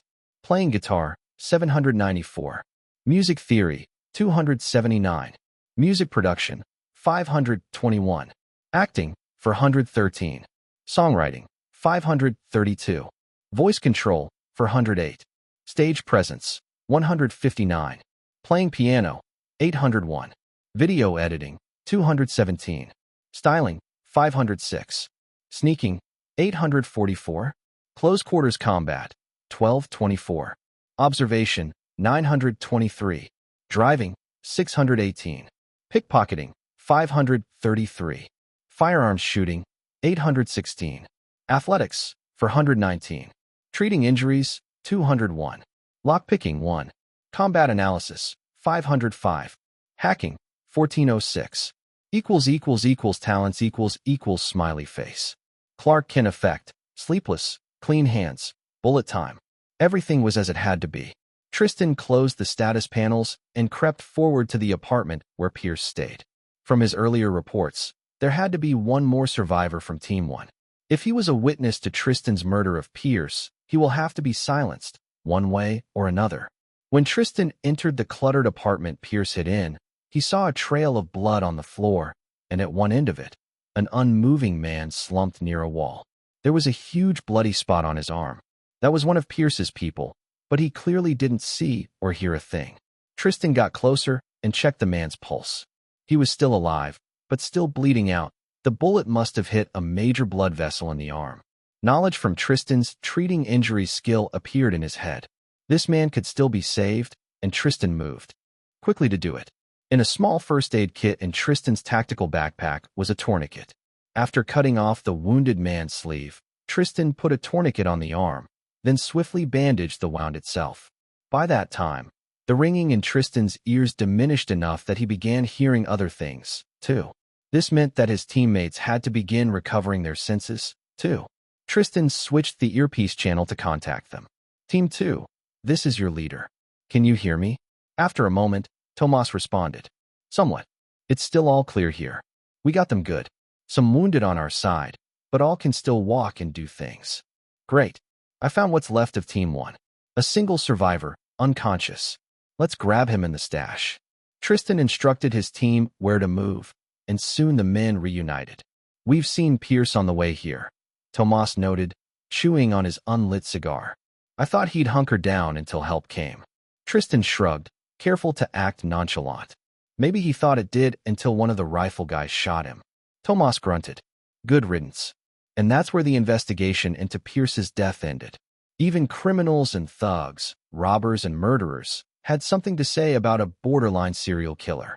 The kind that shows in news and detective stories. After that, Tristan ordered Owen to carry the wounded toward their exit point, while the rest went for the drug stash. It was inside one of the apartments, with its location already discovered and cleared of the guards by Team 1. Another unremarkable apartment, save for the traces of a gunfight, bullet holes, remaining whiffs of tear gas, and bloodied bodies. The wares were already loaded in bags to be distributed to vendors. About 50 kilograms of hard drugs, worth millions of dollars, just lying around. This is it. Tristan holstered his guns and clapped his hands. Pack it up and go. Don't try to sneak any for yourself. You will get paid for this mission enough that you won't need to. The men's respirator masks hid their smirks, but the promise of a reward gave them a second wind after a tense fight earlier. The team began taking the bags and put them into their backpacks before hurrying toward the exit. With his hearing recovering more and more every minute, and the apartment's window broken by a stray shot, Tristan heard shouting from the street below. Hurry, Team 2. The Angulos got reinforcements coming. Not that people needed encouragement. They ran not just like their life depended on it, but like they were returning home to respect and rewards. Twice as fast as they came in, Tristan's team descended the stairs. Tristan was leading the way, with his guns ready to shoot. They caught up with Owen, who was slowed down by a wounded person on his shoulders, then sped up again together with the two of them. On the second floor, Tristan heard footsteps from the fire stairs and the main stairs. Without a pause, he turned toward the same apartment they entered through. Tristan and his team were almost there when a Hispanic-looking man with wide eyes and a gun in his hands turned a corner. The man opened his mouth to shout in alarm and raised his gun, but Tristan reacted faster. Since he got the bullet time talent, he would always be faster. The man died from a gunshot to his neck. However, the sound instantly alerted everybody on the floor. Run! Chapter 72. We won. We won. Run! Tristan shouted, gesturing to his team to get out of the window. They needed no further orders. One of Tristan's subordinates, Cutout, already fastened a rope and began sliding toward the ground on it. Tristan stayed at the back of the group, ready to shoot whoever else appeared. Anyone looking from the side, like his other team members, which were waiting for the way to clear to follow Cutout, could have thought Tristan was a caring leader who wanted to ensure the safety of his subordinates before his own. In reality, this was only a secondary concern. The first thought in his mind was for $10 million in his team's backpacks. As for his morality, Tristan found it more and more lax these days. The first 3 people easily reached the ground, but Owen, who carried the wounded man, couldn't do the same easily. Owen awkwardly tried to hold the wounded man closer while holding onto the rope, but he wasn't able to get a tight enough grip. Although only his eyes were visible through the gear, Owen looked close to giving up on the wounded man, but unwilling to do so. He might have been just a grunt in the King Lion gang, but one of the core tenets of the gang was to look out for each other, even if the King Lion's orders always came first. Get down, Owen, Tristan ordered, noticing this. I will get the wounded down myself. Owen's eyes shone with relief. Got it, boss. Owen grabbed the rope and went down at the same time as 2 more Cuatro Angulos people entered the hallway Tristan was monitoring. Like before, Tristan shot first. However, the aim from his left hand was slightly off, and instead of hitting the target's forehead, it veered off and only grazed his skull. The Angulo's grunt screamed profanities in Spanish and stumbled back, too disoriented by the wound to immediately shoot at Tristan. The next moment, he fell next to his comrade with a more precise wound in his face. More people were very close. Tristan holstered his weapons and went for the wounded man. I really should have just left him here, he thought. But since he already decided to save that man, giving up now to Tristan just felt whimsical and weak. He was swearing under his breath, but he still went to do it. His teammates were waiting below the window. First, Tristan took off his backpack and threw it down, where Owen immediately picked it up and gave Tristan a wave. Then Tristan hauled the unconscious man up over his shoulders. He was still breathing, at least, and even stirring. A little when Tristan jostled his injury.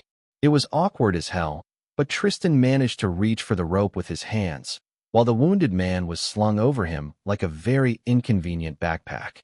The position made it incredibly hard to have a good grip on the rope. Tristan felt like he would fall off the moment he stepped out of the window.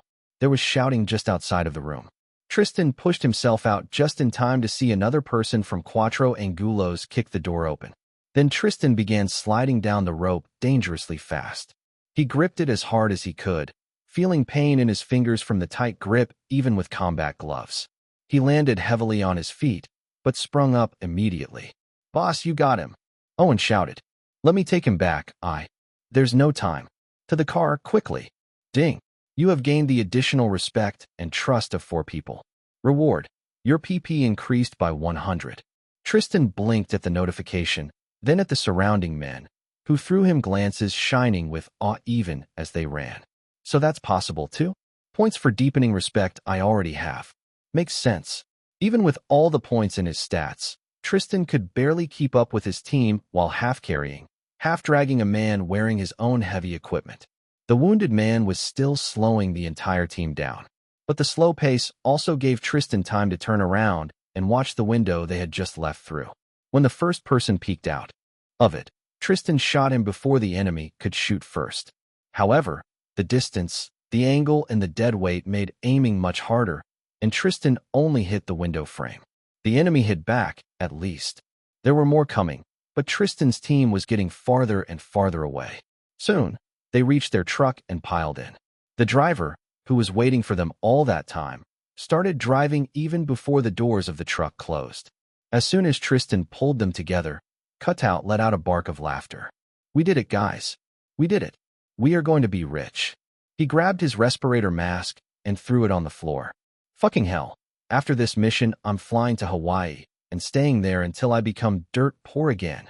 Others began taking off their masks too, showing off their grins and cheering. "Hell yeah. Why Hawaii? Think bigger. Egypt, Italy, Thailand. I want to have that exotic Thai massage." Tristan grinned, too. He wanted to say something inspirational, but then noticed Tomas' tense expression. The scarred man said nothing, but that expression alone reminded Tristan that they hadn't won yet. To win, they had to bring the prize home. "Team, sit down. You can celebrate later, when we actually get paid. Check on your wounds first. Is there anything that needs bandaging?" Tristan's serious words swiftly returned the mood to a more professional one. People sat back down and began inspecting their injuries. All shallow, as much as the shaking truck. Aloud, then the driver's voice sounded in Tristan's earpiece. "Boss, we are in trouble. There are 2 cars on our tail, both full of angry Mexicans. They are going to get at shooting distance soon." There was a gunshot, and a hole appeared in the truck's walls only 10 centimeters above Tristan's head. Jinxed it. Chapter 73, A Shot for a Shot. Of course they are chasing us. If someone stole 10 million from me, I'd chase the bastard, too. Tristan muttered under his breath. Next moment, everybody in the truck was thrown to the wall when the driver pressed on the gas pedal. Louder, Tristan shouted. "Tomas, help me return the fire." Out of all his team, Tomas had the steadiest aim, Tristan had noticed. Now the scarred man nodded, and together they opened the back door of the truck enough to shoot. There was no point in more people trying to shoot back. The truck was wide enough that they could have fit, but only 2 men at the edges had something to hold on to. The truck's driver was trying to get away from the chase. The road was empty enough that he could speed to the limit of the car's ability, but he still had to veer away from obstacles every other second. And when the truck drove straight ahead, it would always hit a pothole. Tristan had to hold for dear for any support he could reach to not fall out of the truck entirely. It was almost impossible to aim in circumstances like these. From the open doors, Tristan saw the two cars chasing them. They were 20 meters away, and the shot that hit the truck was a very lucky one from this distance. However, it was rapidly decreasing. Tristan grit his teeth and tried to aim with the hand, not busy holding onto the truck's doors. Next to him, Tomas did the same. However, their first few shots went completely off target. Their enemies, ones that tried to shoot out of the side windows, were just as successful. The distance decreased to 15 meters, and more shots began hitting close to their targets. Tristan opened his eyes wide and tried to get in the rhythm of the truck's mad shaking. Sadly, there was no rhythm. Even shooting while sitting on top of a galloping horse would have been easier. And the bullet time wasn't activating because, clearly, the situation wasn't dangerous enough. Tristan's entire shooting skill was telling him that even they weren't enough. So he sprayed bullets and prayed that they would hit at least someone or something. A couple of seconds later, a lucky shot shattered the windshield of an enemy car, making it veer to the side and slow down. A few seconds later, the driver, only scratched by glass, got himself back together and sped up to catch up with the chase. But at the moment, that car was still biting dust. The other car, though, got way too close. Although Tristan's eyes were wide open, he still noticed the random bullet approaching him way too close. It already passed half of the way toward him. The time slowed down, but this time, Tristan really was helpless to do anything about this. I'm going to be shot for real. In the chest, it looks like. There was enough time to accept this fate a little. Inwardly, Tristan grinned bitterly. He got what he wanted from the start of this fight, but at what cost? Wasting no more thought on this, Tristan focused on his aim. In the slowed down time perception, every lurch and turn of the truck was as slow as gentle coming and going of sea waves on the shore in good weather. He pressed the trigger, and the time sped up. Tristan's shot hit the driver of the front enemy car right in the eye, splattering the man's brains all over his seat. At the same time, the bullet with Tristan's name on it hit him on the right side of his chest. Pain exploded over Tristan's torso, stealing his breath, and the impact threw him back a step. He'd fall down completely and could have fallen out of the truck if Tomas wasn't there to catch him. Although he was protected by a bulletproof vest, it was a light and weak type. Level IA Kevlar vests like ones given to the strike teams would save one's life from a bullet, but not save their body from bruises and possibly even bone fractures. Tristan was sure that the elite fighters they've met were wearing stronger bulletproof vests that could shake off bullets much easier. Although low-level vests were lighter, at this moment, Tristan wished the gang bothered to buy more expensive and tough ones. It hurt, but the shock was momentary, and Tristan was used to pushing through the pain. Although his chest flared with it at every breath, he still pulled himself together and looked at the chasing cars. The car without a driver lost control, despite the front passenger's attempt at taking over the wheel. It swiveled to the side and drove right into a car parked on a sidewalk. The second car tried to drive the pile around, but caught it with the side and ended up driving off the road entirely as a result. Behind Tristan, someone swore in disbelief. Fucking hell. That was an insane shot, or insane luck. Quiet. Hayes, how are you? Tomas asked, pulling the truck's doors back again. There was a police siren wailing in the distance. Tristan cringed and sat down on the floor. I will live, thanks. He turned on his headpiece. Hey, driver, get us to the switch car before we enter a second car chase today. On it, already on it. We will be there in 5 minutes. And they were. The truck was ditched and changed to a smaller van, where the team had to sit almost on each other's heads. The van drove around the city for a while longer, making sure that no one else was tailing it, before going to the rendezvous point. It was a seemingly ordinary bakery, but Tristan's group drove to its back. From the side, if they weren't all wielding combat gear and covered in dust, grime, and blood, except Tristan, who was only dirty, they would have looked like ordinary delivery men bringing baking ingredients. But they were bringing special flour instead, and in the basement, Leon himself was waiting for the raid's results. Chapter 74, Retuning with a Victory. In the bakery's basement was a spacious room, furnished with a couch on one side of it, and several cupboards on the other. The walls were painted hospital green, but someone taped on them a bunch of assorted 80X rock band posters and calendars with girls in bikinis.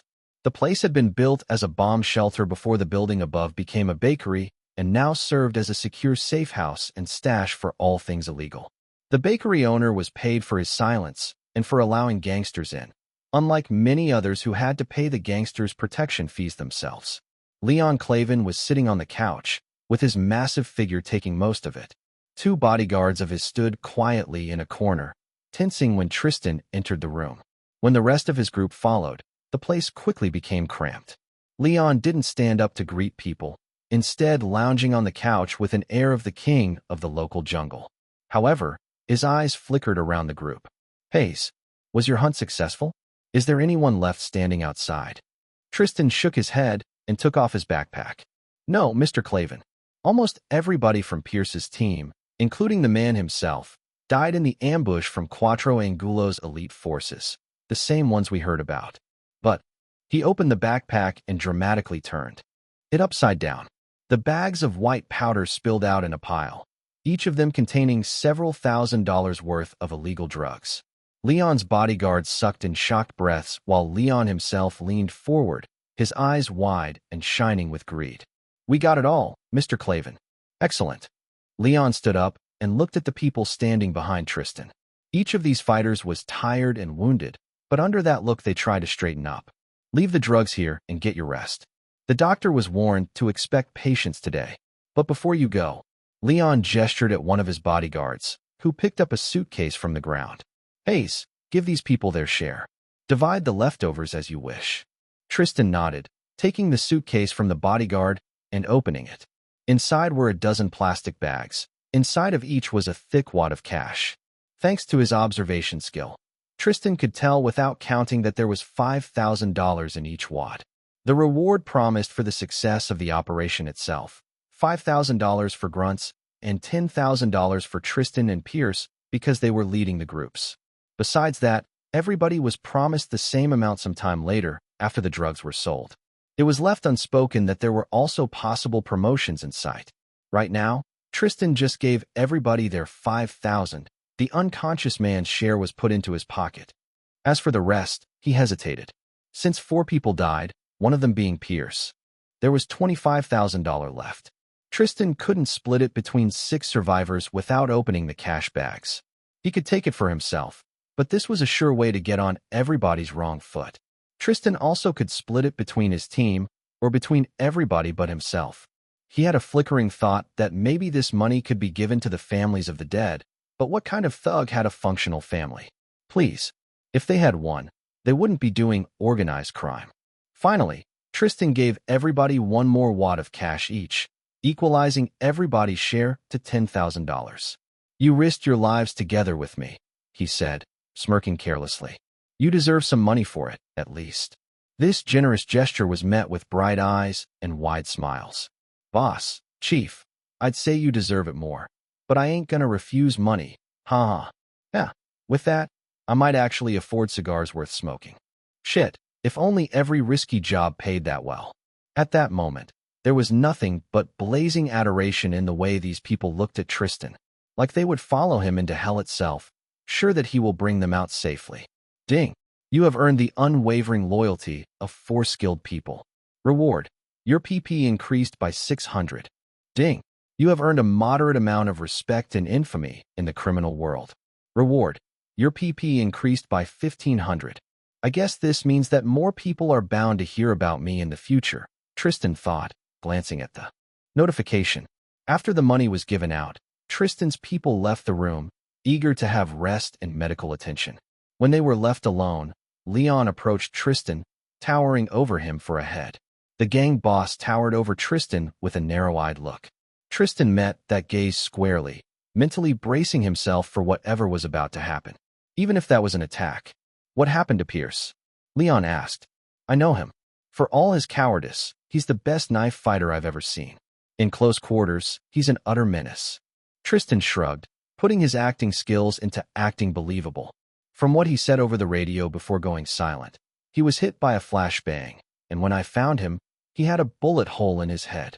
Tristan paused and smirked ruefully. "A knife to a gunfight, I guess." Leon snorted and gave Tristan a pat on the shoulder before stepping back. "And isn't that just true? I suppose I will have to find a replacement. Pierce's secretary can do the legal part of his job, but the rest, well, I had some replacements in mind. He looked away from Tristan, and he knew he had to step up. Of course, even with all his skills, Hayes was still just a talented newbie in Leon's eyes. This time, Tristan had to push himself.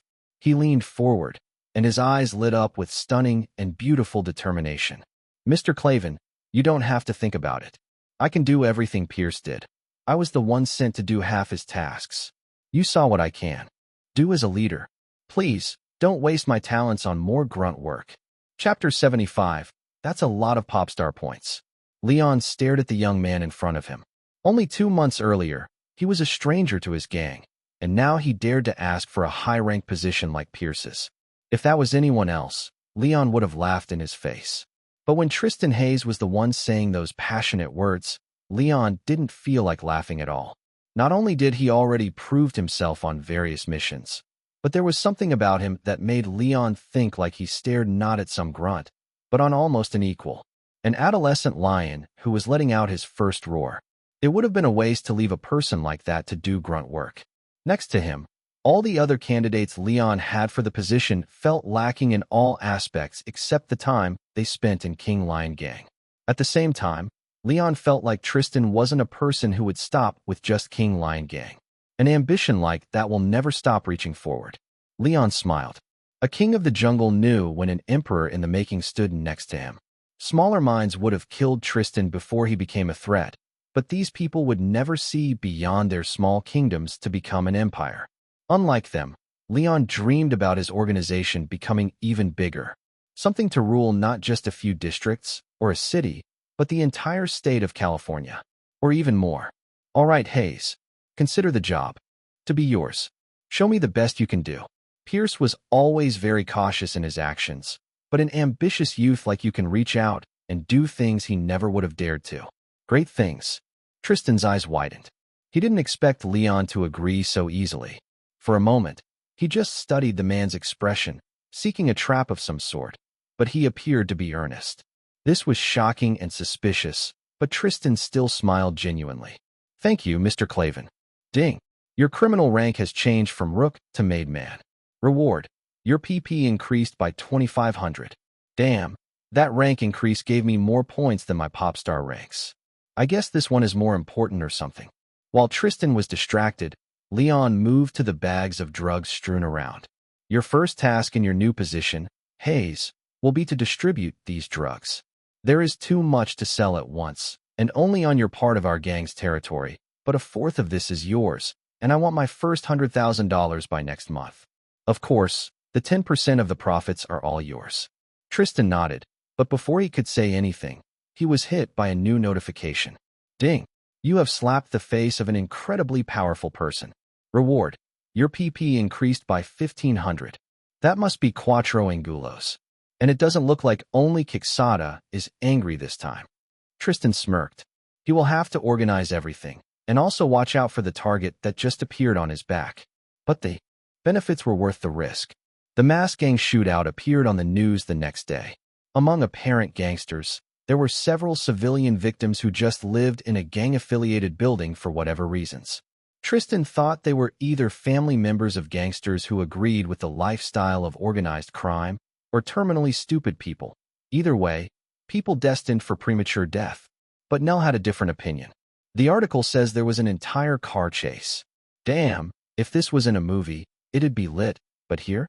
I live in this city. Now I can't go eat authentic Mexican food without thinking that I might get shot. Tristan and Nell were eating out again that noon, sitting at a corner table of their favorite burger joint. Last night, Tristan spent 6 hours straight reading through Pierce's documents and settling into his unfinished business. Before that, he only had basic first aid and a shot of a painkiller for the bruise on his chest. By the end of the night, Tristan had a new skill, governing at 5, and no criminal points whatsoever to increase it, which would have been very helpful.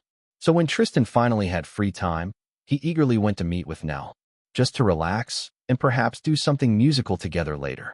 Hearing the retold piece of news made Tristan scoff. It's America, Nell. You can't make 2 steps into a dark alleyway without someone accosting you with a gun. That's a bit more than accosting. Nell shrugged, but moved on. Anyway, hey, I had a thought yesterday. I heard from some people online that judges at the last round of the Californian Young Star contest look not just for quality, but for popularity. Since it's made for TV and all, if the show gets high enough ratings on state TV, it can even be shown on nationwide channels. Tristan nodded. I didn't hear about it, but that makes sense. I bet at least some judges are bribed, too. Not just by the artists, but even by their agencies. Hell, if I was a judge, I could have started an entire bribe auction over it. Nell waved his hand dismissively. I don't believe it. They would have been outed ages ago if this was true. Anyway, I was saying that we should promote ourselves. Our agency is about to help with that, but why not give them ideas? Since we are in one agency, why not do a promotion together? If you aren't as busy anymore as you've been recently, my social page doesn't have all that many followers, but we can still share them. A promotion together? Interesting. Tristan leaned forward over the table with their food. When you said that, I immediately had an idea. Nell grinned, leaning forward as well. The excited energy between the two was almost palpable. I bet it's the same one I had, because great minds think alike. Tristan chuckled. Then is your idea? Chapter 76, A Plan for a Self-Promotion. Then is your idea to make covers of each other's contest songs. Nell leaned back and clapped his hands. You read my mind, man. I already had some ideas about what I could do with your song to make it sound even more fresh. And we can make an entire music video out of it. 2 of them. Tristan grinned, because that was true. Now that he had the backing of an agency, he didn't need to worry about not having equipment and personnel for making high-quality music videos. Hell, he won't need to even rent time in a music recording studio anymore. Yeah, I'd love to make a cover of your Jester, Nell. I have to think about the time we have left until the next round of the contest, too, though. Especially since he had to manage his crime life as well. The contest was in December, and today was October. 2 months was neither a little nor a lot. After yesterday, Tristan knew that other small gangs will look at Cuatro Angulos like sharks in a tank on a fallen prisoner. And he better move quickly himself, so King Lion Gang got its lion's share. The thought made him cringe at the awful pun and rub his aching chest. This was going to hurt his performances in the next couple of weeks, too, but Tristan didn't have the time to waste and fully recover. Seeing the motion, Nell frowned in concern, then squinted. Are you okay, Tris? You look kinda scuffed today. Is that a bruise under your concealer? He pointed at Tristan's face. The bruise on Tristan's jaw was small, something he didn't even remember earning. Tristan waved the concern away. I just hit myself with a barbell bar. Yesterday when doing lifts like a total dumbass. Tristan barely went to a gym these days, preferring to get his muscles with system points. His time could be spent in better ways. Nell laughed. That happens with everybody who goes to the gym, I bet. Or something like that. I remember the time I dropped a dumbbell on my leg. I actually broke a toe bone. So you were lucky to only have a bruise. It won't make your singing any worse, I'm sure. Anyway, I know you gotta make a new song in 2 months, but something tells me that Dragonfly didn't take you a year, man. Either way, I'm ready to help you out with this. Anything you need. Tristan nodded. Nell's eagerness and surety in Tristan rekindled his determination to succeed. He had to do better than best. And with as much PP as he had, there was no way for him to fail. Then I can do the same. After finishing their meal, Tristan and Nell contacted the manager, which was given to them by the GTG agency. The manager's name was Derek Ritfield, and he actually worked with both of them, along with a few other talents in the agency. This was very common in smaller agencies like GTG.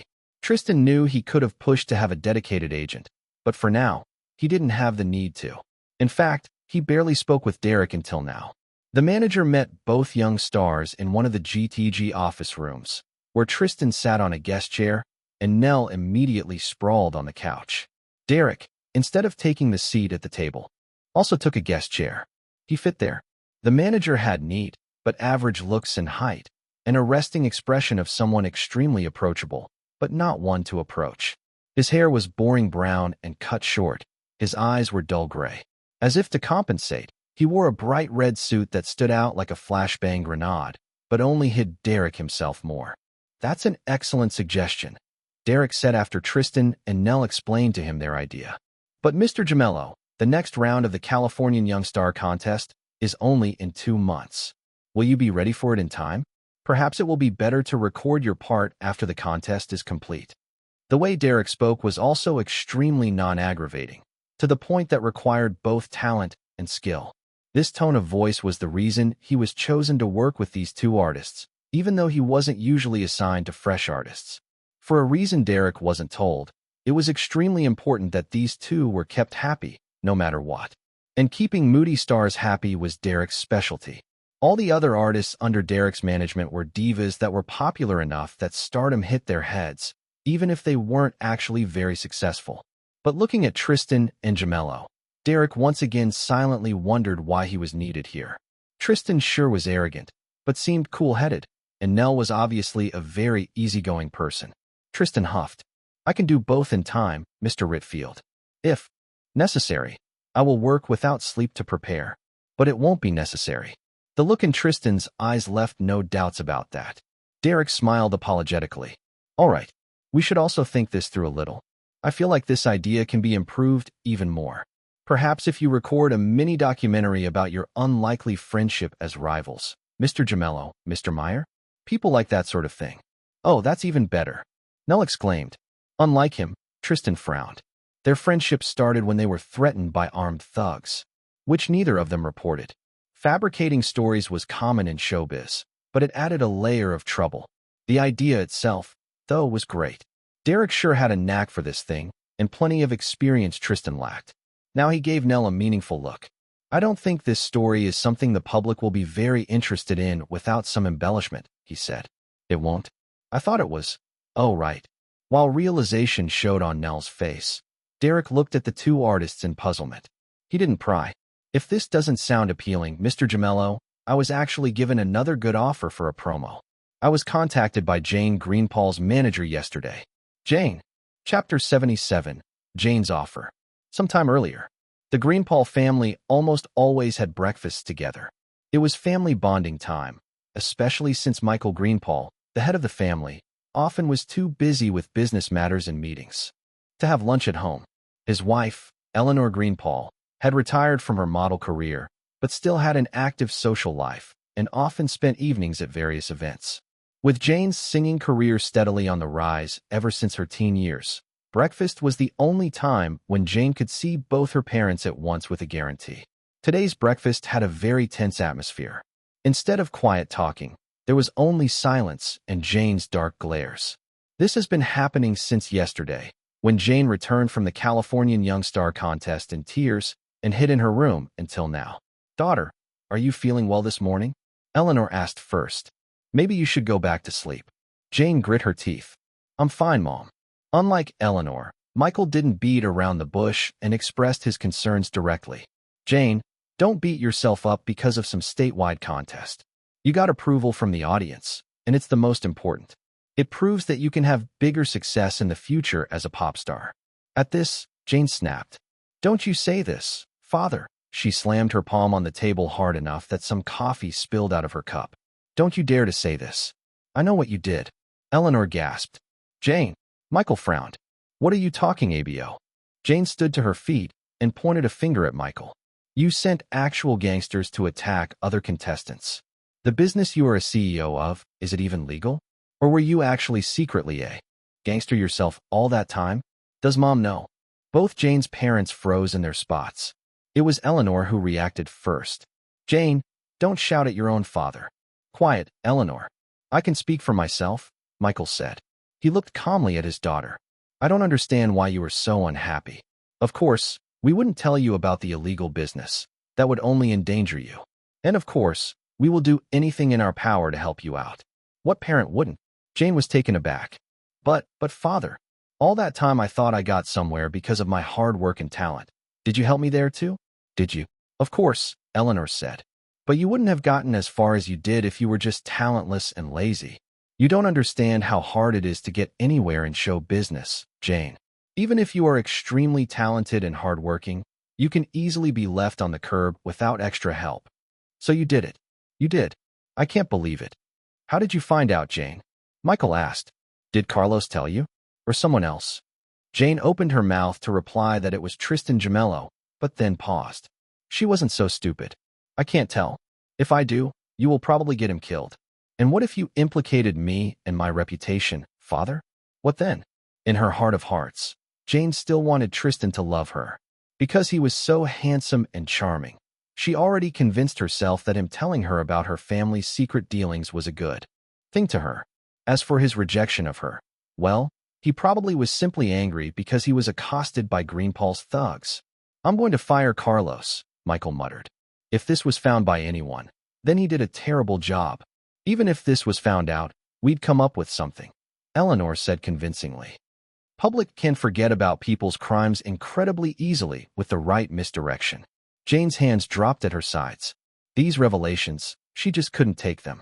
All the while, her parents acted like they did nothing wrong. And did they? Or didn't? You know what? I'm not hungry anymore. Jane.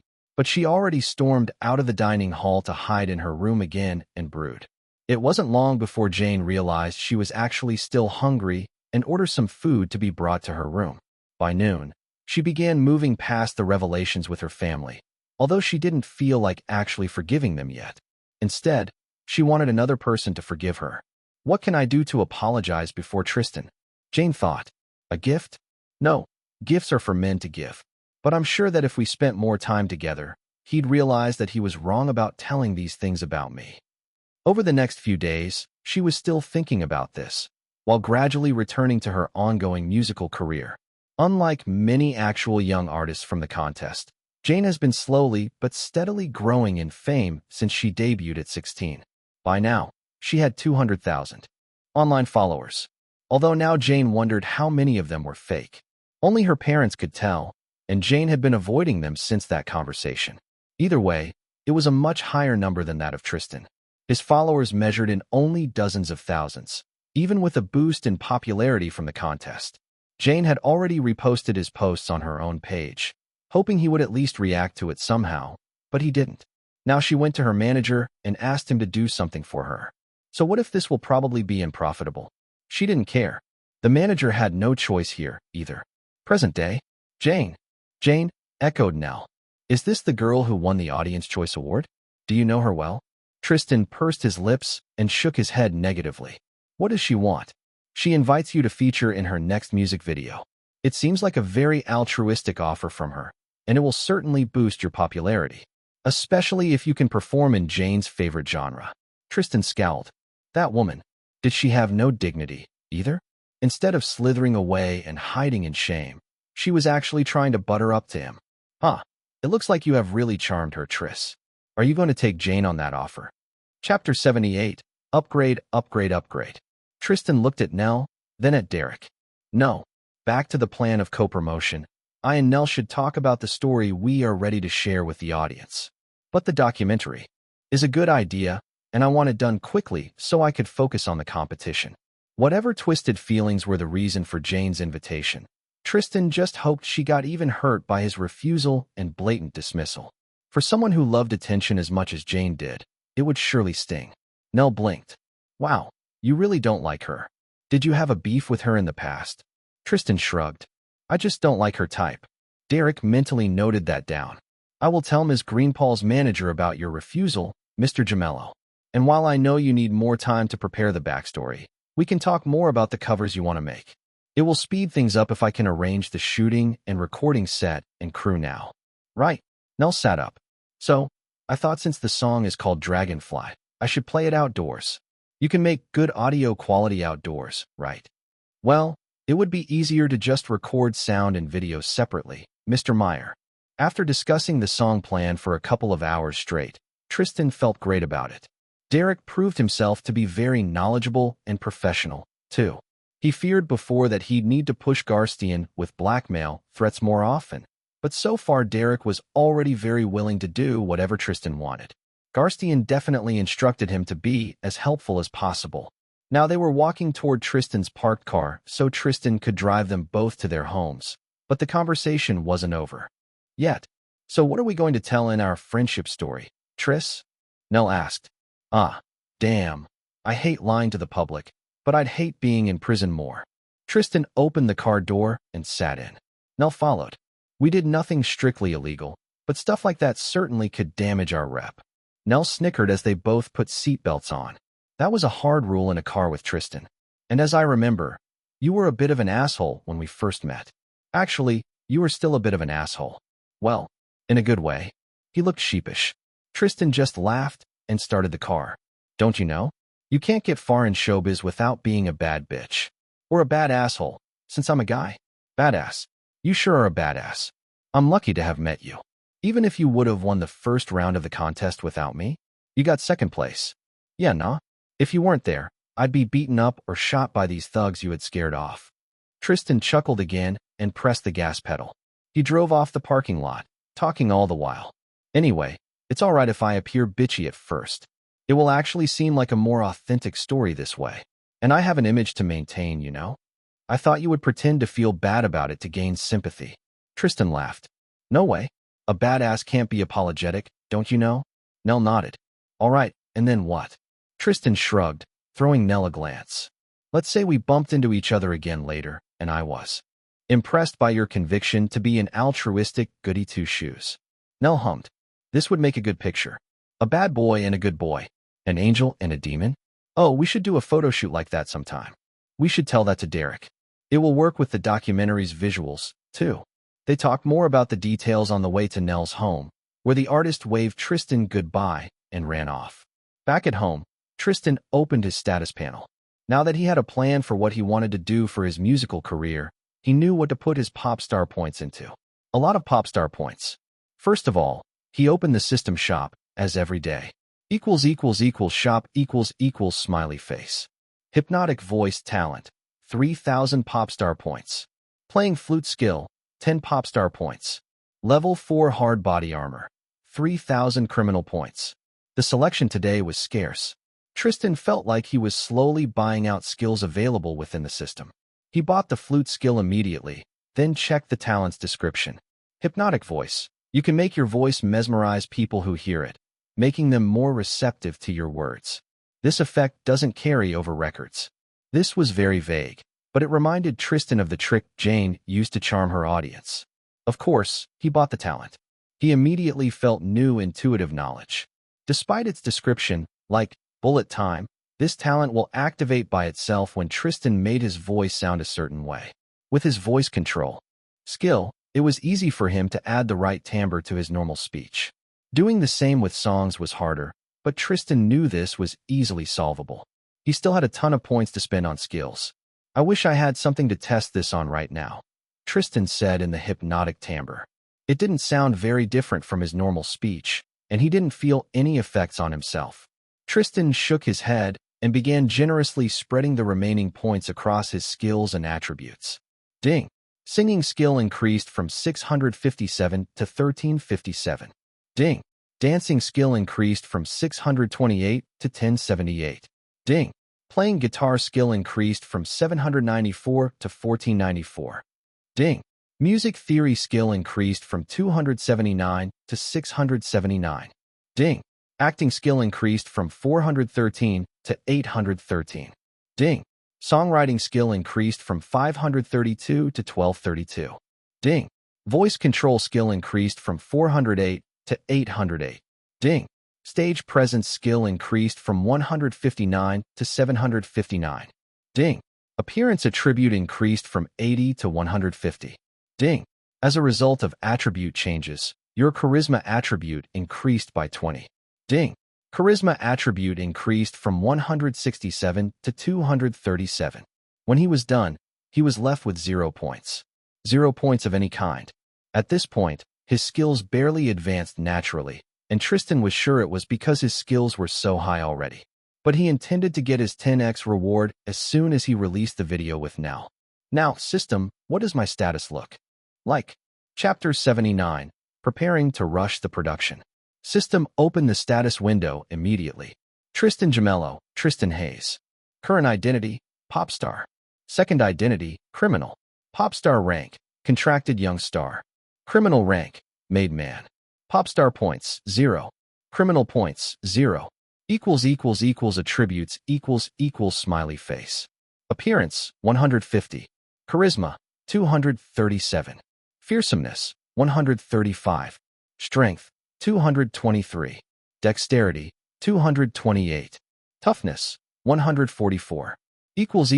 Skills smiley face.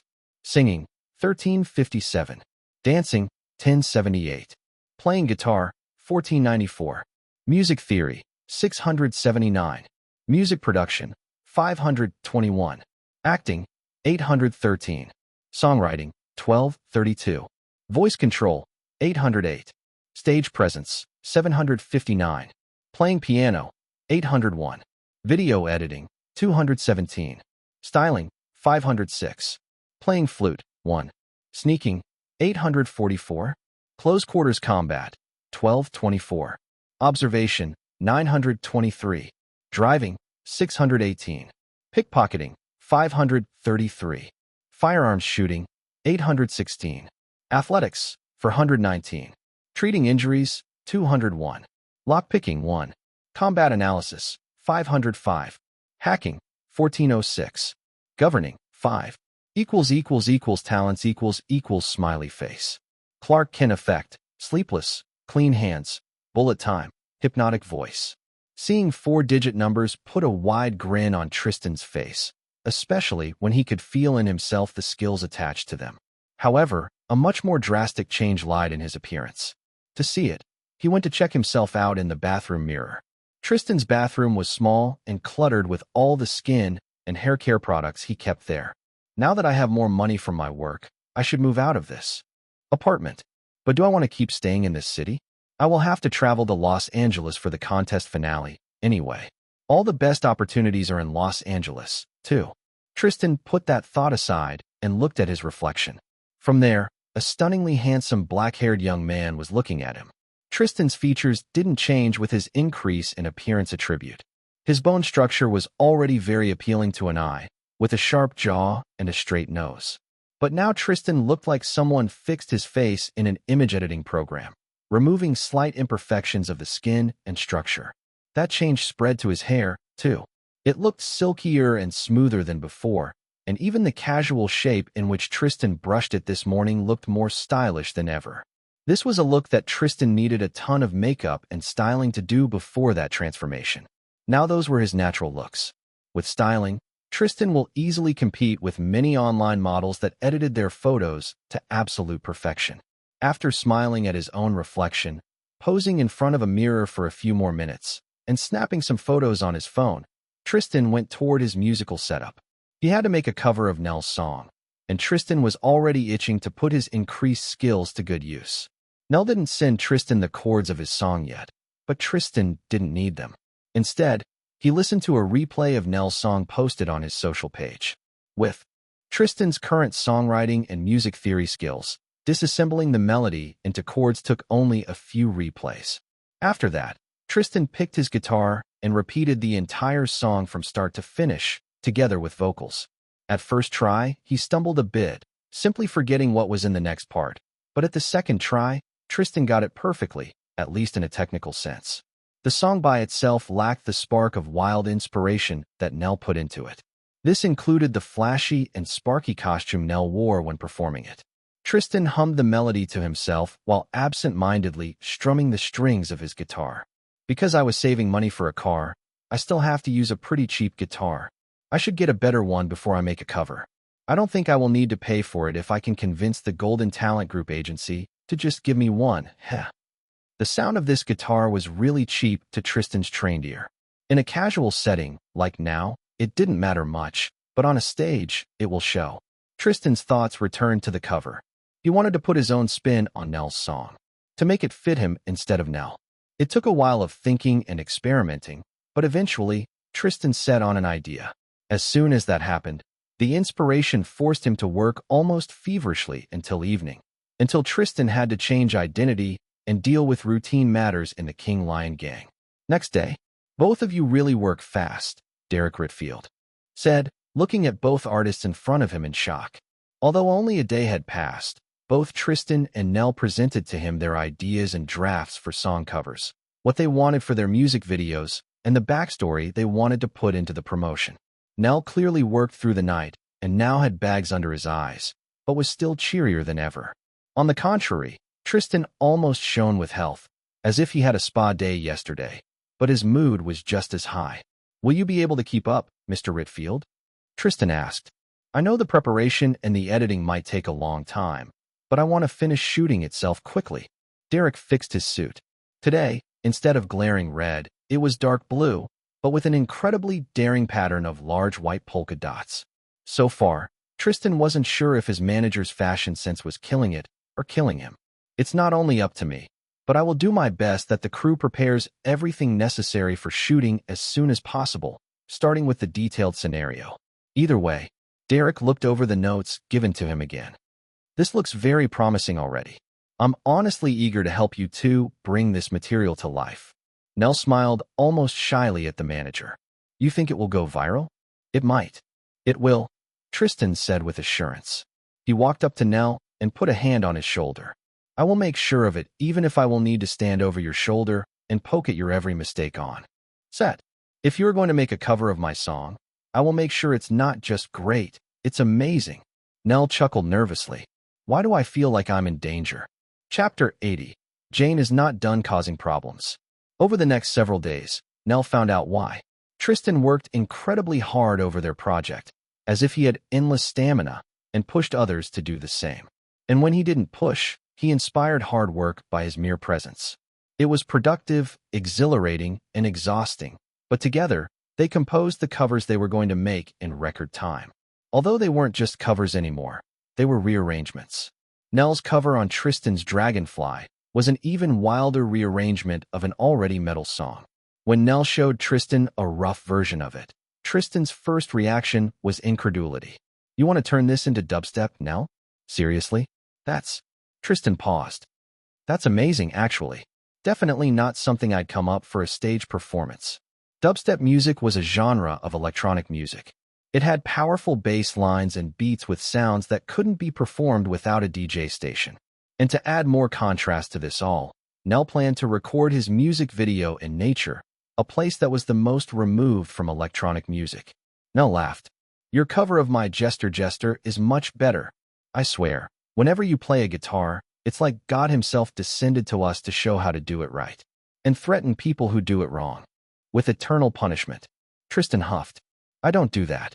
You don't even have to threaten. The idea is scary enough already.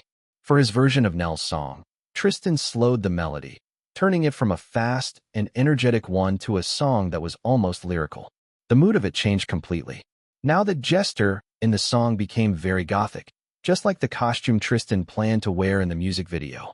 He put a lot of his time and effort into making the video as quickly as possible. If he was doing this alone, Tristan could have finished in a few weeks, but an entire crew of people from the agency handled shootings and such. And they worked with other stars from the agency at the same time, too. Even though Tristan was given priority, there was a limit to how quick or slow things could be. He just wanted to release this project before December. But while Tristan waited for other people involved to do their part of his work, he also began preparing his performance for the Californian Young Star contest. Nell's electronic arrangement of Tristan's song actually gave him an idea. A song that will show off Tristan's skill with the guitar to awe everyone. Saying that dubstep couldn't be performed without a DJ station, after all, was a lie. It was technically possible to perform on a few other exotic and very specialized instruments. Or, if you were a real pro, it could be played on an electric guitar. With a performance like that, and Tristan's hypnotic voice, there was no way for anyone to compete with him in song quality alone. Although hypnotic voice didn't carry over records, it would still awe a living audience. In short, Tristan was sure that music-wise, this contest will be a smooth sailing. Arranging things with the gang business was harder, but Tristan was getting there, too. Of course, something had to throw a wrench into Tristan's work schedule. Green Paul's residence. Jane stared at the screen of her phone, aghast. When the next day after her manager passed the offer of cooperation, she was told that Tristan refused it without explaining the reasons. Jane was disappointed. However, she quickly assured herself that Tristan was simply too busy preparing for the December performance to work together with her at the time. Jane realized she was too naive again. She had many friends in the showbiz industry. It was important to have connections, after all, and many of these friends knew about Jane's opinion about Gemello, which she wasn't even hiding, anyway. Now one of them sent her terrible, terrible news. It was the true reason why Tristan rejected Jane's generous offer. Jane. Jamello is making a promo with that shiny guy who took second place at the contest. It's 100% true. Look, next was a screenshot of a conversation between Jane's friend and one of the assistants inside of the GTG agency's production team. Although the assistant didn't speak about the project. Between Nelson Meyer and Tristan Jamello directly, he alluded to it so clearly that there could be no doubts. Seeing this, Jane wanted to spit someone in the face. Tristan rejected her again, and this was all because of this buffoon, Nelson. Jane thought, I don't know what lies and tricks he used to convince Tristan that he's a better choice for a project together, but I will expose him to the world. Tristan and Nell were at the final stages of the shooting for the music video, shooting a bit about their meeting in the music hall. Since dramatically reenacting scenes without all the staff members and other actors was pointless, Tristan and Nell just walked around the empty hallways of the building and talked about things.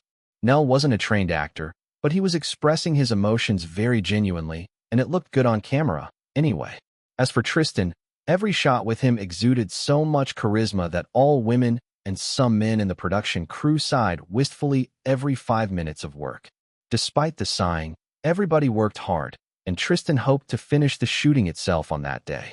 It was around noon when Nell took a break from standing under cameras, while Tristan continued shooting, and soon after, when he froze in shock. Although he was looking at the camera at the moment, Tristan still noticed this with a corner of his eye.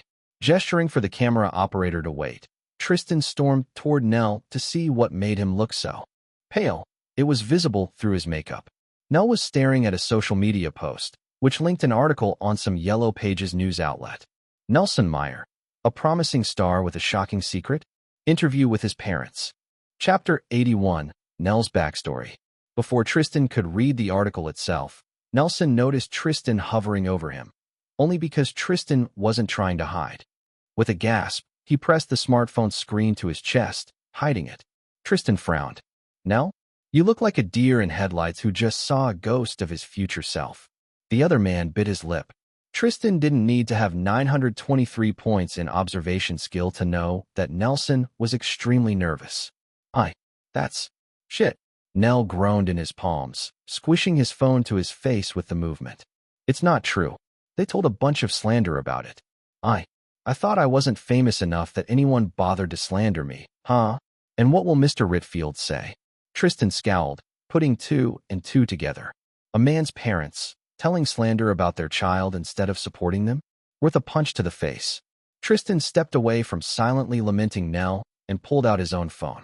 Finding the article was a matter of a quick online search. Nelson Meyer, a promising star with a shocking secret? Interview with his parents. The article was posted anonymously, which already was telling. The interviewer visited a small town and talked with a pair of people who claimed to be Nell's parents. Their names were removed from text, and their photos were blurred on photos, but there was a shot of their house. From Nell's reaction, Tristan supposed it meant these people were, in fact, his parents, and not some imposters. The pair told a story about raising Nell with love and care. Maybe too much, from the father's words, because in his early teen years, Nell began to gravitate toward things that were too feminine. They explained to him it was wrong, but Nelson still did it. He kept listening to artists who wore flamboyant clothing, even if they were men. He hid posters with them under his bed, and many of these musicians were Asian and so pretty, they looked like girls. And so on and so forth. Nell's interests were about pop and rock music, alongside some K-pop and J-pop. Completely expected, Nell's music took a lot of inspiration from Asia. However, Nell's parents concluded that this could mean only one thing. Their son was gay and hiding it. There was more in the interview, more so-called proofs, which the interviewer eagerly lapped up, adding his own speculations about the public reaction to this. Tristan huffed and closed the article. Pure trash, he said. But whoever came up with this idea should pick his favorite kneecap, because he will lose the other one. Nell sat up straighter and glanced at Tristan. You don't believe them? Tristan looked at him incredulously. What? That you are gay? Don't make me laugh. Same people could say that. I'm gay just because I'm not dating anyone. Or they can say this about you. Anyway, do you have any enemies you know? Any enemies? Wait. Nell shot to his feet. He looked much less anxious now. You were joking about the kneecaps, right? Tristan chuckled. Of course. But this was clearly a targeted attack. You are right. You aren't famous enough for being slandered like that. Nobody will even care. Nell still looked worried.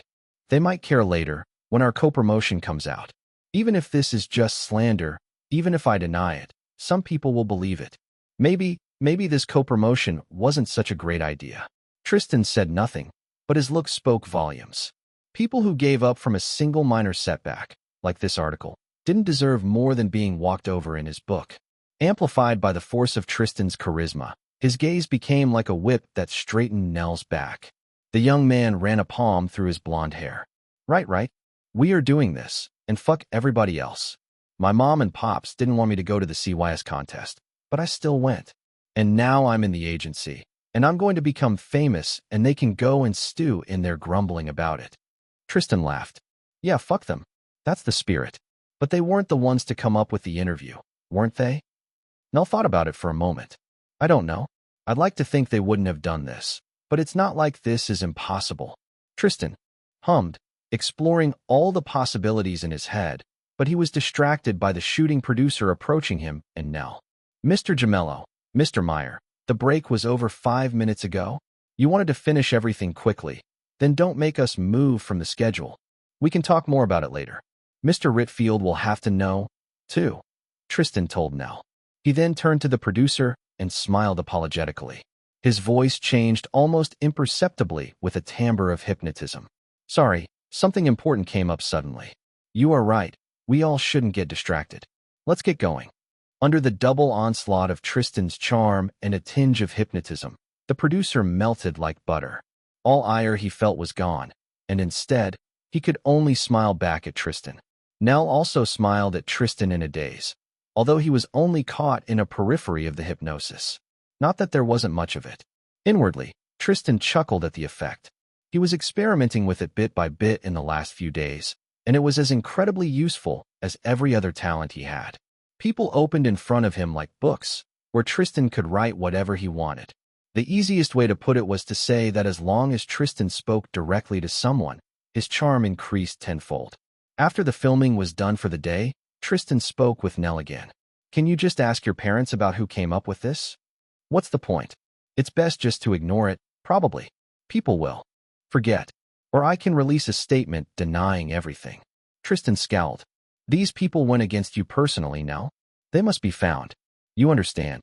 Chapter 82. Using criminal connections for a showbiz investigation. These people went against you personally, Nell? They must be found. You understand. Tristan wasn't joking about kneecaps. Not entirely, at least. Someone did a despicable thing to Tristan's friend, and they had to be held responsible. Properly. They had to learn their lesson. However, Nell stood his ground. I won't look for them, and neither should you, Tristan. Hey, you said it yourself. This article is total trash. If this is the worst they could come up with, I don't have to care about them. You don't expect me to chase after every hater online, do you? This isn't just any hater. Either people responsible found your family, or they are your family. The worst they can do is much worse than an article. Nell just shook his head, dismissing Tristan's argument. No way. Who do you think I am? They aren't going to chase after me in person, and I'm not going to chase after them with a lawsuit. Anyway, I'm going to talk to Mr. Ritfield about this. He'll offer something more appropriate. He pulled out his phone in a deliberate move to look away from Tristan. Tristan's already prominent frown deepened. He could probably convince Nell if he really put himself into it. He could hypnotize him, even, and Nell will be none the wiser. But Tristan felt like he had to draw at least some line about what he was willing and unwilling to do. Manipulating his friend was not something he felt like doing. No, it was the opposite. The very thought left a bitter taste in his mouth. Being manipulated by someone you trusted. Tristan didn't want to become like his brother. It's not like Tristan had many friends. So far, Nell was the only person who admired Tristan so genuinely, while still being on the same level with him. But this situation can still easily be much more serious than Nell thinks. Even ordinary people can have psycho-stalkers that start with innocent love notes and end stabbing them with a knife. At the very least, I have to make sure this isn't one of those cases. And perhaps after finding out all the details, Nell will change his mind about retaliation by himself. Since Nell didn't want to cooperate on this, Tristan was left to find all the information himself. Thankfully for him, but not for Nell, this was incredibly easy. Nell was performing with his real name, and he had told Tristan the name of the town he was from before. All Tristan had to do was to open the telephone directory, and there they were, Angela and Frederick Meyer. That evening, Tristan wrote down the address from the directory and went to his second job as a criminal mid-boss. In parallel with making a project together with Nell, Tristan had been settling more and more in his new position. Quattro Angulos had fully withdrawn from their former territory, and King Lion Gang had descended there, scaring away smaller predators. Tristan wasn't directly involved with the latter, but he did a lot of work organizing things. In recent days, thanks to all the filming and recording, his pop star skills and charisma had improved by another bit. Besides that, he had left an impression on all people in the production crew, also earning his points, and all of them went into Tristan's governing skill. With the help of that, Tristan controlled the distribution of drugs from King Lion Gang's stash to street dealers. To help both the takeover of Quattro Angulo's territory and selling the drugs quicker, Tristan put some of his subordinates to find the dealers who worked with Quattro Angulos before and sell the drugs to them. And King Lion Gang had its own familiar dealers as well. The cash was flowing nicely, and Leon Clavin was kept happy. Besides that, King Lion Gang's people were gradually uncovering stashes and important documents left by escaping Quattro Angulo's people, finding more valuables. Usually, Tristan would be fully focused on sorting through them and finding the best use for them. But today, he had a personal task. He couldn't visit Nell's parents himself. They lived several hours of driving away from the city, and it'd be too suspicious. So instead, Tristan picked one of his subordinates for this job. This man, Kevin, was the one Pierce and then Tristan often used for more subtle tasks. Unlike many other gangsters, Kevin didn't actually look like a thug, or even a fancy thug. He just looked like a finance student he had been before he decided that breaking and entering was less stressful, but just as profitable, than a 9-to-5 job. Inside the office that belonged to Pierce earlier, Tristan now was sitting at the dead man's table. He didn't have time to change a lot about this place, but the first thing he did since moving there was to put a couple of tasteful rock album covers on the walls. The place was too sterile and creepy without them. Even tasteless lion decorations were better. Tristan gave Kevin, who was sitting in the guest seat, a printout of all the information. Go to this address and talk to the couple who lives there, Kevin. I want to find out everything about the recent interview they did, and I want a recording of it. Why? To whom? How much of it was truth? But no violence. It would be best if they think that the inquiry was entirely innocent. Perhaps you can pretend to be Nelson Meyer's curious fan or his manager. Threaten them with a lawsuit for slander. Well, I trust you can come up with something. Kevin nodded. I will, Mr. Hayes. But may I ask why? He made a vague gesture in the air. How does this even relate to our organization? In response, Tristan stared Kevin dead in the eyes. His voice resonated in the very bones of the other man. Didn't you hear about the cat? Just do it and take your payment. In the thrall of that voice and these eyes, even people with stronger willpower could have only bowed. Of course, Mr. Hayes. I apologize. Tristan smiled as Kevin left his office, but the smile was fleeting. For now, he could only wait for the results of Kevin's investigation, and who knew what it would unearth. Chapter 83. Tristan completes the investigation, but how does Nell react? Kevin worked fast. The next evening, Tristan already exchanged the information he wanted for cash. When I told them I was a fan of Nelson's, these two almost closed the door in front of me, Kevin recollected with a small scowl.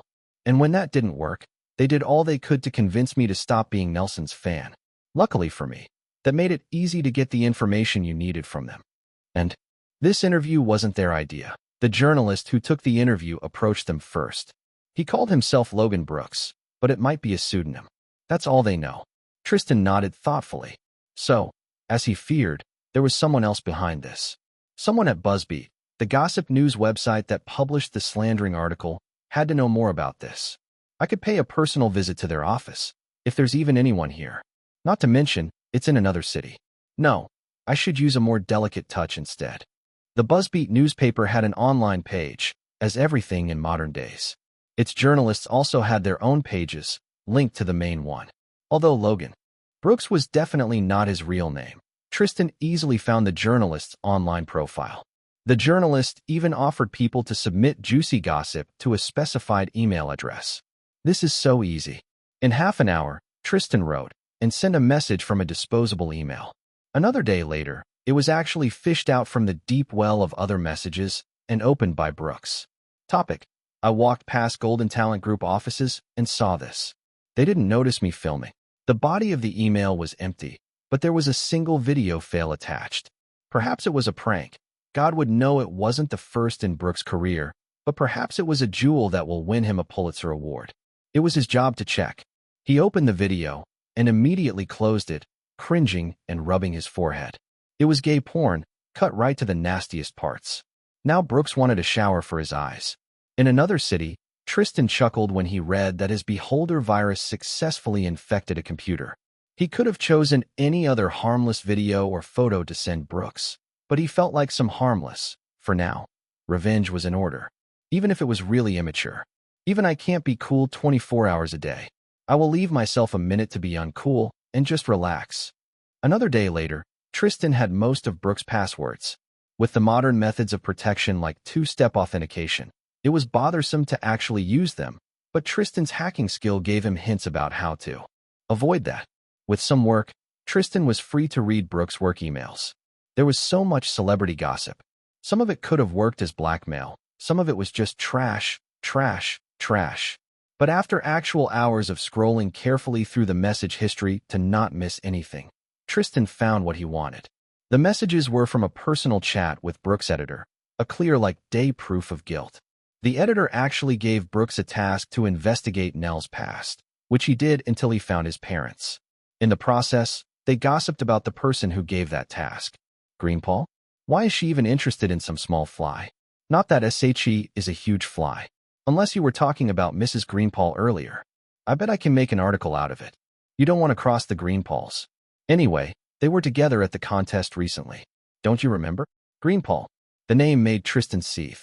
She again, he hissed, alone in the silence of his office in the Good Lion bar. She just doesn't learn, doesn't she? Then I will have to leave her with no opportunities to cross me anymore. He tapped his fingers on the table. Murder was the most assured option. Dead women told no tales and didn't ask journalists to slander anyone. However, even Tristan felt like this would be a disproportionate punishment to the crime. The thing that suffered the most was Nell's nerves, and even they recovered in no time when the slandering article got no traction. It got no traction because Nell wasn't popular enough, but that wasn't the point. I'm going to remind her which of us has actual blackmail material on the other. Next day, I can arrange a meeting between the two of you, Mr. Gemello, but may I ask why? If these are personal matters, you don't have to say, but at least I should know what to put into the message. Just say that I want to talk with her. Personally. Tristan put a smile on his face and forced it to stay charming instead of showing his true anger. If she is curious, tell her that I had regrets since our last meeting. Derek looked at Tristan with palpable concern. Mr. Gemello, there won't be any gossip articles about you after this, right? He chuckled weakly. Well, I suppose it's inescapable. Just be careful, please. Your preparations for both the contest in Los Angeles and the music video release go so well, it'd be terrible if something happened. Tristan nodded. Don't worry. I just hope she replies soon. But that would take some time. Meanwhile, Tristan had something to tell Nell. The next time they gathered to eat out together after music practice, Tristan told Nell about what he found. What? Jane? Nell shook his head. Tris, we didn't even talk to each other. What does she have against me? Where did you find that info from? Why were you searching for it? I told you not to. Calm down, Nell. I'm 100% sure about this information. As for how I found it, I hired a hacker. Nell dropped his head into his palms and groaned. You are so stubborn. And so, you know that law exists? Even if law enforcement is. Yeah, the law enforcement indeed is. And Jane Greenpaul tried to slander you. And might try again. Are you going to do something about it? Chapter 84. Winning a Blackmail War. Are you going to do something about it? Nell didn't reply immediately. It took him a few long moments to finally nod. I want to talk with her, at least. I want to find out what her problem is. Tristan beamed. That's right. We are going to have a really, really nice talk with her. I already invited her, and I feel like she won't refuse a meeting. Nell huffed. You were going to talk with her with or without me, then? Damn, Tris, you are. He opened and closed his mouth a few times, then sighed and ruffled his hair in frustration. It's all gotta go your way or no way. Yes. Were you complaining? I don't know. Give me a week to process this. Hell, I knew showbiz can be stressful, but I didn't expect drama like that. Tristan laughed. Come on. There's a new controversy every day. You gotta either grow a thicker skin or a superiority complex to be in here. Nell grinned. And you, an overachiever, have both. Like Tristan predicted, Jane replied quickly, eagerly agreeing to a meeting. She invited him to an expensive restaurant, agreed to be alone, and probably imagined that it was a date. The restaurant was a very fancy one. Tristan had been in places like these as a child and then a teenager, and it felt a bit nostalgic to return. Unlike him, Nell actively fidgeted with the hem of his suit and was poorly hiding unease at the sight of men and women in expensive clothing or an actual maitre d'. Both Tristan and Nell wore suits for the occasion, so despite Nell's nervousness, they didn't stand out from the crowd with anything except being young and particularly handsome, especially Tristan. We were invited by Ms. Greenpaul, Tristan said to the maitre d'. Yes, of course. I will bring you to her table. Jane chose a table for two in a corner, where waist-high walls were giving some extra privacy. She wore a flowing pink dress today, and her long blonde hair was styled in a way that looked casual, but actually deliberately accentuated her chest and framed her face. At the sight of Tristan, her blue eyes lit up, only to widen in shock when she saw Nelson walking next to him. Ignoring Jane's reaction, Tristan casually sat down opposite of her. In a moment, the maitre d' brought an extra chair to the table, and Nell sat down too. Hello, Jane. It looks like you are doing well despite everything. Too well, it seems, Tristan said. To give her credit, Jane was a superb actress. She was smiling charmingly again, with barely a hint of her true tension beneath. Mr. Gemello, I thought you wanted to talk with me in private. Why did you bring your friend here? The way Jane said this, and the glance she threw at Nelson, said that. She clearly meant lapdog instead of friend. Unlike Jane, Nelson didn't hide his anger. Oh, like you would have talked with me otherwise, Miss High and Mighty. Like, normal people do instead of just trying to spread lies about them. Jane's smile changed to a very convincing confusion, but her fair skin became a shade whiter. What are you talking about? Mr. Gemello, what is he talking about? A waiter approached their table to ask for orders, forcing the entire group to quieten. Jane asked for tea. Tristan blindly ordered whatever his finger pointed at the menu, and Nell, after a momentary pause, repeated after him. When the waiter left, Tristan closed the menu with a loud snap. Don't pretend to be innocent, Jane. This time, it was all entirely your doing. Nell nodded. Before this, Tristan showed him the proof, eliminating all doubt. Not that there was any. We've seen the proof, Miss Greenpaul. What do you have against me? Why did you do this? Jane's mask cracked as she openly glared at him. Well, what did Mr. Gemello find in you, HM? You are just some village pumpkin who barely knows how to hold an instrument. She flipped her hair dramatically with a hand. Someone like you shouldn't stand next to Tristan. Really? Mr. Gemello, why do you keep him? Huh? Wait, is this all because Tristan refused your co-promotion offer? Nell pointed a finger at Jane, but she ignored him, instead turning to the stone-faced Tristan. Really? I can give you so much more than him. Mr. Gemello, I know we might have had a misunderstanding in the past, but I was trying to apologize. My offer was only a benefit to you. How could you refuse it to stay around with this clown instead? Tristan still didn't move, and his face still stayed expressionless. The reason for this was, he felt like if he moved even a muscle, he won't be able to stop himself from slapping this bitch hard enough to give her a concussion. And he didn't want to create a scene here. He was a public person.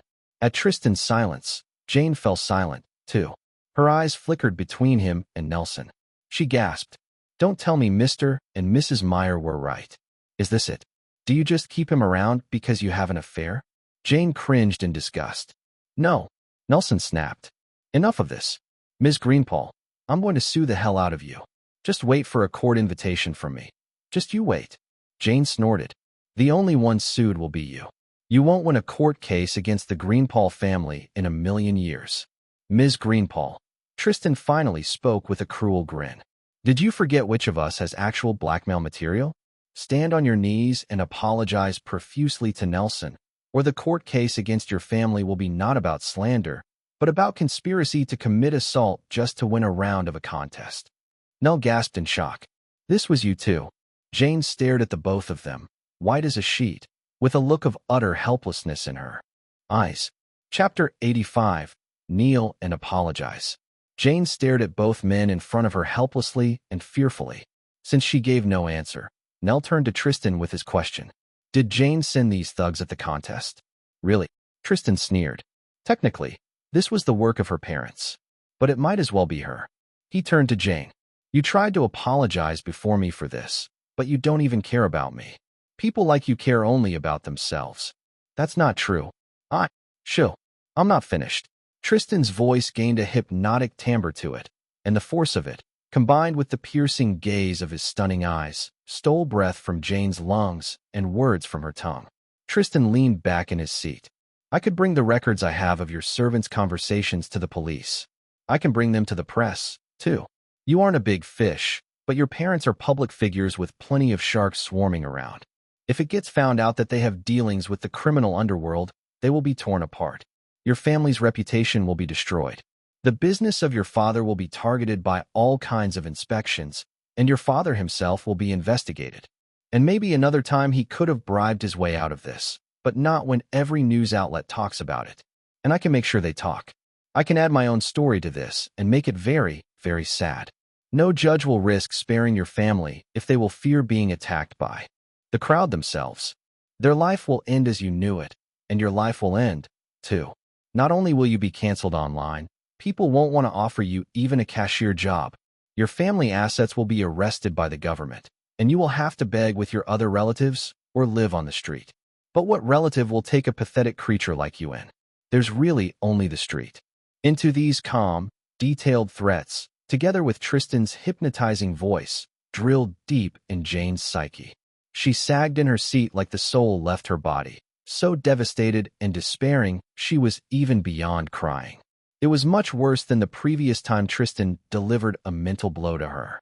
Then, she could cry and move on, but now she already felt like her life was destroyed, like the vision Tristan built had already happened. Ding! You have utterly terrified and destroyed a person of moderate status. Reward: your CP increased by 1,000. Ding! Fearsomeness attribute increased by 1. Reward: your PP increased by 100. Tristan grinned evilly. This was the power of conviction and imagination. Often, it was stronger than the actual thing. Because Tristan wasn't so sure that he could actually bring to life most of the things he told Jane. He didn't know the full extent of her family's power. But now, as long as Tristan had the records, Jane was his willing puppet. So Jane, unless you want this all to happen, you will do exactly as I say. First, he paused as he noticed a waiter approaching their table with drinks and appetizers. The man looked at their table, especially at Jane's pale face, with visible concern. Is everything all right, miss? He asked cautiously as he placed items from his tray on the table. Tristan gave Jane a meaningful look, and she forced herself to smile. Yes, we just have a very emotional talk. This is all. Emotional is really downplaying it. Nell muttered. Don't worry, and don't hurry with bringing the main course yet, Tristan added with a charming smile and a dash of hypnotism. Besides the waiter, there was no one else to interrupt the trio. The nearest tables were empty of people, and the position of their table gave the trio some privacy from the rest. When the waiter left, Tristan smiled at Jane. So, first, apologize to Nell on your knees. You gave him some very stressful minutes. Jane barely even hesitated before falling to her knees. It didn't matter if her beautiful dress would get dusty. She crawled closer to Nell and reached for his hip. Tears burst from her eyes. Tears of relief that she can escape the nightmare Tristan built for her. I'm so sorry, Mr. Meyer. Please, forgive me. I made a terrible mistake. Wait. Please, get off me. Nell exclaimed, prying Jane's hands away like they were slimy tentacles. I forgive you, just sit up. Seriously. Jane glanced at Tristan for confirmation before actually obeying. Tristan felt like she would actually suck them both off here, and then if he asked her. But Tristan shared Nelson's aversion to even touching the woman, despite all her doll-like beauty. Inside that shell, she was uglier than a toad. Next, Jane, forget about your pop star career. Find something else to do in life. Or do nothing. You are a rich heiress. You won't die of hunger without a job. But I don't want to see your face ever again. Not in person, not anywhere. Just disappear from the eyes of the public and mine, you understand? Otherwise, Jane bit her lip, but nodded timidly. I understand. Please, Mr. Gemello, just don't do this. If you need money. No, I said all I wanted. Remember, one blip, one mistake, and your life and that of your family will be destroyed. Now leave. The woman nodded quietly and fled the table without making a single sip of her tea, leaving behind a heavy silence. Tristan, Nelson finally said, sneaking him a worried glance. You were bluffing again, were you? Like that other time. He must have referred to threatening to shoot the thugs that attacked them. Tristan smirked. Does it matter, Nell? Nelson thought about it. Not really. You are still scary as hell. He took in a deep breath, then released it. But to attack me for a petty reason like that? Maybe people like her just understand nothing less than what you did. Exactly. Now come on. Let's relax and enjoy some fine dining. Especially since it all will go to Jane's tab. Chapter 86. Finishing the videos. When Jane returned home that day, she hid her stress and fear behind a smile. The terror of showing the truth was too great.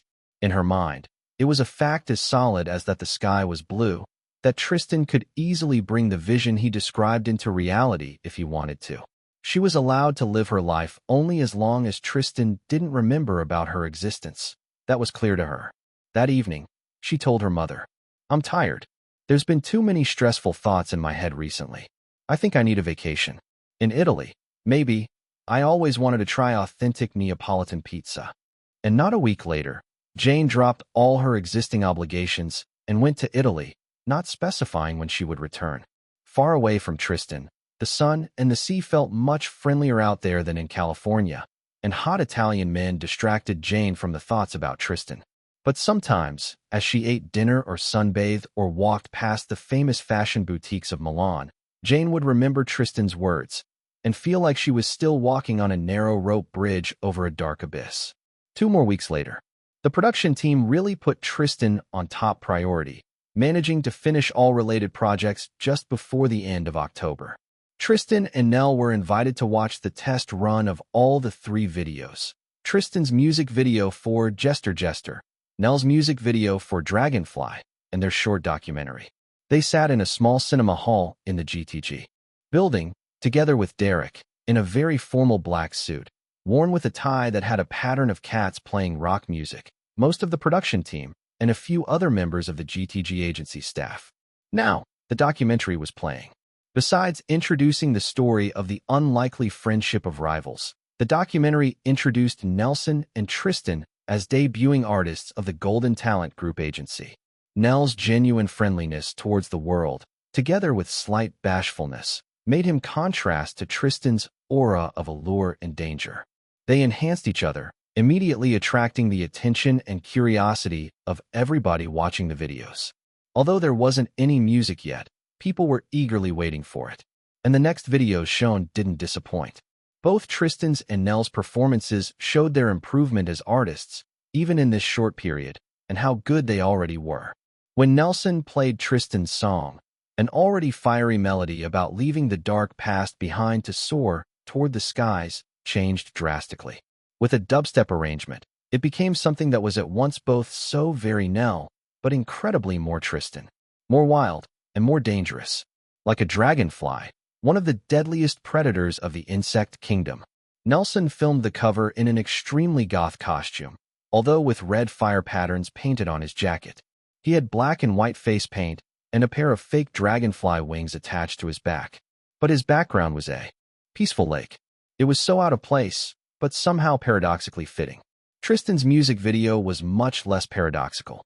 He was dressed as he usually was, in black and leather, except for one detail. On his head, he was wearing a black hood-like cap, from which hung several bells. It was similar to a jester hat. When he was playing, Tristan sometimes shook his head, making the bells ring, and creating an extra rhythm for the melody of the song. Although the sounds were actually added in post-production, The movements fit perfectly in their rhythm. Tristan's fingers flew over the guitar strings with incredible finesse, and his voice reached the skies and the hearts of every listener. The background was a semi-dark stage, with mannequins arranged in place of the living audience in a straightforward metaphor, which still gave some room for interpretation. The result of the music video was an almost lyrical rock song. More tragic than optimistic, it still resonated with Nelson as he watched it. At the same time, there was confidence and assurance that only Tristan could give to a musical piece. When the last chord ended and the video finished, the hall exploded with applause and cheers. This wasn't the result of just Tristan's and Nell's work. The production team worked just as hard, but seeing this video, they were ecstatic because they were sure it would all pay off. "This is incredible," Derek said, raising his voice against the clamor. "Mr. Gemello, Mr. Meyer, you had a vital part in creating something incredible today. It will be an amazing debut piece for both of you. I have no doubts at all that it will blow up." Nell laughed sheepishly, looking a bit dazed. "If so, it will all be Tristan's work. I swear, the things he can do with a guitar. I bet all the women in this hall wanted to be that guitar." Tristan slapped Nell's shoulder, grinning from ear to ear. "Come on, don't take yourself so lowly. You were amazing, too. Your cover gave me an idea for my contest entry song. That wasn't a secret, since they were doing musical practice together often, even when it wasn't related to their covers. And Derek also knew. Tristan asked him for advice on what would work best for the contest. The manager had years of experience in things like these. After all, this just tells me how incredible your skills are compared to mine, Tris. No wonder I lost in the first round. I bet even if I competed in a different city, I'd still lose." Tristan silently shook his head, but stopped trying to convince Nell. Instead, he turned to Derek. "So when are the videos going to be released to the public?" The manager, who was now managing the social accounts of both artists, hummed thoughtfully. "Since the videos are good, then with 2 days for one last check of them, just in case. Next Monday will be a good time." Tristan nodded. "Next Monday, just before he will really need these criminal points. I can't wait already." Chapter 87, Suffering From Success. Everybody's expectations didn't disappoint. The release of the videos, which marked a proper debut of Tristan and Nell as artists, went splendidly from the very first day. In a week after that, it only grew bigger. In that week, Tristan and Nell's music video, together with their documentaries, and with the videos of their live performance at the contest, gathered hundreds of thousands views. In total, the videos made for more than 1 million views. It was an astounding spike, a rare breakout debut for both artists. All slander about Nell was completely forgotten in light of their success. Already, money was dripping from the streaming services, which were broadcasting their songs. The pair was steadily becoming viral and gaining a fan base. Tristan's second identity system notified him he had 50,000 fans and over 150,000 people that were just impressed by him. That translated into an astounding number of 10,000 criminal points. Now the fans liked his posts, even the casual ones that were more for Tristan's own enjoyment than for the sake of his image, sent him adoring comments, and bought his merchandise. Derek's idea about making a documentary video really was great. It didn't get as many views as the music videos, but the story from it rapidly spread across the internet, where people could read it and feel good about the world. When so many celebrity posts were just rage bait, stories like these, about unlikely friendships and young talents that came from humble origins or mysterious origins, since Tristan kept quiet about his own, were like a breath for fresh air. The merchandise of the pair was rapidly arranged by the GTG agency in the form of simplest t-shirts, mugs, badges, and posters. However, they were already making contracts for more things to sell. At the same time, several radio stations asked for the right to play Dragonfly and Jester Jester, both normal and cover versions. That also meant money. Even after the agency's cut, which recouped losses on making the videos and then racked a nice profit on top, Tristan and Nell were left with several $1,000s each, and more were constantly trickling. "I'm not even sure what to do with all that money at once," Nell admitted to Tristan after that. "I mean, I'm gonna pay my rent, of course. My savings were running low, anyway. But after that, man, there are so many things I don't even know where to start." "Get yourself a car," Tristan suggested. He was already making a shopping list for himself, but most of it was probably going to be invested in his criminal undertakings. With so many criminal points that Tristan was waiting to spend on attributes and talents he wanted the most, he had huge plans for the next month, especially since he will have to be in Los Angeles for the CYS contest. Nell pouted. I don't know how to drive. I'd rather spend all that money on taxis, then. And more clothes never hurt. A new guitar, too. There's a guitar sold that's just like the one that guy used at his most famous concert. I will show you the link. It's the one where he was bitten by a bat. You mean he bit a bat, no? Well, yes, but then the bat bit him back and he had to take a rabies shot. No one tells that part, but it happened. Tristan laughed. Just get yourself something nice to play your next songs on. Chase your current hype. Release more songs before it disappears. Yeah. Mr. Derek already told us we should hurry and release our albums. Hey, maybe we can make a song for a duet. That'd be cool, although I think I won't have time until the contest ends. That's going to slow me down. Tristan frowned. It will be for the better, though. That contest can be shown on the big TV channels. If you win, you really will be famous. You will leave me eating dust behind you, Tris. Ah. Tristan chuckled, together with Nell's open laughter. But it wasn't all sunshine and rainbows. Of course, there were some haters, because some people hated everything, and others wrote hateful messages just to provoke a reaction. But among them, there were some concerning people. Not all of them were even haters. It started with a commentary under Tristan and Nell's documentary. I don't want to believe that they are just friends, oh. I shipped them so hard. That commentary, when Tristan noticed it, already had a thread around it, which was steadily growing in size. He had to search for the meaning of the word ship in this context, and then for the phenomenon of shippers. But when he did, Tristan groaned and rubbed his eyes, trying to unsee this. He knew the internet was a depraved place, but this much? It was just like Jane's brief suspicion, except Jane was disgusted by the idea. That person, however, together with many other like-minded people, was eager about it. Next day, the same person released on their page a pretty good quality-wise, admittedly, sketch of Tristan and Nell kissing in their stage costumes. Although the art style was stylized, the similarities were unmistakable.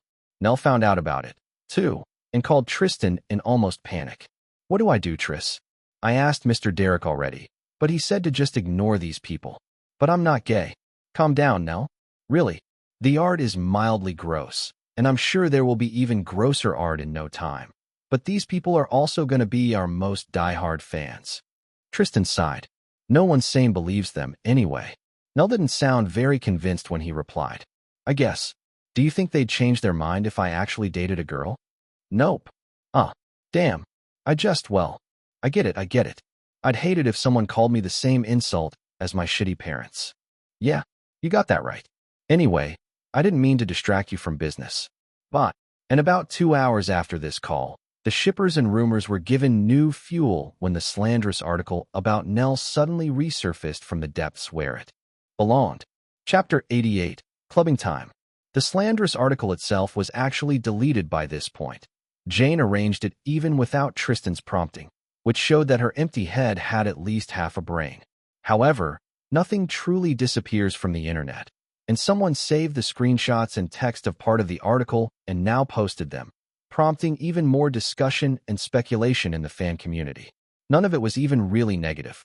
Tristan just scowled at the discussion thread for a bit and left it be. He hoped Nell calmed down enough to do the same. When the other artists didn't mention anything about it later, Tristan thought he was fine, at least until the middle of their next lunch together. Nell tried very hard to hide his dejection, but Tristan didn't have 923 points in observation skill for nothing. Even Nell's clothing, which was just as flashy as it had been since signing a contract with GTG, couldn't distract Tristan from the lack of spark in Nell's eyes. And yet, Nell stubbornly pretended that everything was fine. For someone like him, who wore his heart on his sleeve, this was unusual. Tristan respected that, though. Not that he needed to ask Nell to know. He could put 2 and 2 together. From the occasional guilty flash or flinch in Nell's eyes and posture when their fans and their talks were mentioned, Tristan guessed that Nell just didn't want to bother him with his problems. That being the damned article. However, Nell clearly tried to put it behind him as everybody told him to, and eventually, he would succeed. It seemed like Tristan could just do the same and lay the matter to rest. Tristan tapped his fingers on the table. He couldn't imagine how he'd feel if someone dug up the pictures of his face before the second identity system. The thought alone made him shudder internally. For Nell, this was clearly something similar, and Tristan sympathized with him. Now the blonde was trying to pull through on his own, just like Tristan had to. But even Tristan had something akin to friends, which turned out to be shitty and backstabbing eventually. But Tristan had good moments with them. Hell, even Evelyn raised Tristan's self-esteem at the time a little. Her advances were unwanted and just a way to make Mark jealous, but no other girl tried to flirt with Tristan after seeing his face. And sometimes, Tristan had almost believed that Evelyn might kind of genuinely a tiny bit like him. Nell also had a friend, and Tristan won't be a backstabbing bitch to him. It's been a long while since I went clubbing. Damn, I can't even remember how long exactly. Before the scars, certainly, even if he was too young for the full, alcohol-fueled experience. You have a free evening tomorrow, right now? Clubbing. Tristan nodded. A distraction for both of us. And we still didn't celebrate our recent success properly. We really should. Nell looked startled. I never actually went clubbing before. My town barely had any clubs to speak of. Then it's decided. And Tristan reached out and pulled Nell's beanie over his eyes, dressed properly for the occasion. If you aren't sparkling harder than a twilight vampire in sunlight, you aren't even trying. Next day, Nelson tried. When Tristan stopped near his apartment building to pick him up, he saw that Nell was dressed with plenty of shine, although without glitter. He found himself a jacket, a left half of which was red, and the right half was white. Both halves were covered in shiny metal studs. Below was a pair of white leather pants covered in matching studs. Nell's black undershirt and shoes finished the look. Tristan gave him a thumbs up. He was dressed more black and white, but added shine with extra rings, bracelets, and ring chains. The club Tristan invited them both to was a mid-grade place with regular live performances from small rock bands. From what Tristan's criminal contacts knew, the club wasn't associated with any above-average criminal activity, and the reviews were good. As soon as the pair stepped in, they were hit by a wave of electronic music, the beat of which immediately made Tristan's feet itchy. Plenty of people were around, some drinking, some dancing on the dance floor. Nell looked a bit overwhelmed. Tristan grabbed his arm. "Let's grab some drinks and go dance," he shouted. As soon as the couple sat at the bar and ordered their drinks, they attracted attention from the other patrons, especially women. Tristan and Nell were both young, attractive people and moved with the charisma of professional performers. Even Nelson, who was timid at first, relaxed visibly after his first fruity girl drink with more alcohol content than a shot of vodka. Tristan drank much less, preferring to be alert. However, he also relaxed more, smiling and enjoying the attention they both inadvertently attracted. When the drinks were gone, Tristan stood up and pulled Nell after him again. Tristan had to shout over the music to be heard. "Now to dance while the legs still carry us. Come on, I know you got the moves." "I never actually learned how to dance," Nell protested, still following Tristan. "Not like you, or on stage. That's not about lessons. I never took them either. Though, haha, I'm just special. Now come on." Tristan took a free spot in the crowd and began improvising the dance moves in the rhythm of the music, which was permeating the air. The words were unimportant. Only the beat mattered, and it was the beat of life. At that moment, dancing and enjoying it was the only thing Tristan focused on. With more than 1,000 points in dancing skill, Tristan was moving better than a professional dancer would in his place. He looked like someone straight out of a music video, which was sped up slightly to look more incredible than an already incredible reality. Nell didn't join Tristan. He was stunned by the awe-striking display. And near them, more and more people noticed Tristan's moves and were forced to just stop and watch, too. Chapter 89, Adored by People. Tristan wasn't even trying, but he still captured people's attention, and the knowledge made him come up with even wilder moves. Seeing that Nell was standing still, Tristan raised his eyebrows in a silent challenge. The expression jolted Nell, and the man hurried to the dance floor. There, Nell stood opposite of Tristan and began dancing too, trying to outdo Tristan.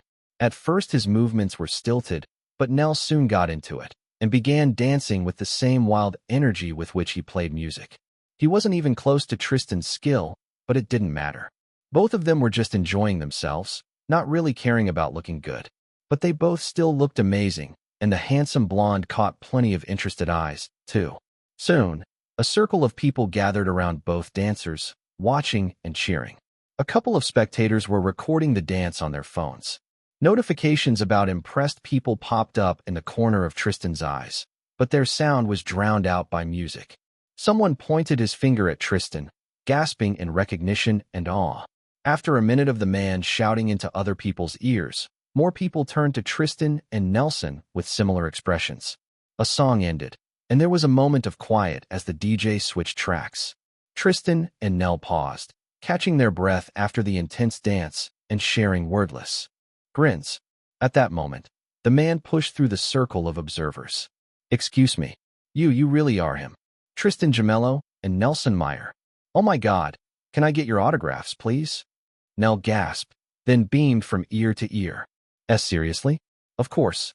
Man, I've never been just recognized on a street like that before. Tristan laughed. Aren't we just lucky? Come on, he waved to the fan. Let's move from the dance floor first. Do you have a pen? Tristan and Nell walked to one of the free tables. Behind them followed a trail of people, some of them eager to meet the pop stars, while others were just curious about what was happening. The music blared loudly again, making conversations harder, but that didn't give anyone pause. One of the fans found a pen, and someone got a paper notepad from the bar, so now Tristan and Nell had something to write signatures on and with. I just watched a documentary with you by accident, and then I got curious and listened to your songs. They were amazing, but I couldn't believe you were really friends in real life, the first fan blabbered. But you definitely are. When I go home, I will laminate this signature. In a few years, it would cost $1 million, I bet. My name is Robert. Please, write it there. Tristan grinned at that, scribbling his and Robert's names on the paper, while Nell looked almost ready to tear up. Thank you so much for believing in us, Robert, he said, writing the same words on paper. This really means so much. There were a few other people. Robert was the most die-hard fan out of them, but others were just as nice, exchanging autographs with excited compliments. You dance as great as you sing. Will you dance more tonight? Oh, that meeting is going to become such a story. Can I post it on my page? Oh, thank you. Guitarists are so hot. Thank you for an autograph. Please, have my phone number. When the woman who said the latter stopped batting her eyelashes at both Tristan and Nell, Tristan huffed at her back. Unlike him, Nell was grinning even brighter than before, although he showed as much interest in the woman's phone as Tristan. She was also the last person who wanted Tristan and Nell's attention. This is so awesome, Tris. Nell plopped his head on an arm and grinned. Thanks so much for bringing me out here. All these people. I can't believe they actually care. Tristan raised his eyebrows. Come on, really? With all the comments online, you didn't believe it until now. Comments online aren't the same. How many of them even belong to real people and not bots? Now these. Nell gestured at the club around them. These are definitely real and here, and they adore us. Tristan leaned back in his seat and nodded. This impromptu meet and greet was great. However, the best part of it was the shine in Nell's eyes. Tristan's plan to cheer him up worked out better than he imagined. How about another drink and some more dancing, Nell? You bet. Approximately 10 hours later, the next day. Tristan didn't sleep, but he was still hungover by now as he was lying in his bed, laptop at his side. He and Nell had quite a few drinks by the end of the last night, and Tristan had a unique opportunity to experience the entire process of sobering up in real time. A fly was buzzing in the room for a 10th minute by now. The sound was even more annoying with a hangover. Finally, its aimless flight brought it closer to Tristan. His left hand darted out with arrow-like speed, catching the fly in his fist and crushing it. The blessed silence returned. With a grimace, Tristan stood up and went to wash his hand from the insect's guts. After that, and splashing his face with cold water, Tristan decided he was feeling well enough to deal with business. Ever since getting those 11,000 criminal points, Tristan had been gathering new skills and talents. The talents weren't as immediately useful at first glance as bullet time or hypnotic voice, but were worth the points in Tristan's mind. Now was the time to spend the rest of his points and use the new abilities to increase his criminal rank and status. Tristan was going to use former Quattro Angulo's resources to plan an expansion of the King Lion Gang network into Los Angeles. the place where he had to be in December. If all went well, he will kill 2 birds with 1 stone. Status. Chapter 90. 3 New Talents. Tristan Hayes, Tristan. Gemello. Current identity, criminal. Second identity, pop star. Pop star rank, contracted young star. Criminal rank, made man. Pop star points, 0. Criminal points, 1030. Attributes, smiley face. Appearance, 150. Charisma, 238. Fearsomeness, 136. Strength, 223. Dexterity, 228. Toughness, 144. Skills, smiley face. Singing, 1357. Dancing, 1079. Playing guitar, 1495. Music theory, 680. Music production, 523. Acting, 813. Songwriting, 1234. Voice control, 811. Stage presence, 763. Playing piano, 801.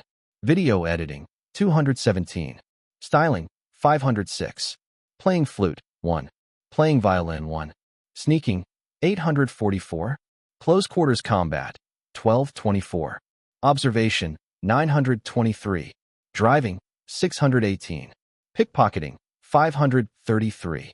Firearms shooting, 816. Athletics, 419. Treating injuries, 201. Lockpicking, 1. Combat analysis, 505. Hacking, 1406. Governing, 450. Torture, 1. Logistics, 1. Forgery, 1. Talents, smiley face. Clark Kent effect, sleepless, clean hands, bullet time, hypnotic voice, sight awareness, electronic sight awareness, ambidextrous.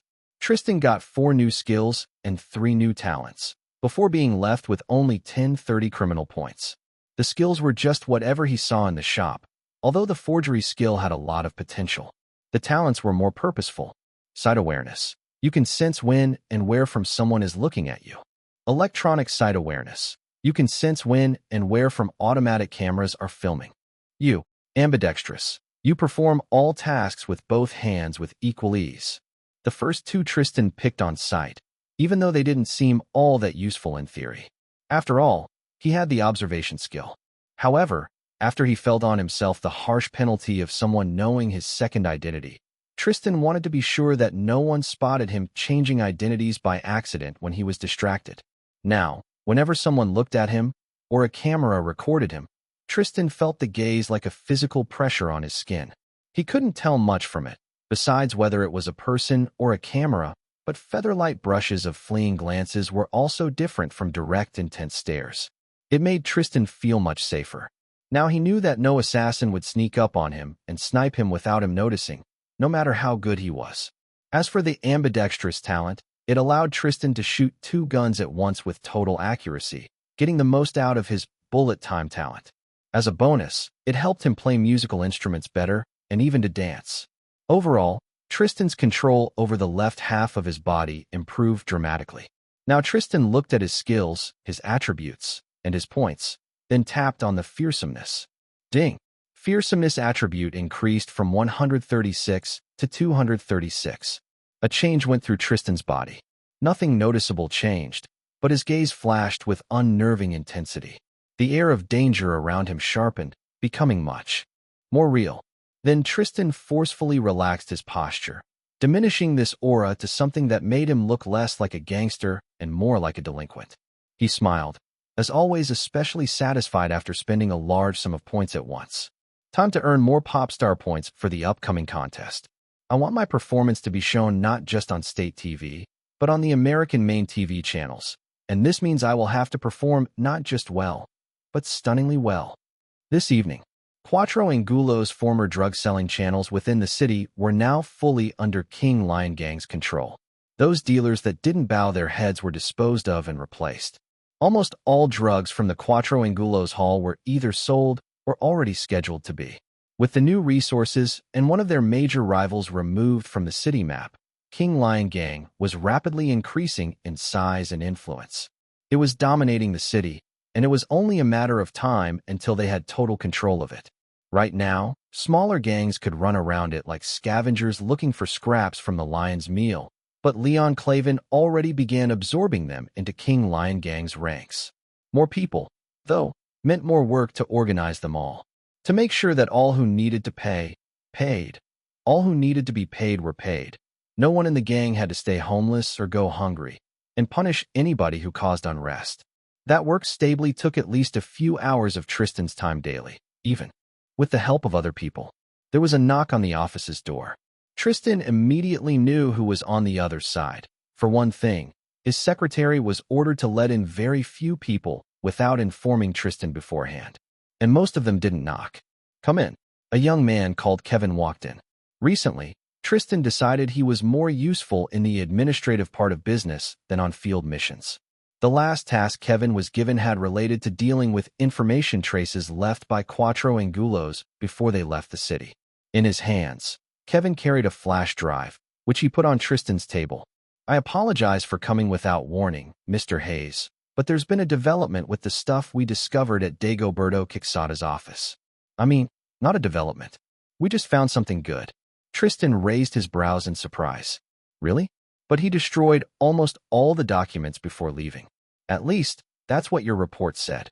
"He did, but there was a smashed computer in it all. I wasn't sure this would work, so I didn't tell you before, but I went to a computer repair shop and asked them to recover files from the hard drive." Tristan leaned forward with interest. "And the hard drive was completely untouched. Quixada just smashed the computer monitor." Kevin smirked, and Tristan chuckled, too. Quixada knew nothing about computers, apparently. The hard drive worked again as soon as it got plugged to another computer. I had gone through the documents there and copied everything that can be important to this flash drive, Mr. Hayes. "Amazing. You will get a bonus. Next time, though, tell me about plans like these beforehand. I don't like surprises, even pleasant ones." Kevin shifted uneasily under Tristan's frown, but his eyes shone greedily at the mention of money. "Yes, Mr. Hayes. Now tell me, what exactly did you find, Kevin?" Chapter 91. A target painted on Tristan's back. "Now tell me, what exactly did you find, Kevin?" "I found out how Quattro Angulos got so much drugs past the border, Mr. Hayes." Tristan's eyes widened. That was a secret worth over $10 million. Judging by Kevin's smile, he realized that, too. The boss of Quattro Angulos has a few very high-profile people under his thumb. The kind that can go past customs without their luggage being checked and have reasons to often travel between America and Mexico. That's not their only way of bypassing border control, but it seems to be the main one for drug-related things. That's incredible. But, there was still nothing on the Angulo's boss himself. "No, Mr. Hayes. He's very secretive, which is understandable, considering the price on his head put by the Mexican government." Tristan nodded. He'd hide his name too, if he didn't have the luxury of a secret identity. Anyway, was there any information on who these people are exactly, Kevin? "Not much, but I think many of them are celebrities, pop stars, that sort of thing. At least one of them, as far as I could guess, is probably somewhere in America at the moment. Look for yourself." Tristan nodded, then swiftly wrote an order on a piece of paper, signing it with his name. He passed the paper to Kevin. "Give it to our accountant. If I find something useful in these files, I will give you more." Kevin read the order and smiled. $2,000? "Thank you, Mr. Hayes. I hope you won't get disappointed." Tristan dismissed him with a wave of hand. He still had documents to deal with, but they weren't time-sensitive, so he set them aside and inserted the flash drive into his laptop. The documents Kevin copied there were all various administrative documents, and although none of them said anything direct about anyone, Tristan's observation skill immediately noticed many clues. It all went down to the last known drug delivery, and considering its size, Tristan doubted there were many others. There weren't any names, but there were clues that the person who delivered it came to the U.S. on a tour, like a concert tour, so they were a musician. Grinning, Tristan searched up all the concerts from the touring musicians in his city in the previous month. Then he filtered out all who didn't come on a tour from Mexico. There was only one person left, a popular rapper/hip-hop singer, Big Rocket. Publicly available information told Tristan that despite performing in English and Spanish, he came from Mexico, and he regularly toured between countries, crossing the border on land. It was a perfect cover to bring a bunch of drugs, and perhaps even several cartel soldiers, past the customs. Another quick search told Tristan that by now, he had finished the tour, but still stayed in Los Angeles. Pics from his social pages showed he was relaxing in the usual style of rappers and searching inspiration for his next album. It didn't look like he was in any hurry to return to his homeland. Ah, Los Angeles, the city of Hollywood. All the roads lead to you, don't they? Tristan muttered, grinning. I will need to give Kevin another $5,000. Now he didn't need to try hard about a reason to be in Los Angeles. Although to present a plan to Leon Clavin, he will have to flesh it out more. Then, instead of moving to a larger apartment in this city, I will just move permanently right to LA. In a very different place. Actually, this happened in two places at once, yet at the same time, nowhere. It was a conversation that happened on the internet, between two people separated by unknown distances, but still on the same page. Both of them preferred to be anonymous, but one was known as the mysterious boss of Cuatro Angulos, and the other as an extremely good assassin under a moniker of No Hope. The first of them had a problem. According to his, now demoted to a simple grunt, former plaza boss, or a region boss, as those Americans might say, Quixada, a single person led to the cartel's retreat from Quixada's city. The boss of Angulos didn't just believe his words. He made his research. He thought it all through. He decided that Tristan Hayes, indeed, was a problem and could become an even bigger one. Even killing Leon Clavin was pointless, because Hayes would likely take over him immediately. No Hope was a solution. I hope you are the real deal, because you won't see the money until I see the confirmation that Tristan Hayes is dead. And if I won't see the money then, you will be dead, too. In his secret office, the boss of Angulos frowned and began writing a sharp response, but deleted it after a second thought. No Hope was a legend. The best assassin in the world, and even more secretive than the boss of Angulos himself. He, or she, as some people were sure, but not the boss of Angulos, always finished his missions, always killed anyone who skimped on payment, and always avoided being discovered. He had no favorite way of killing, and his targets died in all ways from poison to a bullet. When people found that No Hope was after them, they wrote their will and dressed for their own funeral. However, because of how mysterious he was, with never meeting his clients personally, it was terribly easy to impersonate him. The boss of Angulos was sure that whoever he wrote to at least had good credentials. Perhaps he actually was the real deal. Or at least, good enough to deal with Hayes. King Lion dealt Cuatro Angulos a blow, but Angulos never let go without retaliation. While the enemy relaxed, thinking that they scared Angulos away for good, they just prepared their forces. The King Lion gang was living its last days and not knowing it. Somewhere in the world, an assassin who might or might not be the No Hope gathered his things and bought a plane ticket to California. Chapter 92. Tristan's Plan to Conquer the Sea. Next day, with all the expansion of the King Lion gang, there was a need for more interaction between its individual parts. As a result, meetings between Leon Clavin and his 4 underbosses were held almost every third day in Leon's mansion. This was a great opportunity for Tristan to present his hatched plan. After the organization's budget was split between the underbosses and various hiccups were smoothed out, Tristan coughed to attract everybody's attention. I'd like to show you a project to expand our organization. A lot of funds we got after taking over the local part of Cuatro Angulos were already split, but there is still too much money that just lies there uselessly. I want to change that.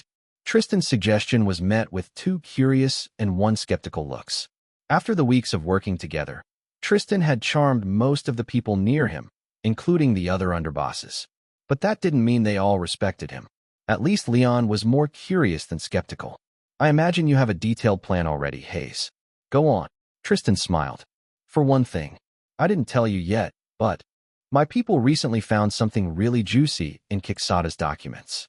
It's all about how they get drugs into America.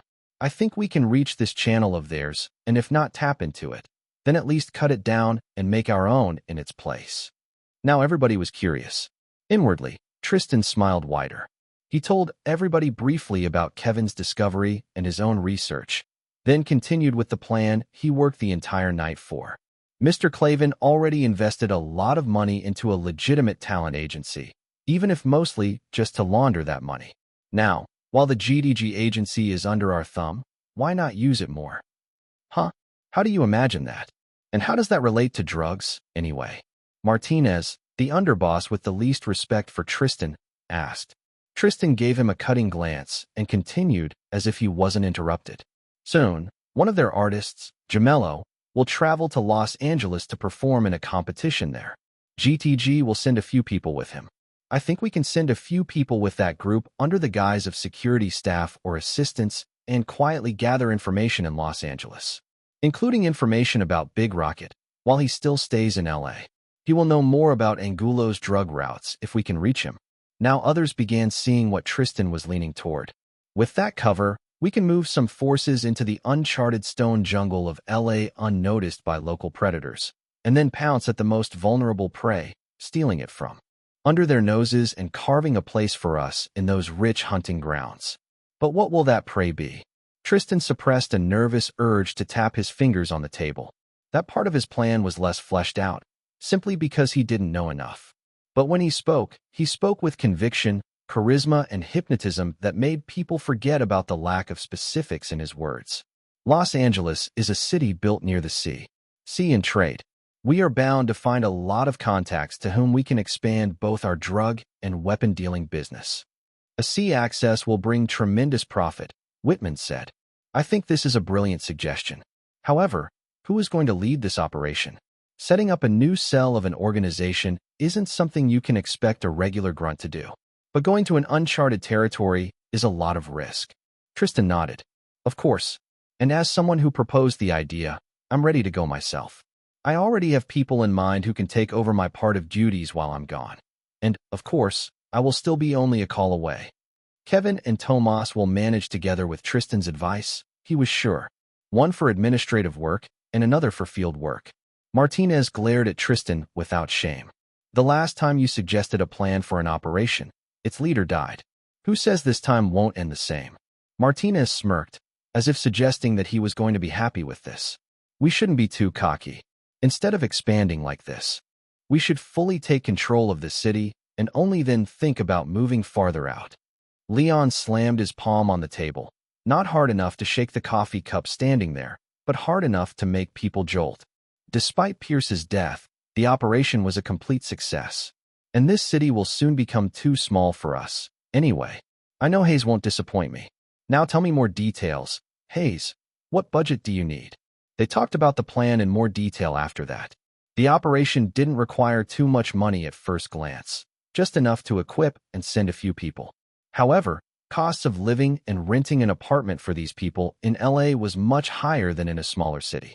Although on paper, GTG will pay for all that, in practice, King Lion Gang will give GTG the necessary money and some on top to keep the agency's CEO compliant. Besides that, Tristan knew he would need money on bribes and other unexpected spendings.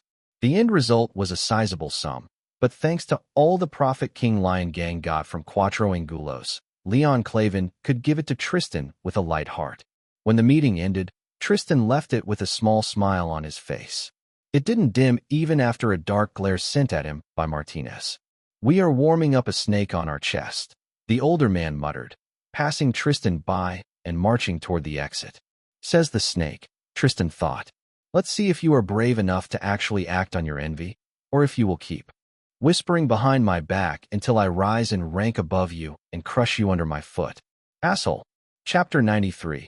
Going to Los Angeles, City of Hollywood. A week later. Ding. Your pop star rank has changed from contracted young star to successful newcomer. Reward. Your CP increased by 2,000.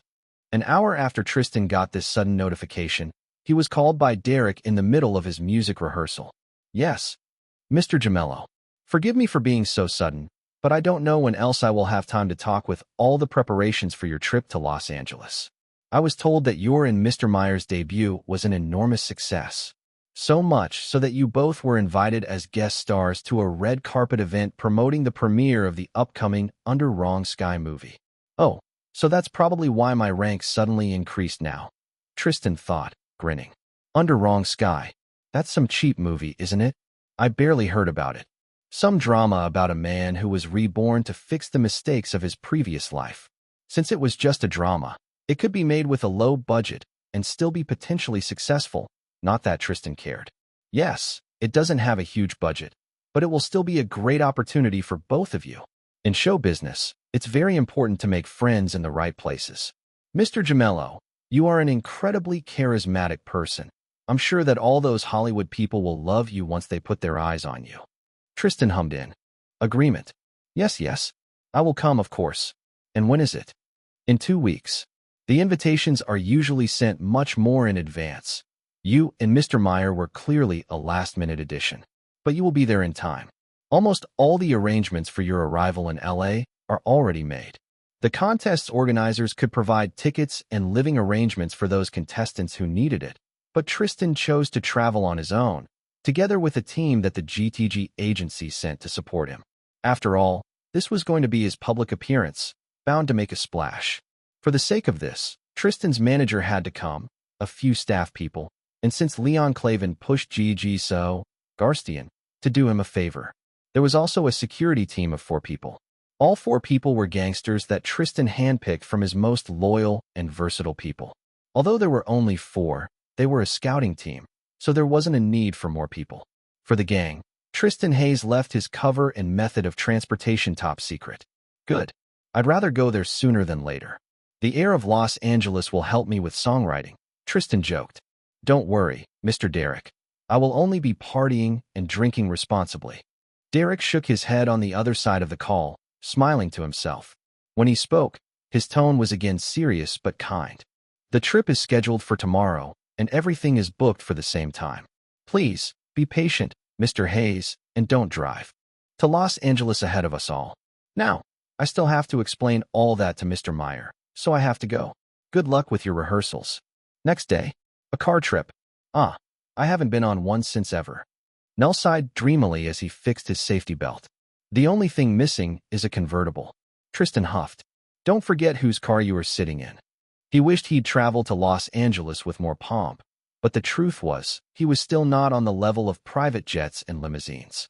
As it was, the GTG agency brought out a large tour truck for various music equipment, as well as their people. Tristan, Nell, and Derek traveled in Tristan's car. Nell took the shotgun seat, while Derek sat on the back. Just so Tristan will have his car in LA.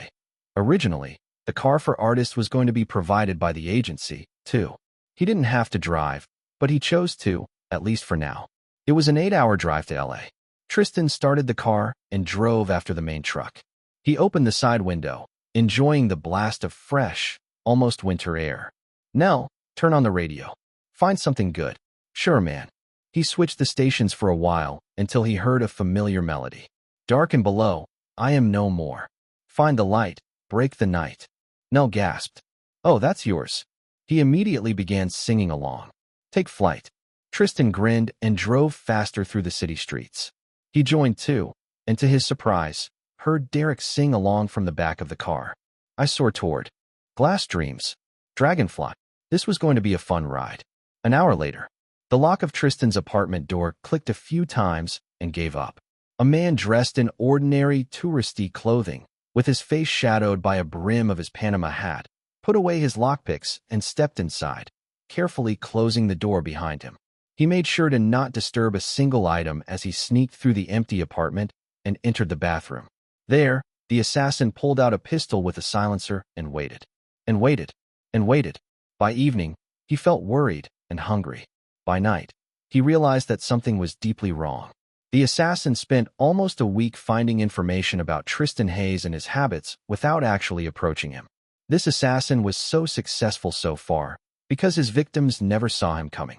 And they didn't see it because he was always so careful about gathering information and not alarming the targets. Now he realized he was probably too careful. Cursing, the assassin left the building and contacted his informants again. They all were asleep, forcing the assassin to wait until morning. What do you mean Hayes had left the city for a special mission? What do you mean that happened yesterday? And where is he now? Well, find out. Ugh, I'm paying you money for information that's not terribly outdated. Later that day, the assassin who might have, or might have not, been the No Hope, gathered his things again and drove to Los Angeles. Chapter 94, Fashion and Crime in Los Angeles. Next morning, I can't believe you are doing this in such an early hour, Nell muttered, rubbing his eyes. Are really a human, Tris? Do you ever sleep? No. The real question will be, why did I agree to come with you? Tristan laughed. Previous evening and night were taken by the team setting into their hotel and resting after the long journey. While the others slept soundly, Tristan used the internet to deal with the King Lion Gang's business back in his city, and then to check out some information he needed today. There was a lot to do, and Tristan was incredibly excited about it. This is Los Angeles. You never know when you see someone world-class celebrity around here. There are so many tourist traps we didn't see yet. Tristan waved his hand around, and Nell followed his movement with his own excitement. A moment later, it soured. I don't know about celebs, but there are surely a lot of homeless guys. A pair of grimy hobos sitting on a sidewalk followed Nell with a dirty glance. However, when Tristan glared back at them, they hurriedly looked away. Since Tristan and Nell weren't very famous, they didn't bother taking their security with them on this walk. The security was more for events and their things. And, of course, because they needed a reason to be in the city. All four gangsters were given orders to obey Tristan, Nell, and Derek as if they were actual people from security. Their primary orders came from Hayes via phones. So far, they were just given command to scope out the place. Tristan was doing the same even as he walked casually from the parking lot and down the street. That night, he had increased his observation skill from 923 to 1423. While he chatted, Tristan spotted various signs of criminal activity and used them to make a mental map of the local underworld. I didn't just bring you for a stroll, you know, Tristan said casually. Well, that too. But actually, I wanted your help with some shopping. Shopping? Of course. This is a city of high fashion. We need costumes for the movie event, and I need a stage costume. I mean, I already have one, but there's always a room for improvement. Nell stared at Tristan for a moment, then snickered in his fist. Man, Tris, you sound more excited than a girl who stole her rich dad's credit card. Tristan ran a palm through his hair in a graceful gesture, completely unashamed. Maybe there'd be a time when a comment like that would have made Tristan self-conscious. But since the beginning of his careers, Tristan's confidence grew even more than it had been. Besides, he could see from the start that Nelson wasn't mocking him at all. And, nothing. I actually tried to imagine you wearing a dress and holding a purse, but you'd still look handsome. Nell shook his head. You could have become a fashion model easily if you wanted to. Tristan smirked. And right now, we are going to try some fashion. He had money to spend, and he really was excited about it. But shopping only took a few hours.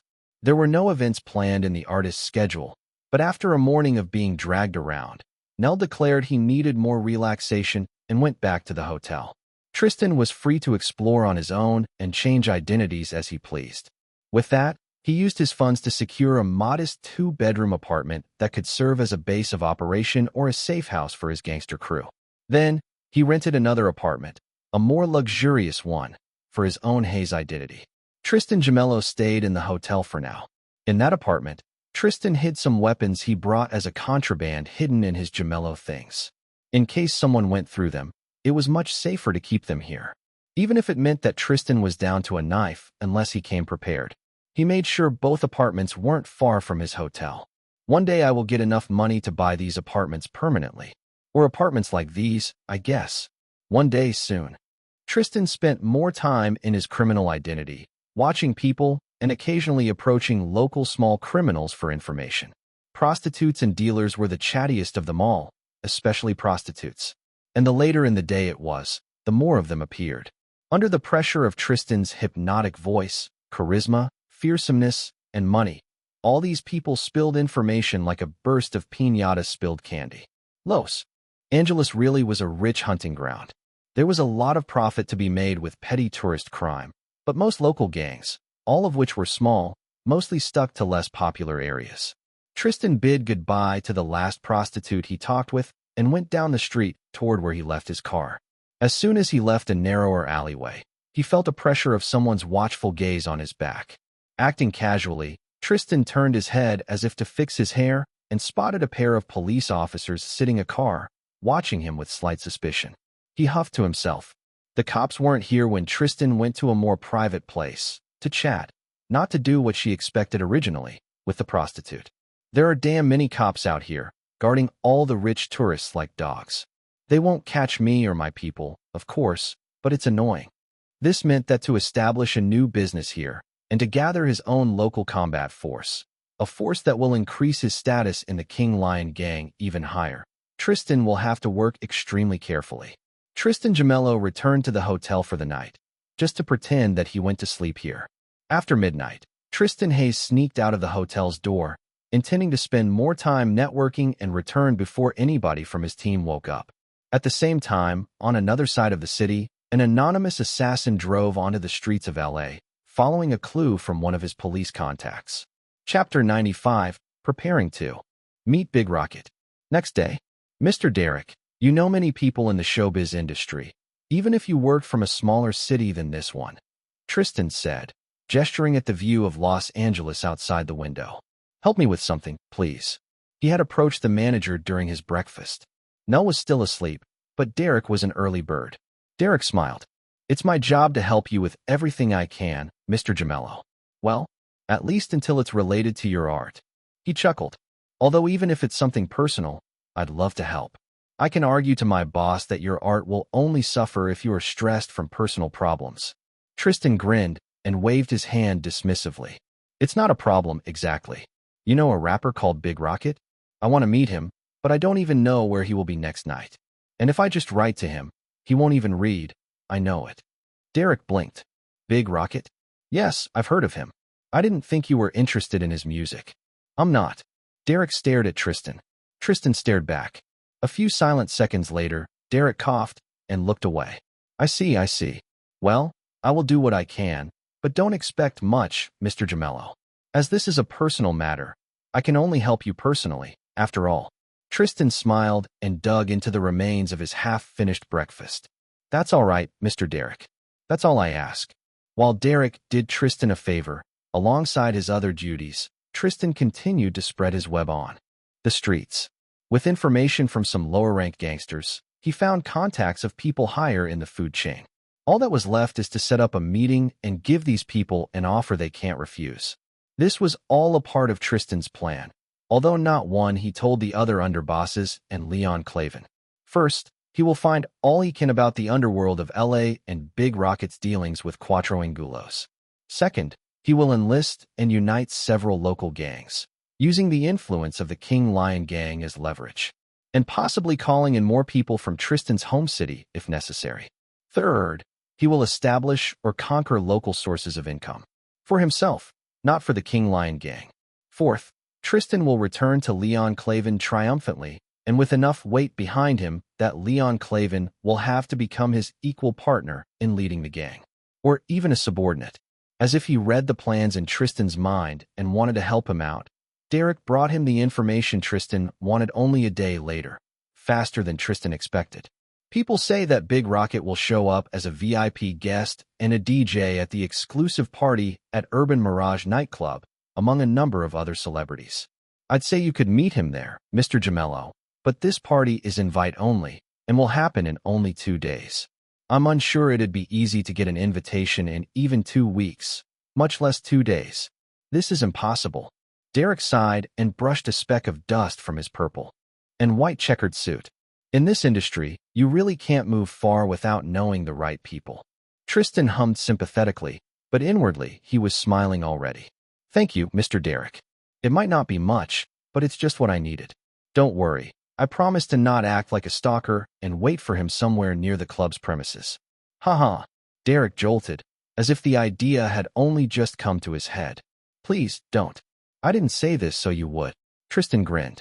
Calm down. This isn't even for me, actually, but for my friend. Now, if you were to stalk a person, then I will tell the police I don't know him. Derek smiled and shook his head. Yes, do no less. I'm glad you remember how to protect your reputation, Mr. Gemello. Inwardly, the manager felt like this was his only saving grace, because he was sure that Tristan was up to something youthfully reckless, and despite a day and night of guessing, he had no idea what. For one thing, Derek wasn't sure Tristan had a friend. So far, the only one Derek saw was Nelson. Do I have to watch him closer now? In truth, Tristan didn't plan to do anything too reckless. He thought a moment about beating up someone with an invitation to get it, but quickly abandoned the idea. This wasn't the 18th century. Invites were usually electronic now, and people used IDs to check people's identity. Instead of stealing someone's passport, Tristan locked himself in a hotel room with a laptop and opened his status. Tristan Gemello, Tristan Hayes. Current identity, pop star. Second identity, criminal. Pop star rank, contracted young star. Criminal rank, made man. Pop star points, 100. Criminal points, 1650. Attributes smiley face. Appearance, 150. Charisma, 239. Fearsomeness, 236. Strength, 223. Dexterity, 228. Toughness, 144. Skills smiley face. Singing, 1357. Dancing, 1079. Playing guitar, 1495. Music theory, 680. Music production, 523. Acting, 815. Songwriting, 1234. Voice control, 811. Stage presence, 763. Playing piano, 801. Video editing, 217. Styling, 506. Playing flute, 1. Playing violin, 1. Sneaking, 844. Close quarters combat, 1224. Observation, 1426. Driving, 618. Pickpocketing, 533. Firearms shooting, 816. Athletics, 419. Treating injuries, 201. Lockpicking, 1. Combat analysis, 505. Hacking, 1406. Governing, 454. Torture, 1. Logistics, 4. Forgery, 1. Talents smiley face. Clark Kent effect, sleepless, clean hands, bullet time, hypnotic voice, sight awareness, electronic sight awareness, ambidextrous.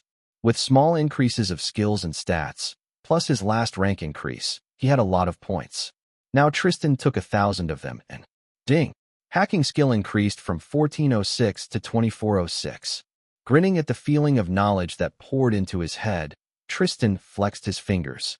This was going to be hard. He didn't have the time to inject people's computers with his Beholder Trojan and wait for them to type their passwords in. Instead, he was going to hack someone's account directly and add himself to the list of invites. Chapter 96, Hackerman. 50 hours until the party. Step 1, the access point. Tristan thought, opening the club's website. This won't be easy. What software are they even using to track their guest list? It had to be something easily accessible for all employees checking and editing it. There were a dozen of possible applications that a quick search brought up for Tristan, and until he knew which one was used by the Urban Mirage Club, he won't even know what to hack. There were a lot of methods of getting this information, but most of them required time Tristan lacked. All right, let's start with a quick social check. For the next 2 hours, Tristan went through the social pages related to the Urban Mirage Club, finding names and places of its employees and looking at their pages. If not for his observation skill, he'd take 10 times as much time to do the same amount of work. As it was, he only needed a glance or two at a page to find all the key details. Many people working there were clueless about how much information they were giving to cyber criminals like Tristan with seemingly innocuous posts. Eventually, Tristan found what he needed. It was a photo of the Urban Mirage Club's office, with several people working on computers in separate cubicles, posted as a recruitment promotion. What caught Tristan's attention was a part of a computer screen that was accidentally caught in the picture. Although the image was small, Tristan saw enough to compare it to the most popular office management programs. In 10 minutes, he got his answer and chuckled. So they are using the TeamFlow Office app? Oh, this is lucky. This means they are using TeamFlow's cloud storage for at least a part of their data. And here I feared it would all be only in the club's local network. 42 hours until the party. Tris, can I enter? Tristan jolted at the voice and a knock on his door that accompanied it. He was so immersed in his work that he lost track of time and notifications about his increased hacking skill. TeamFlow app had advanced security, but Tristan was sure that he was on the brink of finding a doorway past it until Nelson distracted him. No, Tristan snapped back, trying to gather his scattered thoughts. I'm busy, damn it. In the hotel's hallway, Nelson recoiled in shock. This was the first time Tristan snapped at him like that, though Nelson had already seen some of Tristan's anger before. So he quickly recovered. Busy with what? You didn't leave your room for half the day. Did you even eat, actually? Huffing, Tristan folded his laptop and went to open his door. Nell immediately tried to push past him inside, but Tristan stopped him with a hand on his chest. Just leave me be for now, all right? I know what I'm doing, and I don't need you to be concerned. As he said this, Tristan felt a sucking sensation in his stomach and realized that he didn't eat. In fact, the realization and the genuine concern in Nell's eyes softened his anger. Sorry, I didn't mean to snap. Yeah, I really should eat something before I bite off your head. Nell beamed. Great. Let's go to the hotel's restaurant. And then you will tell me what were you actually doing. Tristan clicked his tongue and walked past Nell into the hallway. I was writing song lyrics. Tristan lied effortlessly. There's something I really felt like putting down on paper. But I can't do it without fuel in my stomach. You are right. Oh, new lyrics? Will you show me? Maybe later. I'm unsure about them yet. They might go to another song entirely, not to the competition. Ah, damn. Tristan sighed, feeling trapped in his own lies. Now he will actually have to come up with something. Eventually, Nell already saw what Tristan had for his competition performance, since Tristan used him as a stand-in for the audience. He guessed he'd have to compose more songs in the future, anyway. 32 hours until the party. The assassin sat on a sidewalk near an apartment building, where Tristan Hayes was renting an apartment under his name. His grimy clothing made him look like just another hobo, one of the thousands living in Los Angeles. The assassin had been waiting for a while now, but this time, his information was definitely correct. Eventually, Hayes would appear. Careful assassination was all about patience. But why did Hayes rent an apartment if he didn't appear here for the last few days? 28 hours until the party. Kevin, do you really need to ask me how to deal with this? If these people are so stupid and bold, they don't want to pay in full for our merchandise, then take the payment from their corpses. No, they aren't such big fishes. Remember who we are now. We are the top sharks of the city. Or lions, as Mr. Clavin would say. Yes. Yes. No. Tomas knows better than you how to break people's knees. I expect you to be able to deal with the rest yourself. Tristan ended the call and sighed. First the distraction of food and friendship, now criminal business. And it's not like he could push it all for later. Kevin and Tomas mostly did fine, but the key word was mostly. But this was the last issue for tonight, Tristan hoped, as he resumed his hacking. 24 hours until the party. Tristan pressed the enter key and waited with bated breath for the page to load. After all the time and hurdles and distractions and unexpected problems, he found an exploit in TeamFlow's network and used it to steal the login and password for Urban Mirage account right from the TeamFlow's password database. Now he was within an arm's reach away from. A confirmation code was sent to your phone number. Please, enter it to login. Tristan swore under his breath. I only have a day left until the party. What can I do faster, hack? The two-factor authentication or steal a phone from someone with admin access. Chapter 97. One step ahead, one step behind. 8 hours until the party. Tristan felt like he had been carrying bricks for 8 hours, not coding. Maybe stealing a phone would have been easier mentally, but much riskier. He'd have to find the location of a person with admin-level access to the Urban Mirage Club office app, then get close enough to steal their phone. This would either require breaking and entering their house, or trying to catch them between their home and their job, where they traveled to buy car. No, Tristan just coded more. It took a frustrating amount of time, but with his knowledge of TeamFlow's vulnerabilities, Tristan rerouted the two-factor authentication code to a burner phone number. A phone and SIM card that he had to buy in haste in the middle of the night. Finally, Tristan entered the administrator login and password, then the authentication code, and he was in. The Urban Mirage's organization system lied in the palm of his hand. With his governing skill, Tristan easily navigated through its many tabs. Past kitchen and bar suppliers list, past the collection of HR files, Tristan reached the event planning page for the upcoming party. The guest list was there, thankfully. Big Rocket's stage name and real name were here, as well as were those of a bunch of other celebrities and influencers. Besides them, there were names of people Tristan never heard of, but who likely were various industry specialists or personal friends of invited celebrities. There were around 200 names, separated by tiers of priority, with some personal notes such as shellfish allergy. Tristan Hayes fitted nicely at the end of the list, with all the unimportant people. Although it'd be nice to make new useful acquaintances in a place like that for Tristan Gemello. If someone recognized him and realized that no one actually invited him, Tristan could be in trouble. Besides, what he wanted to talk with Big Rocket about was not a showbiz matter.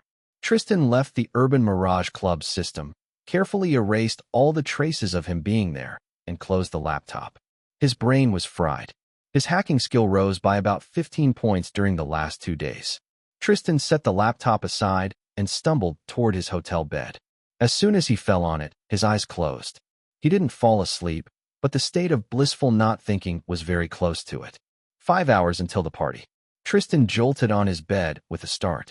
He didn't technically sleep, but he really lost the sense of time. Now he had too little of it. Shit. 5 hours. I need to get party clothes to wear. Tristan had them, of course, but all his party outfits would stand out enough to be recognized by Nell, who helped Tristan buy them. Nell won't be at the party, but there will be plenty of people making photos and videos. The chances of this were small, but experience with Pierce taught Tristan to be more careful. But of course, he couldn't just leave. Instead, he stumbled into Derek in the hotel's hall. Mr. Hayes, I'm glad you really weren't sick. I have finally arranged a place where you can properly rehearse in this city. But that's not where you are heading in a hurry, right? Tristan suppressed a sigh. No, I have a personal matter to deal with. But that is great news, Mr. Derek. Derek narrowed his eyes, although his usual kind expression didn't fall. You aren't going to do anything reckless, I hope. It's easy to think that nothing can ever happen to you, but there are so many people to whom it does. At least, take a pair of your security team with you, just to not get mugged, at the very least. Tristan paused, then smiled. Yeah, I will. Thank you, Mr. Derek. Don't worry. I will come back before tomorrow morning if all goes well. As soon as Tristan's back turned to him, Derek let out an almost inaudible sigh. He was sure Tristan was about to do something unwise, and yet unable to stand in his way. Not only because of his boss's insistence that Tristan Gemello is kept happy, but because Derek didn't have so much will. His experience in reading people told him with 100% surety that to stand in Tristan's way was akin to standing in front of an advancing road roller. Those who didn't move away were either extremely brave or extremely stupid. The road roller would flatten both. 2 hours before the party. What if Gemello tells Derek that we aren't actually escorting him? Owen asked. He and Trey were 2 of the 4 subordinates Tristan took with him to Los Angeles, and now took with him to make sure Big Rocket didn't run away even if it meant taking him by force. Their best quality was their absolute loyalty, and their second quality was a lot of street smarts and experience with gangster life. He won't. Owen nodded and didn't ask further questions. Both he and Trey were dressed casually, hiding guns under their clothing. Tristan Hayes was dressed for a party, but modestly enough to not stun anyone with his charm without even trying. He was going to be subtle, after all. Maybe I should put more points into stealth for this. No, I'd rather keep them in reserve for now. Let's hope you will just waste your time standing near the back exit, Tristan told his companions while hailing a taxi. Now come on. We have to start moving toward the party if we want to get through the traffic jams in time for its beginning. 1 hour before the party. I understand. Yes. Thank you for not telling me that tomorrow. The assassin ended the call and stood from his ambush spot. It was going to be really annoying if he was going to be late to the meeting with his target again, but the assassin, who might or might not have been no hope, had a good feeling about this. He hailed a taxi, and when the driver asked where to, the assassin's reply was, the Urban Mirage. Chapter 98. Inside the Urban Mirage Club. Half an hour after the party began. Urban Mirage Club was really a high-end place. The entrance was guarded with red velvet ropes and muscled bouncers who were dressed up like genies with high ponytails and Arabic-themed clothing. A red carpet led inside the club itself. When the receptionist checked if Tristan's name was on the guest list, his heart skipped a bit, but he was let in without a second glance. The first thing he did inside was to explore the place. The inner part of the Urban Mirage Club was also decorated in Arabic theme, but also very neon. It looked like an LSD trip into a treasure trove of Aladdin. The massive main hall was decorated with gold and blue mood lighting, and several life-sized metal sculptures of dancing women acted like secondary disco balls. A dance floor, mostly empty now, stood on an elevated stage near a DJ booth, which was surrounded by LED screens showing abstract visuals in the beat of the music. The UV lights made waiters in white glow blue and appear as genie-like as the bouncers. Some guests also stuck to the club's theme, while others didn't care. Tristan was actually somewhat early to the party itself, despite coming half an hour after the opening time. A lot of the guests still weren't here, and the main show program didn't start. After exploring the premises, Tristan sat at a table, pretending to sip a drink and observing the guests. With his sneaking, stealth, skill, Tristan found the best seat to take, one where he will be almost unnoticeable by others. Instead of giving out his usual stunningly charismatic air, Tristan's current expression and posture made him less noticeable to other people. They saw him, but their gazes immediately moved past him to more interesting people. And there were a lot of more interesting people. Celebrities of the kind who won't give Tristan Gemello another glance if they saw him on the street. After another half an hour of waiting, Tristan saw him. Big Rocket finally came to the party and was going straight to the DJ booth, while the event host cheerfully announced him to the guests. Welcome to the Urban Mirage, ladies and gentlemen. Say hi to the first DJ of today's party, the famous Big Rocket. Now, who's ready for some hip-hop beats to become a hip-hop beast? Somehow, the horrible pun made people cheer. Or maybe it was just Big Rocket himself. Rafael Big Rocket Villanueva was a tall, black man with a hairstyle which unintentionally, because Tristan saw it on his earlier public photos, fit with the club's theme. A single long braid running through the middle of Big Rocket's head, with the rest shaved off to show off his tattoos. And he wore as much gold jewelry as any typical rapper. Yo, people of the night, he greeted the crowd. It's time to get dancing into Spayaways. The Big Rocket is going to carry you all to the moon. The crowd cheered harder, and people hurried to the dance floor as Big Rocket started the music. Tristan wasn't a fan of hip-hop, but he had to admire the man's skill as a DJ. The music was simply that good. Big Rocket's own remixes were infectious. Just hearing them made Tristan want to dance himself, and the man improved them even more on the fly. Whenever the crowd seemed bored, Big Rocket had a fresh song or a new trick to spice things up. At some point, he even read freestyle rap for a bit, to the ecstatic shrieks of some people in the crowd. Tristan really wished he wasn't at this party for a business. He wanted to be at this party as an actual invited guest. After half an hour of the intense dancing, the music went on a break again. The guests spread around to rest a little, and Big Rocket left the DJ booth. Tristan patiently watched from the shadows as Big Rocket mingled with his friends and fans, shook some hands, had a drink, and danced himself for a bit when the next DJ showed up. But eventually, he went toward the exit from the main hall, and that's when Tristan left his barely touched drink and followed him. Big Rocket went upstairs to the rooftop terrace. The place was much quieter, with the music being only barely audible, and had much fewer people.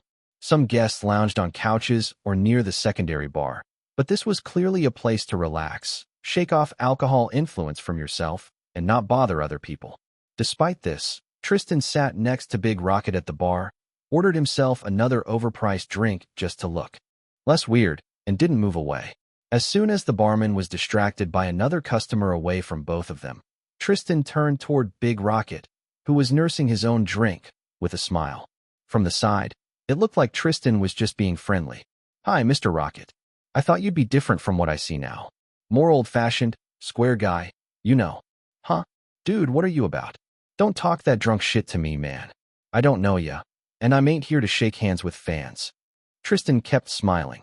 The joke didn't land, eh? A square guy, because squares have 4 angles. Get it now? 4 angles. For angles. With great satisfaction, Tristan watched how Big Rocket's annoyed face froze, and the man became a shade paler before swiftly turning back to his drink. To give him credit, this was the extent of his reaction. Who are you? What do you want? Tristan added some hypnotism in his voice. Tristan Hayes, at your service and glad to meet you. For the rest, why won't we talk somewhere quieter? I bet you have access to one of the private rooms of this place. Don't worry, I won't bite. Big Rocket's fingers clenched on his glass, but they were still shaking. He gulped the rest of it in one go and stood up. Why yeah, of course. Let's go. Chapter 99. A Deal with the Devil. There was a security guard standing in a hallway near the security doors, but from the look of him, he wouldn't have moved an inch if someone started screaming inside. Tristan made sure to position himself in a way that made Big Rocket's figure hide Tristan's face from the guard. Inside the private room itself, everything was set for relaxation.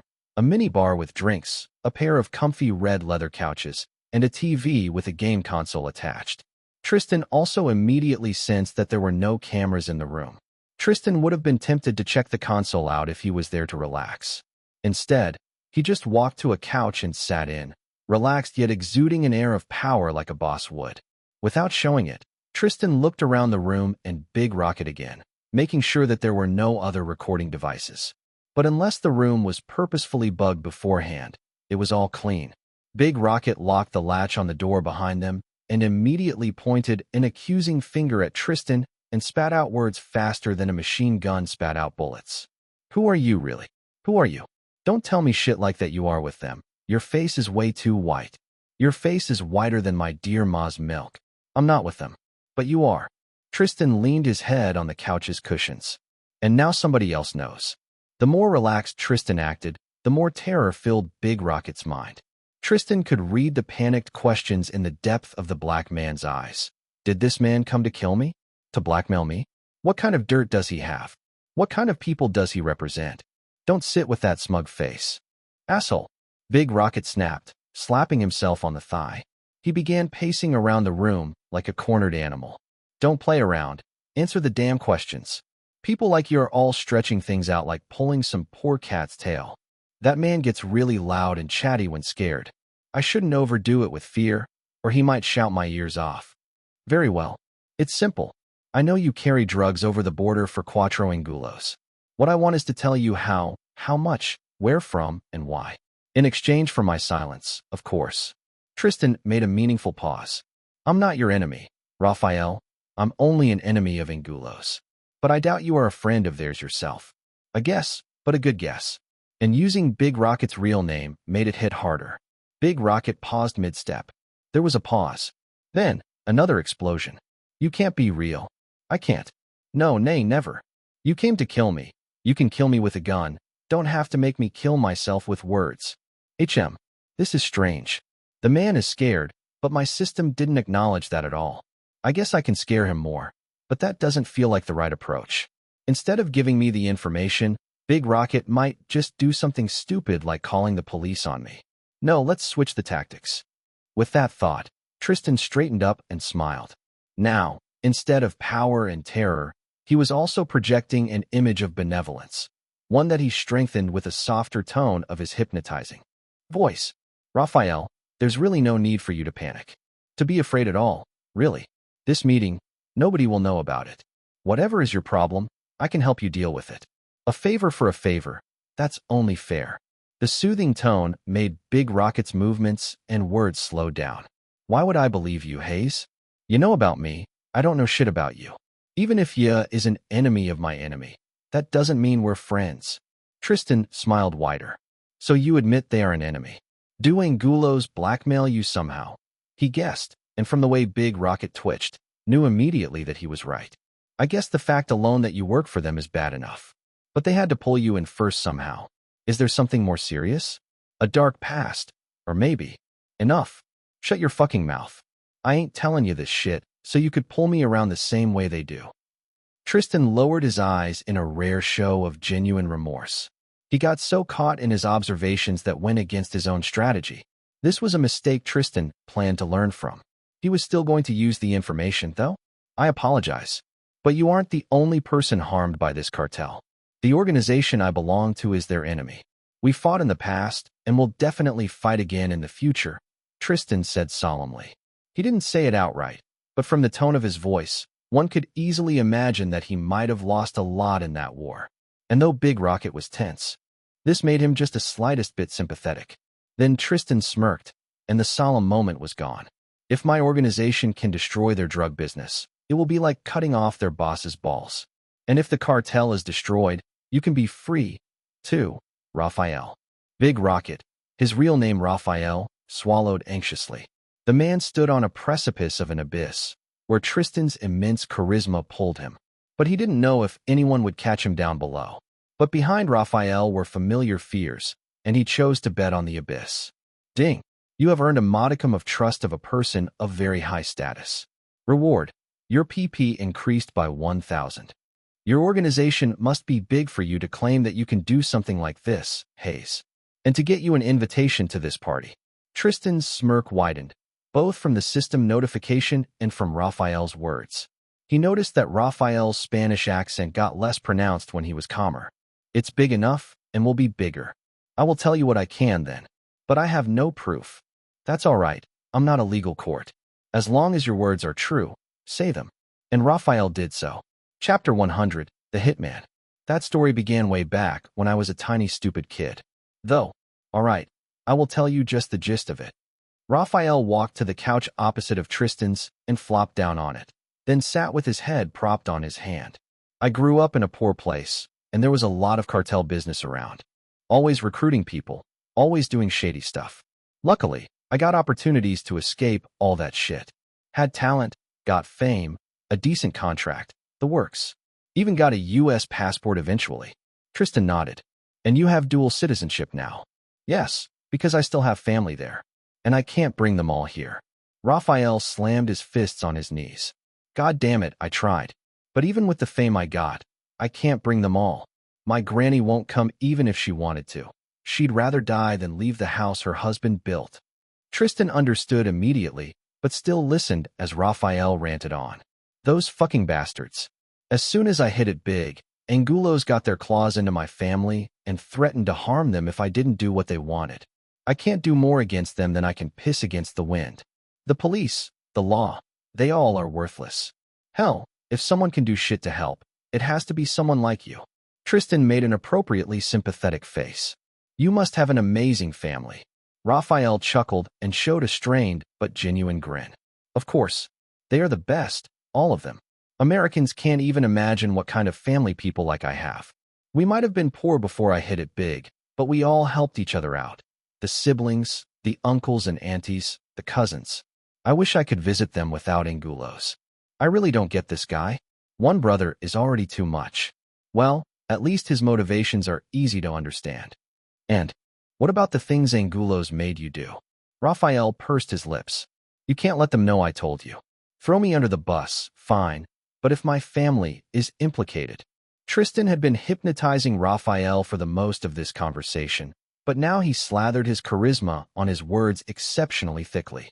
I understand, but my organization still needs information to use against Angulos. Knowledge is power, and power is needed to win wars. They got me smuggling stuff, mostly. Sometimes people. Not that I know much about the details. If I tell you what I know, it probably won't be all that important anyway. Raphael mentioned a few places and a few names related to the smugglers, although Tristan felt like they wouldn't be helpful. Quattro Angulos was careful to not give Raphael dangerous information. Nevertheless, when Raphael finished, Tristan felt like he had achieved great success. Tristan stood up and smiled at the other man. Thank you for your help, Raphael. One last thing. I need your personal number. Raphael smirked. I thought that someone of your kind would already have it. But sure, why not? I'm on the gallows already. Might as well tighten the rope. What was the point of bothering to find it if I can just ask now? Tristan rebutted. Raphael grinned and told him the number which Tristan put into his phone. Someone I trust will contact you. Someone talking with whom will cause no suspicion from Angulos or anyone else, Tristan said. He will relay information between you and my organization. And be sure, we will take care of your family. But your help might be required, and that's why I need to stay in touch. Tristan already decided that although it was going to be incredibly difficult, he was going to do his best here. If he helped Raphael, he was going to win his full trust. That was going to be worth a ton of points and give Tristan a tall step stool to climb into the showbiz industry. And the person who was going to contact Raphael, of course, was going to be Tristan's own second identity. Have a good time at the rest of the party, Tristan said as goodbye and left the room. After sneaking through the hallway past the irresponsible security guard, Tristan re-emerged in the main hall, feeling light on his feet. His task was completed successfully and without a hitch. The results weren't so bad, too. Even if the information Raphael could give Tristan immediately was mostly useless. He messaged his subordinates that the task ended successfully and there was no need to intercept Big Rocket anymore. But they should stay around for now, just in case. Actually drinking something tonight will be a wonderful end to the night and won't harm me. I'm going to leave in a taxi, anyway. I can almost feel sorry for the guys who are standing outside, in the wind, waiting for me to return. But that made Tristan's desire to have a drink for the road even stronger. With that reasoning, Tristan went to the bar. The assassin placed a tray full of snacks at another table full of famous bitchy and drunk people and ran off before they could order him around even more. He was sick of being here, but he was lucky to be here at all. He had to go as low as buying a set of clothing similar to the uniform of local waiters, sneak around to the back entrance, and walk in together when the rush among the staff reached its peak.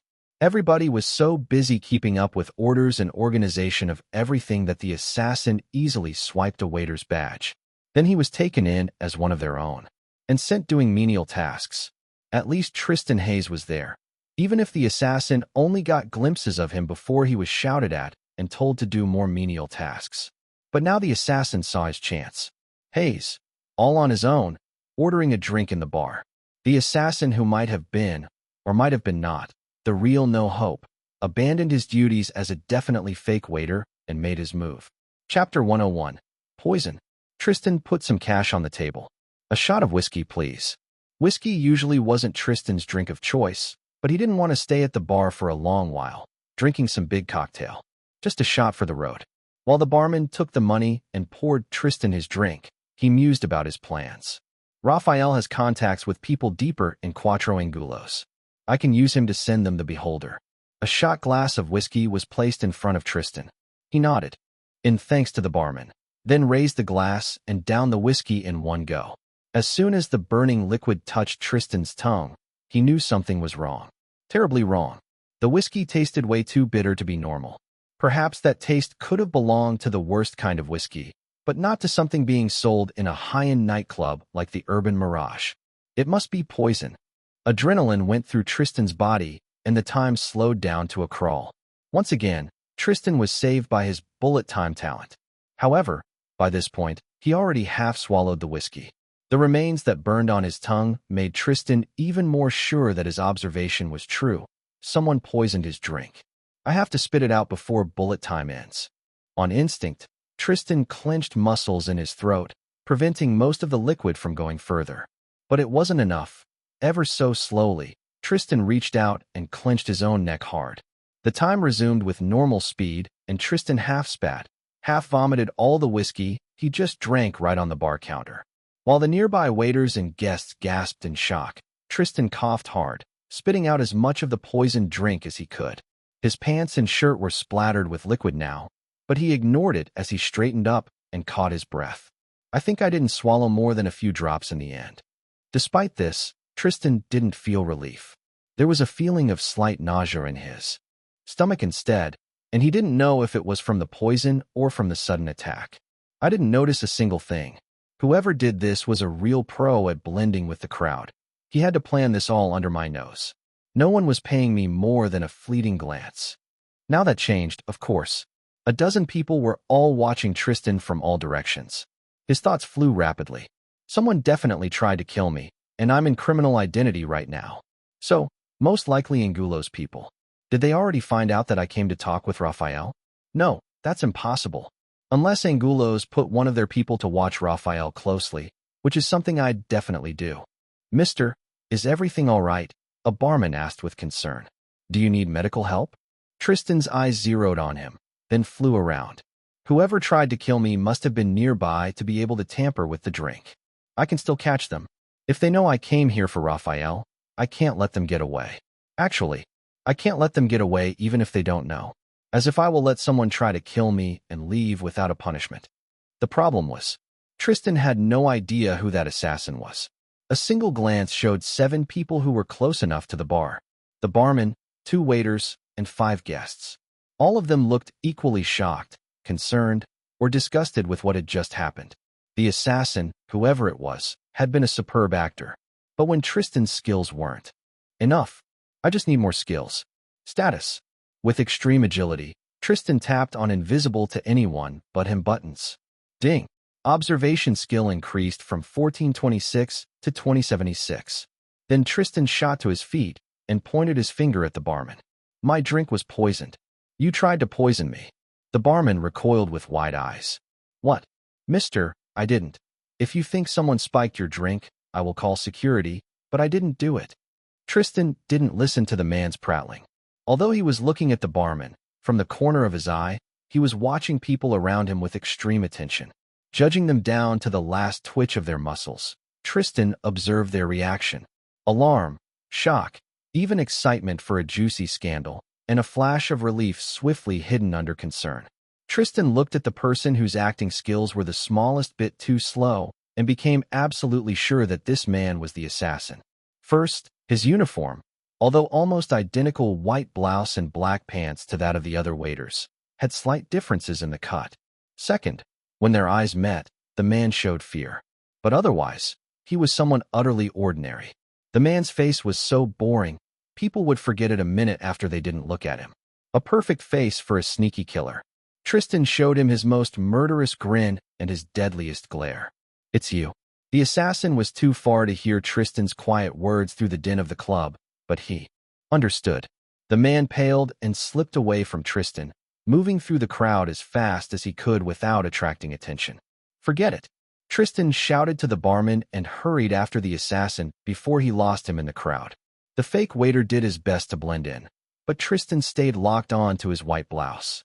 Then the assassin suddenly pushed an actual waiter with a full tray into a group of tipsy people that stood in Tristan's way. People immediately began screaming at each other, and the waiter and a bouncer hurried toward them to stop a fight from starting. While Tristan looked for a way around the commotion, the assassin disappeared, this time entirely. However, Tristan didn't lose his spirits and didn't stop walking. Instead, he smiled like a cat who knows the mouse can't escape. Chapter 102. Dealing with the poisoner.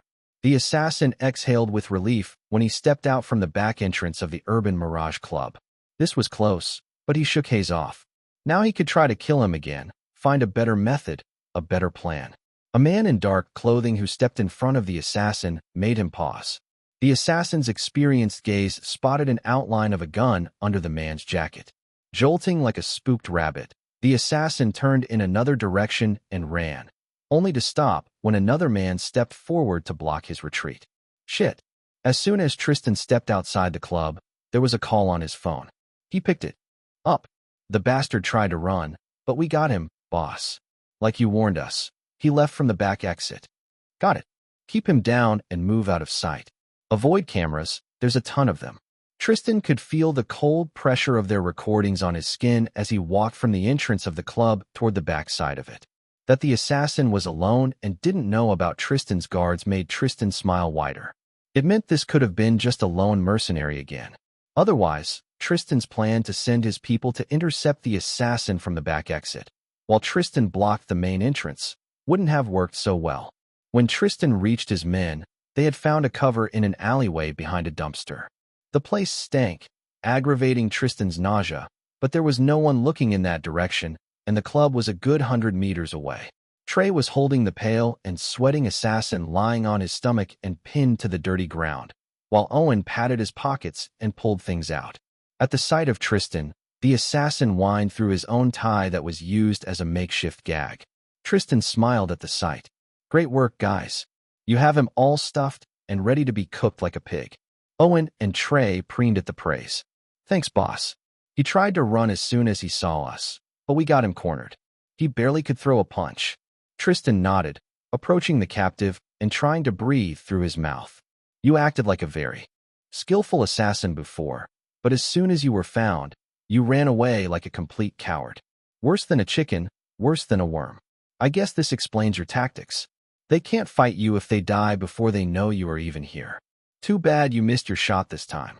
Tristan delivered a vicious kick to the side of the assassin's stomach. The man's eyes teared up and bulged from pain, but the gag muffled his scream. Tie him up and get me a car. We will interrogate him somewhere more private. Tristan had to know how much information the assassin had, and how much of it he shared. Ding. You have scared a person of high skill. Reward. Your PP increased by 200. Tristan smirked in anticipation. Owen nodded and began pulling the assassin's arms together with his own jacket, then tied his legs with the man's belt. Then he and Trey stood up, leaving the assassin wiggle on the ground like a worm. Tristan stopped that with another kick. Quiet you. Go, I will watch over him. Hot-wiring cars was something many gangsters knew how to do. Not Tristan, though. He suspected it was somewhere in the lock-picking skill, which he never got to use, and at the moment, didn't have the points for. But it only took half an hour for Owen and Trey to return with a rundown car, the trunk of which was big enough for a body. Like that, they drove to the apartment of Tristan's subordinates, where Trey helped Tristan get the man the apartment inside, while Owen stayed down in the car to guard the premises. Other two of Tristan's subordinates weren't here, instead sleeping in the hotel and acting as normal members of security traveling with Tristan Gemello. Maybe it'd be better to call the others, boss, Trey suggested when they hauled the wriggling captive to the bathroom. Stop jerking around, or I will kick your teeth out. The captive quietened. Let them be. We can deal with this ourselves. Just help me tie him up properly. Soon enough, the man was tied up to a chair in the bathroom with his hands behind his back. Judging by the cold sweat on the assassin's face, he knew it was easiest to clean the blood from a tile floor. If you scream, this knife goes right into your eye, Tristan threatened in a dark and hypnotizing voice. The knife in his hand went dangerously close to the assassin's wide-open right eye. Do you understand? Behind Tristan, Trey leaned on a wall and cracked his knuckles menacingly. The assassin made a shaking nod, and Tristan used the knife to cut him free of the gag. While he spat out the taste of cloth from his mouth, Tristan stood up and took a step back. What's your name? David Reed. Please, you got the wrong man. I didn't do anything. Tristan scoffed. And that knife my subordinates found under your clothing was here for self-defense, huh? If you got rid of the poison, you should have thrown that out, too. Besides, Tristan scowled viciously and suddenly stabbed his knife in the chair right between the prisoner's legs, so close that the blade made a shallow cut on the inner thigh. You didn't even tell us your real name. Ding. Torture skill increased by 1. Reward. Your PP increased by 10. Huh. I almost forgot I had this skill. Please, I'm not lying. This is true. If it was, Tristan wouldn't have known. The man didn't have any ID on him. But his observation skill was telling him that the prisoner's fear was ringing just a bit false. He was scared, but acted terrified. Acted very well, but Tristan clicked his tongue. Trey, tenderize this lying chicken for me. Chapter 103, The End of Hope. While Trey put a better gag in the assassin's mouth and beat him black and blue in the bathroom, Tristan went to the living room to check out the phone found in the man's things. It was a model with buttons and minimum of functions, so Tristan wasn't hoping for much. However, it was still locked with a password, so there had to be something. Being an expert hacker thanks to his system, Tristan knew from a single glance how to bypass the password. He just looked up the master code for that model of phones, and in 10 minutes, scrolled through the history of the assassin's calls. All of his contacts were named something like useful guy or always asks for money. There weren't many contacts in the first place, and no text messages in the archive. The history showed a few recent calls, but none that happened while Tristan was in the urban Mirage Club. This was obviously a burner phone. Disappointed, Tristan kept it in his pocket in case someone called, and returned to his prisoner. Trey did a splendid job. The prisoner's face barely had any traces, but by the way he held himself and breathed carefully, Trey must have left nasty bruises all over his torso. Just when Tristan entered, Trey was delivering a heavy kick to the man's ankle. There was a crunch of something, and the assassin shrieked and sobbed into the gag, ignoring even Tristan's appearance. Trey chuckled at the sight and raised his arm for another blow. Enough for now, Tristan said to Trey. The thug paused, then lowered his fist. Sure, boss. Tristan strolled up to the prisoner, who looked up at him with a silent plea in hopeful and fearful eyes. He looked utterly pathetic and pitiful at the moment. Perhaps if there was someone else in Tristan's place, someone with less confidence, he'd feel doubt. He'd wonder if he really caught a wrong person. But Tristan knew he wasn't wrong. Even if he was, he couldn't let himself think this way until he went through the entire interrogation. Are you ready to talk truthfully now? The prisoner nodded rapidly. Then let's try again. Tristan removed the gag, a rag for wiping tables, from the look of it, and threw it into the sink. The prisoner coughed, wincing at every breath. "What's your name?" "It's—" He coughed more. "Lujo-san." The words were so jumbled, Tristan could barely catch anything the prisoner said. "I can't hear you. Speak louder." The prisoner pulled more breath in his chest, only to cough again, spitting some blood on his chin. Tristan turned to frown at Trey. Did he give this guy a lung puncture? I don't want him to die before he spills his guts. Trey's eyes widened in silent alarm. The bastard is just being a pussy, he swore. I gave him some cracks tops. With a huff, Tristan turned to the prisoner. Well, cough it up. Lou-san. Tristan leaned closer, irritated with the prisoner's inability, when he saw a movement in the bathroom's mirror. A flash of metal behind the prisoner's back.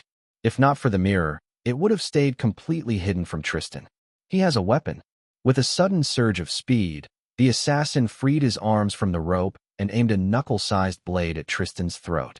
The time slowed down. Tristan had an opportunity to examine the assassin's knife up close.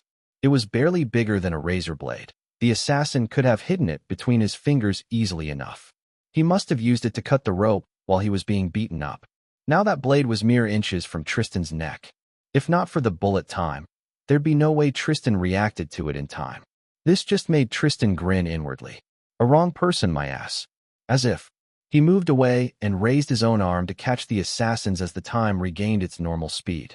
In a flash, Tristan captured and broke the man's wrist. The hidden blade fell to the floor while the assassin screamed in pain. The scream was cut short when Tristan elbowed him in the face. This all happened so quickly that Trey only began reaching out to stop the assassin. Scowling, Tristan glanced at his subordinate. TSK, I'm going to talk with you about how you missed your prisoner cutting ropes while you beat him up later, Trey. Trey paled and nodded anxiously, moving back to the wall. Now he was watching the prisoner like a hawk. Tristan turned back to the prisoner, and when he felt the man going limp in his hold, he let him go and looked into his eyes. Now the terror in them was 100% genuine. Tristan didn't just break the assassin's arm, he broke his last hope. Ding! You have utterly terrified and brought to despair a person of high skill. Reward. Your PP increased by 2,000. A grin appeared on Tristan's face. Last try, dipshit. Do it well, and I will consider letting you live after this. What's your name? Louis Johnson. Oh, really, sir? Who sent you to kill me? I don't know. Some rich guy? I met him online. I only meet clients online. Really? What? The man's eyes suddenly flashed with admiration. That's what No Hope does. Or, well, no hopes. I'm one of them. Huh. Who's No Hope? The next several minutes were spent on a lecture about incredible feats of a legendary assassin, whom Louis was clearly a fanboy of. Or, more like a club member, because I don't think the No Hope actually exists. I think they are just an urban legend bunch of pros made, but I like to be one of them. And it got people to pay me more. Tristan scoffed. An anonymous club of assassins. The world is truly a strange place. How did you know I will be in the urban mirage? One of the guys I pay for info found you on the guest list, sir. Tristan narrowed his eyes. Do you know why I was in the club? Chapter 104. Taking Revenge with a Virus. No, I had no idea. I was just following you. Tristan hummed, checking Louis's expression for any hint of the lie. All he saw was a genuine desire to say anything and sell anyone to be left alive. And lots of pain, too. Louis was cradling his broken arm and biting his lip raw. How did you contact your employer? You had to tell him somehow that you've done the deed, right? Through an anonymous messenger app. He asked for pictures of your corpse, and then he'd pay me in crypto. Good. Very good. Tristan smiled. Maybe in an hour you will be free to go home. Just do one simple thing for me. What is it? I can do it, if it's not too dangerous. It's very simple. Trey, keep watch over this chicken, better than you did last time. And wrap his broken arm, I suppose. What I want him to do is easier done with arms. Yes, boss. Heard that, asshat? He said nothing about your legs, so you better not even breathe at me wrong. Louis whimpered pathetically as Tristan left the bathroom. To his annoyance, he left his laptop at the hotel, so he had to do what he planned via his smartphone. Thankfully, he had a backup of the Beholder virus saved in a cloud storage. Using his smartphone, Tristan Googled a random image of a dead body that had a similar haircut to him, but didn't show the face closely. The image was from some movie, and anyone could tell after looking at it not in a preview that it wasn't Tristan, but that was fine. Tristan infected the image with the beholder and returned to Lewis. Infecting the image took Tristan almost half an hour. Typing and coding from a phone was much less convenient. So Trey had time to put a simple bandage and splint over the terrified assassin's hand. Lewis, there wasn't a device you could have contacted your employer from. You have something else in another place, right? Why, yeah. I left my main smartphone at the motel. Tristan raised his brows. You aren't afraid it might get stolen? Lewis shrugged, wincing from the pain. Oh, I actually hid it in the room. Even if someone robbed it, they won't find it unless they search really hard. I always do this. Huh. Anyway, you are bringing me to your place.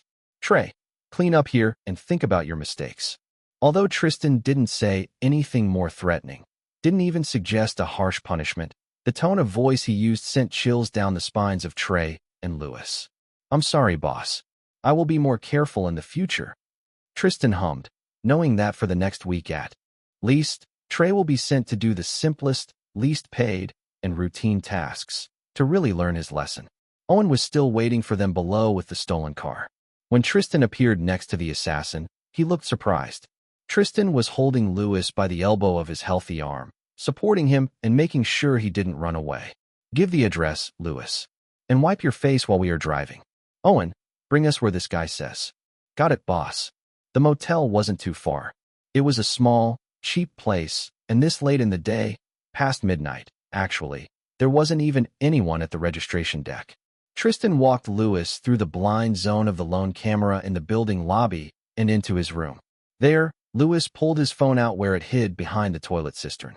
In a short while, he sent the message to his employer, declaring that Hayes was dead and attaching a photograph of his body as proof. A photograph infected with a virus. And in order to look at it, Lewis's employer will have to open the file and let the beholder into his computer or phone. Tristan grinned. If this worked out, he would have a backdoor directly into the deepest secrets of Quattro Angulos. Lewis looked up at him with hope. So, can I go now, sir? Tristan raised his eyebrows. And what will you do after that? I will never trouble you again. If someone puts a hit on you, I will even tell you that you are in danger. I don't want to be your enemy. Sir, I don't want to. After a careful consideration, Tristan believed this plea was genuine. This was a good thing about enemy contractors. They had no loyalty for their employer, but had a healthy amount of self-preservation. The first guy Tristan had to deal with also never bothered him since then. Well, I promised. Go. Or stay, since this is your motel room. Tristan waved his hand magnanimously. This is your second chance. There will be no third one. Next day, an office in the Los Angeles Police Department. Captain, our division was sent this anonymous letter. I feel like we should do something about it. It doesn't feel like a prank. Whoever sent it knows too many details. I already ran it through the forensics just in case, but it's clear of any hints.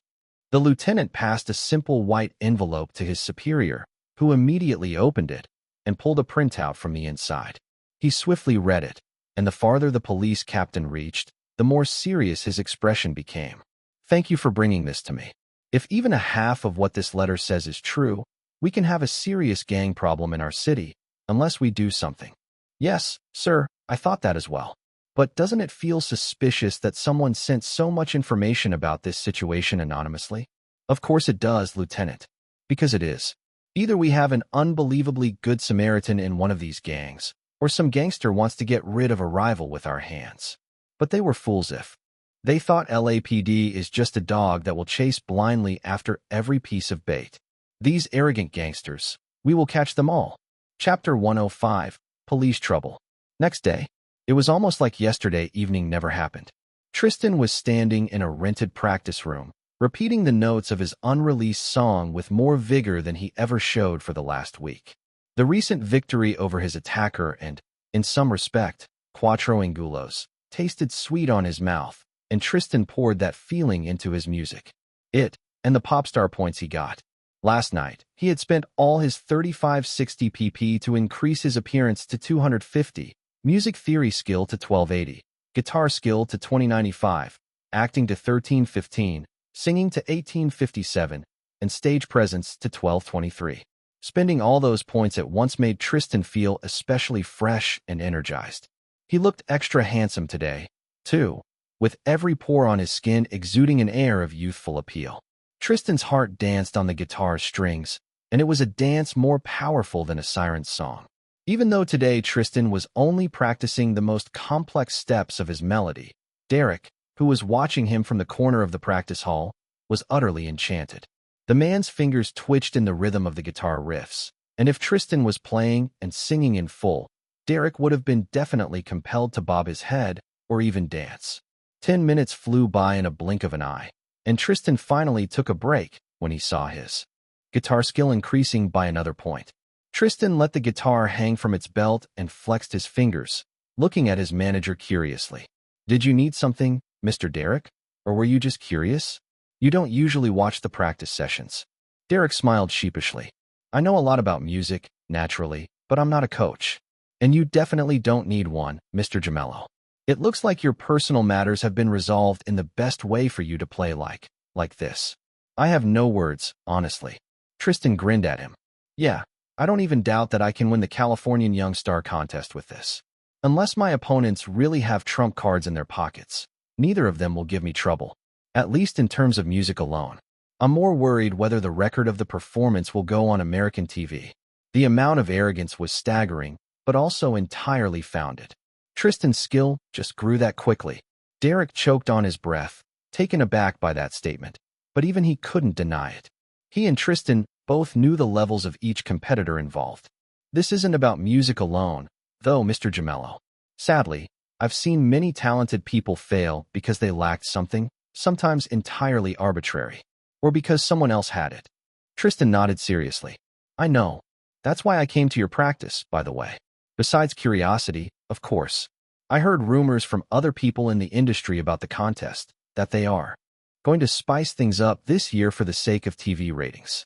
Make it less about music and more something like one of those action reality shows, with obstacles and jumping sharks." Derek frowned as he said this. Tristan hummed. "Well, I have nothing against ratings. But sharks really? No. But be ready for anything, even if it wasn't in the rules." He chuckled. "Maybe even for the sharks." Tristan smiled. He thought he could deal with the sharks without problems, too. That's why he also had a criminal career, after all. That noon, Tristan got a message in the middle of his post-lunch break. "Ding. You have slapped the face of an extremely powerful person. Reward. Your PP increased by 1,500. When Tristan checked his laptop a short while later, there was a new computer infected with the beholder. In the text extracted by the Trojan, Tristan found some amusing messages. "What's the meaning of this? This isn't Hayes's corpse. Are you really trying to trick me like that? Did you really hope I was going to send you money? This is a shot from a movie. And you even called yourself by the legendary name of No Hope. If you thought I won't find you and won't retaliate, you were wrong." Pathetic. Tristan guessed Lewis didn't reply and possibly blocked his employer entirely. Despite the person's threats, Tristan was positive Lewis will go without punishment. When Tristan watched him send the bait message, he saw all the methods of electronic protection Lewis used, and there was enough that he wouldn't be found just from a chat. And from the other information the beholder brought to Tristan, he knew doubtlessly that he infected a computer of the boss of Quattro Angulos himself. Now he only had to wait and gather information quietly until he found the secrets necessary to cause the man's downfall. It will be -1 enemy and plus all the resources he had. However, Tristan's peace had been interrupted by a text message that came to his Hayes's phone. It was from Sam, one of his 4 thugs. Since yesterday, Trey and Owen were busy. Today they worked under Derek, while Sam and the last thug, Cutout, actually worked in the city. Previously, Tristan extracted some good leads on the local gang leaders, specifically those who had access to the docks. They had to pass a message from Tristan and organize a meeting with someone as high up as they could. Somewhat risky, but not complicated. Worst case scenario, Tristan's people will be chased away. That's why Tristan was shocked to read the message. "Pigs TRD get us. Car checks. MVNG to SC Plaza." First, Tristan had to translate the message in his head. "Police try to get us. Started a car chase. We are moving to the south coast, probably. Plaza. Why did this happen?" The police had nothing, immediately, on Tristan's people. They had no grounds for arrest. If they went to prison in the past, that was in the past. Whatever the reason, Tristan had to do something. Abandoning his laptop, he hurried out of the room and downstairs of the hotel, and stopped in his tracks when he saw a pair of cops approaching the registration desk. Chapter 106, A New Face? An Old Face? Reacting quickly, Tristan stepped back into the hallway and strained his ears to listen to the police officer's words. They were asking the receptionist about two people who stayed there, Trey and Owen, using the full and fake names under which they were registered in the hotel and in the GTG agency as security guards. What? Them too? Tristan bit his lip. A part of him wanted to escape immediately, although his current identity was not attached to anything criminal directly. He began thinking that keeping criminals so close to himself, even if he could deny in court that ever knew that they were criminals, was too risky. Excuse me, sirs, but I can't give personal information about the hotel's visitors without a search or an arrest warrant. There are high-profile people who stay in this hotel occasionally. You can't just ask for their whereabouts. Tristan smirked at the receptionist's practiced rebuttal. He was also glad to hear it, because it meant the officers didn't have a warrant. No matter the reason they went for his subordinates, they probably didn't have the evidence to get a warrant. It was reassuring. Tristan straightened his shoulders and marched toward the registration deck like he just heard the commotion. What's going on? I just hear police asking about MY security guards. He raised his brows and sent his coldest gaze at the pair of officers. His hypnotic voice drilled into their heads. I hope you have a good reason for this. The officers stepped back, shocked by Tristan's fearsomeness, like someone poured a bucket of ice water over their heads. The officer coughed, then pushed his chest up and looked at Tristan down his nose. We got information that these people might be here under false pretenses and using false documents. If you are their boss, mister, I ask you to tell them to appear at the police station. Tristan huffed. I won't do any such thing. Leave and come with something more than empty accusations, officers. And if I find that you keep bothering anyone else here after this, I will make an official complaint. Ding. You have scared two people of above-average skill. Reward. Your PP increased by 40. With these words, Tristan cut the officers down with another glare and walked away with the last word. He was sure that the annoyed receptionist would be able to deal with the rest herself.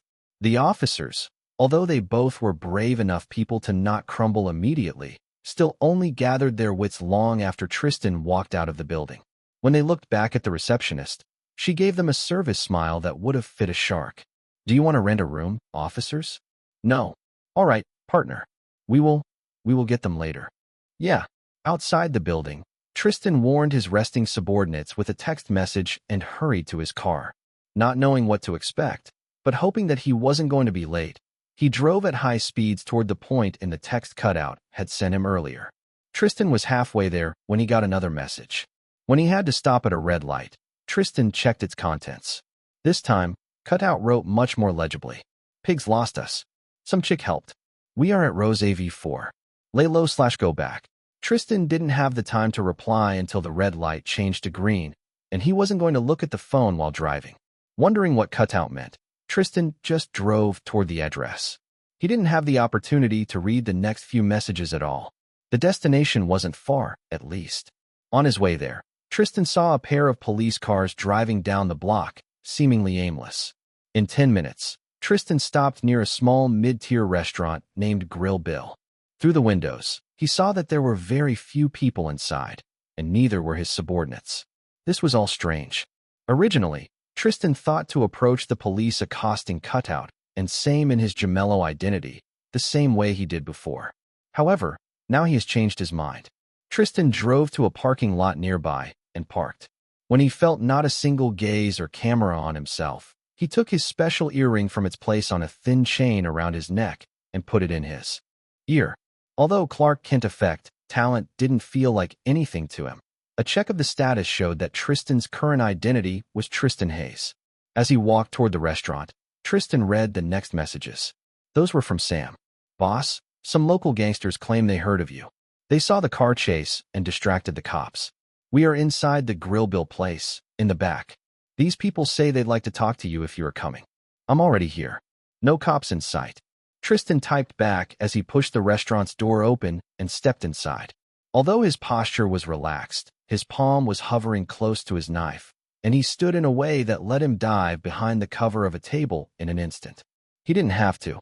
His subordinates came from inside the restaurant, both unharmed. Cutout nodded. Sam waved his hand. Tristan walked up to them, frowning. "Boss, I guess we sort of completed the mission," Sam said cheekily. Cutout grunted in agreement. "Explain. For a start, what did cops want with you?" Tristan asked quietly enough to not be overheard. "We don't know. They just saw a pair of us and started pointing their fingers. We knew better than to stay out there." Tristan frowned. This chase after his people, paired with the officers who came to his hotel, it all couldn't be a coincidence. At the same time, it didn't seem like Tristan's people were the cause. "Anyway, there's a local gang boss in the back room who wanted to chat." "Boss," Sam added. But Tristan wasn't listening anymore. He saw another person walking out from the back rooms. The person whose face he could never forget. Chapter 107. A Scared, Scarred Face. Evelyn. Although Tristan said this, what he really wanted to say was, "What the hell are you doing here, bitch?" He was still in public, though, even if there were only a few people around. So all Tristan did was burn her with a glare. Even through the shock and anger he felt, Tristan noticed how much Evelyn had changed since their last meeting. Mostly because the last time Tristan saw her, he had cut her face into strips. Now, several months later, those wounds have healed, leaving behind angry red scars that utterly ruined Evelyn's previously beautiful face. But one still couldn't call Evelyn ugly. She dyed her hair purple and was wearing a long-sleeved black dress that hugged her curves extremely tight. The cleavage of the dress was enough to distract most men away from Evelyn's face. Tristan stared only into her eyes, though, and saw them full of timid joy, cautious hope, and familiar fear. Her entire pose, with hunched and tense shoulders and hands gripping the hem of her skirt, showed the same. "Tristan, hey, aren't you just Mr. Vargas's girlfriend, Evelyn? Why are you speaking so disrespectfully to the boss?" Sam cut her off. Tristan raised his brows and nodded, silently asking the same question. Evelyn lowered her eyes. "I apologize. Mr. Hayes, please come in so I can explain. I promise that this isn't a trap of any sort." Tristan pursed his lips. On one hand, what was that with these women? He scared them away to the best of his ability, but they just ran faster back into his life. Will he have to beat them all with a baseball bat? On another hand, Evelyn didn't go against him. He told her to scram and never return to his city, and she did. Their meeting today would have been a pure coincidence if it didn't start with Evelyn and someone else helping Tristan's men out, which brought Tristan to the point that she was helping him. And not only her, from what Sam told earlier. Tristan let out a long breath to regain some clarity of his mind. "All right, lead the way." Evelyn smiled slightly and gestured them in. Tristan didn't miss that the workers of the restaurant pointedly and somewhat fearfully ignored the woman and all the people with her, as if they were her subordinates, or as if they knew she was a gangster, but were paid to ignore that kind of activity. Be a front. Evelyn led all three of them to what must have been a staff lounge room inside the restaurant. A spacious place with a few fake leather couches, a drink dispenser, a coffee table, and some assorted posters and photographs fixed on the walls. At the moment, the only person inside was definitely not some waiter. He was a muscular but lean black-haired man in his mid-20s, with scars on his hands that pointed that he did a lot of street fighting. Some of them were fresh. He was dressed in a black shirt and jeans, and had an earring with a silver upside-down cross in right ear, but no other jewelry. Tristan immediately knew he was at the helm of this place and saw similar recognition in the eyes of the man. "Thank you for fetching them, darling," he said to Evelyn with a smile, then stood up and offered Tristan his hand for a handshake. "I'm Hector Vargas, but the locals know me as the leader of Rose Street Gang." Tristan shook his hand, unsure if he liked the man for his personality or disliked him because of his poor taste in women. Either way, he knew Vargas was almost certainly the same person he sent Cutout and Sam to. "Tristan Hayes. But you clearly knew that already, and not even from my men." "Yes. Evelyn told me some things. Mostly that we should stay on your good side." Vargas flashed a toothy and dangerous smile, although I honestly had my doubts about it. He sat down and offered Tristan to do the same with a gesture. Evelyn snuggled next to Vargas without being told to. The way they sat slightly turned to each other looked like they were ready to protect each other from the world. Tristan scoffed inwardly as he sat down on the opposite side. Without having to be told, his men moved to stand behind Tristan. "This all sounds like an awfully fascinating story," Tristan said. "I'm surprised how far up you went since our last meeting." Evelyn smiled bitterly. "It wasn't easy, and I was lucky to meet Hector. You don't have to mince words." I told him our story, and although he was angry at you at first, he understood that I can only admire you. But not in that way. She turned to smile at Vargas. "I only love Hector. But you, Mr. Hayes, I can truly understand what you felt back then. And I'm deeply sorry for my actions in the past." Tristan frowned. Was that genuine remorse? Not some half-assed, self-centered version of it Jane showed. It looked awfully like that, and it made him feel things he didn't like. But the presence of all the people, some of them subordinates that looked up at him, made Tristan keep his emotions in check again. "So let me see. You wanted to apologize to me? That doesn't mean I have to forgive you." "No," Vargas said. "But it's not her who will offer you a deal today, Mr. Hayes. When I first heard about your appearance in Los Angeles and the exploits of the King Lion gang, I wasn't sure what to think about it. But Evelyn's words convinced me we can work together. Helping your men out was just a lucky coincidence, but I hope it will help us start on the right foot." Tristan nodded. "It will. Either way, I wanted to offer you an alliance from the start. Los Angeles is ruled by too many disjointed gangs who fight each other more than they turn profit. And there's a lot of profit to make." Chapter 108. The First Alliance.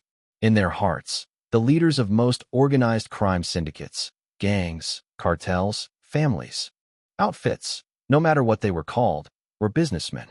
They earned money by any means they could, not caring about legality. And if you don't care about legality, then doing illegal things usually brought the most profit. That's why they were criminals. Tristan understood this even before he became a criminal himself. Just living in the house of his father, whose business revolved around horse bets, already showed him that if those legal CEOs could get away with it, they would eagerly break the law for profit. Gangsters broke the law and dealt with consequences. All for money. The flash of interest in Vargas's eyes at the mention of profit was fully expected. "Go on, Mr. Hayes." Tristan smiled. "You have access to a part of the docks, no?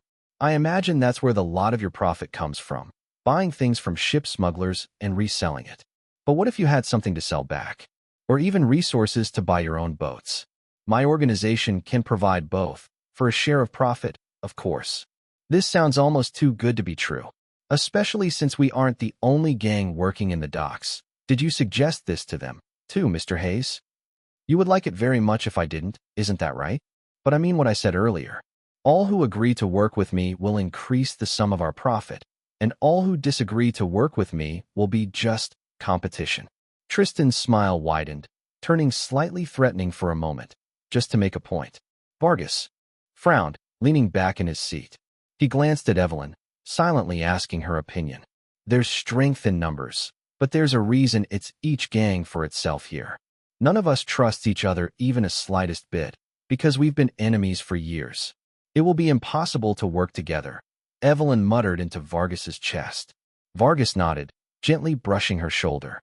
"Good words, as always, dear. Mr. Hayes, your intention is good, but your goals are unrealistic.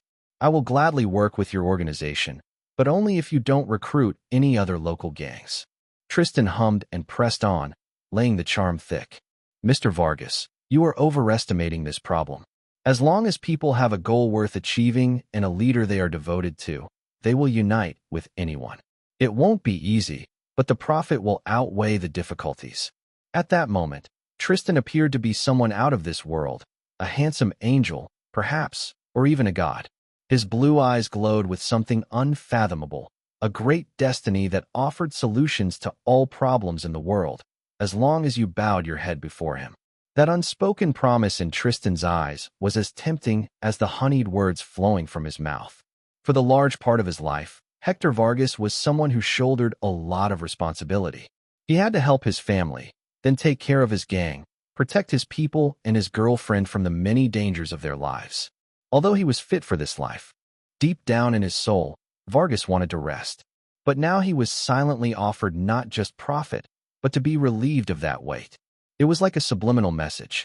Vargas blinked, and the magic disappeared, but his mind was already done. Very well. If I can trust you, Mr. Hayes, he glanced at Evelyn again, and when she nodded, continued, then I will trust that you can resolve this. Ding. You have earned the trust of a person of a high status. Reward.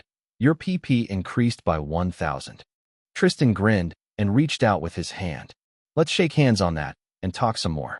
For a start, there are some things I hope you might know about the recent events. After they shook hands, the atmosphere in the room immediately became more relaxed. Although Cutout and Sam still acted as Tristan's bodyguards, they stopped to look like they expected Vargas to pull out a gun at any moment.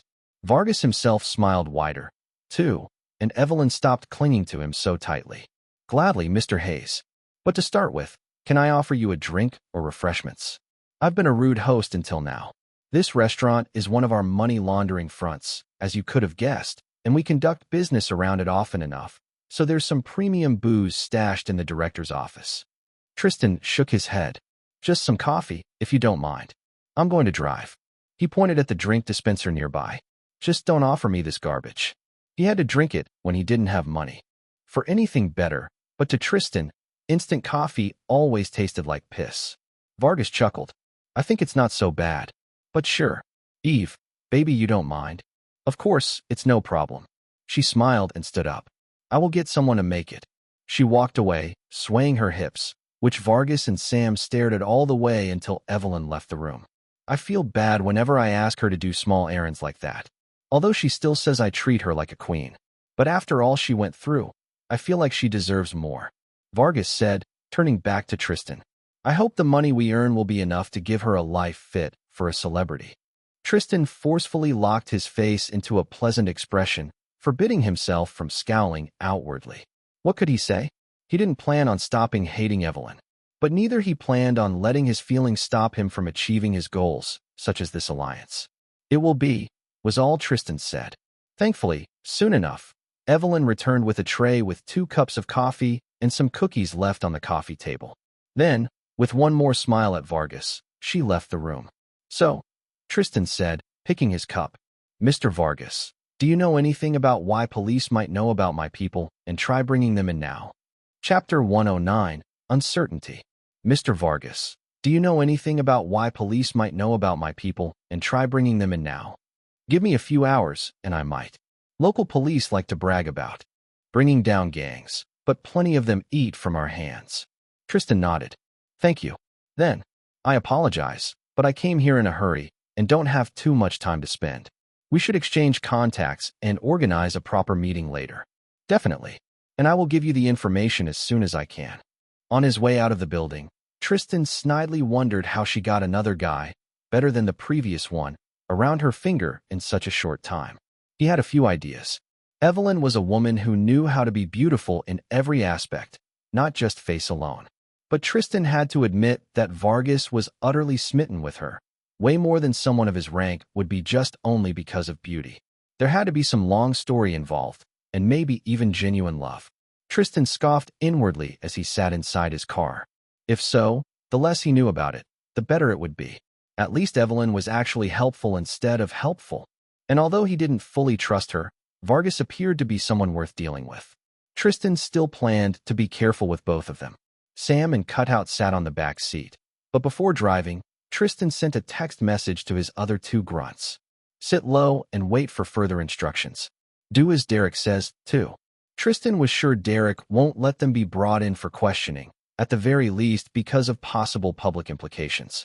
But he had to convince the manager to let all his security have a free day at once. Somehow, scowling, Tristan began driving toward the apartment rented for his subordinates. Someone must have tipped the police off about you, but I bet that if they had actual proof, they would have come to the hotel with a warrant. Yes, they came for Trey and Owen, too. So until this is resolved, sit quietly at the apartment. I didn't tell the exact address to anyone but you, so at the very least they will spend time looking for you. Both apartments were rented in Tristan Hayes' name, but Tristan imagined the police would have to spend a lot of time finding that, since all documentation was only between him and the landlord, anyway. There wasn't a lot of documentation in the first place. Got it, boss. But who could have tipped off the pigs? The GTG crew doesn't know a sniff about us. I swear. That couldn't be one of ours. It has to be. Tristan scowled. And probably someone high up. Cutout sneered. Worst kind of scum. I hope that guy gets into a prison himself, and everybody knows what he did, Sam said with disgust. Yeah, snitches and pedophiles don't live long or well in prisons. However, I hope we will deal with this person ourselves, Tristan said out loud. A moment later, he felt his phone vibrating, his Gemello phone. Without looking, he knew Derek was calling him. Tristan didn't reply until the manager gave up and just drove faster. After dropping off Sam and Cutout, Tristan changed identities again and, as Tristan Gemello, returned to the hotel to be met with Derek. The usually calm smile of the man was strained and anxious, a sharp contrast to his cheerful flower print suit.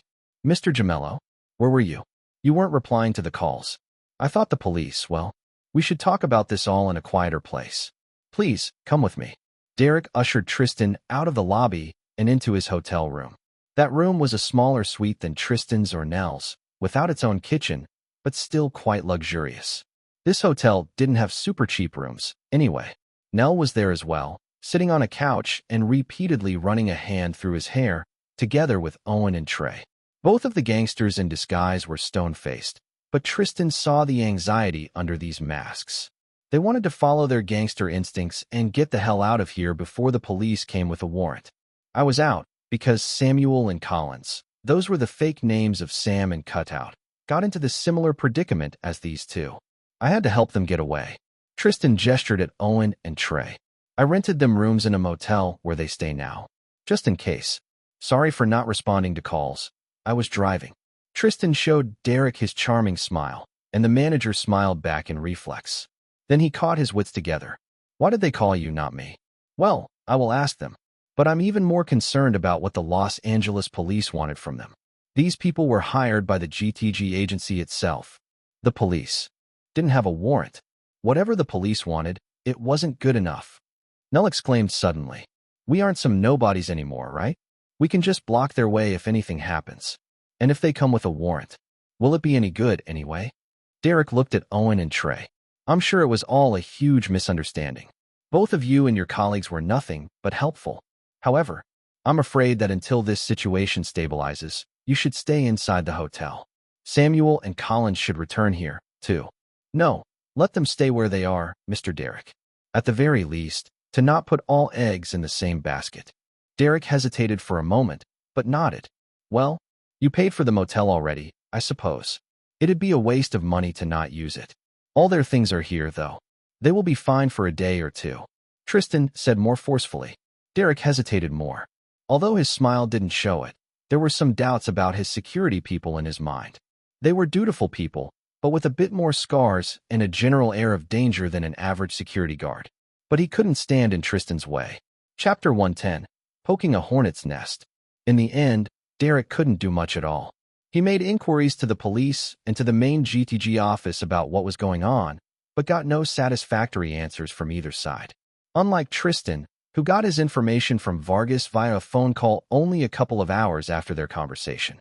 My police contact says that someone brought an anonymous letter to one of the LAPD divisions. That went up the food chain, and now something big is brewing. But it's all kept under wraps, on a need-to-know basis. From what he heard, picking up your guys was only a part of the plan. I see. This was all you got, Mr. Vargas? Yes.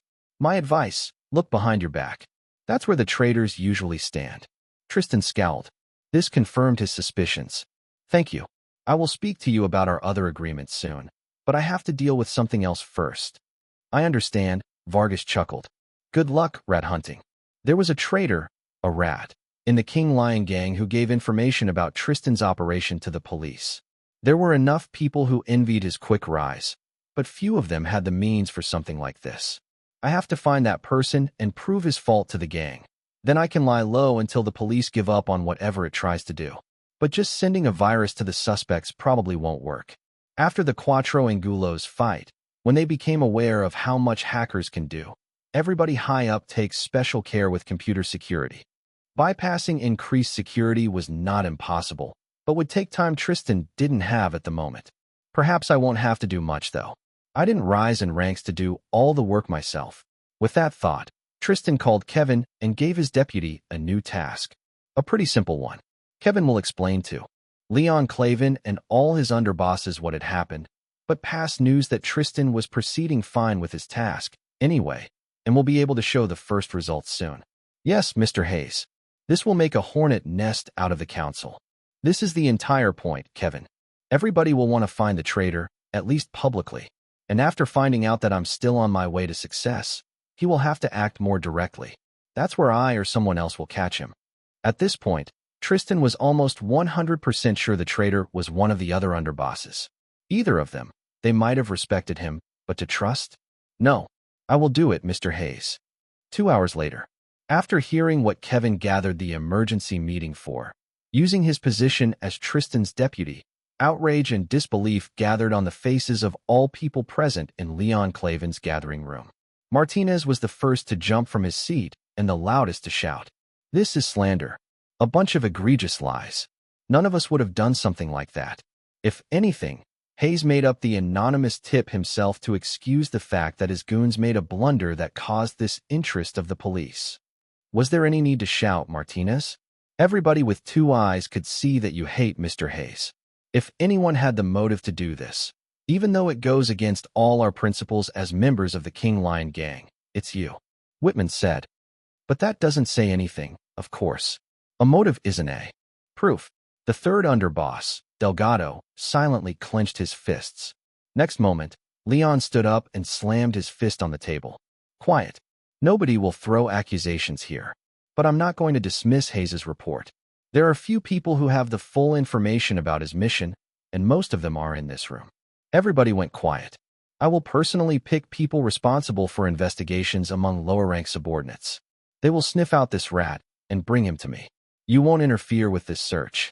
The underbosses squirmed under Leon's heavy gaze and bowed their heads. Neither of them wanted someone from the side to go through their things during this investigation. All of them had plenty of small but dirty secrets. They won't dare to go against Leon, though, so they were all thinking about how they will hide them.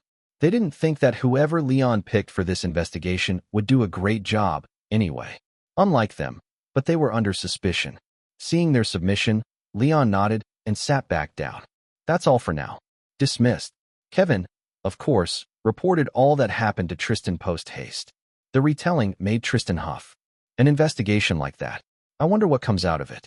It's not like Leon has actual detectives in his employ. Now that would have been interesting.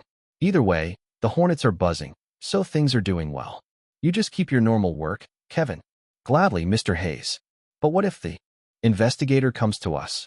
Show him everything. I have nothing to hide. Anything to hide in that city. Los Angeles was another story. Understood. 2 days later. Things were quiet. Suspiciously quiet, if Tristan had a say. Things also were moving along regardless of his suspicions. So that morning Derek woke Tristan and Nell early, although Tristan, of course, was already awake. The Under Wrong Sky opening ceremony is this evening, which means that you must start preparing now. I already arranged your costumes, and the stylist will come for you a bit later, so, Mr. Nell yawned. Mr. Derek, maybe start with a coffee and breakfast, please? Derek's posture softened immediately. Of course, but what I actually meant to say that you will start with going to a beauty salon for a spa. Your appointment is an hour and a half, and with the LA traffic, I suggest you should eat quickly. Nell winced. Tristan patted him on the shoulder. Sometimes I miss sleeping properly and seeing dreams, but I sure not miss having to wake up. Chapter 111. Walking down a small, red carpet. Several hours later, a red carpet, railed off with red velvet rope, was set up at the entrance of a small cinema theater. At the side of it were backdrops with the posters for the Under the Wrong Sky movie and the logos of the movie sponsors. Journalists and photographs gathered around like a flock of curious, loud birds. Amid them fluttered the staff of the event and guests that gradually arrived at the event according to their schedule. Security guards stood at the key points around the area, keeping an eye out on anyone who tried to approach without checking for their ticket. Compared to the huge red carpet events held for blockbuster movies, this event was very small. Counting all the people around, there were 200 people present at the highest estimate. The earlier guests came, the lower was their relative social rank here. Those who came later will gather the most attention from the gathered media. Tristan and Nell stepped onto the red carpet almost the last, and were immediately assaulted by flashes of the cameras. Today, after hours of priming, both men looked their absolute best.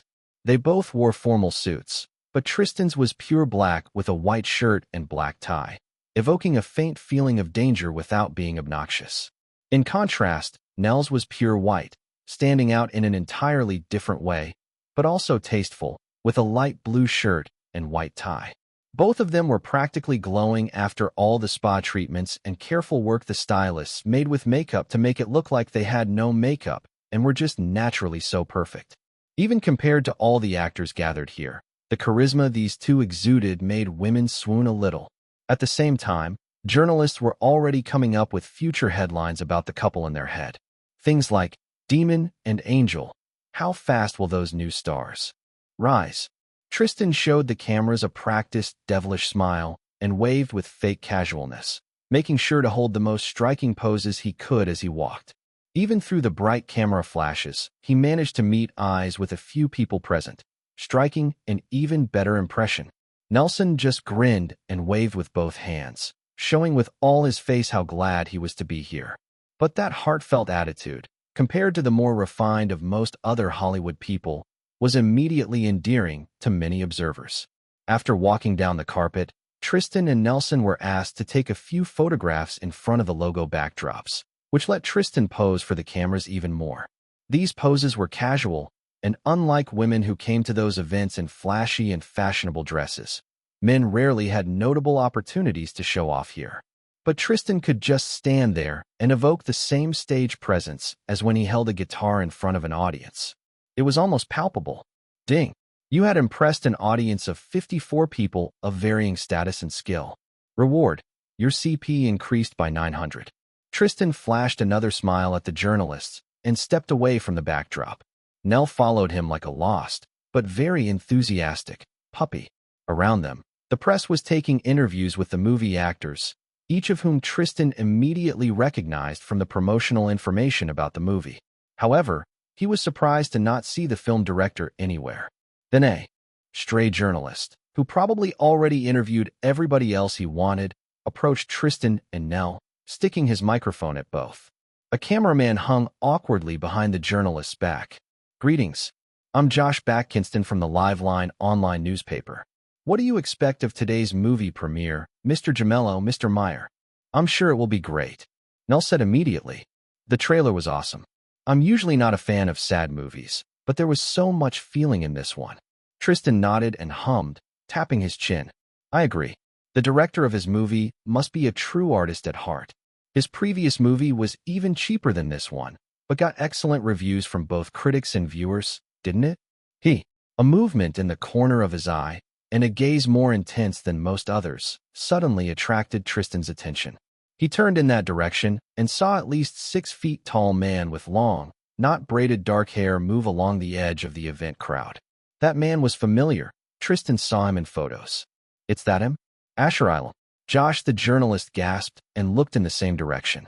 He is. Huh. Why is he moving like that? Artists can be eccentric sometimes, of course, and I heard some things like these about Mr. Ilum. But won't he walk on the red carpet at least? From what Tristan saw, the man clearly wanted to avoid the red carpet as much as possible. However, he was a head taller than most gathered people and stood out despite his best attempts. In no time, the man was surrounded by journalists and cameras and forced to reluctantly speak with them. Even Josh swam through the crowd toward Ilum, clearly finding him a more interesting target.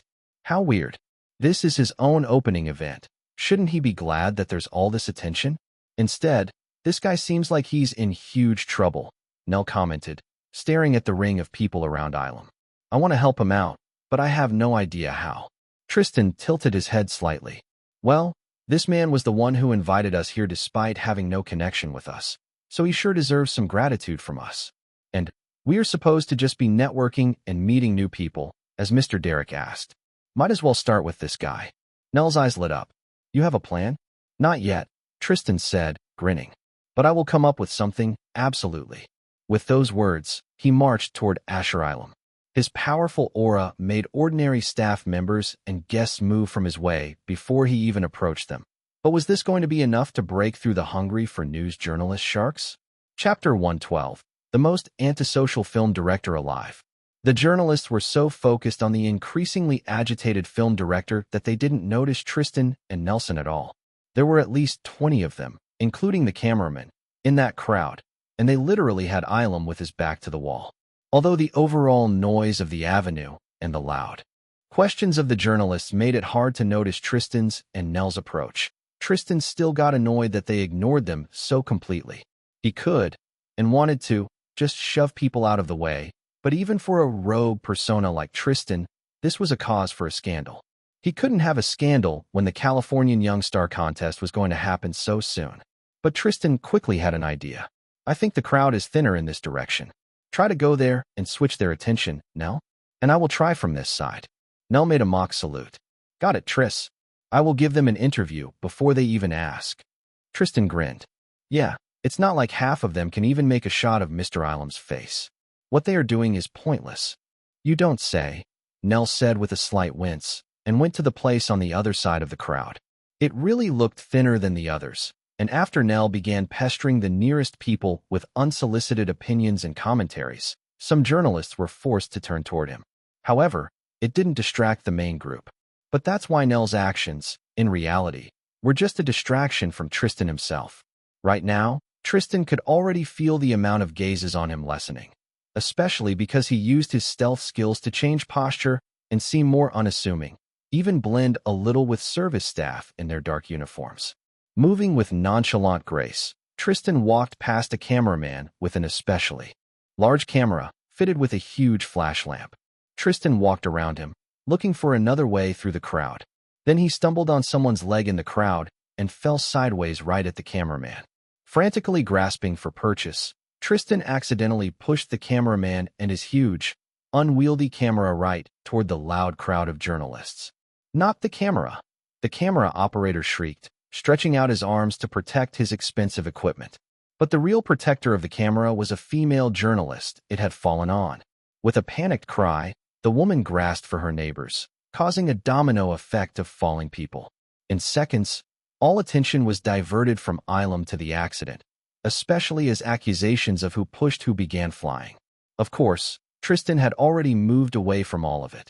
Although, with his acting skill of 15 points, everybody here who saw him fall would absolutely believe that it was an accident. Which it wasn't, of course. Tristan was too dexterous to trip like that. In the commotion, Ilum sneaked away, too. But Tristan saw him entering the hall of the cinema theater and immediately went after him. On his way there, he caught the eye of Nell and gestured to him to follow. Did you do that, Tris? Nell asked in a low voice after catching up with Tristan. Do what? Tristan asked with an innocent smile. Mr. Ilum just got lucky. Oh, and speaking of him, he was blending with the shadows of the theater's hallway on the way to the cloakroom.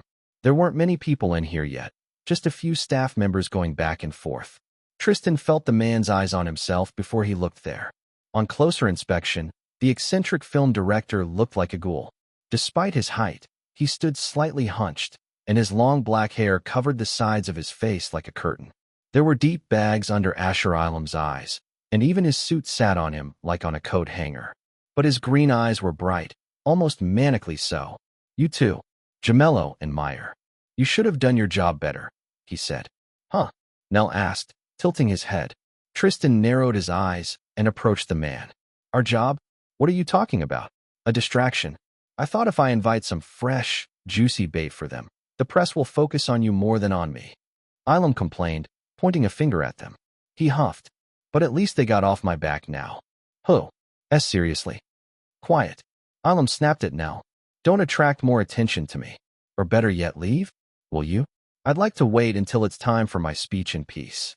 Tristan looked around, then gestured deeper toward the cloakroom. He didn't like Ilum's attitude at all, but he was getting curious about this weird person, and he was still here to network. Ilum nodded, and the three wordlessly went away from the entrance. We actually did help you, Mr. Ilum, Tristan said, looking at Ilum with narrowed eyes. But perhaps next time you need help, you ask directly and suggest your payment for it, instead of hoping that people will just do it. Ilum shuddered. No, I had enough asking and pleading and convincing. No, Nell huffed and flailed his arms in frustration. Man, if you don't like people so much, Why making a grand ceremony out of it and all? Just sit at home if you are such a recluse. You don't understand how this industry works. You probably think that only actors need to show their faces and be all smiley to the public, but no. If you are the creator, you must promote your work, personally too, or else it will fail and you will get no investors giving you money for the next one. So here I am. Ilum made a pause and hissed the word, promoting. Tristan shook his head, unsure if this was worth a laugh or a cry. That man. Well, his dedication to making movies despite his obvious dislike for social activities was impressive, but his attitude. Anyway, that accident earlier, was it your work? Ilum asked, eyeing Tristan and Nell suspiciously. Then perhaps we can work together in the future. But I will only suggest it once. Suggest what? Chapter 113. The movie was good, but the afterparty will be better. Ilum stood straighter. At his full height, he towered over both Nell and Tristan, even though neither of them could be called short. He'd be intimidating if Tristan couldn't tell easily that Ilum was more afraid of them than could ever be afraid of him. He's almost like a spider. Isn't that what someone online joked about a spider? Tristan thought he saw a meme like that once. Keep keeping a press away from me until I leave. I know my PR manager won't, since he put me to this in the first place. He didn't even give me security to keep those damn journalists away. Never again. He flailed his arms in anger, then clenched his fists at the sides. In return, I will introduce you to some people at the afterparty. The kind of people to offer good projects to young, handsome artists. They work with all kinds of Hollywood personalities, as long as they look good on camera. I think they are involved with the Californian Young Star organizations, too. Well, this was something easy to agree to. Tristan grinned. Sure, Mr. Ilum. We are happy to do a good deed any day, aren't we? He smirked at Nell. I sure am, Nell said without irony. By that point, more people began flowing into the movie theater, most of them walking past the cloakroom. When Tristan checked the clock, he saw that only about 10 minutes left until Ilum's introduction speech and the film screening. You should move backstage somewhere. Then, Mr. Ilum, before you get spotted here. Nell can talk with people at the entrance, and I will cover your back on the way. Ilum's eyes widened in surprise, then he nodded. His eyes bore into Tristan in a way that made him look strangely and unpleasantly like an open book. You sound like this isn't the first time you deal with operations like these. Gemello. Very savvy, that's good. Let's go. Thankfully, inside the theater with its dimmed lights, the press wasn't as brazen as in the open air. And at least some journalists felt like they had their bite of Ilum. So when Nell struck a casual conversation with a journalist crew passing by, they stopped and talked back. Ilum kept crawling along the theater's corners, his dark suit blending with the shadows. Tristan kept a watch on him from a distance, and whenever he saw someone noticing Ilum and trying to approach him, Tristan casually stepped in that person's way, forcing them to pause at least long enough to lose Ilum in the growing crowd of people. Soon, Ilum hid completely somewhere at the back of the theater, and all the guests took their assigned seats in the theater. Tristan and Nell, as guests of honor. Now Tristan knew why. Sat in front. Right in front of them was a lectern, behind which hung the large white screen. When the hesitant silence fell on the theater, Ilum finally stepped out to the public again. Flashes of cameras went off, making him wince, but Ilum reached the lectern and began reading from a paper placed on it. Thank you for being here. There are more thanks. How many thanks are necessary, anyway? Ugh. Ilum crumpled the note and glared at the flash that went off. And stop taking photos of me. Let me just be brief. I made this movie because there was a story in my head that I needed to share with as many people as possible. So it needs to be a success. I hope you will promote it, whether you like the movie or not. With that last word, Ilum went off the stage. The cameras were finally turned off, and the movie began. An hour and a half later, Tristan became convinced that Ilum really was brilliant at what he was doing. The movie's production was cheap, and its actors were all small names in the industry, but every piece fit together perfectly to make a large picture. By the time the movie finished, Nelson had been biting his lips so much, he almost broke the skin. Although the protagonist reached the dream life he strove for, the way he did it made both him and the viewers feel like it was absolutely undeserved. Like he was still an imposter in his place, even after working to keep it. The protagonist wouldn't refuse that life, both for his own sake and the sake of his family. But the final shot of the movie gave a visceral feeling of anxiety and fear that all those riches will just disappear in an instant, and there will be left even less than the protagonist had originally. It didn't feel like a victory, more like a loss. Tristan experienced a deep resentment of this message, but he couldn't help but applaud with everybody. The movie was amazing, and as all the best pieces of media did, it sure made Tristan feel things. But if he was in the protagonist's situation, he'd just take all the good luck he got and owned it. After all, if bad luck was his, and no one said, "Oh no, he didn't deserve it," then why should anyone ever say that he didn't deserve his good luck? This hits deep, doesn't it, Tris? Nell asked as people around them began to get up from their seats. Tristan scowled. I don't think this message was even for us. From what Ilum said, it probably wasn't even a message, just an expression of his feelings. It can be both, Nell countered, then sighed. To be honest, I don't like movies that make me feel bad, either. But I bet critics will like it. All I know is that Ilum might be a useful man to know in the future, and that he has promised to show us some people at the after-party. Since there won't be a Q&A session, let's get moving there. With these words, Tristan threw all moral questions out of his head and began following the people moving toward the after-party that was listed in the event's schedule. Chapter 114. A wild, arrogant young blogger? The after-party was held at a nearby restaurant, a part of which was closed from the public for the event. Guests quickly flocked to free appetizers, bite-sized sandwiches and flutes of champagne spread out on the tables and moved around by the waiters. With the artsy decor of the restaurant itself, the after-party was clearly made to resemble an actual gala in miniature, although the mood here was much more relaxed. And although the press was still here, they were forced to leave their cumbersome cameras and other recording equipment behind. As usual, as soon as Ilum entered the place, he sneaked along the walls, looking out for the specific people in the crowd. Tristan and Nell were right behind him. I will introduce you two to this pair and leave immediately after. I have to greet them anyway. Ilum had told them on their way here. As they walked, they were noticed by several people. Some of them moved to greet Ilum again, but he suddenly began walking faster toward a couple of guests.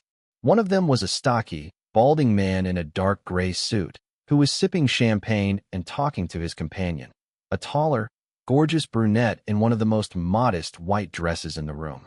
The brunette was holding the man's elbow, making it clear they were a couple, but Tristan noticed that the man didn't have even a trace of a wedding ring. So a girlfriend. In a dozen long steps, he approached the couple and forced a smile on his face. Mr. Morsworn, Ms. Hale, what a pleasure to see you here tonight. My apologies for not greeting you before now. I was busy with, things. Morsworn smiled back. I'm sure you were, Mr. Ilum. It's your movie's first presentation, after all. But after seeing it, I'm even more sure that my investment will pay off. Tristan and Nelson caught up with Ilum, and the director immediately stepped back, as if trying to hide behind them without actually doing so. Yes, absolutely. Anyway, those are my guests of honor, whose music I'm already a fan of. Let me introduce you to each other, Mr. Morsworn, Ms. Hale. These are rising musicians Tristan Gemello and Nelson Meyer. Mr. Gemello, Mr. Meyer. Those are Dominic Morsworn, one of the movie's investors, and Ms. Hale. I don't know about this year, but last year she was a judge at the Californian Young Star contest. Tristan's eyes widened. Those were incredibly useful connections to have. Although Ilum's usual antisocial manner, even with the compliment he made them, probably won't do anything to warm those two to Tristan and Nelson. Even the introduction alone was immensely valuable. Tristan smiled his best smile at Dominic and Rebecca and offered his hand for a shake. I'm very lucky to meet you both. There aren't that many people with an impeccable taste like yours, even in show business. Taste in both movies and finer things. When they were shaking hands, Tristan nodded at the gold watch on Dominic's wrist. This is Rolex, isn't it? Rolex was the most famous brand of expensive watches, associated with luxury with name alone, even without the gold. The watch was actually very gaudy and didn't fit with the costume at all, but it cost at least several $1,000s. Since Dominic's suit was already incredibly expensive and tailor-made, something which a person with actual taste could tell by its fit, Dominic clearly thought the watch was his best way to show off. The second best way was his girlfriend, obviously, but Tristan didn't want to threaten the man. Rebecca already looked at him with too much interest. Tristan's charming words, pointed directly at his weaknesses, made Dominic smile wider and preen.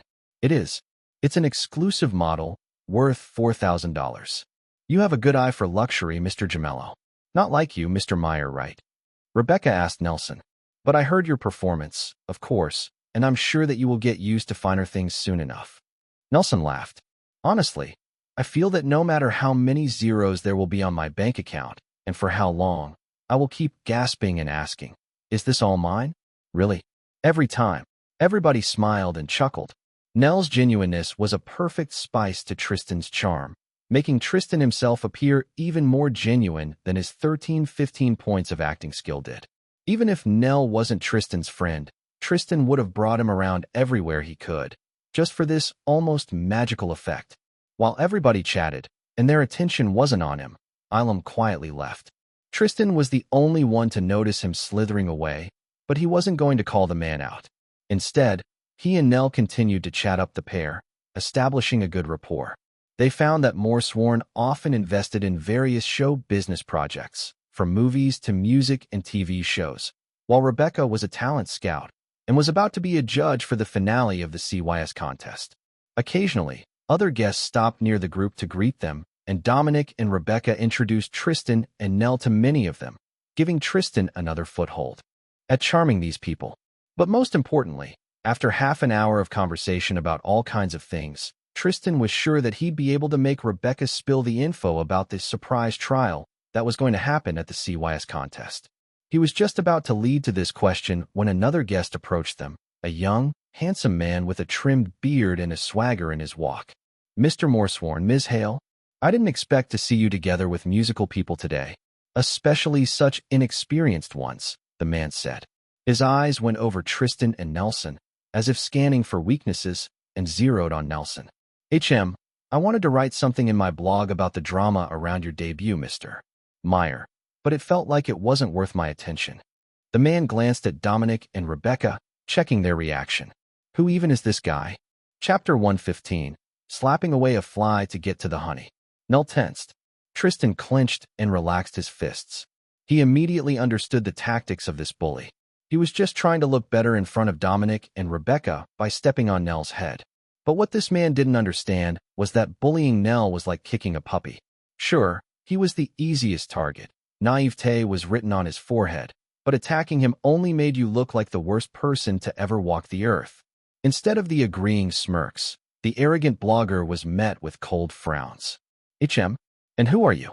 It's quite rude to just approach without even introducing yourself, Rebecca said, staring him down. The blogger stuttered. But you know me, Ms. Hale. Milestone, we've spoken at. Rebecca scoffed.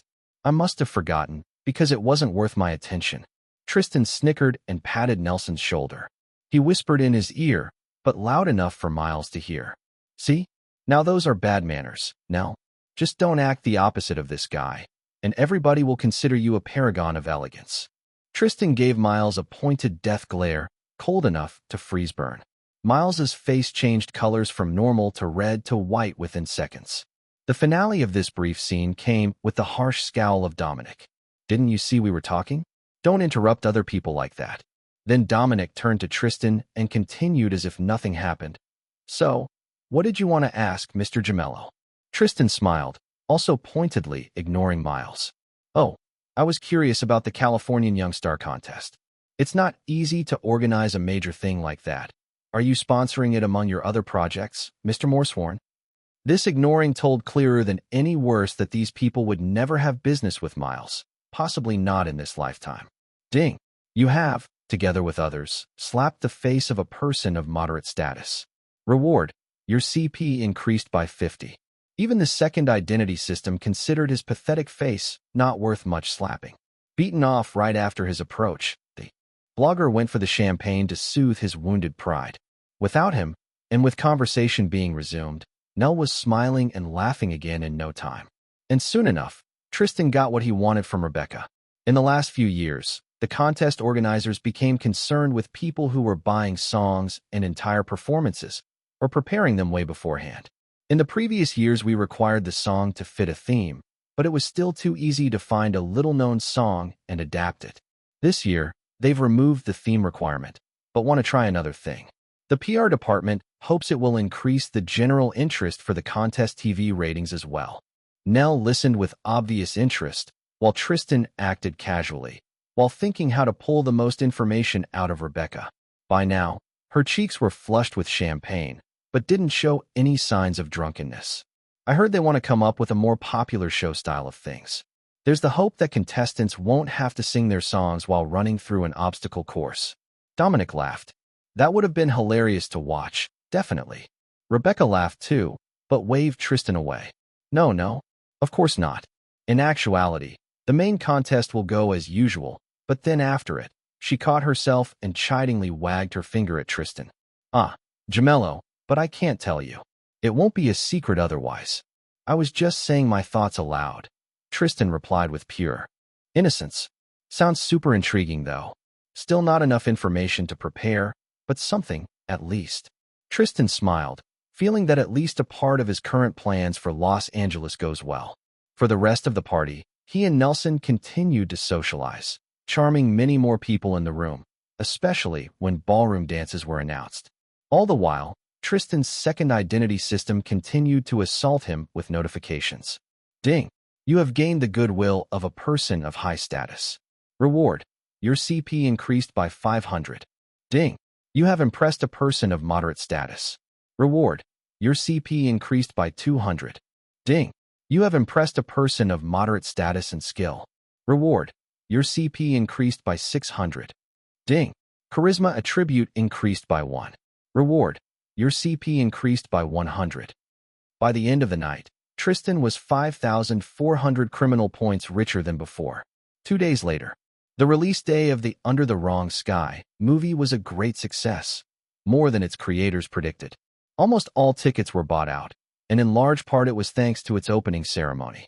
Not only did critics leave positive reviews for the movie, the journalists took many photographs of the film's director. Asher Ilam looked hilariously terrible on camera.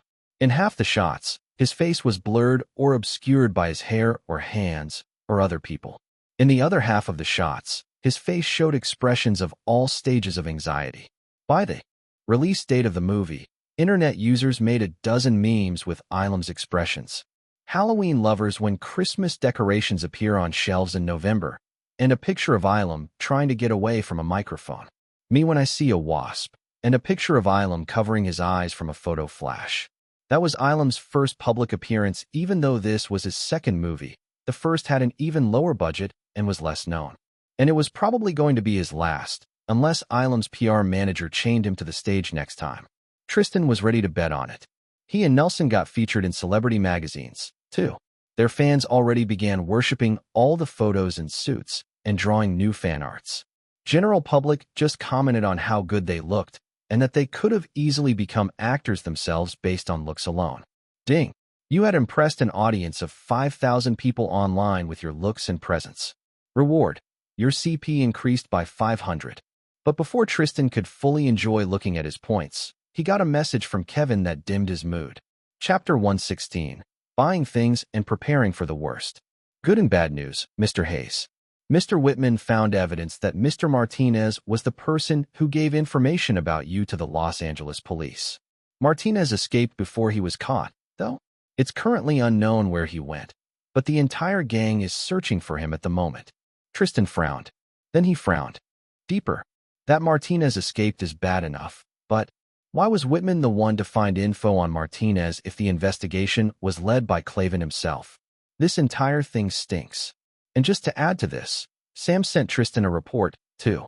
Ever since the attack on them, the entire group of gangsters has been lying low, not even leaving their hideout apartment to buy food and ordering a delivery to the door instead. At the moment, Tristan just wanted to go through the CYS contest without police giving them, and by that virtue him, trouble. Boss, we saw some plainclothes cops sniffing around under the windows of our building. I don't think they caught on us, though. Damned police. Can't they be less competent, for once? To both people, Tristan responded the same. Keep waiting. He was as ready as could be at the moment and had no more time. When he had a few free hours before, he tried to send a computer virus to the LAPD police, but their inner offices were too isolated from the public. The most Tristan had achieved was putting a Trojan onto a computer of a random clerk who filtered endless spam that went to the public email of LAPD every day. Maybe with more time Tristan could have got more. But the Californian Young Star contest's final round was going to happen tomorrow. All Tristan had were his hours of rehearsals, support of old and new acquaintances, and a massive supply of points. I will check the shop, too, since I didn't do it today. Yet. Shop smiley face. Bilingual talent, 3,000 points. A dose of truth serum, 1,500 criminal points. A foreign bank deposit card, 3,000 criminal points. Tristan's eyes lit up. Just in case, he checked that the talent made what he thought it did. Bilingual, you can understand the language of your choosing at the same level as your native language. The second language is chosen once and can't be changed. This one definitely will be useful in the future, he thought, buying the talent immediately. Ding!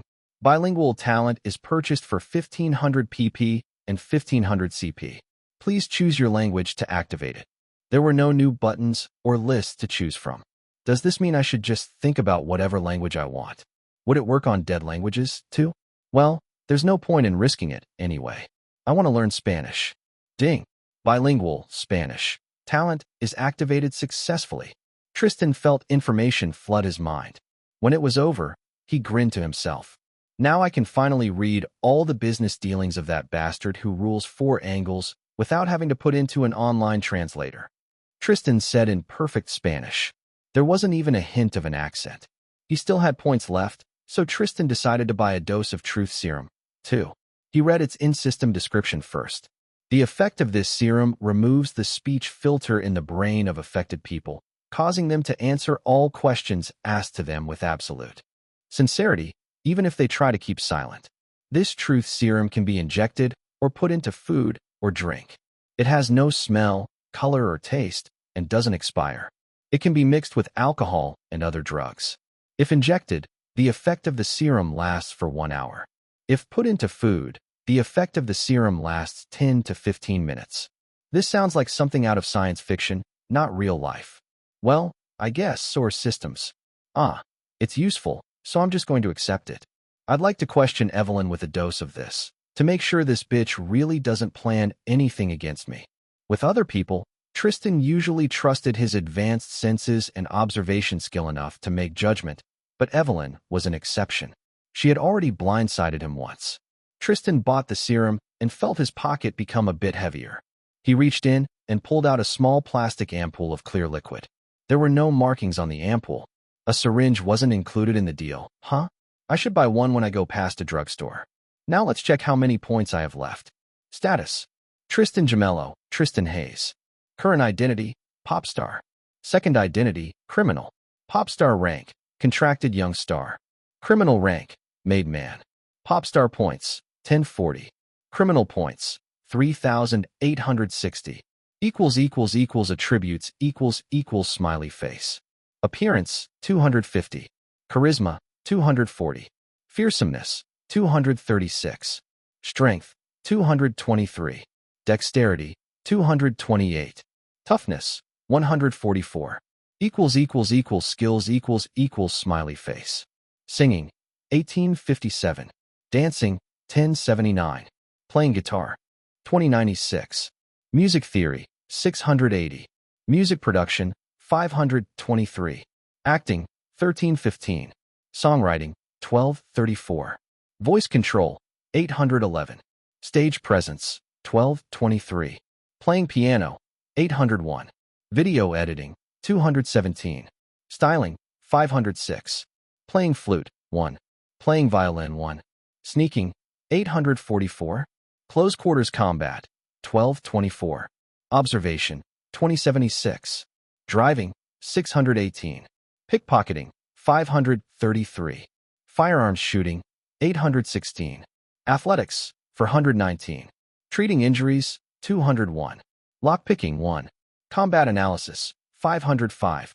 Hacking: 2,431. Governing: 454. Torture: 2. Logistics: 4. Forgery: 1. Talents smiley face. Clark Kent effect: sleepless, clean hands, bullet time, Hypnotic voice, sight awareness, electronic sight awareness, ambidextrous, bilingual, Spanish. Good stats all around. Enough points for an emergency dump into several skills at once, and skills and talents that already let Tristan avoid what would have been inevitable death for someone else. Tristan nodded in satisfaction. Even if Martinez and the police attack me together while I'm singing on the stage, at the very least, I'd be able to run away. Next day. Time sure flies, Mr. Gemello. Hard to imagine that it's December already.